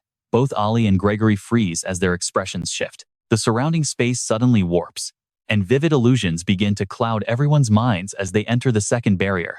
The 8th circle mental collapse starts taking a toll on Gregory and Ali, who stumble around while clutching their heads in agony. Weakly asking what is happening, they listen as a completely unfazed Adrian explains that it is a mental attack. Since Adrian is completely immune to illusion magic, he calmly calls for Eric, who immediately steps up and hoists Gregory over his shoulder. His expression remains entirely calm, as if nothing happened. Understanding the signal, she simply nods and complies. Adrian leads the charge straight into the eerie, glowing light, sharply ordering the squad to move fast before they lose their minds. Already crushed by Adrian's overwhelming presence, Ollie faces the barrier's magic and instantly feels like giving up on the spot. Moving at a terrifying speed, the team quickly shatters the barrier core. Adrian calmly announces that the second floor is officially cleared. Gabriel stares open-mouthed at Adrian and Erika, completely shocked by their calm. He asks how they are still standing, but Adrian only smiles. It is a secret, Adrian replies as a completely exhausted Gregory watches in awe. Realizing these two also ignored August's mental attack, Gregory remembers their previous battle when everyone else was dying of exhaustion, while Princess Diana casually whined about being hungry. She wanted to wrap things up because of her empty stomach, but Adrian cheerfully told her to hang on just a bit longer. Once the barrier crumbles, a narrow passageway reveals itself, with stairs leading the entire team up to the third floor. The moment they step into a massive, echoing hall filled with countless intersecting paths, a giant magic circle erupts before them. It is the 8th Circle Maze Challenge. Watching the stone walls constantly shift and swap places, Adrian quickly issues a warning. He tells them to hold their positions and control their breathing so he can warp them again, all while carefully studying the complex layout of the shifting labyrinth. He doesn't forget to warn them. Without the sheer power to obliterate these stone walls, or the absolute genius to decode the path, they will wander forever and rot in this bottomless abyss. Blinking softly, Adrian smiles as he sees right through the defensive illusions, confidently knowing his mystic eyes turn this deadly labyrinth into nothing more than a slightly winding road. Stepping forward with absolute confidence, he shouts clear directions to the squad behind him, telling them to bypass the hidden traps and prepare to turn after 20 meters. Arika examines the strange, ancient patterns carved into the labyrinth walls, looking completely fascinated by them. She mutters that there is plenty to see here, calling it a pretty decent place for a casual stroll. Guided by Adrian's flawless navigation, the group reaches the exit in record time, successfully clearing the third floor. Deactivating his eye magic, Adrian turns around and waves to the exhausted soldiers, telling them they are almost there and to keep moving. Ollie stares at the conquered exit in absolute shock. Seriously, who clears a legendary, trap-filled palace this fast? He can barely believe his eyes. Gazing at the two massive magic circles ahead, Adrian firmly warns everyone that they cannot afford to let their guard down yet. The remaining barriers are an 8th Circle Blazing Inferno and an 8th Circle Frozen Blizzard, leaving Ollie in a state of sheer panic. He frantically asks if those are not the most powerful fire and ice magic spells in existence. Adrian nods, admitting that even if they deployed their own 8th Circle spells, safely passing through would still be highly unlikely. With a subtle, mysterious smirk, the prince adds that they luckily possess an incredibly powerful defensive tool to get them through. Hearing this, Ollie immediately brightens up, as if he found a literal lifesaver, excitedly asking what it is. In response, Adrian proudly raises their secret weapon before everyone. He dramatically introduces it as the ultimate shield capable of withstanding heavy bombardment from hundreds of flying fortresses. He solemnly calls out the divine beast Mariniang, while Erika stands right beside him, lifting her up like a championship trophy. Mariniang squeaks in complete confusion, totally lost as she trembles, asking him what on earth he is even talking about. Ignoring her sheer panic, Adrian simply flashes a trustworthy grin and tells her that he is counting on her to act as their shield. Furious, Mariniang snaps at Adrian, but Erika shows absolutely no intention of putting her down. With everyone putting their hopes on Mariniang, they pray she can dismantle the terrifying elemental barriers of this floor. Instantly, she unleashes a brilliant aura that blankets the entire squad, pushing back the raging flames. Even she is surprised by the magic, but she quickly adapts and channels her spirit arts. A solid wall of energy wraps around them. It redirects all the scorching heat and freezing frost into the void of space. Witnessing this miracle, a stunned Adrian can only gawk and mutter how magnificent it looks. Meanwhile, a furious Mariniang looks ready to punch him, screaming out that he is completely insane. As the last embers fade, the gateway to the inner palace opens wide, clearing the 4th floor. Gabriel approaches Adrian, filled with deep respect. He finds it incredibly impressive and asks if Adrian planned everything prompting the prince to offer a gentle, humble smile. Acting as if it is nothing special, he remarks that their basic precautions simply worked out well. Collapsing limply in Arika's arms, Mariniang bitterly mutters to Adrian, complaining that she must be completely insane to have aligned with the Croizon Empire only to end up as a toy, a scarf, and now a literal shield. Adrian completely ignores her complaints. He eagerly charges forward, completely ignoring the traumatized Mariniang, as he loudly commands the squad to advance to the next floor. A bone-chilling cold suddenly sweeps through, freezing everything in sight. This is the 5th floor, a frozen hell, but it is nothing they can't handle with Mariniang around. Once again, she is ruthlessly exploited by Adrian. Despite her bitter complaints, the poor beast can only sigh and reluctantly do her job. Inside the central control room, officials tremble while watching surveillance screens show their barriers collapsing one after another. The 4th floor has been breached, and the enemy is already pushing past the 5th phase. The once arrogant emperor who dared to challenge them is now completely paralyzed with fear, wondering how this is possible. Have the gods finally abandoned Croizon? Emperor Cryon leaps from his throne, roaring in fury, to find a scapegoat, shouting for the Minister of War. The minister quickly bows to show his loyalty, receiving the emperor's final command to stay behind and lead the defense inside the palace. He respectfully replies that he understands the orders. The emperor turns to activate his teleportation staff, but the magic circle on his hand immediately shatters, completely blocking his escape. They have definitely deployed an anti-teleportation field. Scrambling for another way out, he pushes aside a hidden wall painting to reveal a dark secret passage, declaring they will use the emergency route. He runs as the terrified guards and ministers scramble after him, desperately grabbing at his royal cloak. They beg to go with him, but Emperor Cryon coldly brushes them off, pointing down toward the palace basement and ordering them to head for the decoy teleportation gate. Realizing they are being left behind as mere decoys, the soldiers sink to their knees, weeping in absolute despair. Even as they plead for mercy, the emperor and his personal guards descend into the basement, only to be forced back by Mariniang's blazing magic fire. The raw terror on his face is now impossible to hide. Suddenly, a deep, chilling voice filled with pure murderous intent echoes from the end of the corridor, asking where he is going in such a rush. The emperor freezes, staring at the silhouette on the other side of the flames, as Adrian and his allies calmly step out of the shadows. Recognizing Duke Lauren, the emperor gasps in horror, while Adrian offers a polite but mock bow, welcoming the Emperor of Croizon. Emperor Cryon narrows his eyes, trying to maintain his royal dignity despite his hand trembling heavily under his cloak. He demands to know what happened to his Minister of War, but Adrian merely asks if that minister was also among those who stood in their way. Adrian confronts the Emperor calmly, his tone completely indifferent, as if he had just finished some simple daily chore. He casually apologizes, explaining that since he killed every noble and soldier in his path, he did not really pay close attention. Infuriated, the Emperor lunges forward, screaming at Adrian and calling him an insolent bastard, which prompts a royal guard to charge forward like lightning to capture him. Still completely unsatisfied, the furious old Emperor continues to roar, calling him an incredibly rude bastard. Adrian merely glances over with a cold, arrogant smile, reminding him that a dying man does not deserve any real politeness. The Emperor's face completely freezes in utter disbelief, his expression quickly twisting into a chaotic mix of intense rage and overwhelming terror as the harsh reality sinks in. Suddenly, he staggers backward as a sword flashes forward, instantly cutting down the guard standing on his left. Right before his eyes, another blade sweeps through the air without a moment of hesitation, sending the remaining guard straight to the afterlife. And Adrian does not keep the Emperor waiting. He swiftly sends the Emperor straight to the afterlife to join his two loyal servants, ending everything in a flash with a silent farewell. Outside the Grand Palace,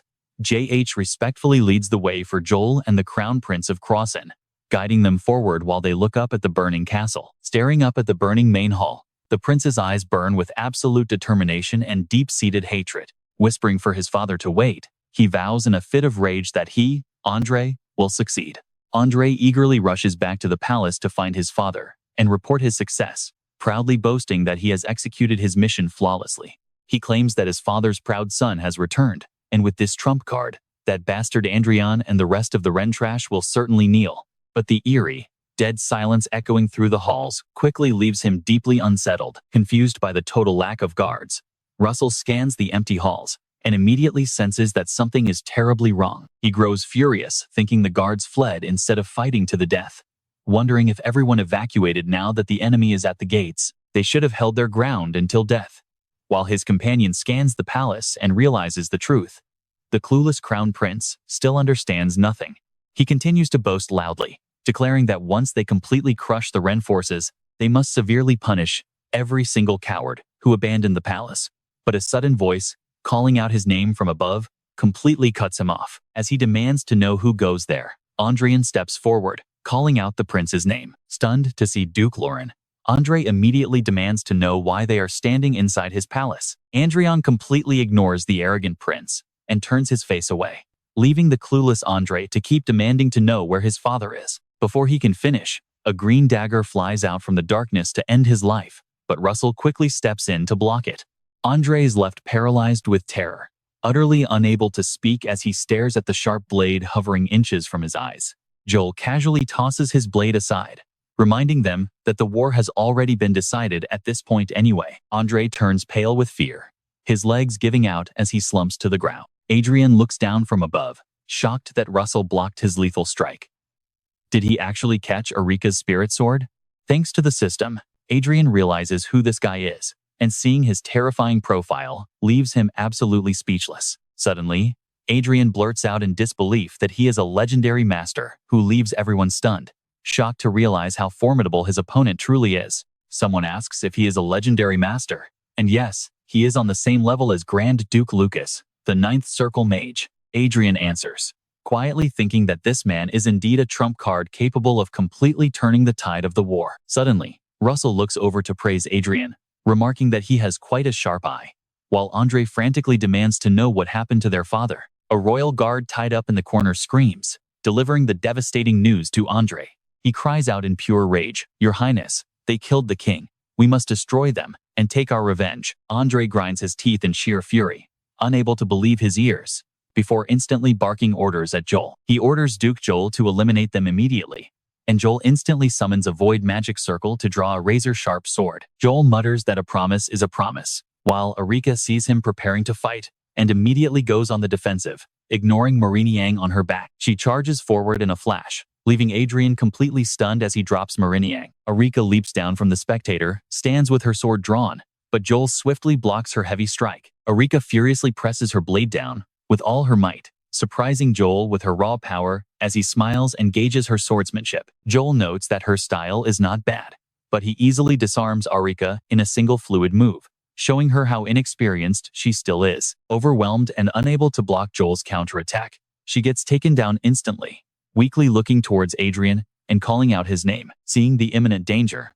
Adrian urgently yells at her to run. He watches in horror as the tables are completely turned, leaving him with no choice but to make a decisive move. Realizing he can no longer keep his true abilities hidden, Adrian tells himself that the time to hold back has finally passed.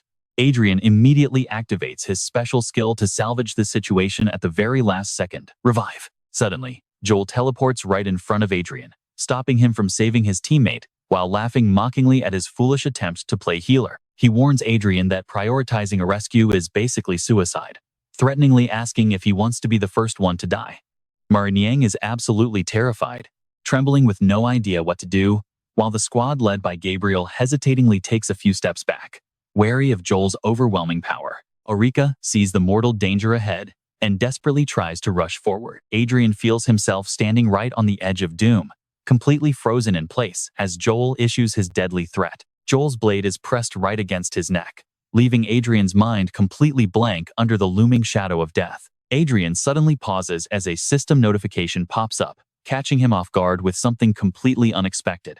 Noticing his expression, Joel halts and asks who he is, as his status bar reveals an intrigued, neutral curiosity towards Adrian. But the tense standoff is suddenly interrupted by Erika, who steps right in front of Adrian, fully prepared to face her own end. Thanks to Erika's interference and the system, the fierce battle suddenly grinds to a halt, giving Adrian a welcome glimmer of hope. Joel suddenly sheathes his weapon and chuckles softly, declaring that he has no interest in slaughtering innocent people. After all, he cannot kill the descendant of his benefactor, remarking that he only came to handle a nuisance but ended up finding an interesting connection instead. Adrian is thoroughly bewildered by this, quietly wondering if the benefactor Joel mentioned is actually Grand Duke Lucas. Watching Joel from below, Andre is absolutely furious, loudly questioning his ally's bizarre behavior. He demands to know what the Duke is doing, quickly reminding him of their previous covenant with the royal family. Is he really not going to fulfill his promise to the royal court? Annoyed by Andre's nagging, Joel notes that a promise is indeed a promise, which instantly puts a smug, satisfied smirk back on Andre's face. He smugly tells him to get on with it, loudly questioning Russell about the value of human trust. Since humans do not always keep their promises, do they? This ominous remark leaves Andre feeling deeply unsettled. Before he can even ask what he means, a massive blast of purple energy completely obliterates the palace, instantly blowing Andre to pieces. Russell abruptly ends Andre's life right then and there, as a surviving soldier frantically rushes to his side. He screams in horror, while Russell lightly lands from the balcony, coolly declaring this to be his little parting gift. His sudden, ruthless betrayal struck absolute terror into the hearts of everyone standing nearby. Adrian was shocked. Did this monster really break his imperial promise and murder the target just for personal gain? Meanwhile, a soldier screamed in pure rage at the traitor who shattered their covenant. Calling him a bastard, the soldier tried to seize a sword to avenge his master. But Jessel did not care about some ant. With a simple wave of his hand, purple light struck the soldier, sending him to the afterlife. Once done, Jessel remained entirely calm, noting this was not the time for further talk. Mariniang collapsed to the ground in terror. She was on the verge of tears, yet nobody was near to comfort her. Jessel saw absolutely nothing wrong with his actions. He simply left behind a cold, unfriendly question. You seem rather confused. He promised to visit again. The villain clearly hoped to reunite with his so-called destined match. They would have a proper talk then. With that, he swiftly vanished into thin air. The witnesses who saw the entire ordeal stood completely baffled. Honestly, who could blame them? Adrian let out a sigh of relief, glad the enemy retreated before he had to unleash his full power. Arika slumped down. The heavy burden was finally gone. Only Mariniang looked utterly lifeless, fainting dead on the spot. Luckily, nobody was hurt. Gabriel joked that he did not even swing his sword, yet felt like his lifespan was cut short. Still struggling to catch his breath, Adrian muttered that heaven must be on their side. Having quickly regained his composure, Gabriel warned him that the enemy promised to return. He urged everyone to prepare for whatever lies ahead, then clapped Adrian on the shoulder, declaring that this incredible victory was entirely the young prince's doing. Enjoy the glory, he said. But the exhausted prince could only give a weak nod. In early July of the Magic Era, specifically on the fourth day, the capital city of the Croizon Empire completely fell. A historic victory belonged to the Reinhardt family as the grueling conflict finally came to its end. Watching the screens, Rayford and Gray, the High Elf, felt deeply moved by the incredible news of Adrian's triumph. This monumental achievement officially established the Reinhardt family as a mighty empire, securing their rule over the entire southern realm. Thanks to an absolutely breathtaking turnaround, the Croizon Empire was thoroughly defeated by Duke Lauren all on his own. Every household erupted in celebration at the news.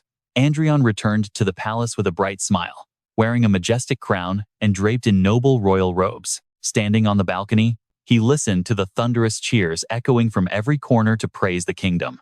Long live the kingdom! Long live the king! Long live Duke Lauren! Surrounded by the passionate cheers of his people, Adrian smiled warmly and waved at the massive crowd gathered below. Deep in thought about the nation's future, some could not help but wonder how far they could truly go with Adrian on their side, while those deafening cheers continued to echo far and wide. After his debut, a stressed Adrian sat alone in his private chambers. He stared at the system screen, carefully studying files to uncover any weaknesses or traits of the Dark Elves. Meanwhile, Gregory stood right beside Arika.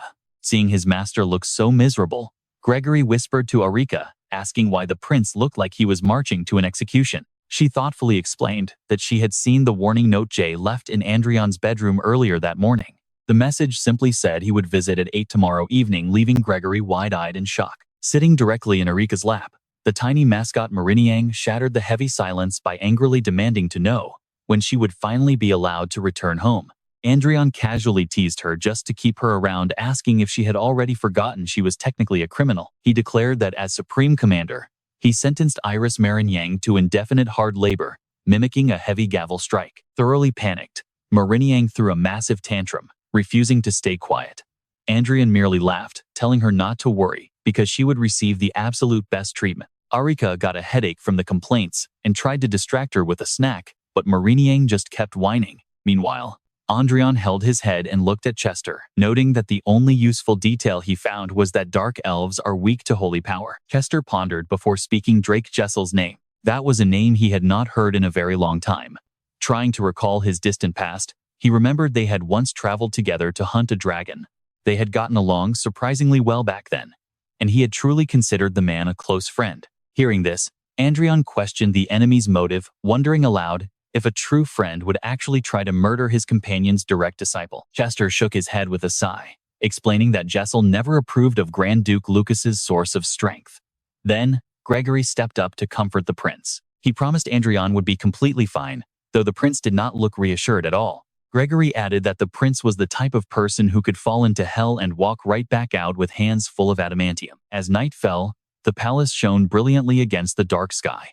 Exactly at 8 in the evening, a terrifying pressure descended, signaling the dangerous visitor had arrived. Adrian and Arsha stood solemnly to receive their guest, a wave of anxiety washing over him.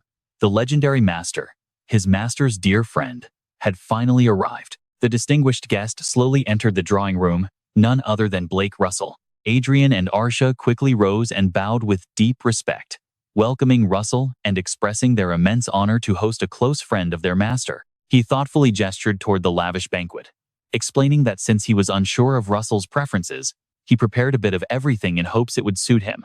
Russell nodded slightly, offering his thanks for the warm reception as the three sat down to eat and begin their meeting. Glass in hand, Russell noted that Adrian seemed to know quite a lot about him. Adrian calmly replied that Chester had told him everything, including how Russell was his master's very last companion in the Dragon's Land. Hearing that he was considered a soulmate, Russell grew quiet, musing that Manuel Lucas had left his heir far more than just a grand fortune. Honestly, Russell confessed he did not like hearing Adrian call Manuel Lucas his master, but possessing those memories made it logical enough. Adrian listened in silence, offering nothing but a forced, purely polite smile. Russell set his glass down with his signature, incredibly graceful poise. Russell asked how the Grandmaster had died, prompting Adrian to counter by asking if Russell knew Grand Duke Lucas was from another world. Russell nodded in confirmation. So Adrian confessed that while his physical body died here, his soul had finally returned home. A bit surprised, Russell asked if it was true, and Adrian nodded. Yes, a holy soul transportation spell was cast to send him back to Earth for his next life, meaning he has likely been granted a peaceful, brand new beginning there by now. Hearing this brought immense relief to Russell, who openly admitted it was wonderful to know his friend was safe. He understood that Manuel Lucas's memories could be a heavy burden without knowing the context of his home. Adrian then revealed that he actually came from the same world, though he was reincarnated rather than summoned. Russell looked at him with admiration, noting he was extraordinary, just like Manuel. Sensing the warm atmosphere, Adrian realized that the legendary guest would at least not turn hostile or attack him anytime soon. Still, he owed everything to his master, who had saved his life. But Russell suddenly noticed the accessory resting on Adrian's face. Those glasses looked slightly different, so he had not recognized them, but they were definitely his old friend's favorite pair. Surprised, Adrian asked if he knew them, and Russell laughed, explaining his own clairvoyance modeled that artifact. Looking serious, Russell warned Adrian not to rely too heavily on that magical creation. It could easily dull his actual physical senses. As the dinner concluded, Russell stood up cheerfully, apologizing for startling his old friend's disciple. He then offered him a parting gift. Adrian's jaw dropped in absolute shock upon seeing the legendary item, and Russell extended his hand, asking if this would suffice. Presenting the tooth and bone of a black dragon, Adrian stared in disbelief, knowing all the gold on Earth could never buy this. Russell waved off to make his departure.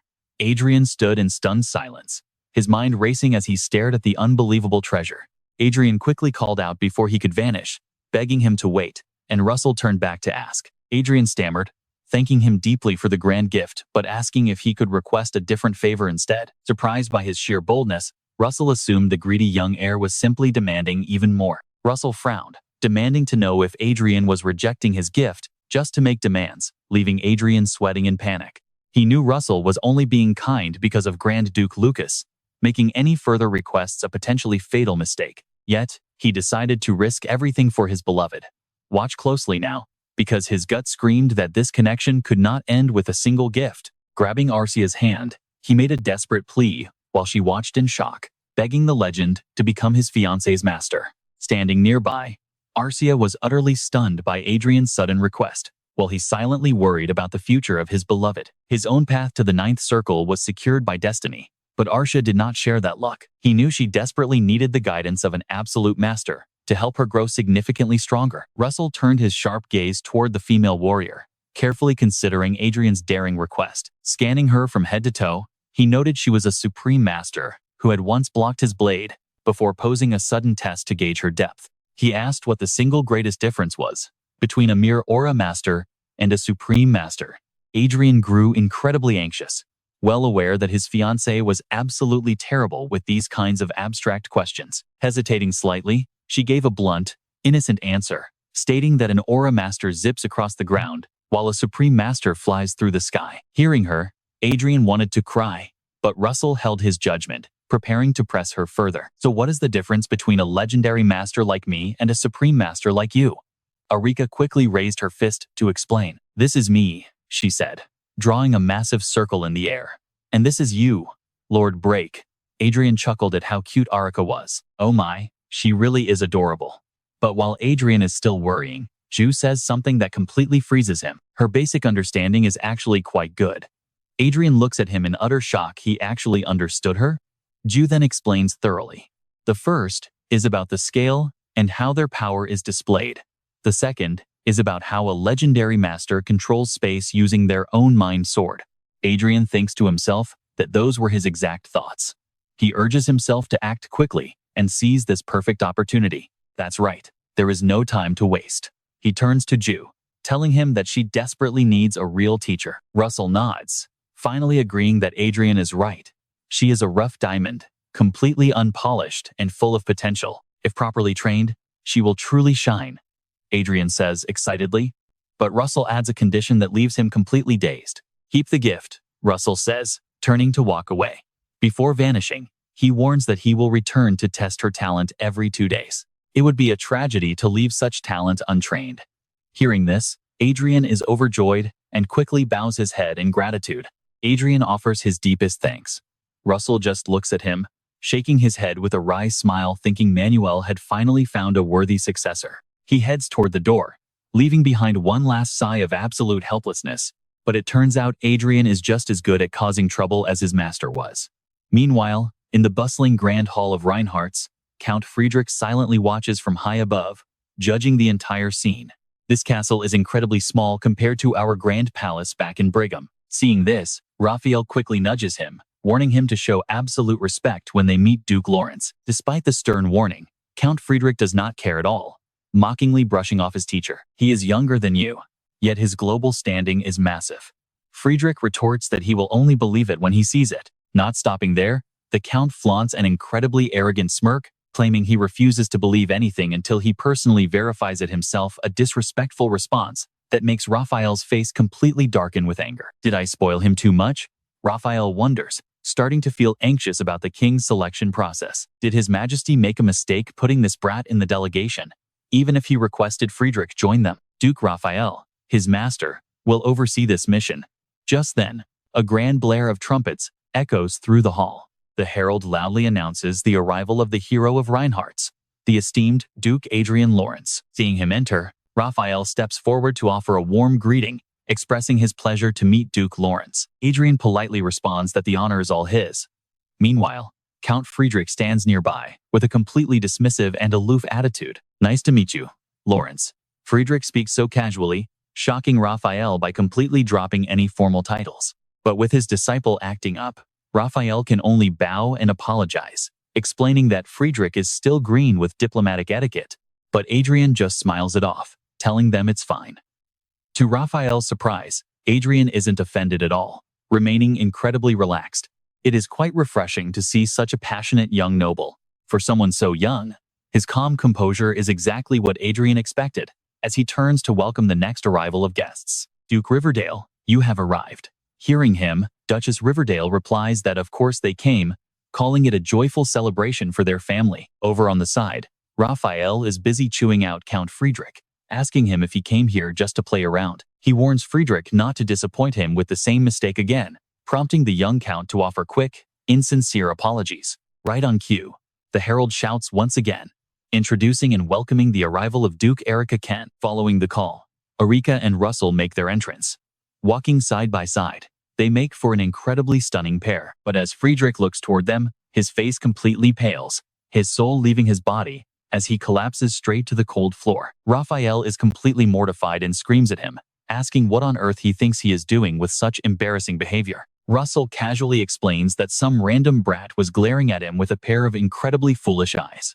And on that very historic day, a massive event unfolds as the Kingdom of Reinhardts officially declares itself an empire. Additionally, Duke Adrian Lawrence is officially promoted to Grand Duke for his unmatched achievements, receiving the northern territory of the former Croizen Empire bordering northern Reinhardts. From a distance, Gabriel approaches Adrian and asks to speak with him directly. Adrian agrees to hear him out, but the old man's bizarre question leaves him completely frozen solid, asking if Adrian is actually a dragon. Having absolutely no idea what he's talking about, Adrian asks what on earth brought on such a sudden question. Meanwhile, Gabriel continues rambling, explaining how dragons live for thousands of years and often disguise themselves as humans to cure their boredom. What follows is an endless stream of completely ridiculous theories spewing from his mouth. That would easily explain how he managed to reach the 8th circle in his 20s. And it makes perfect sense when thinking about his deep relationship with that dark elf of the Dragon Lands. Hearing this, he chokes on his drink with laughter. Seeing his sudden reaction, Gabriel is left completely dumbfounded. Gabriel wonders if he got it wrong, only to be told that the man is indeed human, and Viscount and Viscountess Lauren are absolutely his real parents. The scene suddenly shifts to a dark and incredibly lonely room. Benjamin stares intently at his phone screen, tears streaming down his face. Before long, a warm drop falls onto a photo of the two of them together. Whispering Amy's name, he suddenly glances at the signal bar. When 2 bars suddenly light up, Benjamin is caught completely off guard by the surprise. His entire body suddenly freezes with pure joy. With the signal finally connected, Benjamin wastes not a single second and decides he can call his little sister right now. Holding the phone to his ear, his entire body trembles with happiness as a familiar voice suddenly echoes from the other end of the line. Benjamin immediately shouts into the phone, telling Amy he is still alive. A faint, trembling voice calls back, asking if it is really her brother. The call suddenly cuts off as the signal drops. At the exact same moment, Harris's face turns pale, with utter helplessness. Haris grumbles about working to death, but Adrian quickly reminds him that he was the one who wanted to achieve big things. A marquis in the Grand Duchy is officially recognized as equivalent to a marquis in the Reinhard Empire. He knows that, but he is still a bit troubled. A high title from the Grand Duke only means he is expected to work much harder from now on. As Haris keeps rambling about his exhaustion, the sudden sound of running footsteps approaches. He asks if they can see the white hairs growing on his head, but suddenly, a panicked messenger bursts the door wide open. Calling out to the Grand Duke, he immediately reports the strange news. He reveals that a smartphone signal was briefly detected in Benjamin's room, allowing him to quickly speak with his little sister, back on Earth. Hearing this, Adrian immediately slams the table and tells Viscount Wur that their conversation must end right here. Looking closely at the device, he realizes there is indeed a record of a 30-second connection from about 30 minutes ago. Adrian simply cannot understand how such a connection is even possible. Grand Duke Lucas spent decades researching this without finding an answer. Connecting 2 worlds was supposed to be so difficult that he could only return as a wandering soul after his death. Thinking of this, he immediately calls for Manuel. Yet, such a monumental event just occurred without any warning. Manuel appears on command, and Adrian begins to explain the entire situation to him from start to finish. Adrian explains that Benjamin's phone briefly connected with Earth about 30 minutes ago. Asking for Manuel's thoughts on the matter, the old man is left utterly bewildered as they wonder if this is just a simple coincidence. Regaining his calm composure, Manuel points out that their second management device was attacked at almost the exact same moment the phone connected to Earth. To make his point as clear as possible, Manuel offers a simple comparison.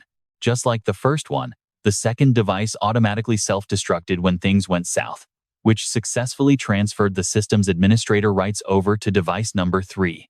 Hearing this, Adrian is finally able to let out a quiet sigh of relief. It is a relief that no systems crashed, but Adrian still asks if they managed to identify the enemy. Though Manuel quickly shakes his head, they might find clues by investigating the ruins, but Manuel explains he deliberately kept his distance to avoid being tracked by the culprits. Adrian remains skeptical about any direct connection to Earth. Manuel understands his doubt, but the timing is incredibly suspicious, making the whole situation more tangled the more they analyze it. With both an aura master and a great mage on their side, any force capable of locating the management device is definitely no ordinary group at all. The only saving grace is the significant gap of time between the attacks on the first and second devices. The only choice left is to act, and just a short while later, Adrian gathers his group in the forest, asking them if they have finally gotten used to how the game works. A loud, synchronized shout goes up in response, coming from a group secretly comprised of elite Blue Moon agents here. He had handpicked 20 elite agents who knew his secret, maxing out their levels and equipping them with top-tier gear. Watching their overly enthusiastic reaction, he can only sigh, resolved to train them steadily and safely, even if it means moving forward at a slightly slower pace than expected. Meanwhile, Isabella raises her voice, loudly instructing the new rookies to take excellent care of their senior. She continues barking orders to everyone around, even smacking one recruit right on the head as a warning because they failed to bow to her properly, telling everyone to keep quiet. Adrian finally steps forward to explain the rules. He decides they will start with standard mode, forming a 5-man party by adding an archer and a rogue to the team. He reminds the sub-team members to keep playing, so they get used to it, and when asked if they understand, they all shout in agreement. He dubs this plan the speed leveling campaign, noting they only have 35 levels left to reach the maximum level of 300. Mid-fight, Arik suddenly calls out to Adrian, but the young man is still too busy happily beating down the monsters. They drop dead one by one after taking a direct hit from Adrian, who vows during battle to never let that man steal from him again. Adrian can only squint in pure, helpless frustration. They live in a world where massive metallic objects fly through the sky, and armored knights shoot destructive beams of light in every direction.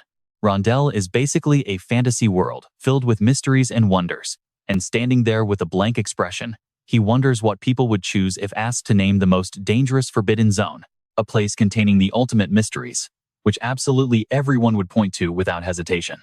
Now, Adrian and Jay find themselves standing in a massive, open area known as the Dragonland. Russell leads the way excitedly, mentioning it is a perfect day for an adventure, but Adrian looks around with a dark expression, reminding him that he is actually a king. Running around exploring like this does not fit his royal status at all.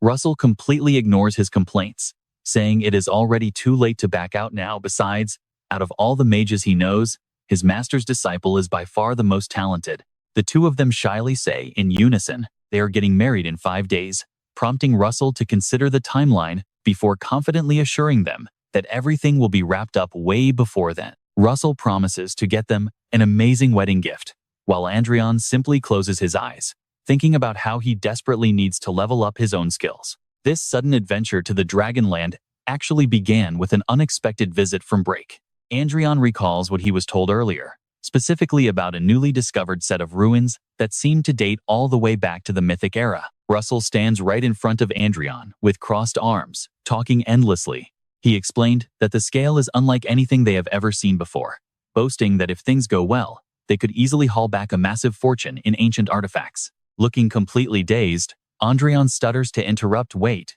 what? Russell completely ignores his protests, promising to split the massive reward fairly based on merit to lure him in. But then he suddenly gives him a creepy, highly suggestive look that speaks volumes. He makes it clear that saying no is not an option if he wants to maintain their good relationship in the future. Remembering that awkward moment, Adrian can only turn his face away and force a very dry smile, knowing that definitely was not an invitation. It was a straight-up threat. Shortly after, he spots a snake crawling nearby and points it out with pure excitement. He asks if that 3-headed beast is a hydra, but Russell happily clarifies that it is actually a rare creature called a Sam Big Rosa, urging him to capture it quickly.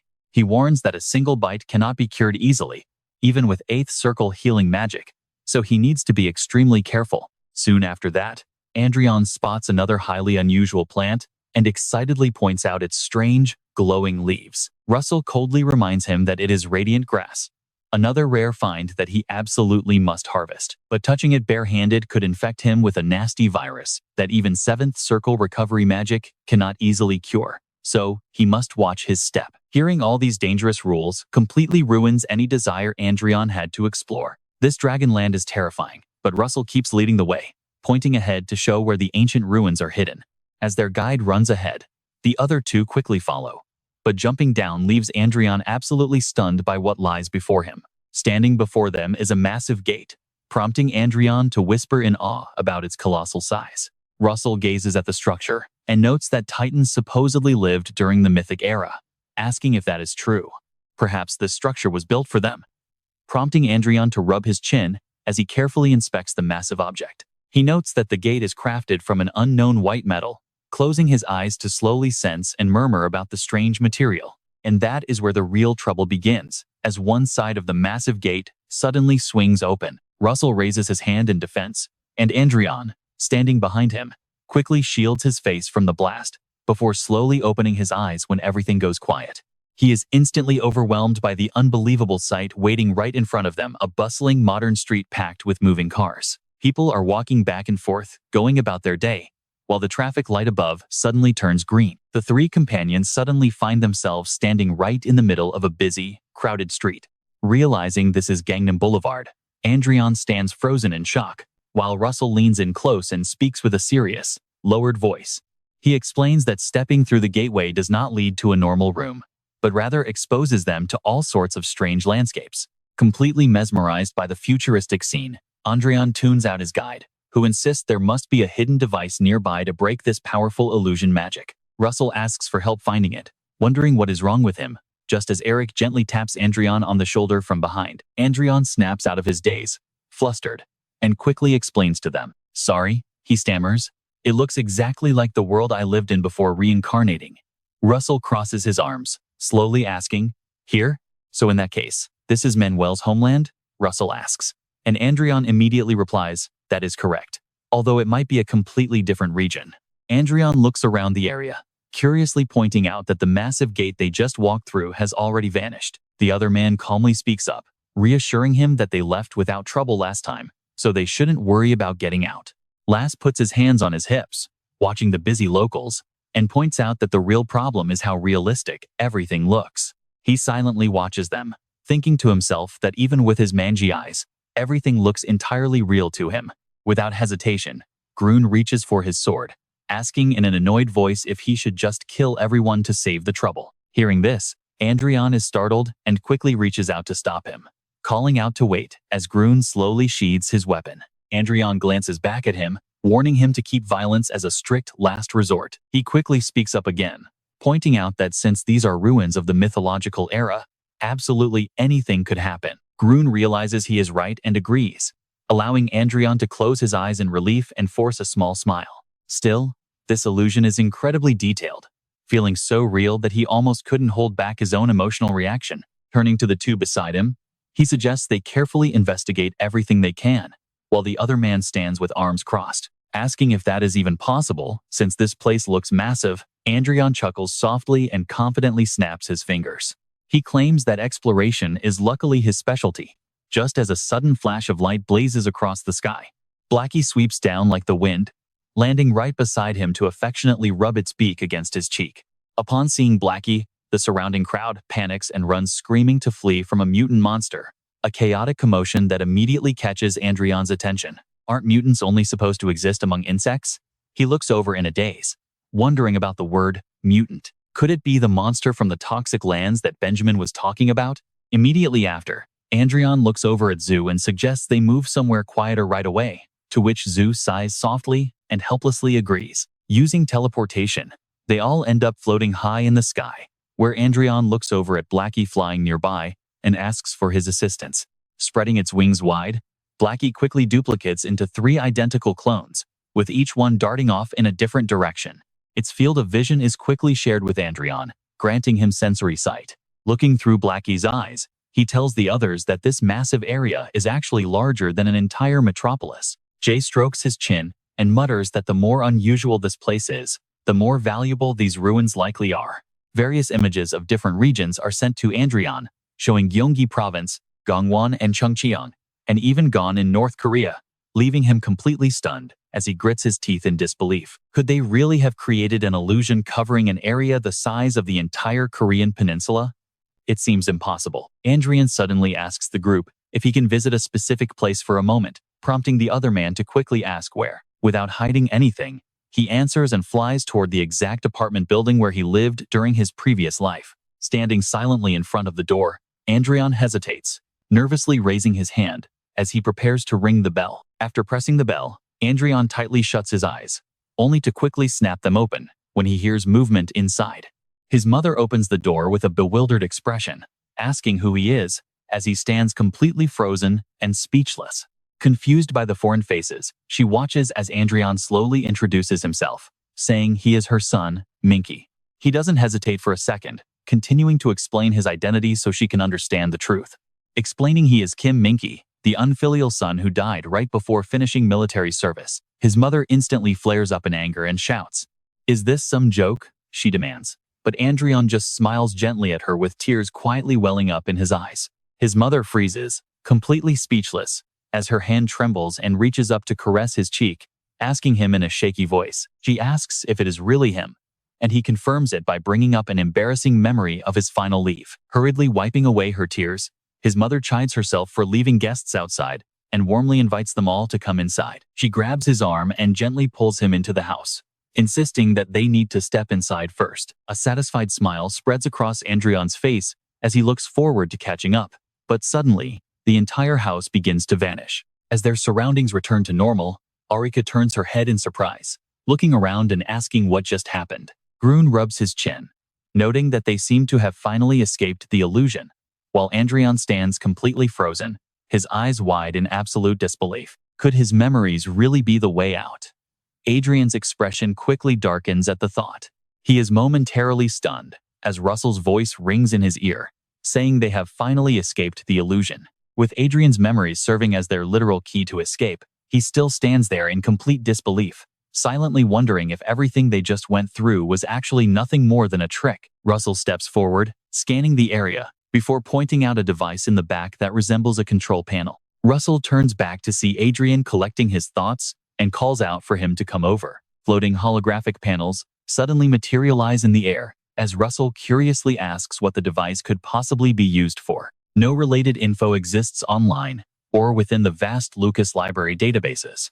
Judging by its age, the artifact likely dates back to the mythical era, leaving Adrian staring in silence at a question mark in the material slot. After a tense silence, Adrian speculates that the device is highly unique, absorbing not just mana but holy power as well. He believes it belongs to the heavenly race, a conclusion that leaves Russell completely taken aback. The stark, blindingly white atmosphere of this room would likely make any demon sick, but their thoughts are cut short when a sudden system notification blares through the chamber. The device is completely out of power, and due to severe degradation, a full recharge will take 90 days. A full 24-hour charge only allows for 2 minutes and 8 seconds of operation. As he slowly approaches the glowing blue orb, Adrian realizes that waiting 90 days for a mere 3 hours of total operation is incredibly inefficient for a simple illusion spell. As Adrian peers closer and notices 2 distinct glowing spheres at the center of the device, his eyes instantly widen in absolute shock. Rondell and Earth. They both flash in his mind. Gently raising his hand to touch it, Adrian feels the complex terrains and countless islands, knowing that even with his memories scanned, replicating something this incredibly precise in 2 seconds is utterly impossible. Staring intently at the massive orb in front of him, a sudden realization strikes Adrian, and right as his hand brushes the surface, another system alert chimes regarding the current power level. The system offers a 2-second window to teleport to the second zone, and without a single moment of hesitation, Adrian confirms. A blinding light erupts from the sphere as the teleportation sequence triggers, instantly shifting him to a familiar apartment building. Inside the apartment, Adrian's mother is weeping in deep sorrow until she suddenly freezes, sensing a strange presence in the room.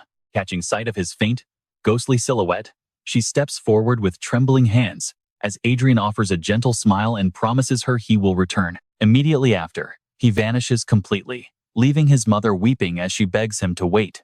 In an instant, Adrian is pulled back to reality beside his companions, with Russell immediately rushing over to scold him in a panic. Russell demands to know why Adrian did not warn them beforehand, while Adrian calmly replies that he is absolutely certain the vision was real. After verifying the coordinates, Adrian firmly asserts that he was just transported to the actual Earth. Russell gasps in complete shock and points his finger toward the massive gate ahead, demanding answers from Adrian. He asks if they truly breached the boundary to Manuel's legendary hometown, admitting he could still feel the gate's pulse even from Earth. He wonders if only their physical bodies remained behind while their consciousness crossed over, but Adrian remains completely composed. Adrian explains that since certain spiritual monsters can exert physical force without bodies, such a mental projection is entirely possible. Russell falls silent as Adrian turns back to the system interface, noting that given the absurd energy consumption of the artifact, none of this is surprising. Adrian keeps his gaze locked onto the active system display, draining almost all his mana. That brief 2-second transition cost an unbelievable amount of energy. Reading the details of this ancient dimensional gateway, Russell crosses his arms and quietly wishes they had uncovered it much sooner. Adrian remains deep in thought, staring right at the screen. Even if this relic could not fully return a person to Earth, Archduke Lucas likely utilized its unique features to great effect. Adrian glances back at Russell's grim expression, secretly theorizing that the Archduke might have used this exact method to visit Earth. Deciding not to linger, Adrian turns and heads toward the next passage, suggesting they focus on exploring instead of dwelling on the unknown. He suggests checking the door on the far side, but before they can move, the massive gates suddenly begin to swing open. Russell calmly watches the shifting gateway, muttering that things had indeed been far too peaceful up until this point. A massive mechanical guardian slowly emerges from the depths of the opening gate, prompting a highly skeptical look from Russell. He questions why the ruin guardian is deep inside instead of guarding the entrance, wondering if they took a back door. Adrian remains completely unfazed by the sudden threat, calmly pointing out that since these ancient ruins are thousands of years old, a system malfunction makes perfect sense. But the giant machine is far from friendly, immediately blaring alarms and labeling them as unauthorized intruders. The beast reached out to attack the three of them. Adrian immediately spoke up that Spear belonged to him, as he had claimed it first. Rowe shot back with equal heat, win the battle first, then talk. After a brief clash, the giant robot lay completely destroyed. Calling the two of them had definitely been the right move. He sat directly on top of the smoking robot ruins, grumbling to Adrian that it was almost annoying how easy everything had been, since they basically just scooped up treasure without breaking a sweat. Adrian stood just below, teasingly replying that the man's complaints had already vanished into thin air. After all, the Dark Elves seemed incredibly weak against holy power. Adrian peered curiously at the scattered remains of their battle. What were these ruins actually built for? Was it really just to travel to Earth? While Arcia silently inspected the area, Goal quickly offered an answer. The mythological era was a time of endless war. So would they really construct something this massive just to travel between different worlds? Especially when the station itself required a guardian at the level of a dragon. While searching through the dusty debris, Arcia suddenly froze as she spotted something. Her calm voice immediately made both of the men turn around to look. She thought she knew its purpose now. Engraved clearly on the surface of the ruins was a short inscription: a diplomatic outpost, an exchange station. He frowned slightly, stroking his chin in deep thought. Had the heavenly race really traded with Earth? Adrian turned to him, looking deeply confused. On the Earth that he knew, magic was strictly confined to fairy tales and wild imaginations. So why would the heavenly beings ever bother communicating with humans? Joe's next words startled him quite a bit. Their trading partners did not necessarily have to be the ordinary humans of Earth. Imagining various legendary gods, Joe pointed out that Adrian had mentioned Earth having many different mythologies. If those myths were not entirely fictional, perhaps the celestial beings had been trading directly with the powerful entities from those legends. Adrian thoughtfully rubbed his chin as he agreed with the theory. Earth indeed had its own legends of angels and demons, always depicted as opposing cosmic forces. It seemed the connection between Earth and Rondell was far deeper than they had ever realized. After talking for a while, they decided to split the loot, divvying up the 8 holy relics. Talk about an absolute jackpot. Goal was given the bow, a flask, a cup, and a small ring. The divine bow itself could manifest arrows of pure light. His haul included a holy flask to banish hunger and thirst, and a celestial cup that would never run dry, plus a ring that summoned a 9th circle barrier once a day. Arcia received a pair of goggles and a glittering gemstone ring. Her goggles could reveal 0.01 seconds into the future, and her ring detected anyone harboring hostility within 3 kilometers. Finally, Adrian ended up with a sleek bracelet and a small pocket compass. His bracelet boosted holy power, mana, and aura, while the compass could ward off dark magic. Rowe walked over to Adrian, arms folded in slight hesitation. The bracelet was perfectly fine, but what on earth did Adrian plan to do with that strange compass? Adrian stared down at the compass in his palm, admitting that, to be honest, he was not entirely confident in his choice. He had crossed paths with a dark mage once before, but there was absolutely no guarantee a similar event would ever happen again. As the polished metal surfaced light, Ro turned and walked ahead, remarking that Adrian really sounded exactly like his master. Hearing that, Adrian could only let out a soft sigh. Really? Adrian wondered. Gol then stepped up to the system console and placed his hand on it. Turning back to them, he slowly suggested they treat it as common property. His raspy voice carried a very serious tone as he instructed them. He would leave the decision of using it to Adrian, but Adrian had to bring him along whenever he did. Adrian placed a hand on his chest and bowed respectfully. Of course, and thank you very much, Adrian promised. Bowing deeply with pressed lips, he silently calculated that with a 90-day charging period, they could only stay on Earth for 3 hours. But the crucial part was they could now monitor the planet whenever they needed to. As Adrian lost himself in thought, a warm hand reached out to squeeze his as Arcia looked straight into Adrian's eyes, firmly stating that next time, she hoped they could greet his people properly. She blushed and quickly looked away, leaving him wide-eyed with surprise. But in the end, Adrian simply offered a bright, warm smile in return. They held hands tightly, refusing to let go, before deciding to head back, since they still had quite a few final preparations to complete. Soon enough, the big wedding day arrived with countless guests in attendance. Marin's cat ears twitched and flickered nonstop in annoyance. She folded her arms in irritation, grumbling about why she even had to congratulate those two on their marriage. Next to her, Back sat with clenched fists. He ground his teeth and hissed at her to stop sitting so close, as their characters overlapped way too much, and it was incredibly annoying. Sitting nearby, Gray simply chuckled at their bickering, keeping his eyes half closed as he offered a relaxed, teasing question. Why didn't she just go over and greet the guests from the Elysian Union instead? Marin instantly jumped, loudly snapping back at him. She wonders how she can even show her face as a white dress glides past during the fight. She looks at Adrian and Erika arm in arm in surprise. Wait, are those Orihan beads? Back looks completely unsurprised. Don't you see it? It's not just the crown. Every single accessory on the bride is made of Orihan beads. Mariniang covers her mouth in total shock, wondering where they could have found such treasures. Her friend sighs softly. Apparently, they recently went on an expedition deep into the Dragonlands. Seeing this breathtaking sight, Adrian's parents and the rest of the guests are deeply moved. The first prince looks at the ceremony with a satisfied smile, while the rest of the crowd enthusiastically applauds. He slowly slides the ring onto Erika's finger. Resting her hand in his, she smiles softly and whispers that this is truly a grand wedding. Looking at Erika with pure affection, he smiles and asks if she really thinks so. They close their eyes and lean in close. That is wonderful, and with that, they share a deep kiss as the crowd celebrates their joyful day.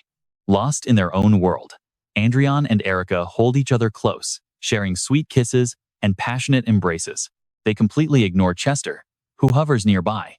He lazily asks the young couple if they are really that happy. Seeing them like this almost makes a ghost regret being dead. The sudden comment catches Adrian off guard, making him blush. Adrian fondly recalls standing at the altar, exchanging that sweet kiss with his new bride. It has already been 3 months since he and Erika got married. They even managed to decorate with rare treasures from the Dragonlands, and Erika was absolutely thrilled with how grand everything turned out. It was absolutely beautiful, Erika happily says, remembering how everything sparkled. Adrian agrees all that exhausting preparation was totally worth it. Erika turns to him with a completely straight face, asking if they are going to start their reproductive activities now. While Adrian tries to play it cool on the outside, his heart is hammering wildly against his chest. After a stunned silence, he shyly asks if she is actually serious. Keeping that same serious expression, Erika simply nods. Without wasting another second, Adrian scoops her up princess style and dashes straight for the bedroom.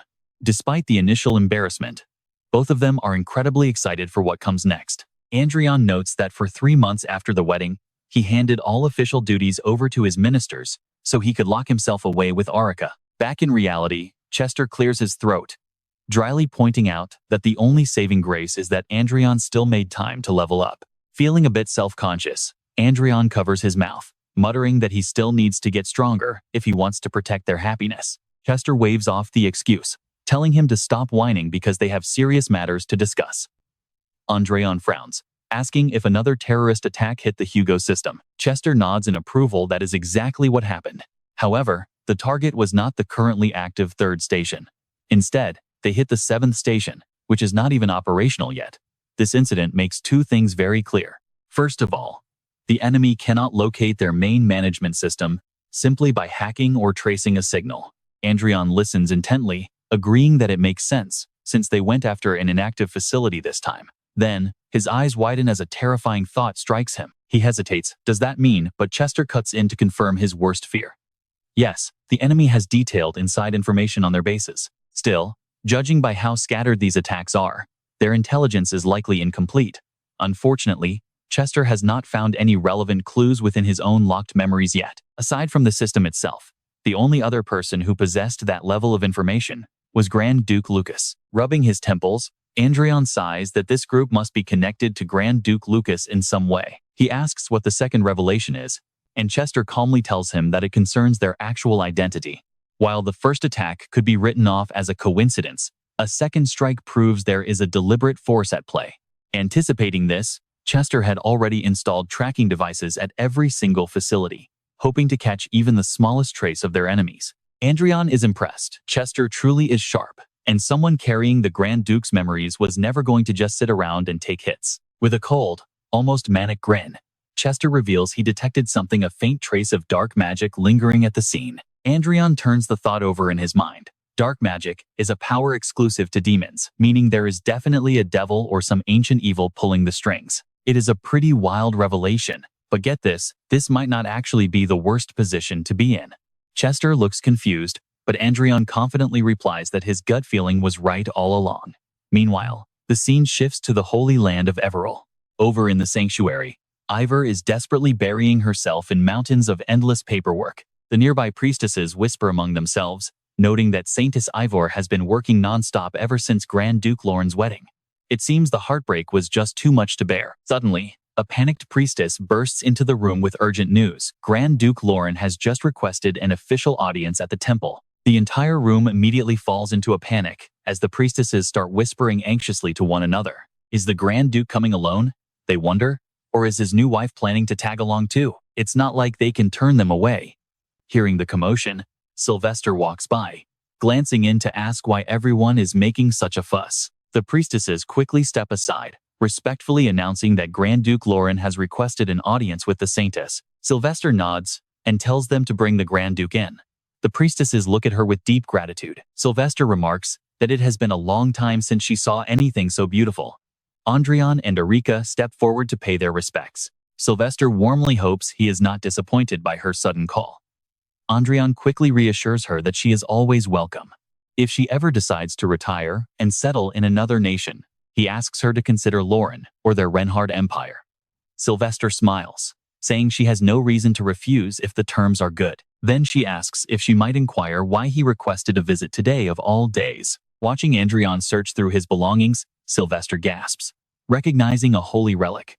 Before her lies a gilded compass, retrieved with the help of an ally. Arika explains she explored some ruins in the Dragonlands, recovering this rare treasure during her journey.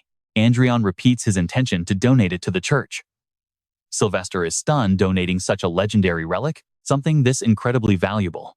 Adrian reveals its actual name, the tracking compass of dark magic. Sylvester picks it up, wondering if this means they can finally track down those demon worshippers.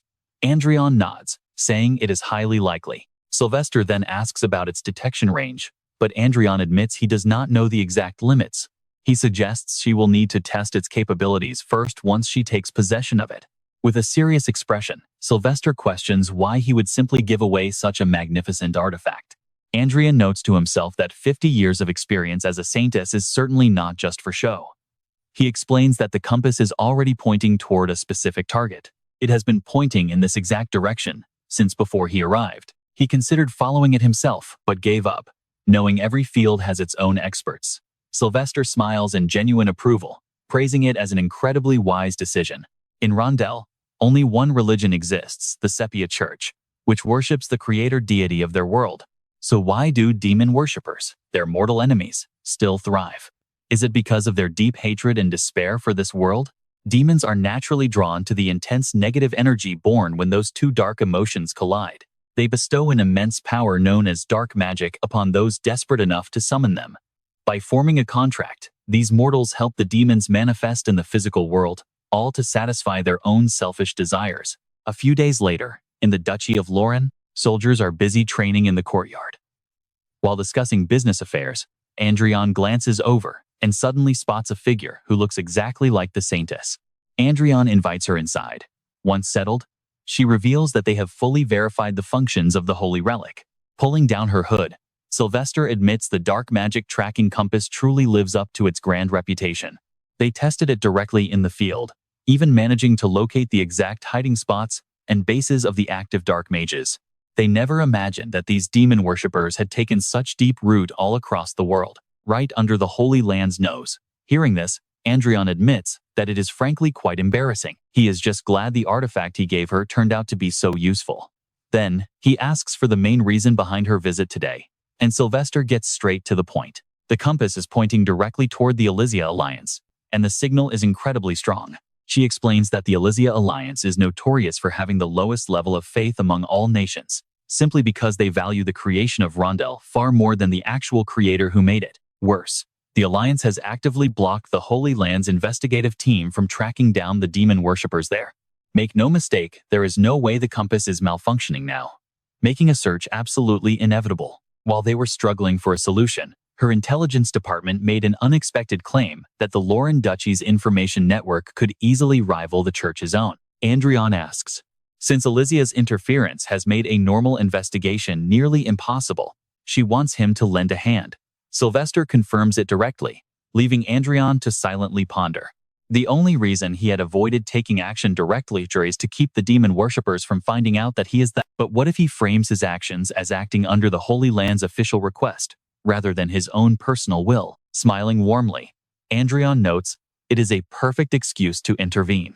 He promises to do his absolute best for the peace of Rondel, and Sylvester thanks him. She will never forget the Grand Duke's sacrifice for their world's peace. As they continue speaking, Adrian realizes he should use this perfect opportunity to uncover exactly how the enemy managed to locate his system management stations. Meanwhile, in a quiet park, two cloaked figures meet in secret: Viola and a masked stranger. Annoyed by the situation, Viola demands to know if they really had to meet in such an open place, telling them to speak up and get out of her sight. The contact replies that tomorrow evening around 7:20, the Shaw Church airship is scheduled to pass through the waters 20 kilometers from Rainbow Island. Viola continues to ask about that search vessel they mentioned earlier, wanting to know what is going on. He answers that an airship of that massive scale is definitely carrying the ancient relic they are desperately searching for. Lead your team to ambush that airship and steal the relic.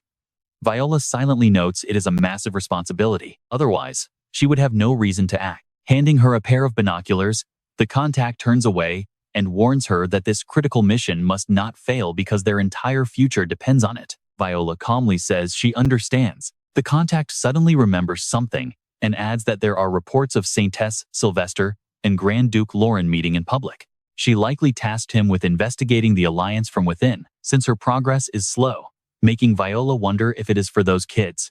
The contact warns her that Lauren is the real deal, so she needs to be careful. If she gets too reckless, she might end up reduced to ashes like that guy in the Roberto Kingdom. But a smug Viola asks if she looks that pathetic. There is no way she would ever lose to a measly 7-circle mage. He leaves in a huff, grumbling that she never listens to any advice anyway. Left alone, Viola activates her watch to project a holographic image of Adrian, looking at him with deep fascination. Whispering Grand Duke Lauren, she smiles sweetly and admits he is exactly her type. Meanwhile, inside a classroom, the chalkboard reads, "Please teach us, Miss Mariniang." At the podium, a petite and adorable beastkin named Miss Mariniang lectures her students on demon hierarchies, pointing to the board to explain that demons are split into 3 distinct ranks. The categories are low demons, high demons, and demon kings. High demons and demon kings make contracts with humans, and even if contracted with a high demon, its ultimate goal is always to serve. Therefore, if anyone follows a demon, their ultimate path will inevitably lead to summoning a demon king into this world. Raising his hand, Adrian asks how strong demons actually are, prompting Miss Mariniang to explain the power scaling. In mage terms, A high-ranking demon sits comfortably around the 8th or 9th circle level. A demon king is said to be even more powerful than that. Adrian listens intently while Erica sneaks food and glances at him. He ponders quietly, wondering if a demon king's sheer strength is not just at the 9th circle, but completely beyond it. That means they are creatures far beyond the standard demigod level. Fortunately, demons cannot use their full strength when they descend upon Rondel. This rule also applies to celestial beings, not just demons. Back in the mythological era, when both coexisted on Rondel, their battles nearly shattered the world. She suspects the goddess enforced these strict limits for that exact reason. Hearing this, Adrian begins to analyze the theory in his mind. Come to think of it, the records left by Grand Duke Lucas mention something very similar. The ancient lore explains that to invade another planet, an entity must physically cross through space. But the goddess strictly banned this method. He continues to reflect on Miss Mariniang's lecture. It was likely a drastic countermeasure by the creator after the absolute chaos caused by celestials and demons. Raising his hand, he boldly asks why demons are so desperate to descend onto Rondel. Miss Mariniang explains that unlike the celestials, who are loyal servants of the creator, demons rejected their maker. Denying the creator entirely, demons were banished to inherit barren and desolate lands. Consequently, they constantly burn with a desire to expand into fertile new territories. Hearing this, Adrian suggests it might be better to just wipe demons out of existence entirely. Meanwhile, Aurika keeps eating, totally unbothered by the heavy topic. Miss Mariniang notes that regardless of love or hate, they are still the creator's children. Regardless, even if their stats are cut in half upon descending to Rondel, the undeniable truth is they still wield absolutely terrifying power. Specifically, 1200 years ago, when the Flame Demon King descended, countless nations were reduced to mere ashes. Suddenly, Miss Mariniang yells, questioning why they have to conduct this class in her home, which is a massive floating castle. For the Elia Alliance, Adrian casually replies, since they have such a perfect base here that will not attract any outside attention, searching for a new one is pointless. Marniang clutches her head in frustration. She grumbles that she just returned after a long time, but their presence makes her feel like she is still trapped back in the duchy. Adrian teasingly remarks that these floating sky islands are known to be completely unobtainable, even with endless money, which means she must be insanely rich. Mariniang snaps back, asking why they are so lazy after she agreed to help them. Walking out onto the balcony, Adrian replies they are not just slacking off, as he is actively gathering all kinds of vital intel from the Blue Moon right now. Adrian turns around with a friendly smile and asks if she has ever caught bugs before. He then adds that the bait is set, and he plans to strike the moment they bite. This leaves Mariniang looking completely bewildered. Unable to understand Adrian's words, the scene shifts to a binocular view, focusing on a massive airship floating high in the sky. Viola watches with excitement, noting how cool it looks. It is a stealth vessel that completely masks both its sound and presence. Without a detection item, it would be impossible to spot.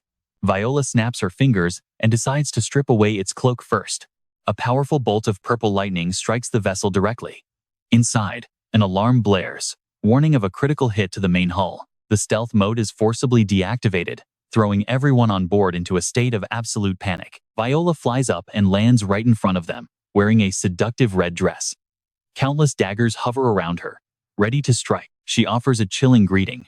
With a crazed, ecstatic look in her eyes, Viola bids those fanatic trash to drop dead. She then unleashes her magic, raining thousands of daggers upon the believers before they can react. The fanatics struggle to defend themselves, while screaming in fear. Their holy magic proves useless, leading them to wonder how their sacred light could possibly be losing to dark magic. They argue that they should hold the elemental advantage, but Viola mocks their words.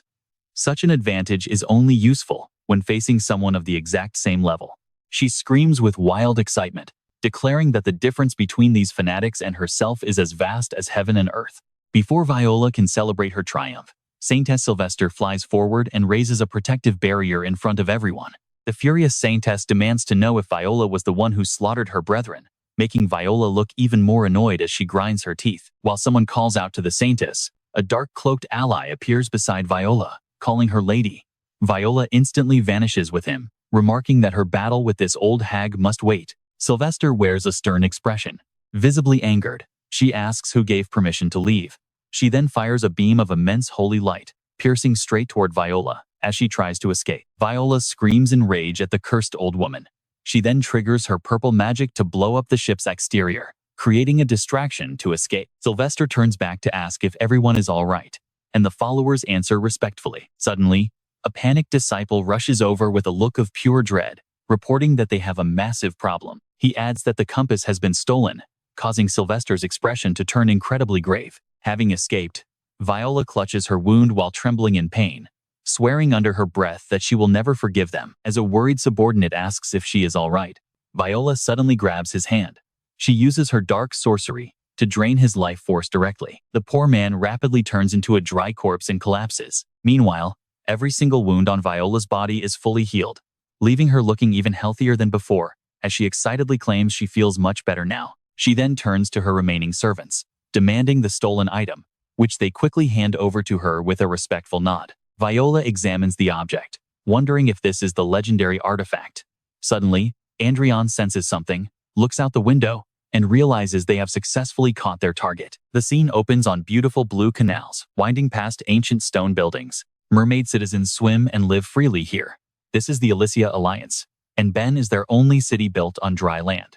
Yet beneath this peaceful facade, the flowing water leads into a heavily secured underground chamber through massive iron bars. Inside this hidden chamber is a vast meeting hall surrounded by grand stone pillars and flowing waterfalls. Water cascades down into a stream beside a large round table, where mysterious figures in black cloaks gather to await someone's arrival.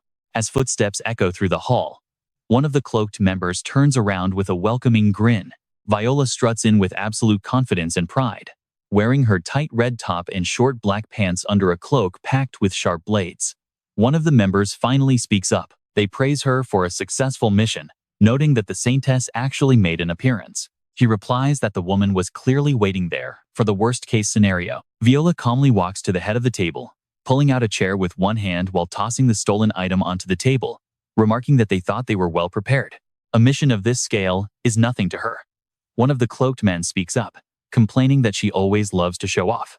As the discussion continues, another points out that showing off and talking tough is exactly what makes Selen so charming. Suddenly, one member slams the table in anger, shouting to ask if they even understand their current situation. His furious face features large fish fins on both sides of his head, as he warns that this will only make things more complicated. If they get wiped out by the Holy Land before accomplishing anything, their only option will be to retreat. A foolish and heated argument breaks out, questioning if he is really willing to throw away their race's future just to survive a bit longer. Such words should not come from devil worshippers who spread chaos and destruction.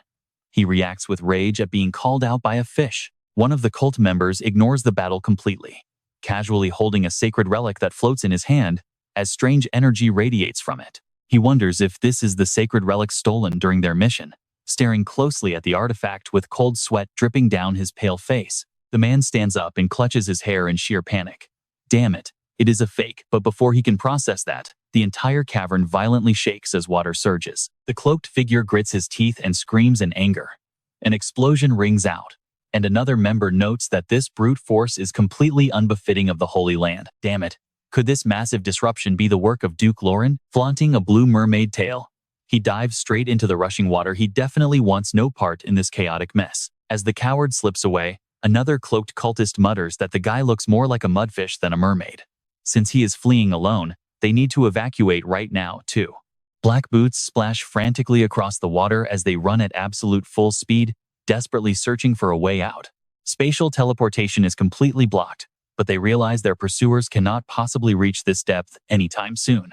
While the enemy is still bogged down by the maze and traps, they just need to escape through the emergency exit. Right in the middle of their panic, a massive exit appears at the end of the corridor, opening up into a cavernous ancient ruin bathed in brilliant outside light. Their escape route. But the moment they reach the threshold, the lead cloaked man freezes instantly, his face turning pale as cold sweat pours down in absolute dread. Right outside the door, a massive ambush is already waiting for them, with Holy Land soldiers standing in neat, flawless formations. Elite forces station themselves atop high stone pillars, completely sealing off every single escape route. Standing majestically above them is an incredibly powerful figure, her long golden hair blowing in the wind as her icy gaze locks onto the fleeing cultists. It is Saintess Sylvester, with her shoulder-length white hair and holy scepter, smiling gently alongside Saint Avis and the High Cardinals. The black-cloaked leader mutters a quiet curse from below, just as a shadow steps forward along the cliffside above. Adrian stands confidently with one foot resting on a boulder, wearing a highly satisfied smirk, while a serious-looking Arika watches his back. It seems like absolutely everything is playing out right in the palm of Duke Lauren's hand. Flashing back to earlier, Arika cradles Mariniang closely as her eyes widen in deep confusion. What on earth is a snake poison tactic? Relaxing on the windowsill with one leg stretched out, Adrian explains that it is like a clever pesticide designed to trick insects into mistaking the lethal poison for actual food. The pests bring it back to their nest, share it with the swarm, and wipe themselves out. That sacred compass the cultists stole is exactly that pesticide. Mariniang lets her arms hang down with a bored sigh, while Adrian turns around and raises his hand to activate a glowing blue holographic screen. He silently notes to himself that everything has played out exactly according to plan. On the screen, a visual of Viola in combat shows her cloak billowing wildly, as magical swords fly forward alongside mystical butterflies that flicker in and out of existence. Adrian turns his head in amazement, questioning how a single person can possibly control 100 magic swords at the same time. Russell walks over and lets out a soft, theatrical cough to casually announce his presence to the room. Sporting long white hair and sharp elven ears in a black turtleneck, Russell asks what is on his mind. Adrian admits that whoever is pulling this off is incredibly talented. Russell slips a hand into his pocket and steps closer, pointing out that this woman is actually only using 4 magical swords. Adrian turns back in total disbelief. Only 4? But looking at the video sent by the Saintess, she is clearly commanding dozens of blades at once. Russell demonstrates by projecting a simulation of swords levitating in glowing blue light, explaining that the trick is actually quite simple. He waves his hand to conjure even more blades, using telekinesis to keep them hovering high in the air. Next, she simply rotates her sword energy, activating it on each blade one by one. Adrian strokes his chin, realizing this grand technique is surprisingly just a very clever illusion. It is not just about raw power, but perfectly timing the exact moment each sword energy is activated. Russell leans in, closer to inspect the screen, thoroughly impressed by the absolute terrifying speed of her rapid sword energy activations. At this point, an opponent might as well be fighting someone wielding 100 real magical blades. Russell turns and gives a devious grin. With the ultimate opponent finally showing themselves, Adrian forces an awkward chuckle and points a finger at his comrade. He asks if Russell wants to help him save the world, but Russell simply crosses his arms and instantly rejects the idea without hesitation. His blunt refusal leaves Adrian, Arika, and Mariniang glaring at him in frustration, silently judging his incredibly petty attitude. Russell smirks and points out that a person learns the absolute most when teetering on the edge of survival. He refuses to rob his disciple of a vital growth opportunity. Hearing this, the trio calms down, and Russell shifts the topic to the mysterious dark magic swordsman. Cutting back to the present at the Holy Land, 4 cloaked figures find themselves completely cornered as elite forces line the surrounding cliffs. Adrian's heavy footsteps echo along the nearest cliffside, a confident smirk spreading across his face as he leaves her fate in their hands. Adjusting his glasses, Adrian silently reflects that while the devil worshippers are known for growing rapidly in power, this level of strength is just getting ridiculous. Starting with a scan through the glasses, the true identities of the cloaked figures are exposed: Eden, a Dark Crusader and Dark Knight Grandmaster, and Rando Magnus, a Dark Priest and Dark Crusader. Next is Celine Viola, a Dark Knight Grandmaster, Dark Priest, and Dark Magic Swordsman. Finally, there is Romanti Haman, an 8th Circle Dark Necromancer, 7th Circle Dark Mage, and Dark Knight Grandmaster. Observing this terrifying lineup, Adrian immediately speaks up. He notes that while they outnumber the enemy, winning won't be easy, especially with those 4 blending so many distinct and deadly abilities together. Beside him, Sylvester warns him to be careful. Adrian quietly nods. Viola laughs with pure arrogance, raising her right hand as pink blades and spectral butterflies erupt around her, muttering that they talk way too much, and it is finally time for them to die. With a manic shriek to die, she sends her deadly pink blades flying straight at the stationary Adrian. He calmly raises his left hand, conjuring a glowing red magic circle that unleashes a raging firestorm, incinerating her incoming blades into blackened ash. As the charred ash of her swords drifts back to her, Viola breaks into a cold sweat, absolutely seething in disbelief at his overwhelming power. She vividly remembers the intense flames warping her weapons, unable to comprehend how a mere 7th Circle spell could melt her blades so easily. A massive fireball suddenly tears through her memories, forcing Viola to snap back to reality and desperately dodge the oncoming blast. Fireballs rain down in a relentless barrage, detonating with violent explosions that blanket the entire battlefield in thick, choking smoke. Retreating through the dense haze, Viola swiftly hurls another wave of swords forward. Dropping to one knee, she grits her teeth as Adrian steadily approaches, forcing her to frantically shoot more blades to hold him back. Adrian draws closer and casually remarks that dealing with 100 floating swords while trying to strike the caster is no easy feat. With Arika backing him up, he rests his staff on his shoulder and flashes a bright smile, pointing out that they just need to exploit her weaknesses while she concentrates on directing those 100 blades. He playfully asks if the red-haired lady wants to join their game. Viola staggers up, summoning her blades in frustration, complaining about them teaming up 2 against 1. As glowing green blades materialize around Arika, Adrian teasingly agrees that it does look a little cowardly on their part. Viola laughs mockingly with narrowed eyes, spreading her arms as a bright blue light releases a massive wave of swords and butterflies, asking if just the 2 of them will actually be enough. As the blades rain down, Adrian defends with blazing fire circles, while Arika matches his pace, effortlessly weaving through the incoming sword strikes. Leaping into the air, with his hair flying, he extends his hand, conjuring a bright orange magic circle in his palm. Unlike before, these blades do not melt, prompting him to wonder if they are rune swords. As black blades wrapped in purple magic circles charge forward, Adrian backs away, allowing Arika to slash down and forcefully parry the dark weapons. Keeping a completely indifferent expression, Arika mutters that it is not like they are entirely out of options. Her red spectacles flash, activating a holy relic that lets her see 1 second ahead. What a massive cheat code. Charging ahead, she unleashes furious green slashes at Viola, who is still firing blades, forcing the panicked villainess to hastily raise her sword to block. Realizing her opponent has coated her entire body in orichalcum armor, Viola breaks into a sweat of pure shock, outraged by what she considers cheap equipment cheating. Suddenly, a staff comes flying at lightning speed, forcing her to spin around and narrowly evade the lethal blow. Adrian grins from his throwing stance, reminding her that utilizing powerful items is also a legitimate form of strength. The battle rages on as Viola hovers midair, only to be overwhelmed by Adrian's explosive spell barrage, sending her crashing hard into the dirt below. As Viola's swords fall, Arika takes to the skies, calling forth a massive, towering shield to finish the job. With a swift wave of her hand, the massive shield slams directly onto Viola, crushing her into the shattering stone floor. Suddenly, Viola spreads her arms to send her swords bursting through the shield, forcing Arika to fall back beside Adrian under defensive cover. Standing beside her, Adrian silently notes that they have already grown completely accustomed to her flying sword attacks.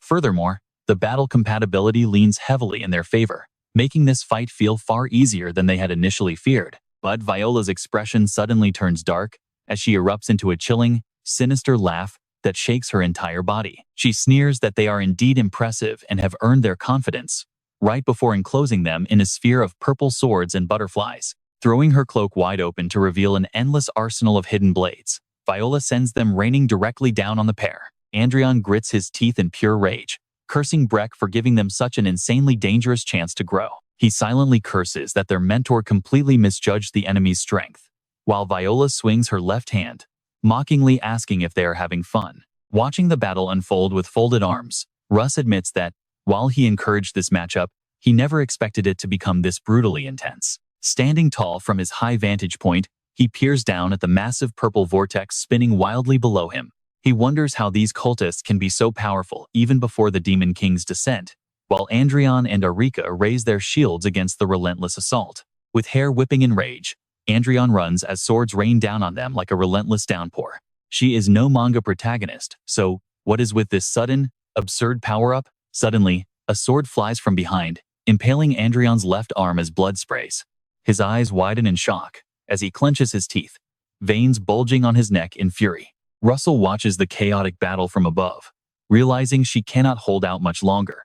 Sighing in frustration, his right hand grips the sword hilt resting on his left hip. After all, he cannot just abandon his disciple in the middle of a deadly battlefield. He must step in and intervene before things go too far. But suddenly, Joe stops dead in his tracks after spotting something unexpected. Despite losing his left arm, Adrian refuses to back down, lifting his scepter with his right hand to unleash a barrage of roaring flames.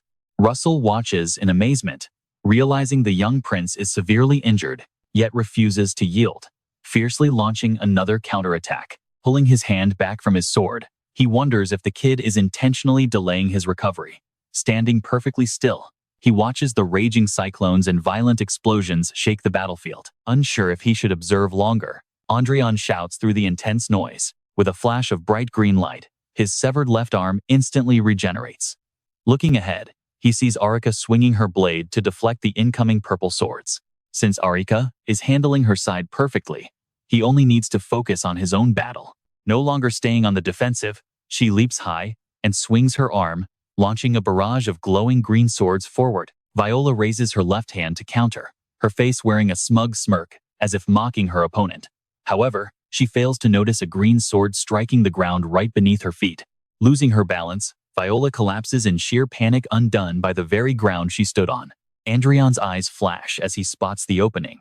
Realizing this is his golden opportunity, he calls out his spell, Heavenly Pillar, sending golden feathers and a blinding beam of light straight through her. Viola gnashes her teeth in agony, glancing up through the pain. Spreading her arms, she commands her blades to form a perfect circle as ethereal purple butterflies erupt from her body.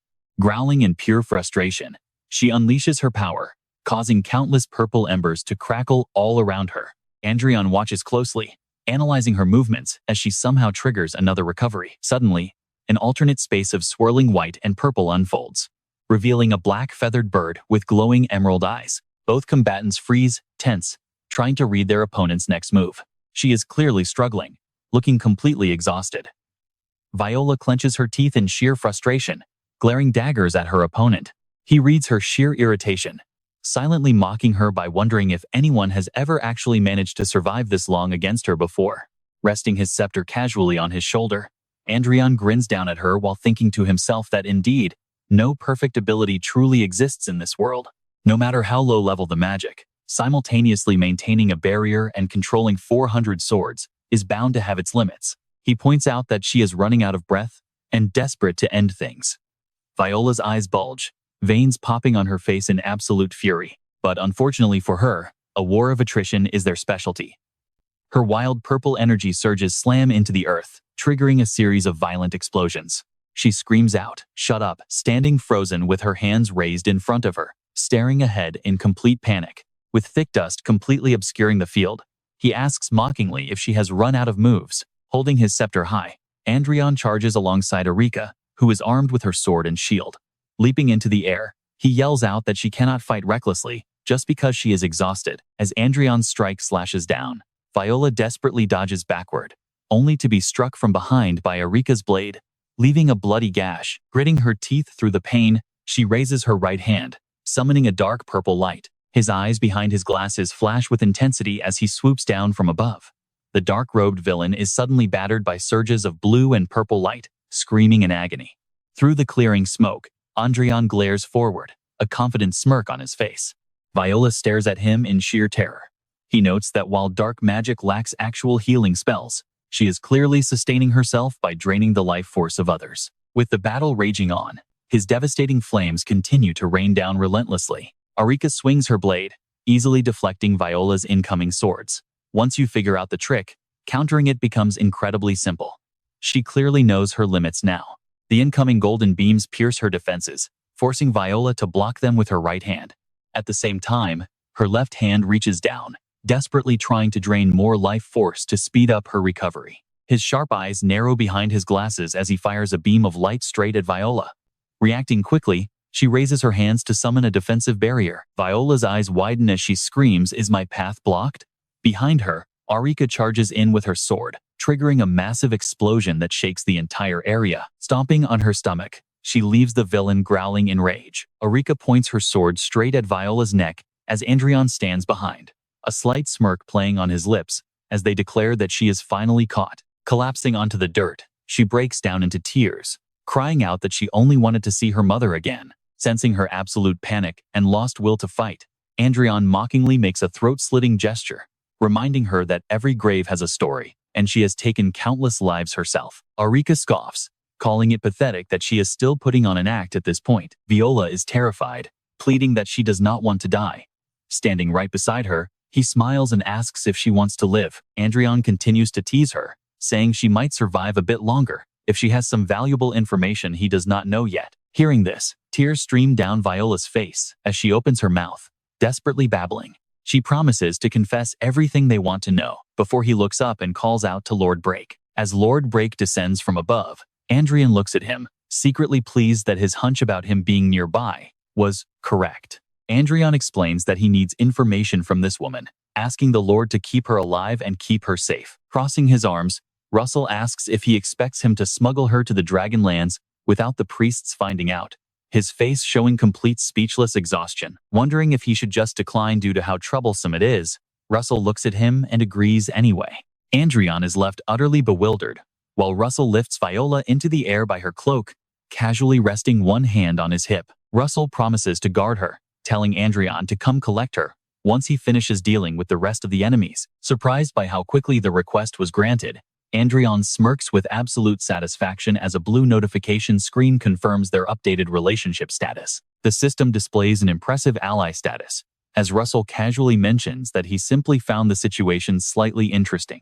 Meanwhile, Sylvester and her allies are locked in a tense, brutal clash with the black-cloaked cultists. One cultist raises his hand to summon a swirling purple orb, shouting that they only need to hold on until Selin returns to reclaim the upper hand. Sylvester grows highly anxious upon hearing this, glancing over toward a massive explosion. The sounds of battle where the Grand Duke and his wife were fighting have completely died down, making her wonder if Duke Lauren has actually fallen. An enemy above launches a deadly attack, screaming for her to die, but a sudden streak of brilliant blue light pierces him first.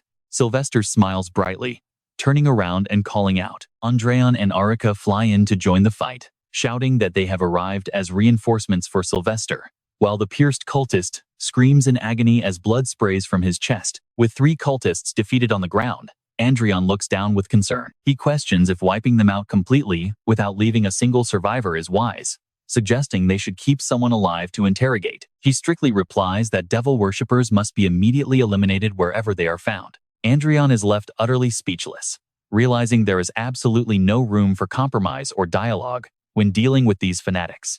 Even if it means throwing away valuable intel, he cannot help but think how incredibly inefficient her dogmatic approach is. He is incredibly relieved that he hid Selin in a completely separate location. As she raises her hand, the magical compass begins to spin, confirming no devil worshippers remain nearby, though Sylvester warns that another group is definitely lurking in the immediate vicinity. Suddenly, a massive aircraft appears overhead as a booming voice orders everyone to stop right there. Identifying themselves as the Elysian Alliance security force, they order everyone to freeze, declaring that their time has officially run out. The Elysian Alliance is a powerful nation formed by a coalition of 8 entirely different races.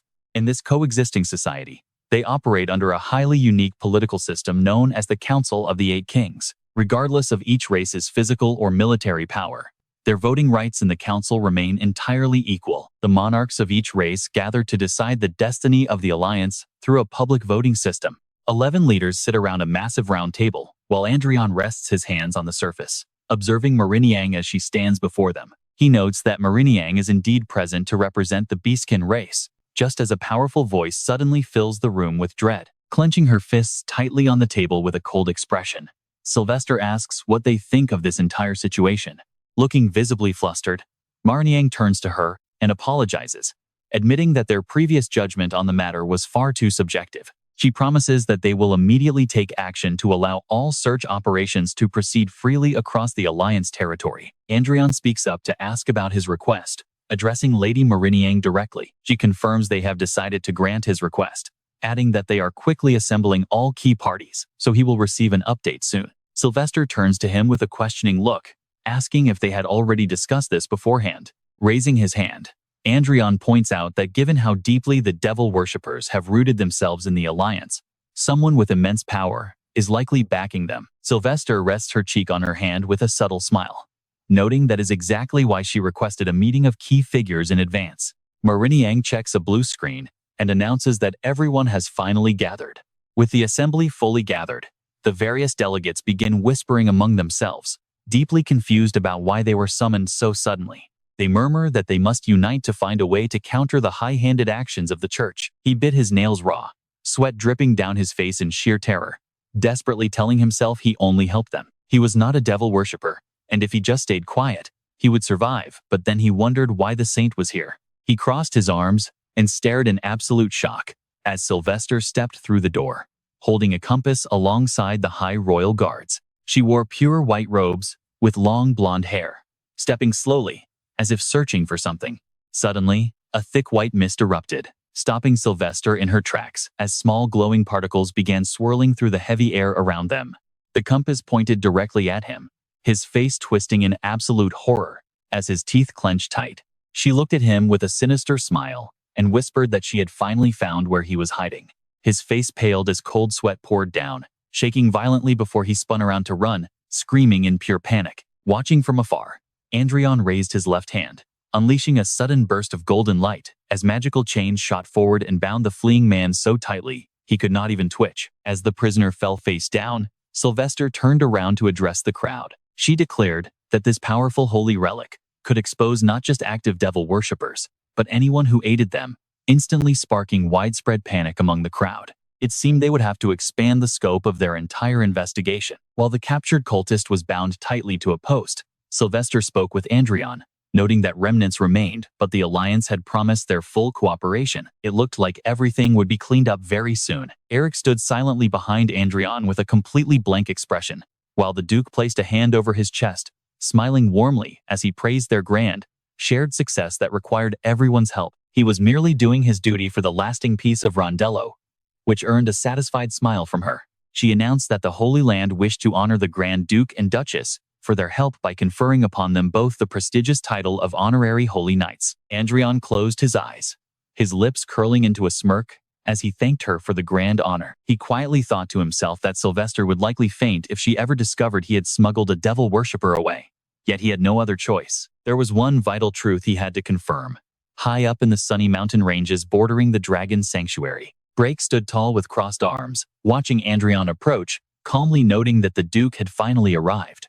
Adrian thanked Lord Brake for agreeing to his terms, while Viola stood nearby, her face disheveled and her eyes glistening. Seeing her absolute state of submissive terror, Adrian couldn't help but wonder why on earth she was acting so incredibly fragile. Stroking his chin, Adrian wondered if she was simply traumatized by suffering the very first defeat of her entire life. Almost nobody possessed the kind of terrifying raw power she held, meaning she was likely worshipped like an absolute god back in her own dark organization. Seeing how warily she watched Brake as well, he guessed her second defeat must have been just as utterly devastating. Suddenly, a sharp blade pressed against her neck, making her break into cold sweat as she raised her hands in surrender. Arik stared down coldly, while keeping his sword raised, prompting Adrian to finally speak up from beside him. Leaning down with a sharp smile, Adrian told her to stop letting her mind wander and speak if she wanted to avoid trouble. He demanded to know if her group was behind the attack on the Highwood System terminal, making Viola shiver with clenched teeth. Meanwhile, heavy aircraft flew over a massive city within the Banto Kingdom, located at the far southern tip of the continent. The region was famous for its ancient, towering feudal castles and a freezing climate where light snow was constantly falling. Within the Count's freezing territory, 2 guards wrapped in white scarves stood shivering, muttering that in their 40 years of life, they had never seen anything like this. They had never once seen snow fall in this specific region before, leaving them with no choice but to call it highly abnormal weather. Suddenly, a violent earthquake rattled the castle, making the startled guards wobble on their feet from the intense shockwaves. Civilians panicked and ran as mothers clutched their children, wondering if it was an earthquake, just as strange golden lights began flashing. A massive golden circle descended from the sky to envelop the entire kingdom, prompting the terrified guards and citizens to peek open their eyes and look up. They frantically cried out to the goddess, wondering what that terrifying flash of light was. Now watch closely, the entire ancient kingdom suddenly shifts, morphing into a bizarre, highly modern-looking castle. Modern buildings materialized out of thin air, replacing the old structures and leaving the confused citizens wondering where they were. The city now sat entirely on a floating island as modern fighter jets and strange unidentified flying objects filled the sky, prompting Alpha Squad to begin immediate aerial scouting. The island sat near the mainland, but the Count's entire territory was actively drifting straight toward Earth. Meanwhile, inside the tower, Arik kept his sharp blade pressed firmly against Viola's trembling neck. He asked once more if her group had attacked the Highwood control terminal, sliding the cold blade down to her chest as a dark, ominous energy began to glow. Refusing to believe her eyes, Viola collapsed to the ground, writhing and screaming in utter agony. Adrian puts his hands on his hips, telling her not to answer a question with another question. She trembles and admits that it was indeed them, so he asks why they attacked the hood system. How did they find its location? She claims the Demon King standing behind them ordered it, making him repeat it in utter disbelief. Adrian stands before Viola with a serious expression, wondering why a Demon King would order such a thing. How did they locate the system terminal? Viola kneels and trembles, crying that she does not know, since they only loyally follow their orders. He watches her closely and realizes that, from the looks of it, she is not lying. Adrian presses on, demanding to know about the Demon Kings who are allied with their faction. Viola narrows her eyes in sheer embarrassment, explaining their organization grew powerful by absorbing many people who contracted with demons. Because of this, the Demon Kings they worship are very different, but two in particular hold an immense amount of influence. Hearing those names, all three are shocked, and Russell quickly asks Scarlet if one of them is who he thinks. His mind immediately flashes back to a girl hovering before a sea of fire, sporting long twin tails and a creepy, demonic smile. The Crimson Demon King, who pushed Rondell to the brink of absolute ruin 1200 years ago. Adrian rubs the back of his neck and turns to Russell, remarking how lucky they are to have completely wiped out the cultists this time. If the Crimson Demon King were to return, stopping him would be completely impossible. He rests his hand on his chin, agreeing that no matter how strong Rondell's army becomes, it would still be a nightmare. Kneeling below, she stammers that their goal this time was not to burn Rondell, as their true leader is indeed the Demon King behind her, Lord Shid. Russell sighs deeply after hearing this, admitting he has never once heard of a Demon King named Lord Zid, an unknown Demon King with a higher status than even the Crimson Demon King. Viola hesitates to answer. She explains it is only natural they have never heard of him, since Lord Zid is actually a Demon King hailing from a completely different world. Adrian's eyes widen in surprise as he tries to make sense of a world with a different name than Rondell. He asks if that other world is Earth, leaving Viola utterly confused as she clutches her hands to her chest. She confirms it, surprised they know about that place. But Arika raises her voice from behind, demanding to know how a Demon King from another world could possibly interfere here. It makes no sense, leaving Viola trembling in fear. She admits she only heard rumors about a device that transmits his will, claiming she truly does not know any of the finer details.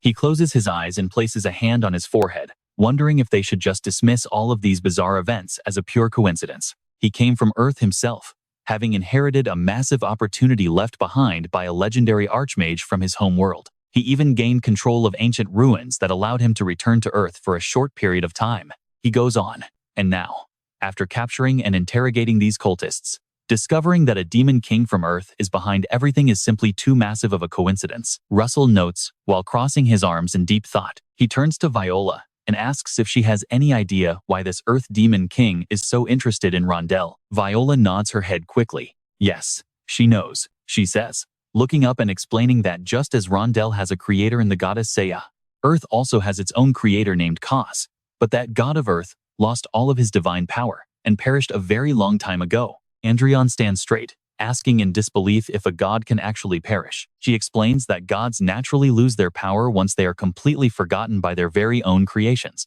The god named Kaz was forgotten by all living beings, eventually fading away over the course of time. As a giant, long-haired woman appears with her massive hand reaching down to touch the earth, it seems the goddess Saya took a sudden interest in that godless world and began to interfere. Because of her interference, a terrible chaos is said to be unfolding across that world. Perhaps the goddess is actually planning to merge the two worlds together. Viola warns that if such a merger actually happens, both Earth and Rondell will be thrown into absolute, catastrophic chaos. Russell raises his left foot to kick her, warning her not to act like some messenger of justice, when every single one of them made demon contracts out of their own selfish desires. She quickly covers her face and flinches backward in absolute fear. She admits he is right, but begs him to listen, as the giant face of that goddess flashes in his mind once more. Of course, humans should not be using their own mortal standards to judge a literal god. But the goddess he witnessed ascending did not seem like someone who would throw her own creations into mortal danger out of mere curiosity or temporary greed. Russell suddenly interrupts Adrian's deep train of thought, suggesting that they should just speak directly to the actual demon king currently residing inside this woman's body. Adrian looks up in surprise. Talk to him? Really? Russell suggests that if they bring this woman back to Earth, they will be able to speak freely with the demon king. Right? Adrian admits that might be true, but asks if it is simply too dangerous. Meanwhile, Arika ignores their conversation completely, holding her sword tightly while kneeling to glare at the motionless Viola. Russell remains completely unbothered, noting that an incomplete manifestation can never last very long. With all those severe limitations, the Demon King's original magical power will be heavily suppressed regardless. Even in the absolute worst-case scenario, they still possess more than enough power to fight back, making Adrian's eyes widen in surprise. Viola listens to their exchange in utter confusion. Adrian agrees to return to Earth, and Russell happily declares they should set off immediately. They might as well pluck that dragon horn along the way. Before long, a clear blue sky opens up over a tiny island surrounded by endless water, a deserted piece of Earth in the Pacific Ocean. Now, on the island, Russell demands that Viola quickly contact the Demon King, and she fearfully complies. Meanwhile, in a dark room, a man with vibrant red hair and a sharp horn on his head sits typing away on a computer. Hearing a strange noise, he reacts instantly. Back on the island, the trio stands behind Viola as she clasps her hands in extreme tension. Once the connection goes through, Viola weakly greets her master. Adrian immediately steps forward and introduces himself as Adrian Lawrence. The man rests a hand on his desk, asking if he is Duke Lawrence. Adrian places a hand on his hip with a confident smile, confirming his identity. Adrian explains that they recently captured a demon worshipper named Viola, who shared some pretty fascinating details with them. She claimed the goddess is actively interfering with Earth. He continues, explaining that they brought her here specifically to confirm the truth. Adrian asks if the Demon King can manifest on Earth for a brief moment, which highly displeases Zid. Zid scoffs, demanding why on Earth he should ever satisfy such a request. Adrian silently ponders that just hearing a disembodied voice makes it impossible to tell if the demon is actually speaking the truth. To utilize his own intuition and Brake's sharp observation skills, Adrian smiles confidently and insists that they meet face to face. Adrian claims they traveled all the way from Rondell back to Earth simply because they want to know the truth, which leaves Zid completely stunned by their sheer boldness. Adrian suggests that if they speak face to face, they might even help Viola and support Zid's grand manifestation back in Rondell. With a sharp smirk, Zid laughs aloud and warns that if he dislikes what he sees after meeting them, he will gladly blow Adrian's head off. But Adrian remains perfectly confident, knowing he can easily retreat the very instant the demon tries anything funny. Suddenly, violent red lightning strikes the ocean right in front of them, triggering a massive, terrifying explosion.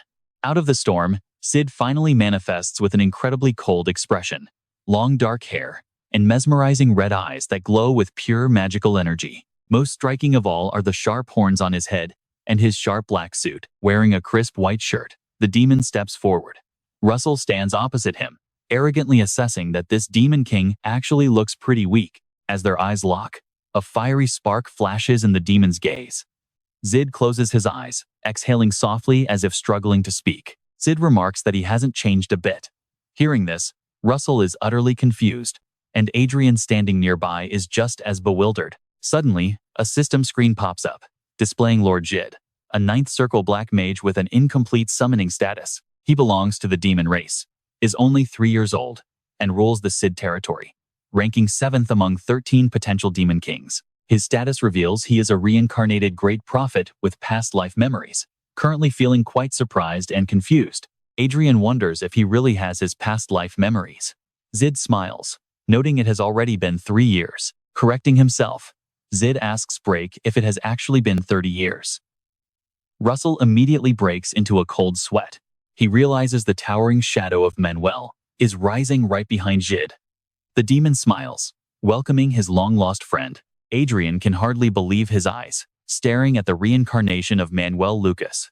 Meanwhile, Russell bursts into a hearty laugh. All of Russell's cold distance melts away. He happily pats Igzid's shoulder, still disbelieving that his old friend became a demon king. It is completely ridiculous. Z drops his cold attitude, gently replying that he is simply glad to see him alive and healthy. Suddenly remembering something, Zid turns his gaze back toward Adrian with a look of pleasant realization. He realizes Duke Lawrence is his true successor.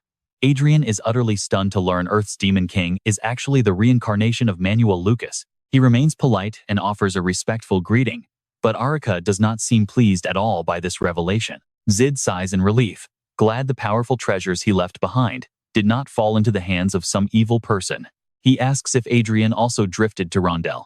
Adrian quickly explains that he actually died on Earth and was reincarnated into Rondel. Only then does Gid notice Arika's sour expression, prompting him to hesitantly ask who she is. Arika shows clear hostility, prompting Adrian to step forward to smooth things over by asking why Shid ordered an attack on the Hylos system operating station. Zed explains that he was simply curious about his successor, so he attacked the Hillywood system to force a response. Glancing over at Viola, Sid admits everything went smoothly, since he connected with his planner and secured a chance to talk. Suddenly, Zid asks, he wonders if Adrian happens to know about a document he wrote, explaining why Rondel cannot enter space despite its advanced technology. Adrian hides nothing. He knows it. Sid then shares his knowledge. That document asserts that Rondel and Earth exist as parallel universes. These two universes are linked because they were created from the very same foundation, with Rondel's creator, Goddess Sepia, splitting her power in half. Her other half became the creator of Earth, causing Adrian to rub his chin in deep thought. When that son created his own world, he used his mother's creation as direct inspiration. Zid eagerly confirms this, noting their completely different personalities. Chaos did not restrict humanity's ability to reach space, giving his creations total freedom to act. Crossing his arms, Zed explains that because Chaos strictly followed a rule of non-interference, his people eventually forgot about him. Yet, Chaos likely viewed even that fading memory as nothing more than the natural flow of time. But here is the strange twist: the moment Earth's creator disappeared, Rondel's creator immediately began to interfere with Earth, sparking fierce resistance from Earth's angels and demons who had lived peacefully under Chaos. They flatly refused to become Goddess Sepia's puppets, a stance they have maintained ever since. By leveraging their rebellion, Sheed, who was waiting to reincarnate on Earth, managed to rise and become the Demon King. Adrian remains skeptical, pointing out that, based on Zed's story, the goddess sounds incredibly cruel and tyrannical. He questions if Zed is framing everything to benefit his own agenda. But Zed shrugs it off, telling him to believe what he wants. Regardless of his doubts, their ultimate goal is to obtain enough power to directly intervene in Rondel's affairs. He drops another bombshell that leaves both Adrian and Jay stunned. Earth's angels and demons are planning to unite and invade Rondel. This invasion relies heavily on support from the demon realm, prompting Adrian to raise a counterpoint after listening intently. He argues that no matter how powerful Earth's angels and demons might be, even when teaming up with Rondel's demon realm, taking down Goddess Sepia is impossible. But Zid disagrees. They have their own secret method to inherit the creator's divine authority and ascend as gods themselves. Hearing this, Russell flares up in pure anger, gritting his teeth before yelling out to ask if Zid has completely lost his mind. He snaps at Zid for spewing nonsense and expecting them to just accept it, but Zid remains completely unfazed. Zed tells him not to misunderstand. They are only planning to seize Rondel, not launch some senseless, destructive war. These excuses sound incredibly irritating to Russell, who accuses Zed of merely wanting to flex his power as a threat to destroy Rondel. Zed casually continues, admitting that using a word like invasion might sound a bit sensitive. Then, he gets straight to the point: they are already being invaded in the real world. Sheed conjures a magic orb, showing an airborne fortress under heavy siege, prompting a highly intrigued Adrian to ask who they are fighting. Staring closely, Adrian starts to realize the truth, as Zid explains that a mysterious island has suddenly materialized in the waters near Korea. While abnormal phenomena cause frequent terrain shifts nowadays, this particular incident is completely different. A massive, intact chunk of territory directly from Rondel has physically crashed down onto Earth. Adrian is completely horrified by this global catastrophe, but Jid calmly asks if they finally grasp the situation. He warns that even right now, the integration of both worlds is ongoing, extending a hand of partnership to ask for their help. Adrian remains conflicted, pointing out that making such a monumental decision on the spot is simply too difficult. Zed holds no grudge, telling him there is no rush before turning to leave the room. He offers them time, urging them to carefully choose whether to stand with his rebellion or align with the goddess. He walks away, then stops, remembering one last detail. He looks back and asks if Adrian has reviewed his left-behind records, specifically the deleted files. Adrian recalls his predecessor's archives, linking them to the shocking footage of the bombarded fortress, and feels a sudden wave of dread. Realizing that relentless bombing will sink the entire territory, Adrian quickly grabs Erika's hand to pull her away, summoning his magic staff to take action. With a quick farewell, Eric and Adrian turn around and vanish from the space, leaving the three mages standing alone. Grun notes Adrian's grim expression and asks if this is truly all he achieved after fighting so hard to return. Sid answers as if it is obvious, pointing out that everyone has their own circumstances. If there were a better campaign, he would have run it immediately, but suddenly, Russell blurts out a name they had not spoken in ages. He impatiently demands to know what happened to Mary, but Sid acts as if he is hiding something. He does not even turn around, coldly replying that time is up. Before vanishing, he adds that they are simply in no position to be picky about their methods.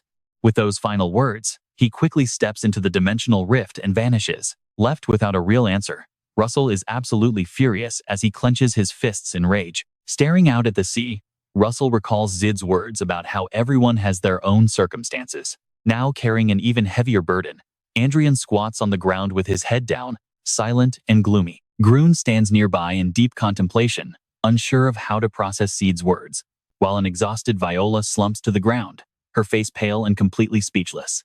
Not a single soul among the four is happy, each huddled in their own corner, brooding over Zid's words. But with no warning, Adrian's watch alerts him that the Kingdom of Wanter has finally gone public about the disappearances in Layer County. Having failed to find any cause, the kingdom sent a distress signal to the Brigham Empire, reaching the Royal Magic Tower itself. Upon reviewing the records, they discover far too many strange anomalies to ignore. Realizing this poses a major threat to Rondell, they agree to cooperate. As Adrian notes that Rondell fell into total chaos while they were visiting Earth, he tries to clear his mind and analyze the situation. They can no longer return to Layer County, and the dimensional transfer that dragged them to Earth now affects everyone who has arrived. He remembers his subjects crying out in terror, begging Lord Adrian not to abandon them in this terrifying, unknown place. Holding his head in exhaustion, he knows he provided all the support he could before leaving, but the situation remains incredibly messy. Piecing the clues together, Adrian realizes that a single descending demon king has already caused this much utter devastation.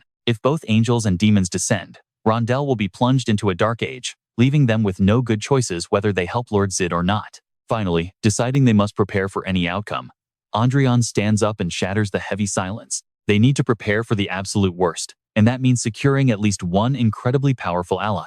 Russell maintains his typical calm demeanor, finding Adrian's suggestion to be highly reasonable. After a brief pause, Russell suggests a potential lead, a strange eccentric who is obsessed with collecting items from this world. He adds that although they are not close friends, this collector might be highly intrigued by their current predicament. Highly intrigued, Adrian asks for a name, and Russell drops a title that makes everyone freeze: the Black Dragon, Branquis. Knowing how lethal a black dragon can be, Adrian feels a cold sweat run down his spine. One wrong move, and instead of gaining an ally, they will end up as dragon food. Yet he does not object. Turning to prepare for the dangerous mission, Adrian rallies the group to find an offering alluring enough to please the beast. But as he takes his first few steps forward, Adrian suddenly halts. Having devised a much smarter way to save time rather than searching aimlessly, he checks his watch and quickly summons Chester. The loyal servant appears instantly, prompting Adrian to immediately hand over a critical task. He orders Chester to check all recorded and deleted logs within the archives left by Grand Duke Lucas. Chester cautions that the sheer volume of data is massive and will take a significant amount of time to analyze. Without a moment of hesitation, Adrian urges him to proceed, confident that the archives hold the vital clues they need. Eric, Adrian, and Russell cautiously step into the winding passages, quickly realizing they are trapped inside a truly massive labyrinth. Russell remembers that their last encounter with Branquis occurred somewhere in this very area. As they venture deeper, a violent gale suddenly erupts out of nowhere, kicking up thick clouds of dust and debris. The oppressive wind is a clear warning that the entity approaching is exceptionally dangerous. Waiting for the storm to settle, Russell mutters that his instincts were right as a colossal black dragon breaches the earth. It is Branquis. His voice rumbles like thunder as he demands to know who dares trespass in his sacred lair. The giant dragon asks the swordsman if he wishes to wage war, his crimson eyes reflecting the tiny figures of Adrian and Eric. Amusement flickers as the beast notes he only brought 2 humans, prompting Adrian to bow deeply in deep respect to the supreme entity.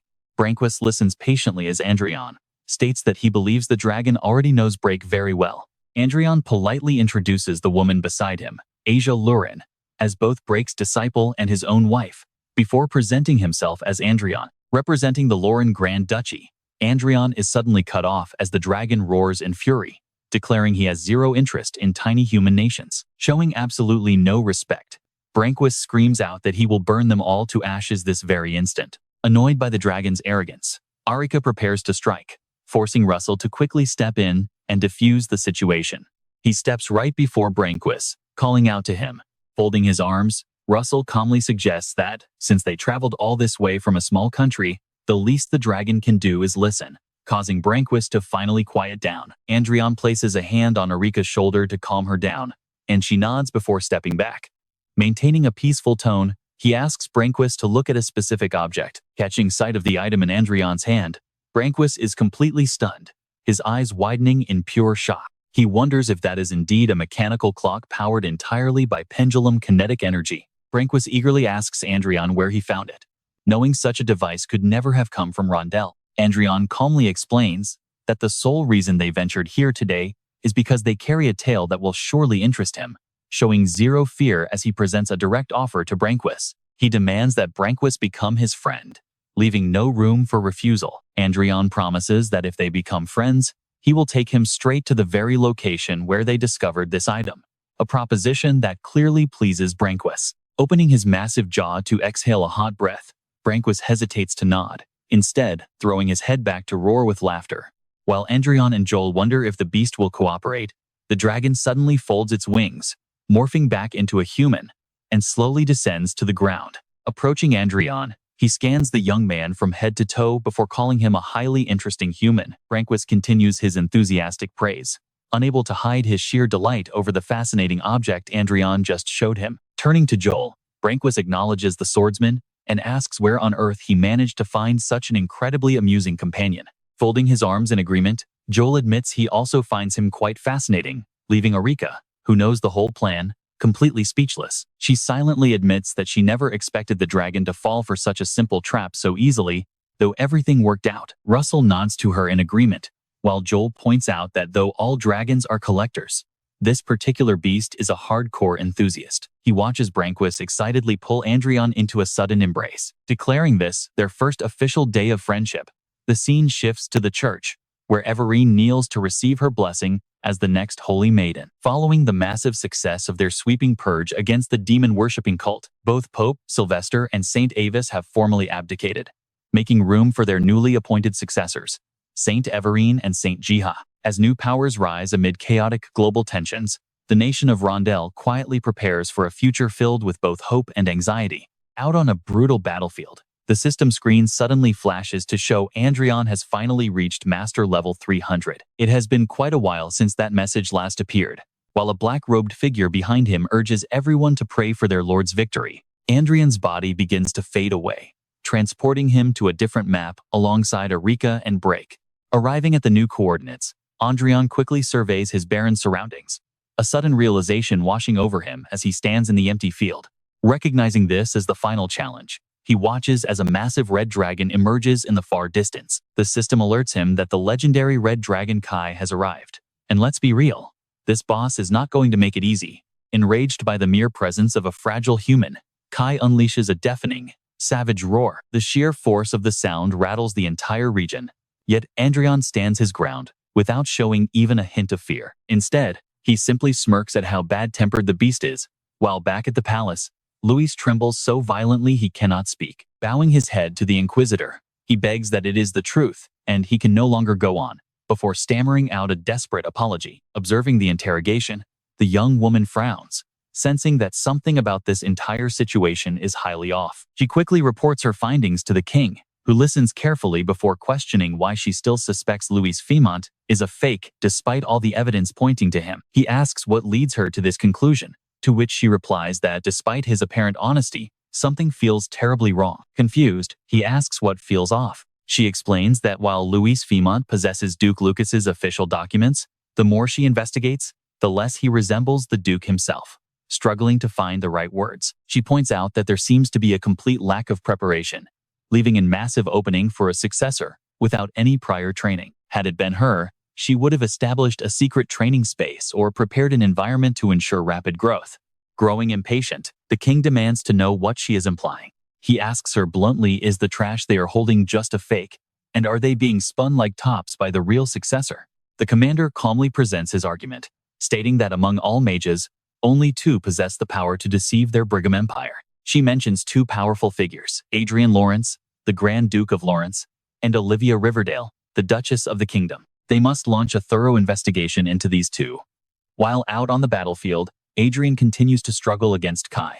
He hurls a massive fireball toward the dragon, knocking it back, but the beast quickly recovers and continues to roar. Both Adrian and Arcia are growing exhausted, realizing that after 2 hours of non-stop fighting, they only drained 6% of its mana. Adrian shouts to Arcia to hold her ground, and she quickly agrees. Even so, things are not looking too bad yet. The battle rages on as the massive Kai circles the sky to threaten them, though its power has dipped slightly after taking a direct hit. Since fire does not work, Adrian switches to ice magic to suppress the dragon. Massive shards of ice smash into Kai but fail to bring it down, leaving Adrian to realize the beast does not have a single scratch. Undeterred, he uses magic to launch himself and Arcia into the air, calling on Breaky to help them prepare their next move. Spotting his targets on the move, Kai immediately gives chase. Adrian formulates a plan, determined to stay patient and slowly drain the dragon of its mana, no matter how long it takes.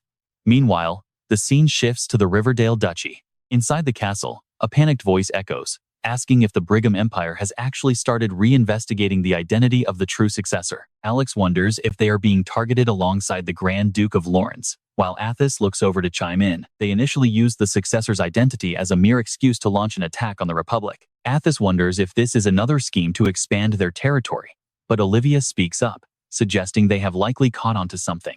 Sharp as always, Athos is startled and asks what she means, as she raises her hand to manifest a glowing spell circle. Olivia explains that now that she has reached the 8th circle, everything has finally become clear. She smiles and confidently declares that the Grand Duke of Lawrence has absolutely no connection to her father. She notes that even now, the documents in the Duke's possession appear to be incredibly authentic. Had she not reached the 8th circle, she would have been fooled indefinitely, but as she wonders why he hid his identity, Athos suddenly cuts her off in shock. Athos asks about the successor in the Prius Republic, and both men listen closely as she reveals it is likely a decoy created by the Grand Duke. Olivia suggests that their best course of action right now is to behave conspicuously to draw the Empire's attention. Alex chimes in, noting that they are not the real deal anyway. Athos warns that this will only buy them a few days, questioning if the Duke can survive the consequences of facing the entire Brigham Empire, even if he is the real successor. Hearing this,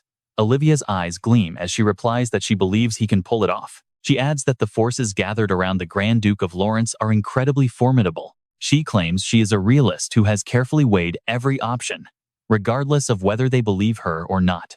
If anything goes wrong, it will still serve as a perfect chance to strengthen the Duke's faction, prompting Alex to stop Athos from arguing. Alex tells him to let it go since there is no stopping her, while Olivia raises her hand, recalling a memory of the Duke talking to Everall, and smiles mysteriously. Olivia smiles, telling the 2 men they should make their move. Olivia suggests meeting the Saintess, the Grand Duke's most loyal supporter, as the scene transitions to a place of flowing lava. The battle continues to rage, as shards of ice rain down, with Adrian and Arcia focusing all of their attention forward.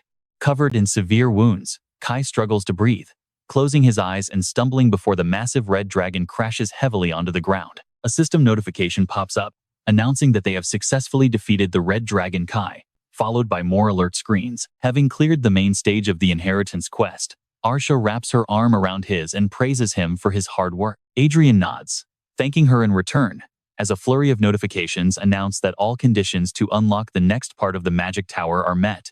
The 10th floor, which is the final level of Manuel Lucas's magic tower, has finally been unlocked. When asked if they wish to proceed to the 10th floor of the tower, the 2 immediately initiate the teleportation process. Right on cue, Chester appears and praises them, admitting he is highly impressed they cleared the final trial on their very first attempt. Adrian scratches his head in exhaustion, muttering that he feels like he is about to die, which Chester finds completely understandable. After all, he had been fighting a dragon for days on end, but Chester clears his throat to ask if he knows something. On a pure data level, the fire dragon Kai actually possesses combat power far superior to even a real-world dragon.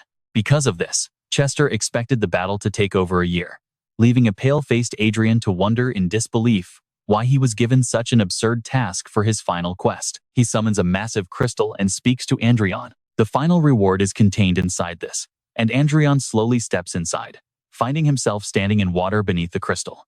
Adrian places his hand gently on the surface as a blinding light erupts.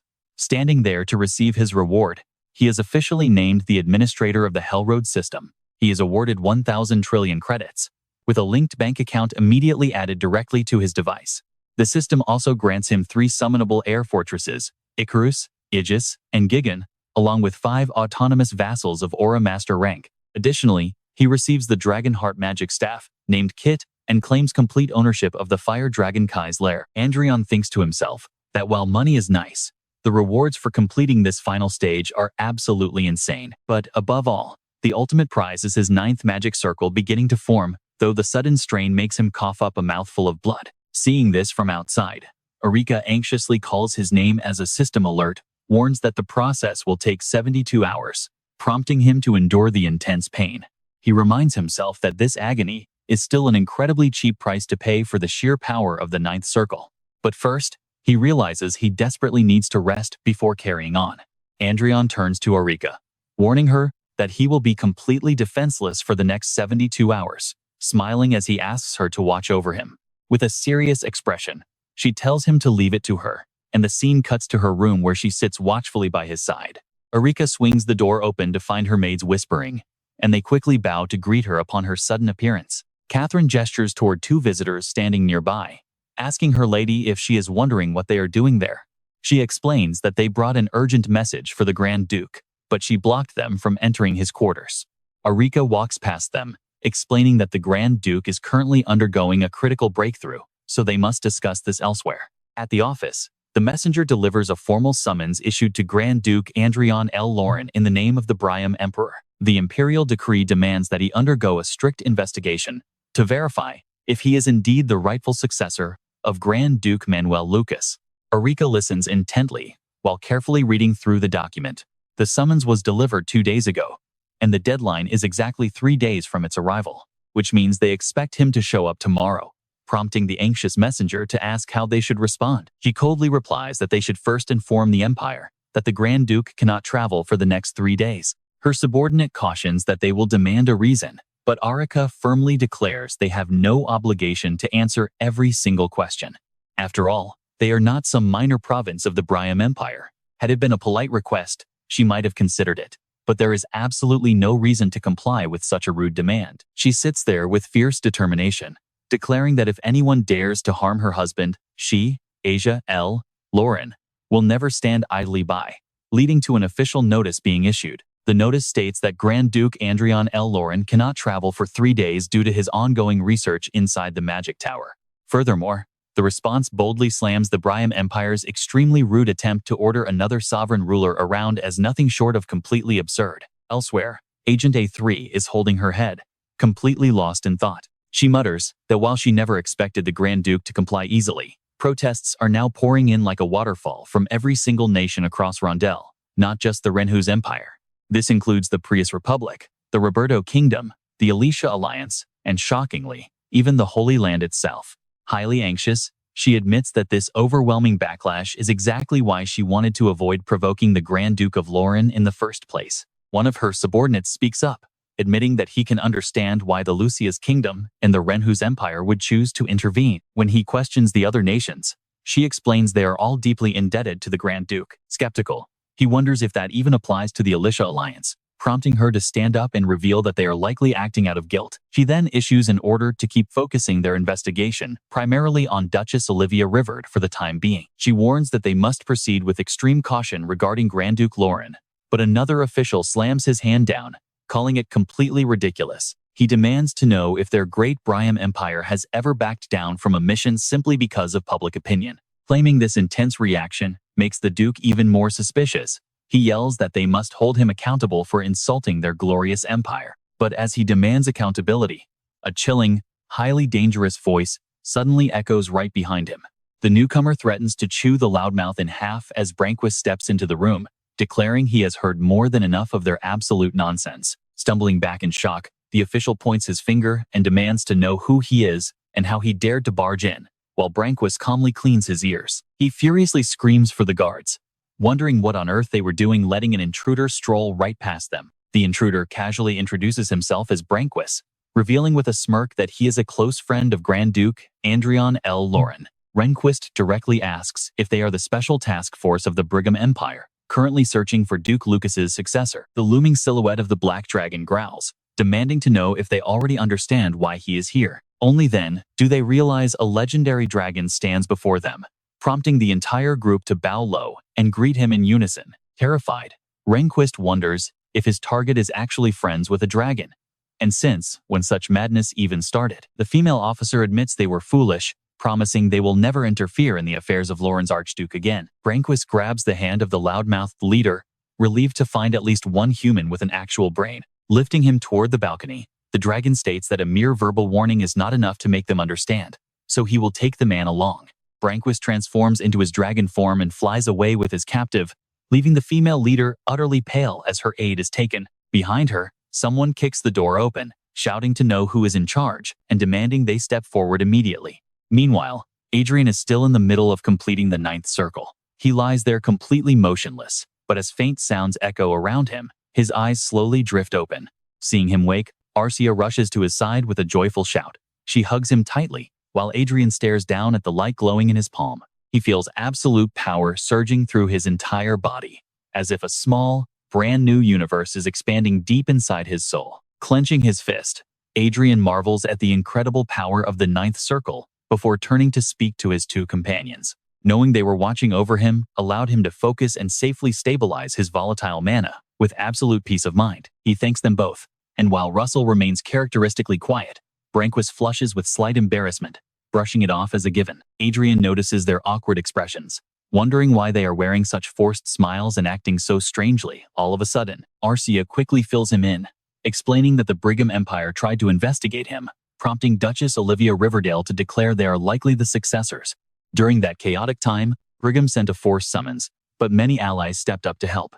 Hearing this, Adrian is left quite puzzled by the Empire's sudden move. They tracked him down much faster than expected, but he then questions why the two of them keep avoiding his gaze. Branquis hesitates for a second, then starts to explain the situation. He recalls how furious he became when Arcia first informed him of Brigham's blatant tyranny, especially since they were trying to snatch the legacy of their late friend, Lucas, which Adrian had rightfully acquired. So, the dragon decided to pay the Brigham Empire a visit and deliver a stern warning. Russell chimes in, admitting he tagged along, but unfortunately, 3 unexpected problems arose during their little warning trip, leaving Adrian utterly shocked. Branquis explains that their timing was off, which somehow resulted in them kidnapping both the captain and vice captain of the investigation team. Secondly, rather than backing down before a dragon and a swordmaster, the Emperor flew into a massive rage and mobilized his army, screaming about how these bastards thought they could mock his great empire. Thirdly, the hidden military power Brigham revealed was terrifying, as the Emperor immediately ordered the activation of their legendary strategic magic. He demanded Gungnir be fired to show that arrogant duchy the true, terrifying might of the Brigham Empire. Arcia finally speaks up, asking Adrian to look at a monitor, prompting him to frown and ask about the massive crater shown on screen. She reveals it used to be Mount Y, shocking Adrian, who can only wonder where the massive mountain went and why only a sinkhole remains. Arcia replies that Brigham's tactical magic, Gungnir, completely erased it, adding that things are only getting worse from here. Imperial forces are now deployed along the borders of the Lucia's kingdom, while their massive fleets head straight toward the Lauren Duchy. Adrian asks about the massive vanguard weapon on display, and Arcia quickly answers him. It is the Empire's newest weapon, the Titan, which reportedly features 5 high-output jet engines, leaving Adrian deep in thought. He recalls catching a brief glimpse of this exact Titan within the research files left behind by Duke Lucas. He remarks that Brigham must truly be the strongest nation on Earth to have kept such an incredible weapon hidden away. Russell explains that any reckless move would give the Empire an excuse to deploy their strategic magic, meaning they must hold back for now. Branquis quietly offers his apologies, admitting they acted too rashly, but Adrian dismisses it, assuring them he knows they did all of this purely out of concern for him. Smiling, he reaches for his glasses, musing that this chaotic turn of events might actually work in their favor. His cryptic words leave the trio confused, but as Adrian puts his glasses on, he declares that since Brigham made such a massive fuss, they should respond in kind. Shortly after, a tense report echoes within the Grand Palace of the Brigham Empire. Addressing the Emperor, a panicked subordinate reports that the Archduke of Lorraine has announced a massive public press conference, officially notifying media outlets in every single nation. The Emperor merely smiles. He had not shown his face in public for the past few days, but now he was finally stepping out. The old man added that he was extremely curious to see what excuses that brat would make, asking when the press conference was scheduled. Right then, the giant screen flickered to life. They watched in utter shock as people from all over began receiving strange signals on their own devices. It was even projected onto public holograms everywhere. At that moment, every single screen broadcast the live press conference. Many wondered why their devices had suddenly turned on, questioning if they were hacked. And is that Duke Lorraine sitting right in the center? He introduced himself as Adrian L. Lorraine, the master of the Lorraine Duchy. Inside the Grand Hall, the king watched intently as Adrian claimed to be the successor of Archmage Manuel Lucas. The king thought to himself, unable to believe that the kid would reveal his true identity so easily. He barked out orders for all military units at the Lucia's border to withdraw and immediately head toward the Lorraine Duchy. But his subordinate reported that all communication channels were completely cut off, making the king scowl in pure anger. It made sense, since the Hollywood system was originally developed by Archduke Lucas. On screen, Adrian claimed to be the rightful heir. He was the one who inherited everything from Archduke Lucas, his vast wealth and his deep knowledge. He confidently declared that even Lucas's level of cultivation belonged to him, just as a massive magic circle materialized. With a confident smirk, Adrian snapped his fingers, promising to show everyone some real proof. As a giant fireball emerged from the magic circle, it plummeted directly toward an empty wasteland on screen. A massive explosion roared, warping the ground and leaving a giant crater. This entire display of sheer power was being broadcast live for everyone. Adrian went on to explain that his meteor had landed on a barren wasteland 200 kilometers away, a place completely abandoned by both humans and beasts. He openly shared his plan to turn that magic-made crater into a beautiful lake, eventually developing the entire area into a popular tourist attraction. He even casually invited everyone to visit often. Smiling, Adrian insisted that he wanted no part in war, confidently declaring that this was surely what every nation in the world wanted as well. Instead of conflict, he believed that working together and promoting mutual growth was the only way forward. This completely infuriated the king. As everyone continued to watch, Adrian proposed a formal negotiation with Emperor Edward Noah Brigham of the Brigham Empire. With a bright smile, he concluded by saying he looked forward to a positive response. As soon as he finished, the massive screen in the Grand Hall went pitch black. The king gripped his throne tightly, grinding his teeth in absolute fury.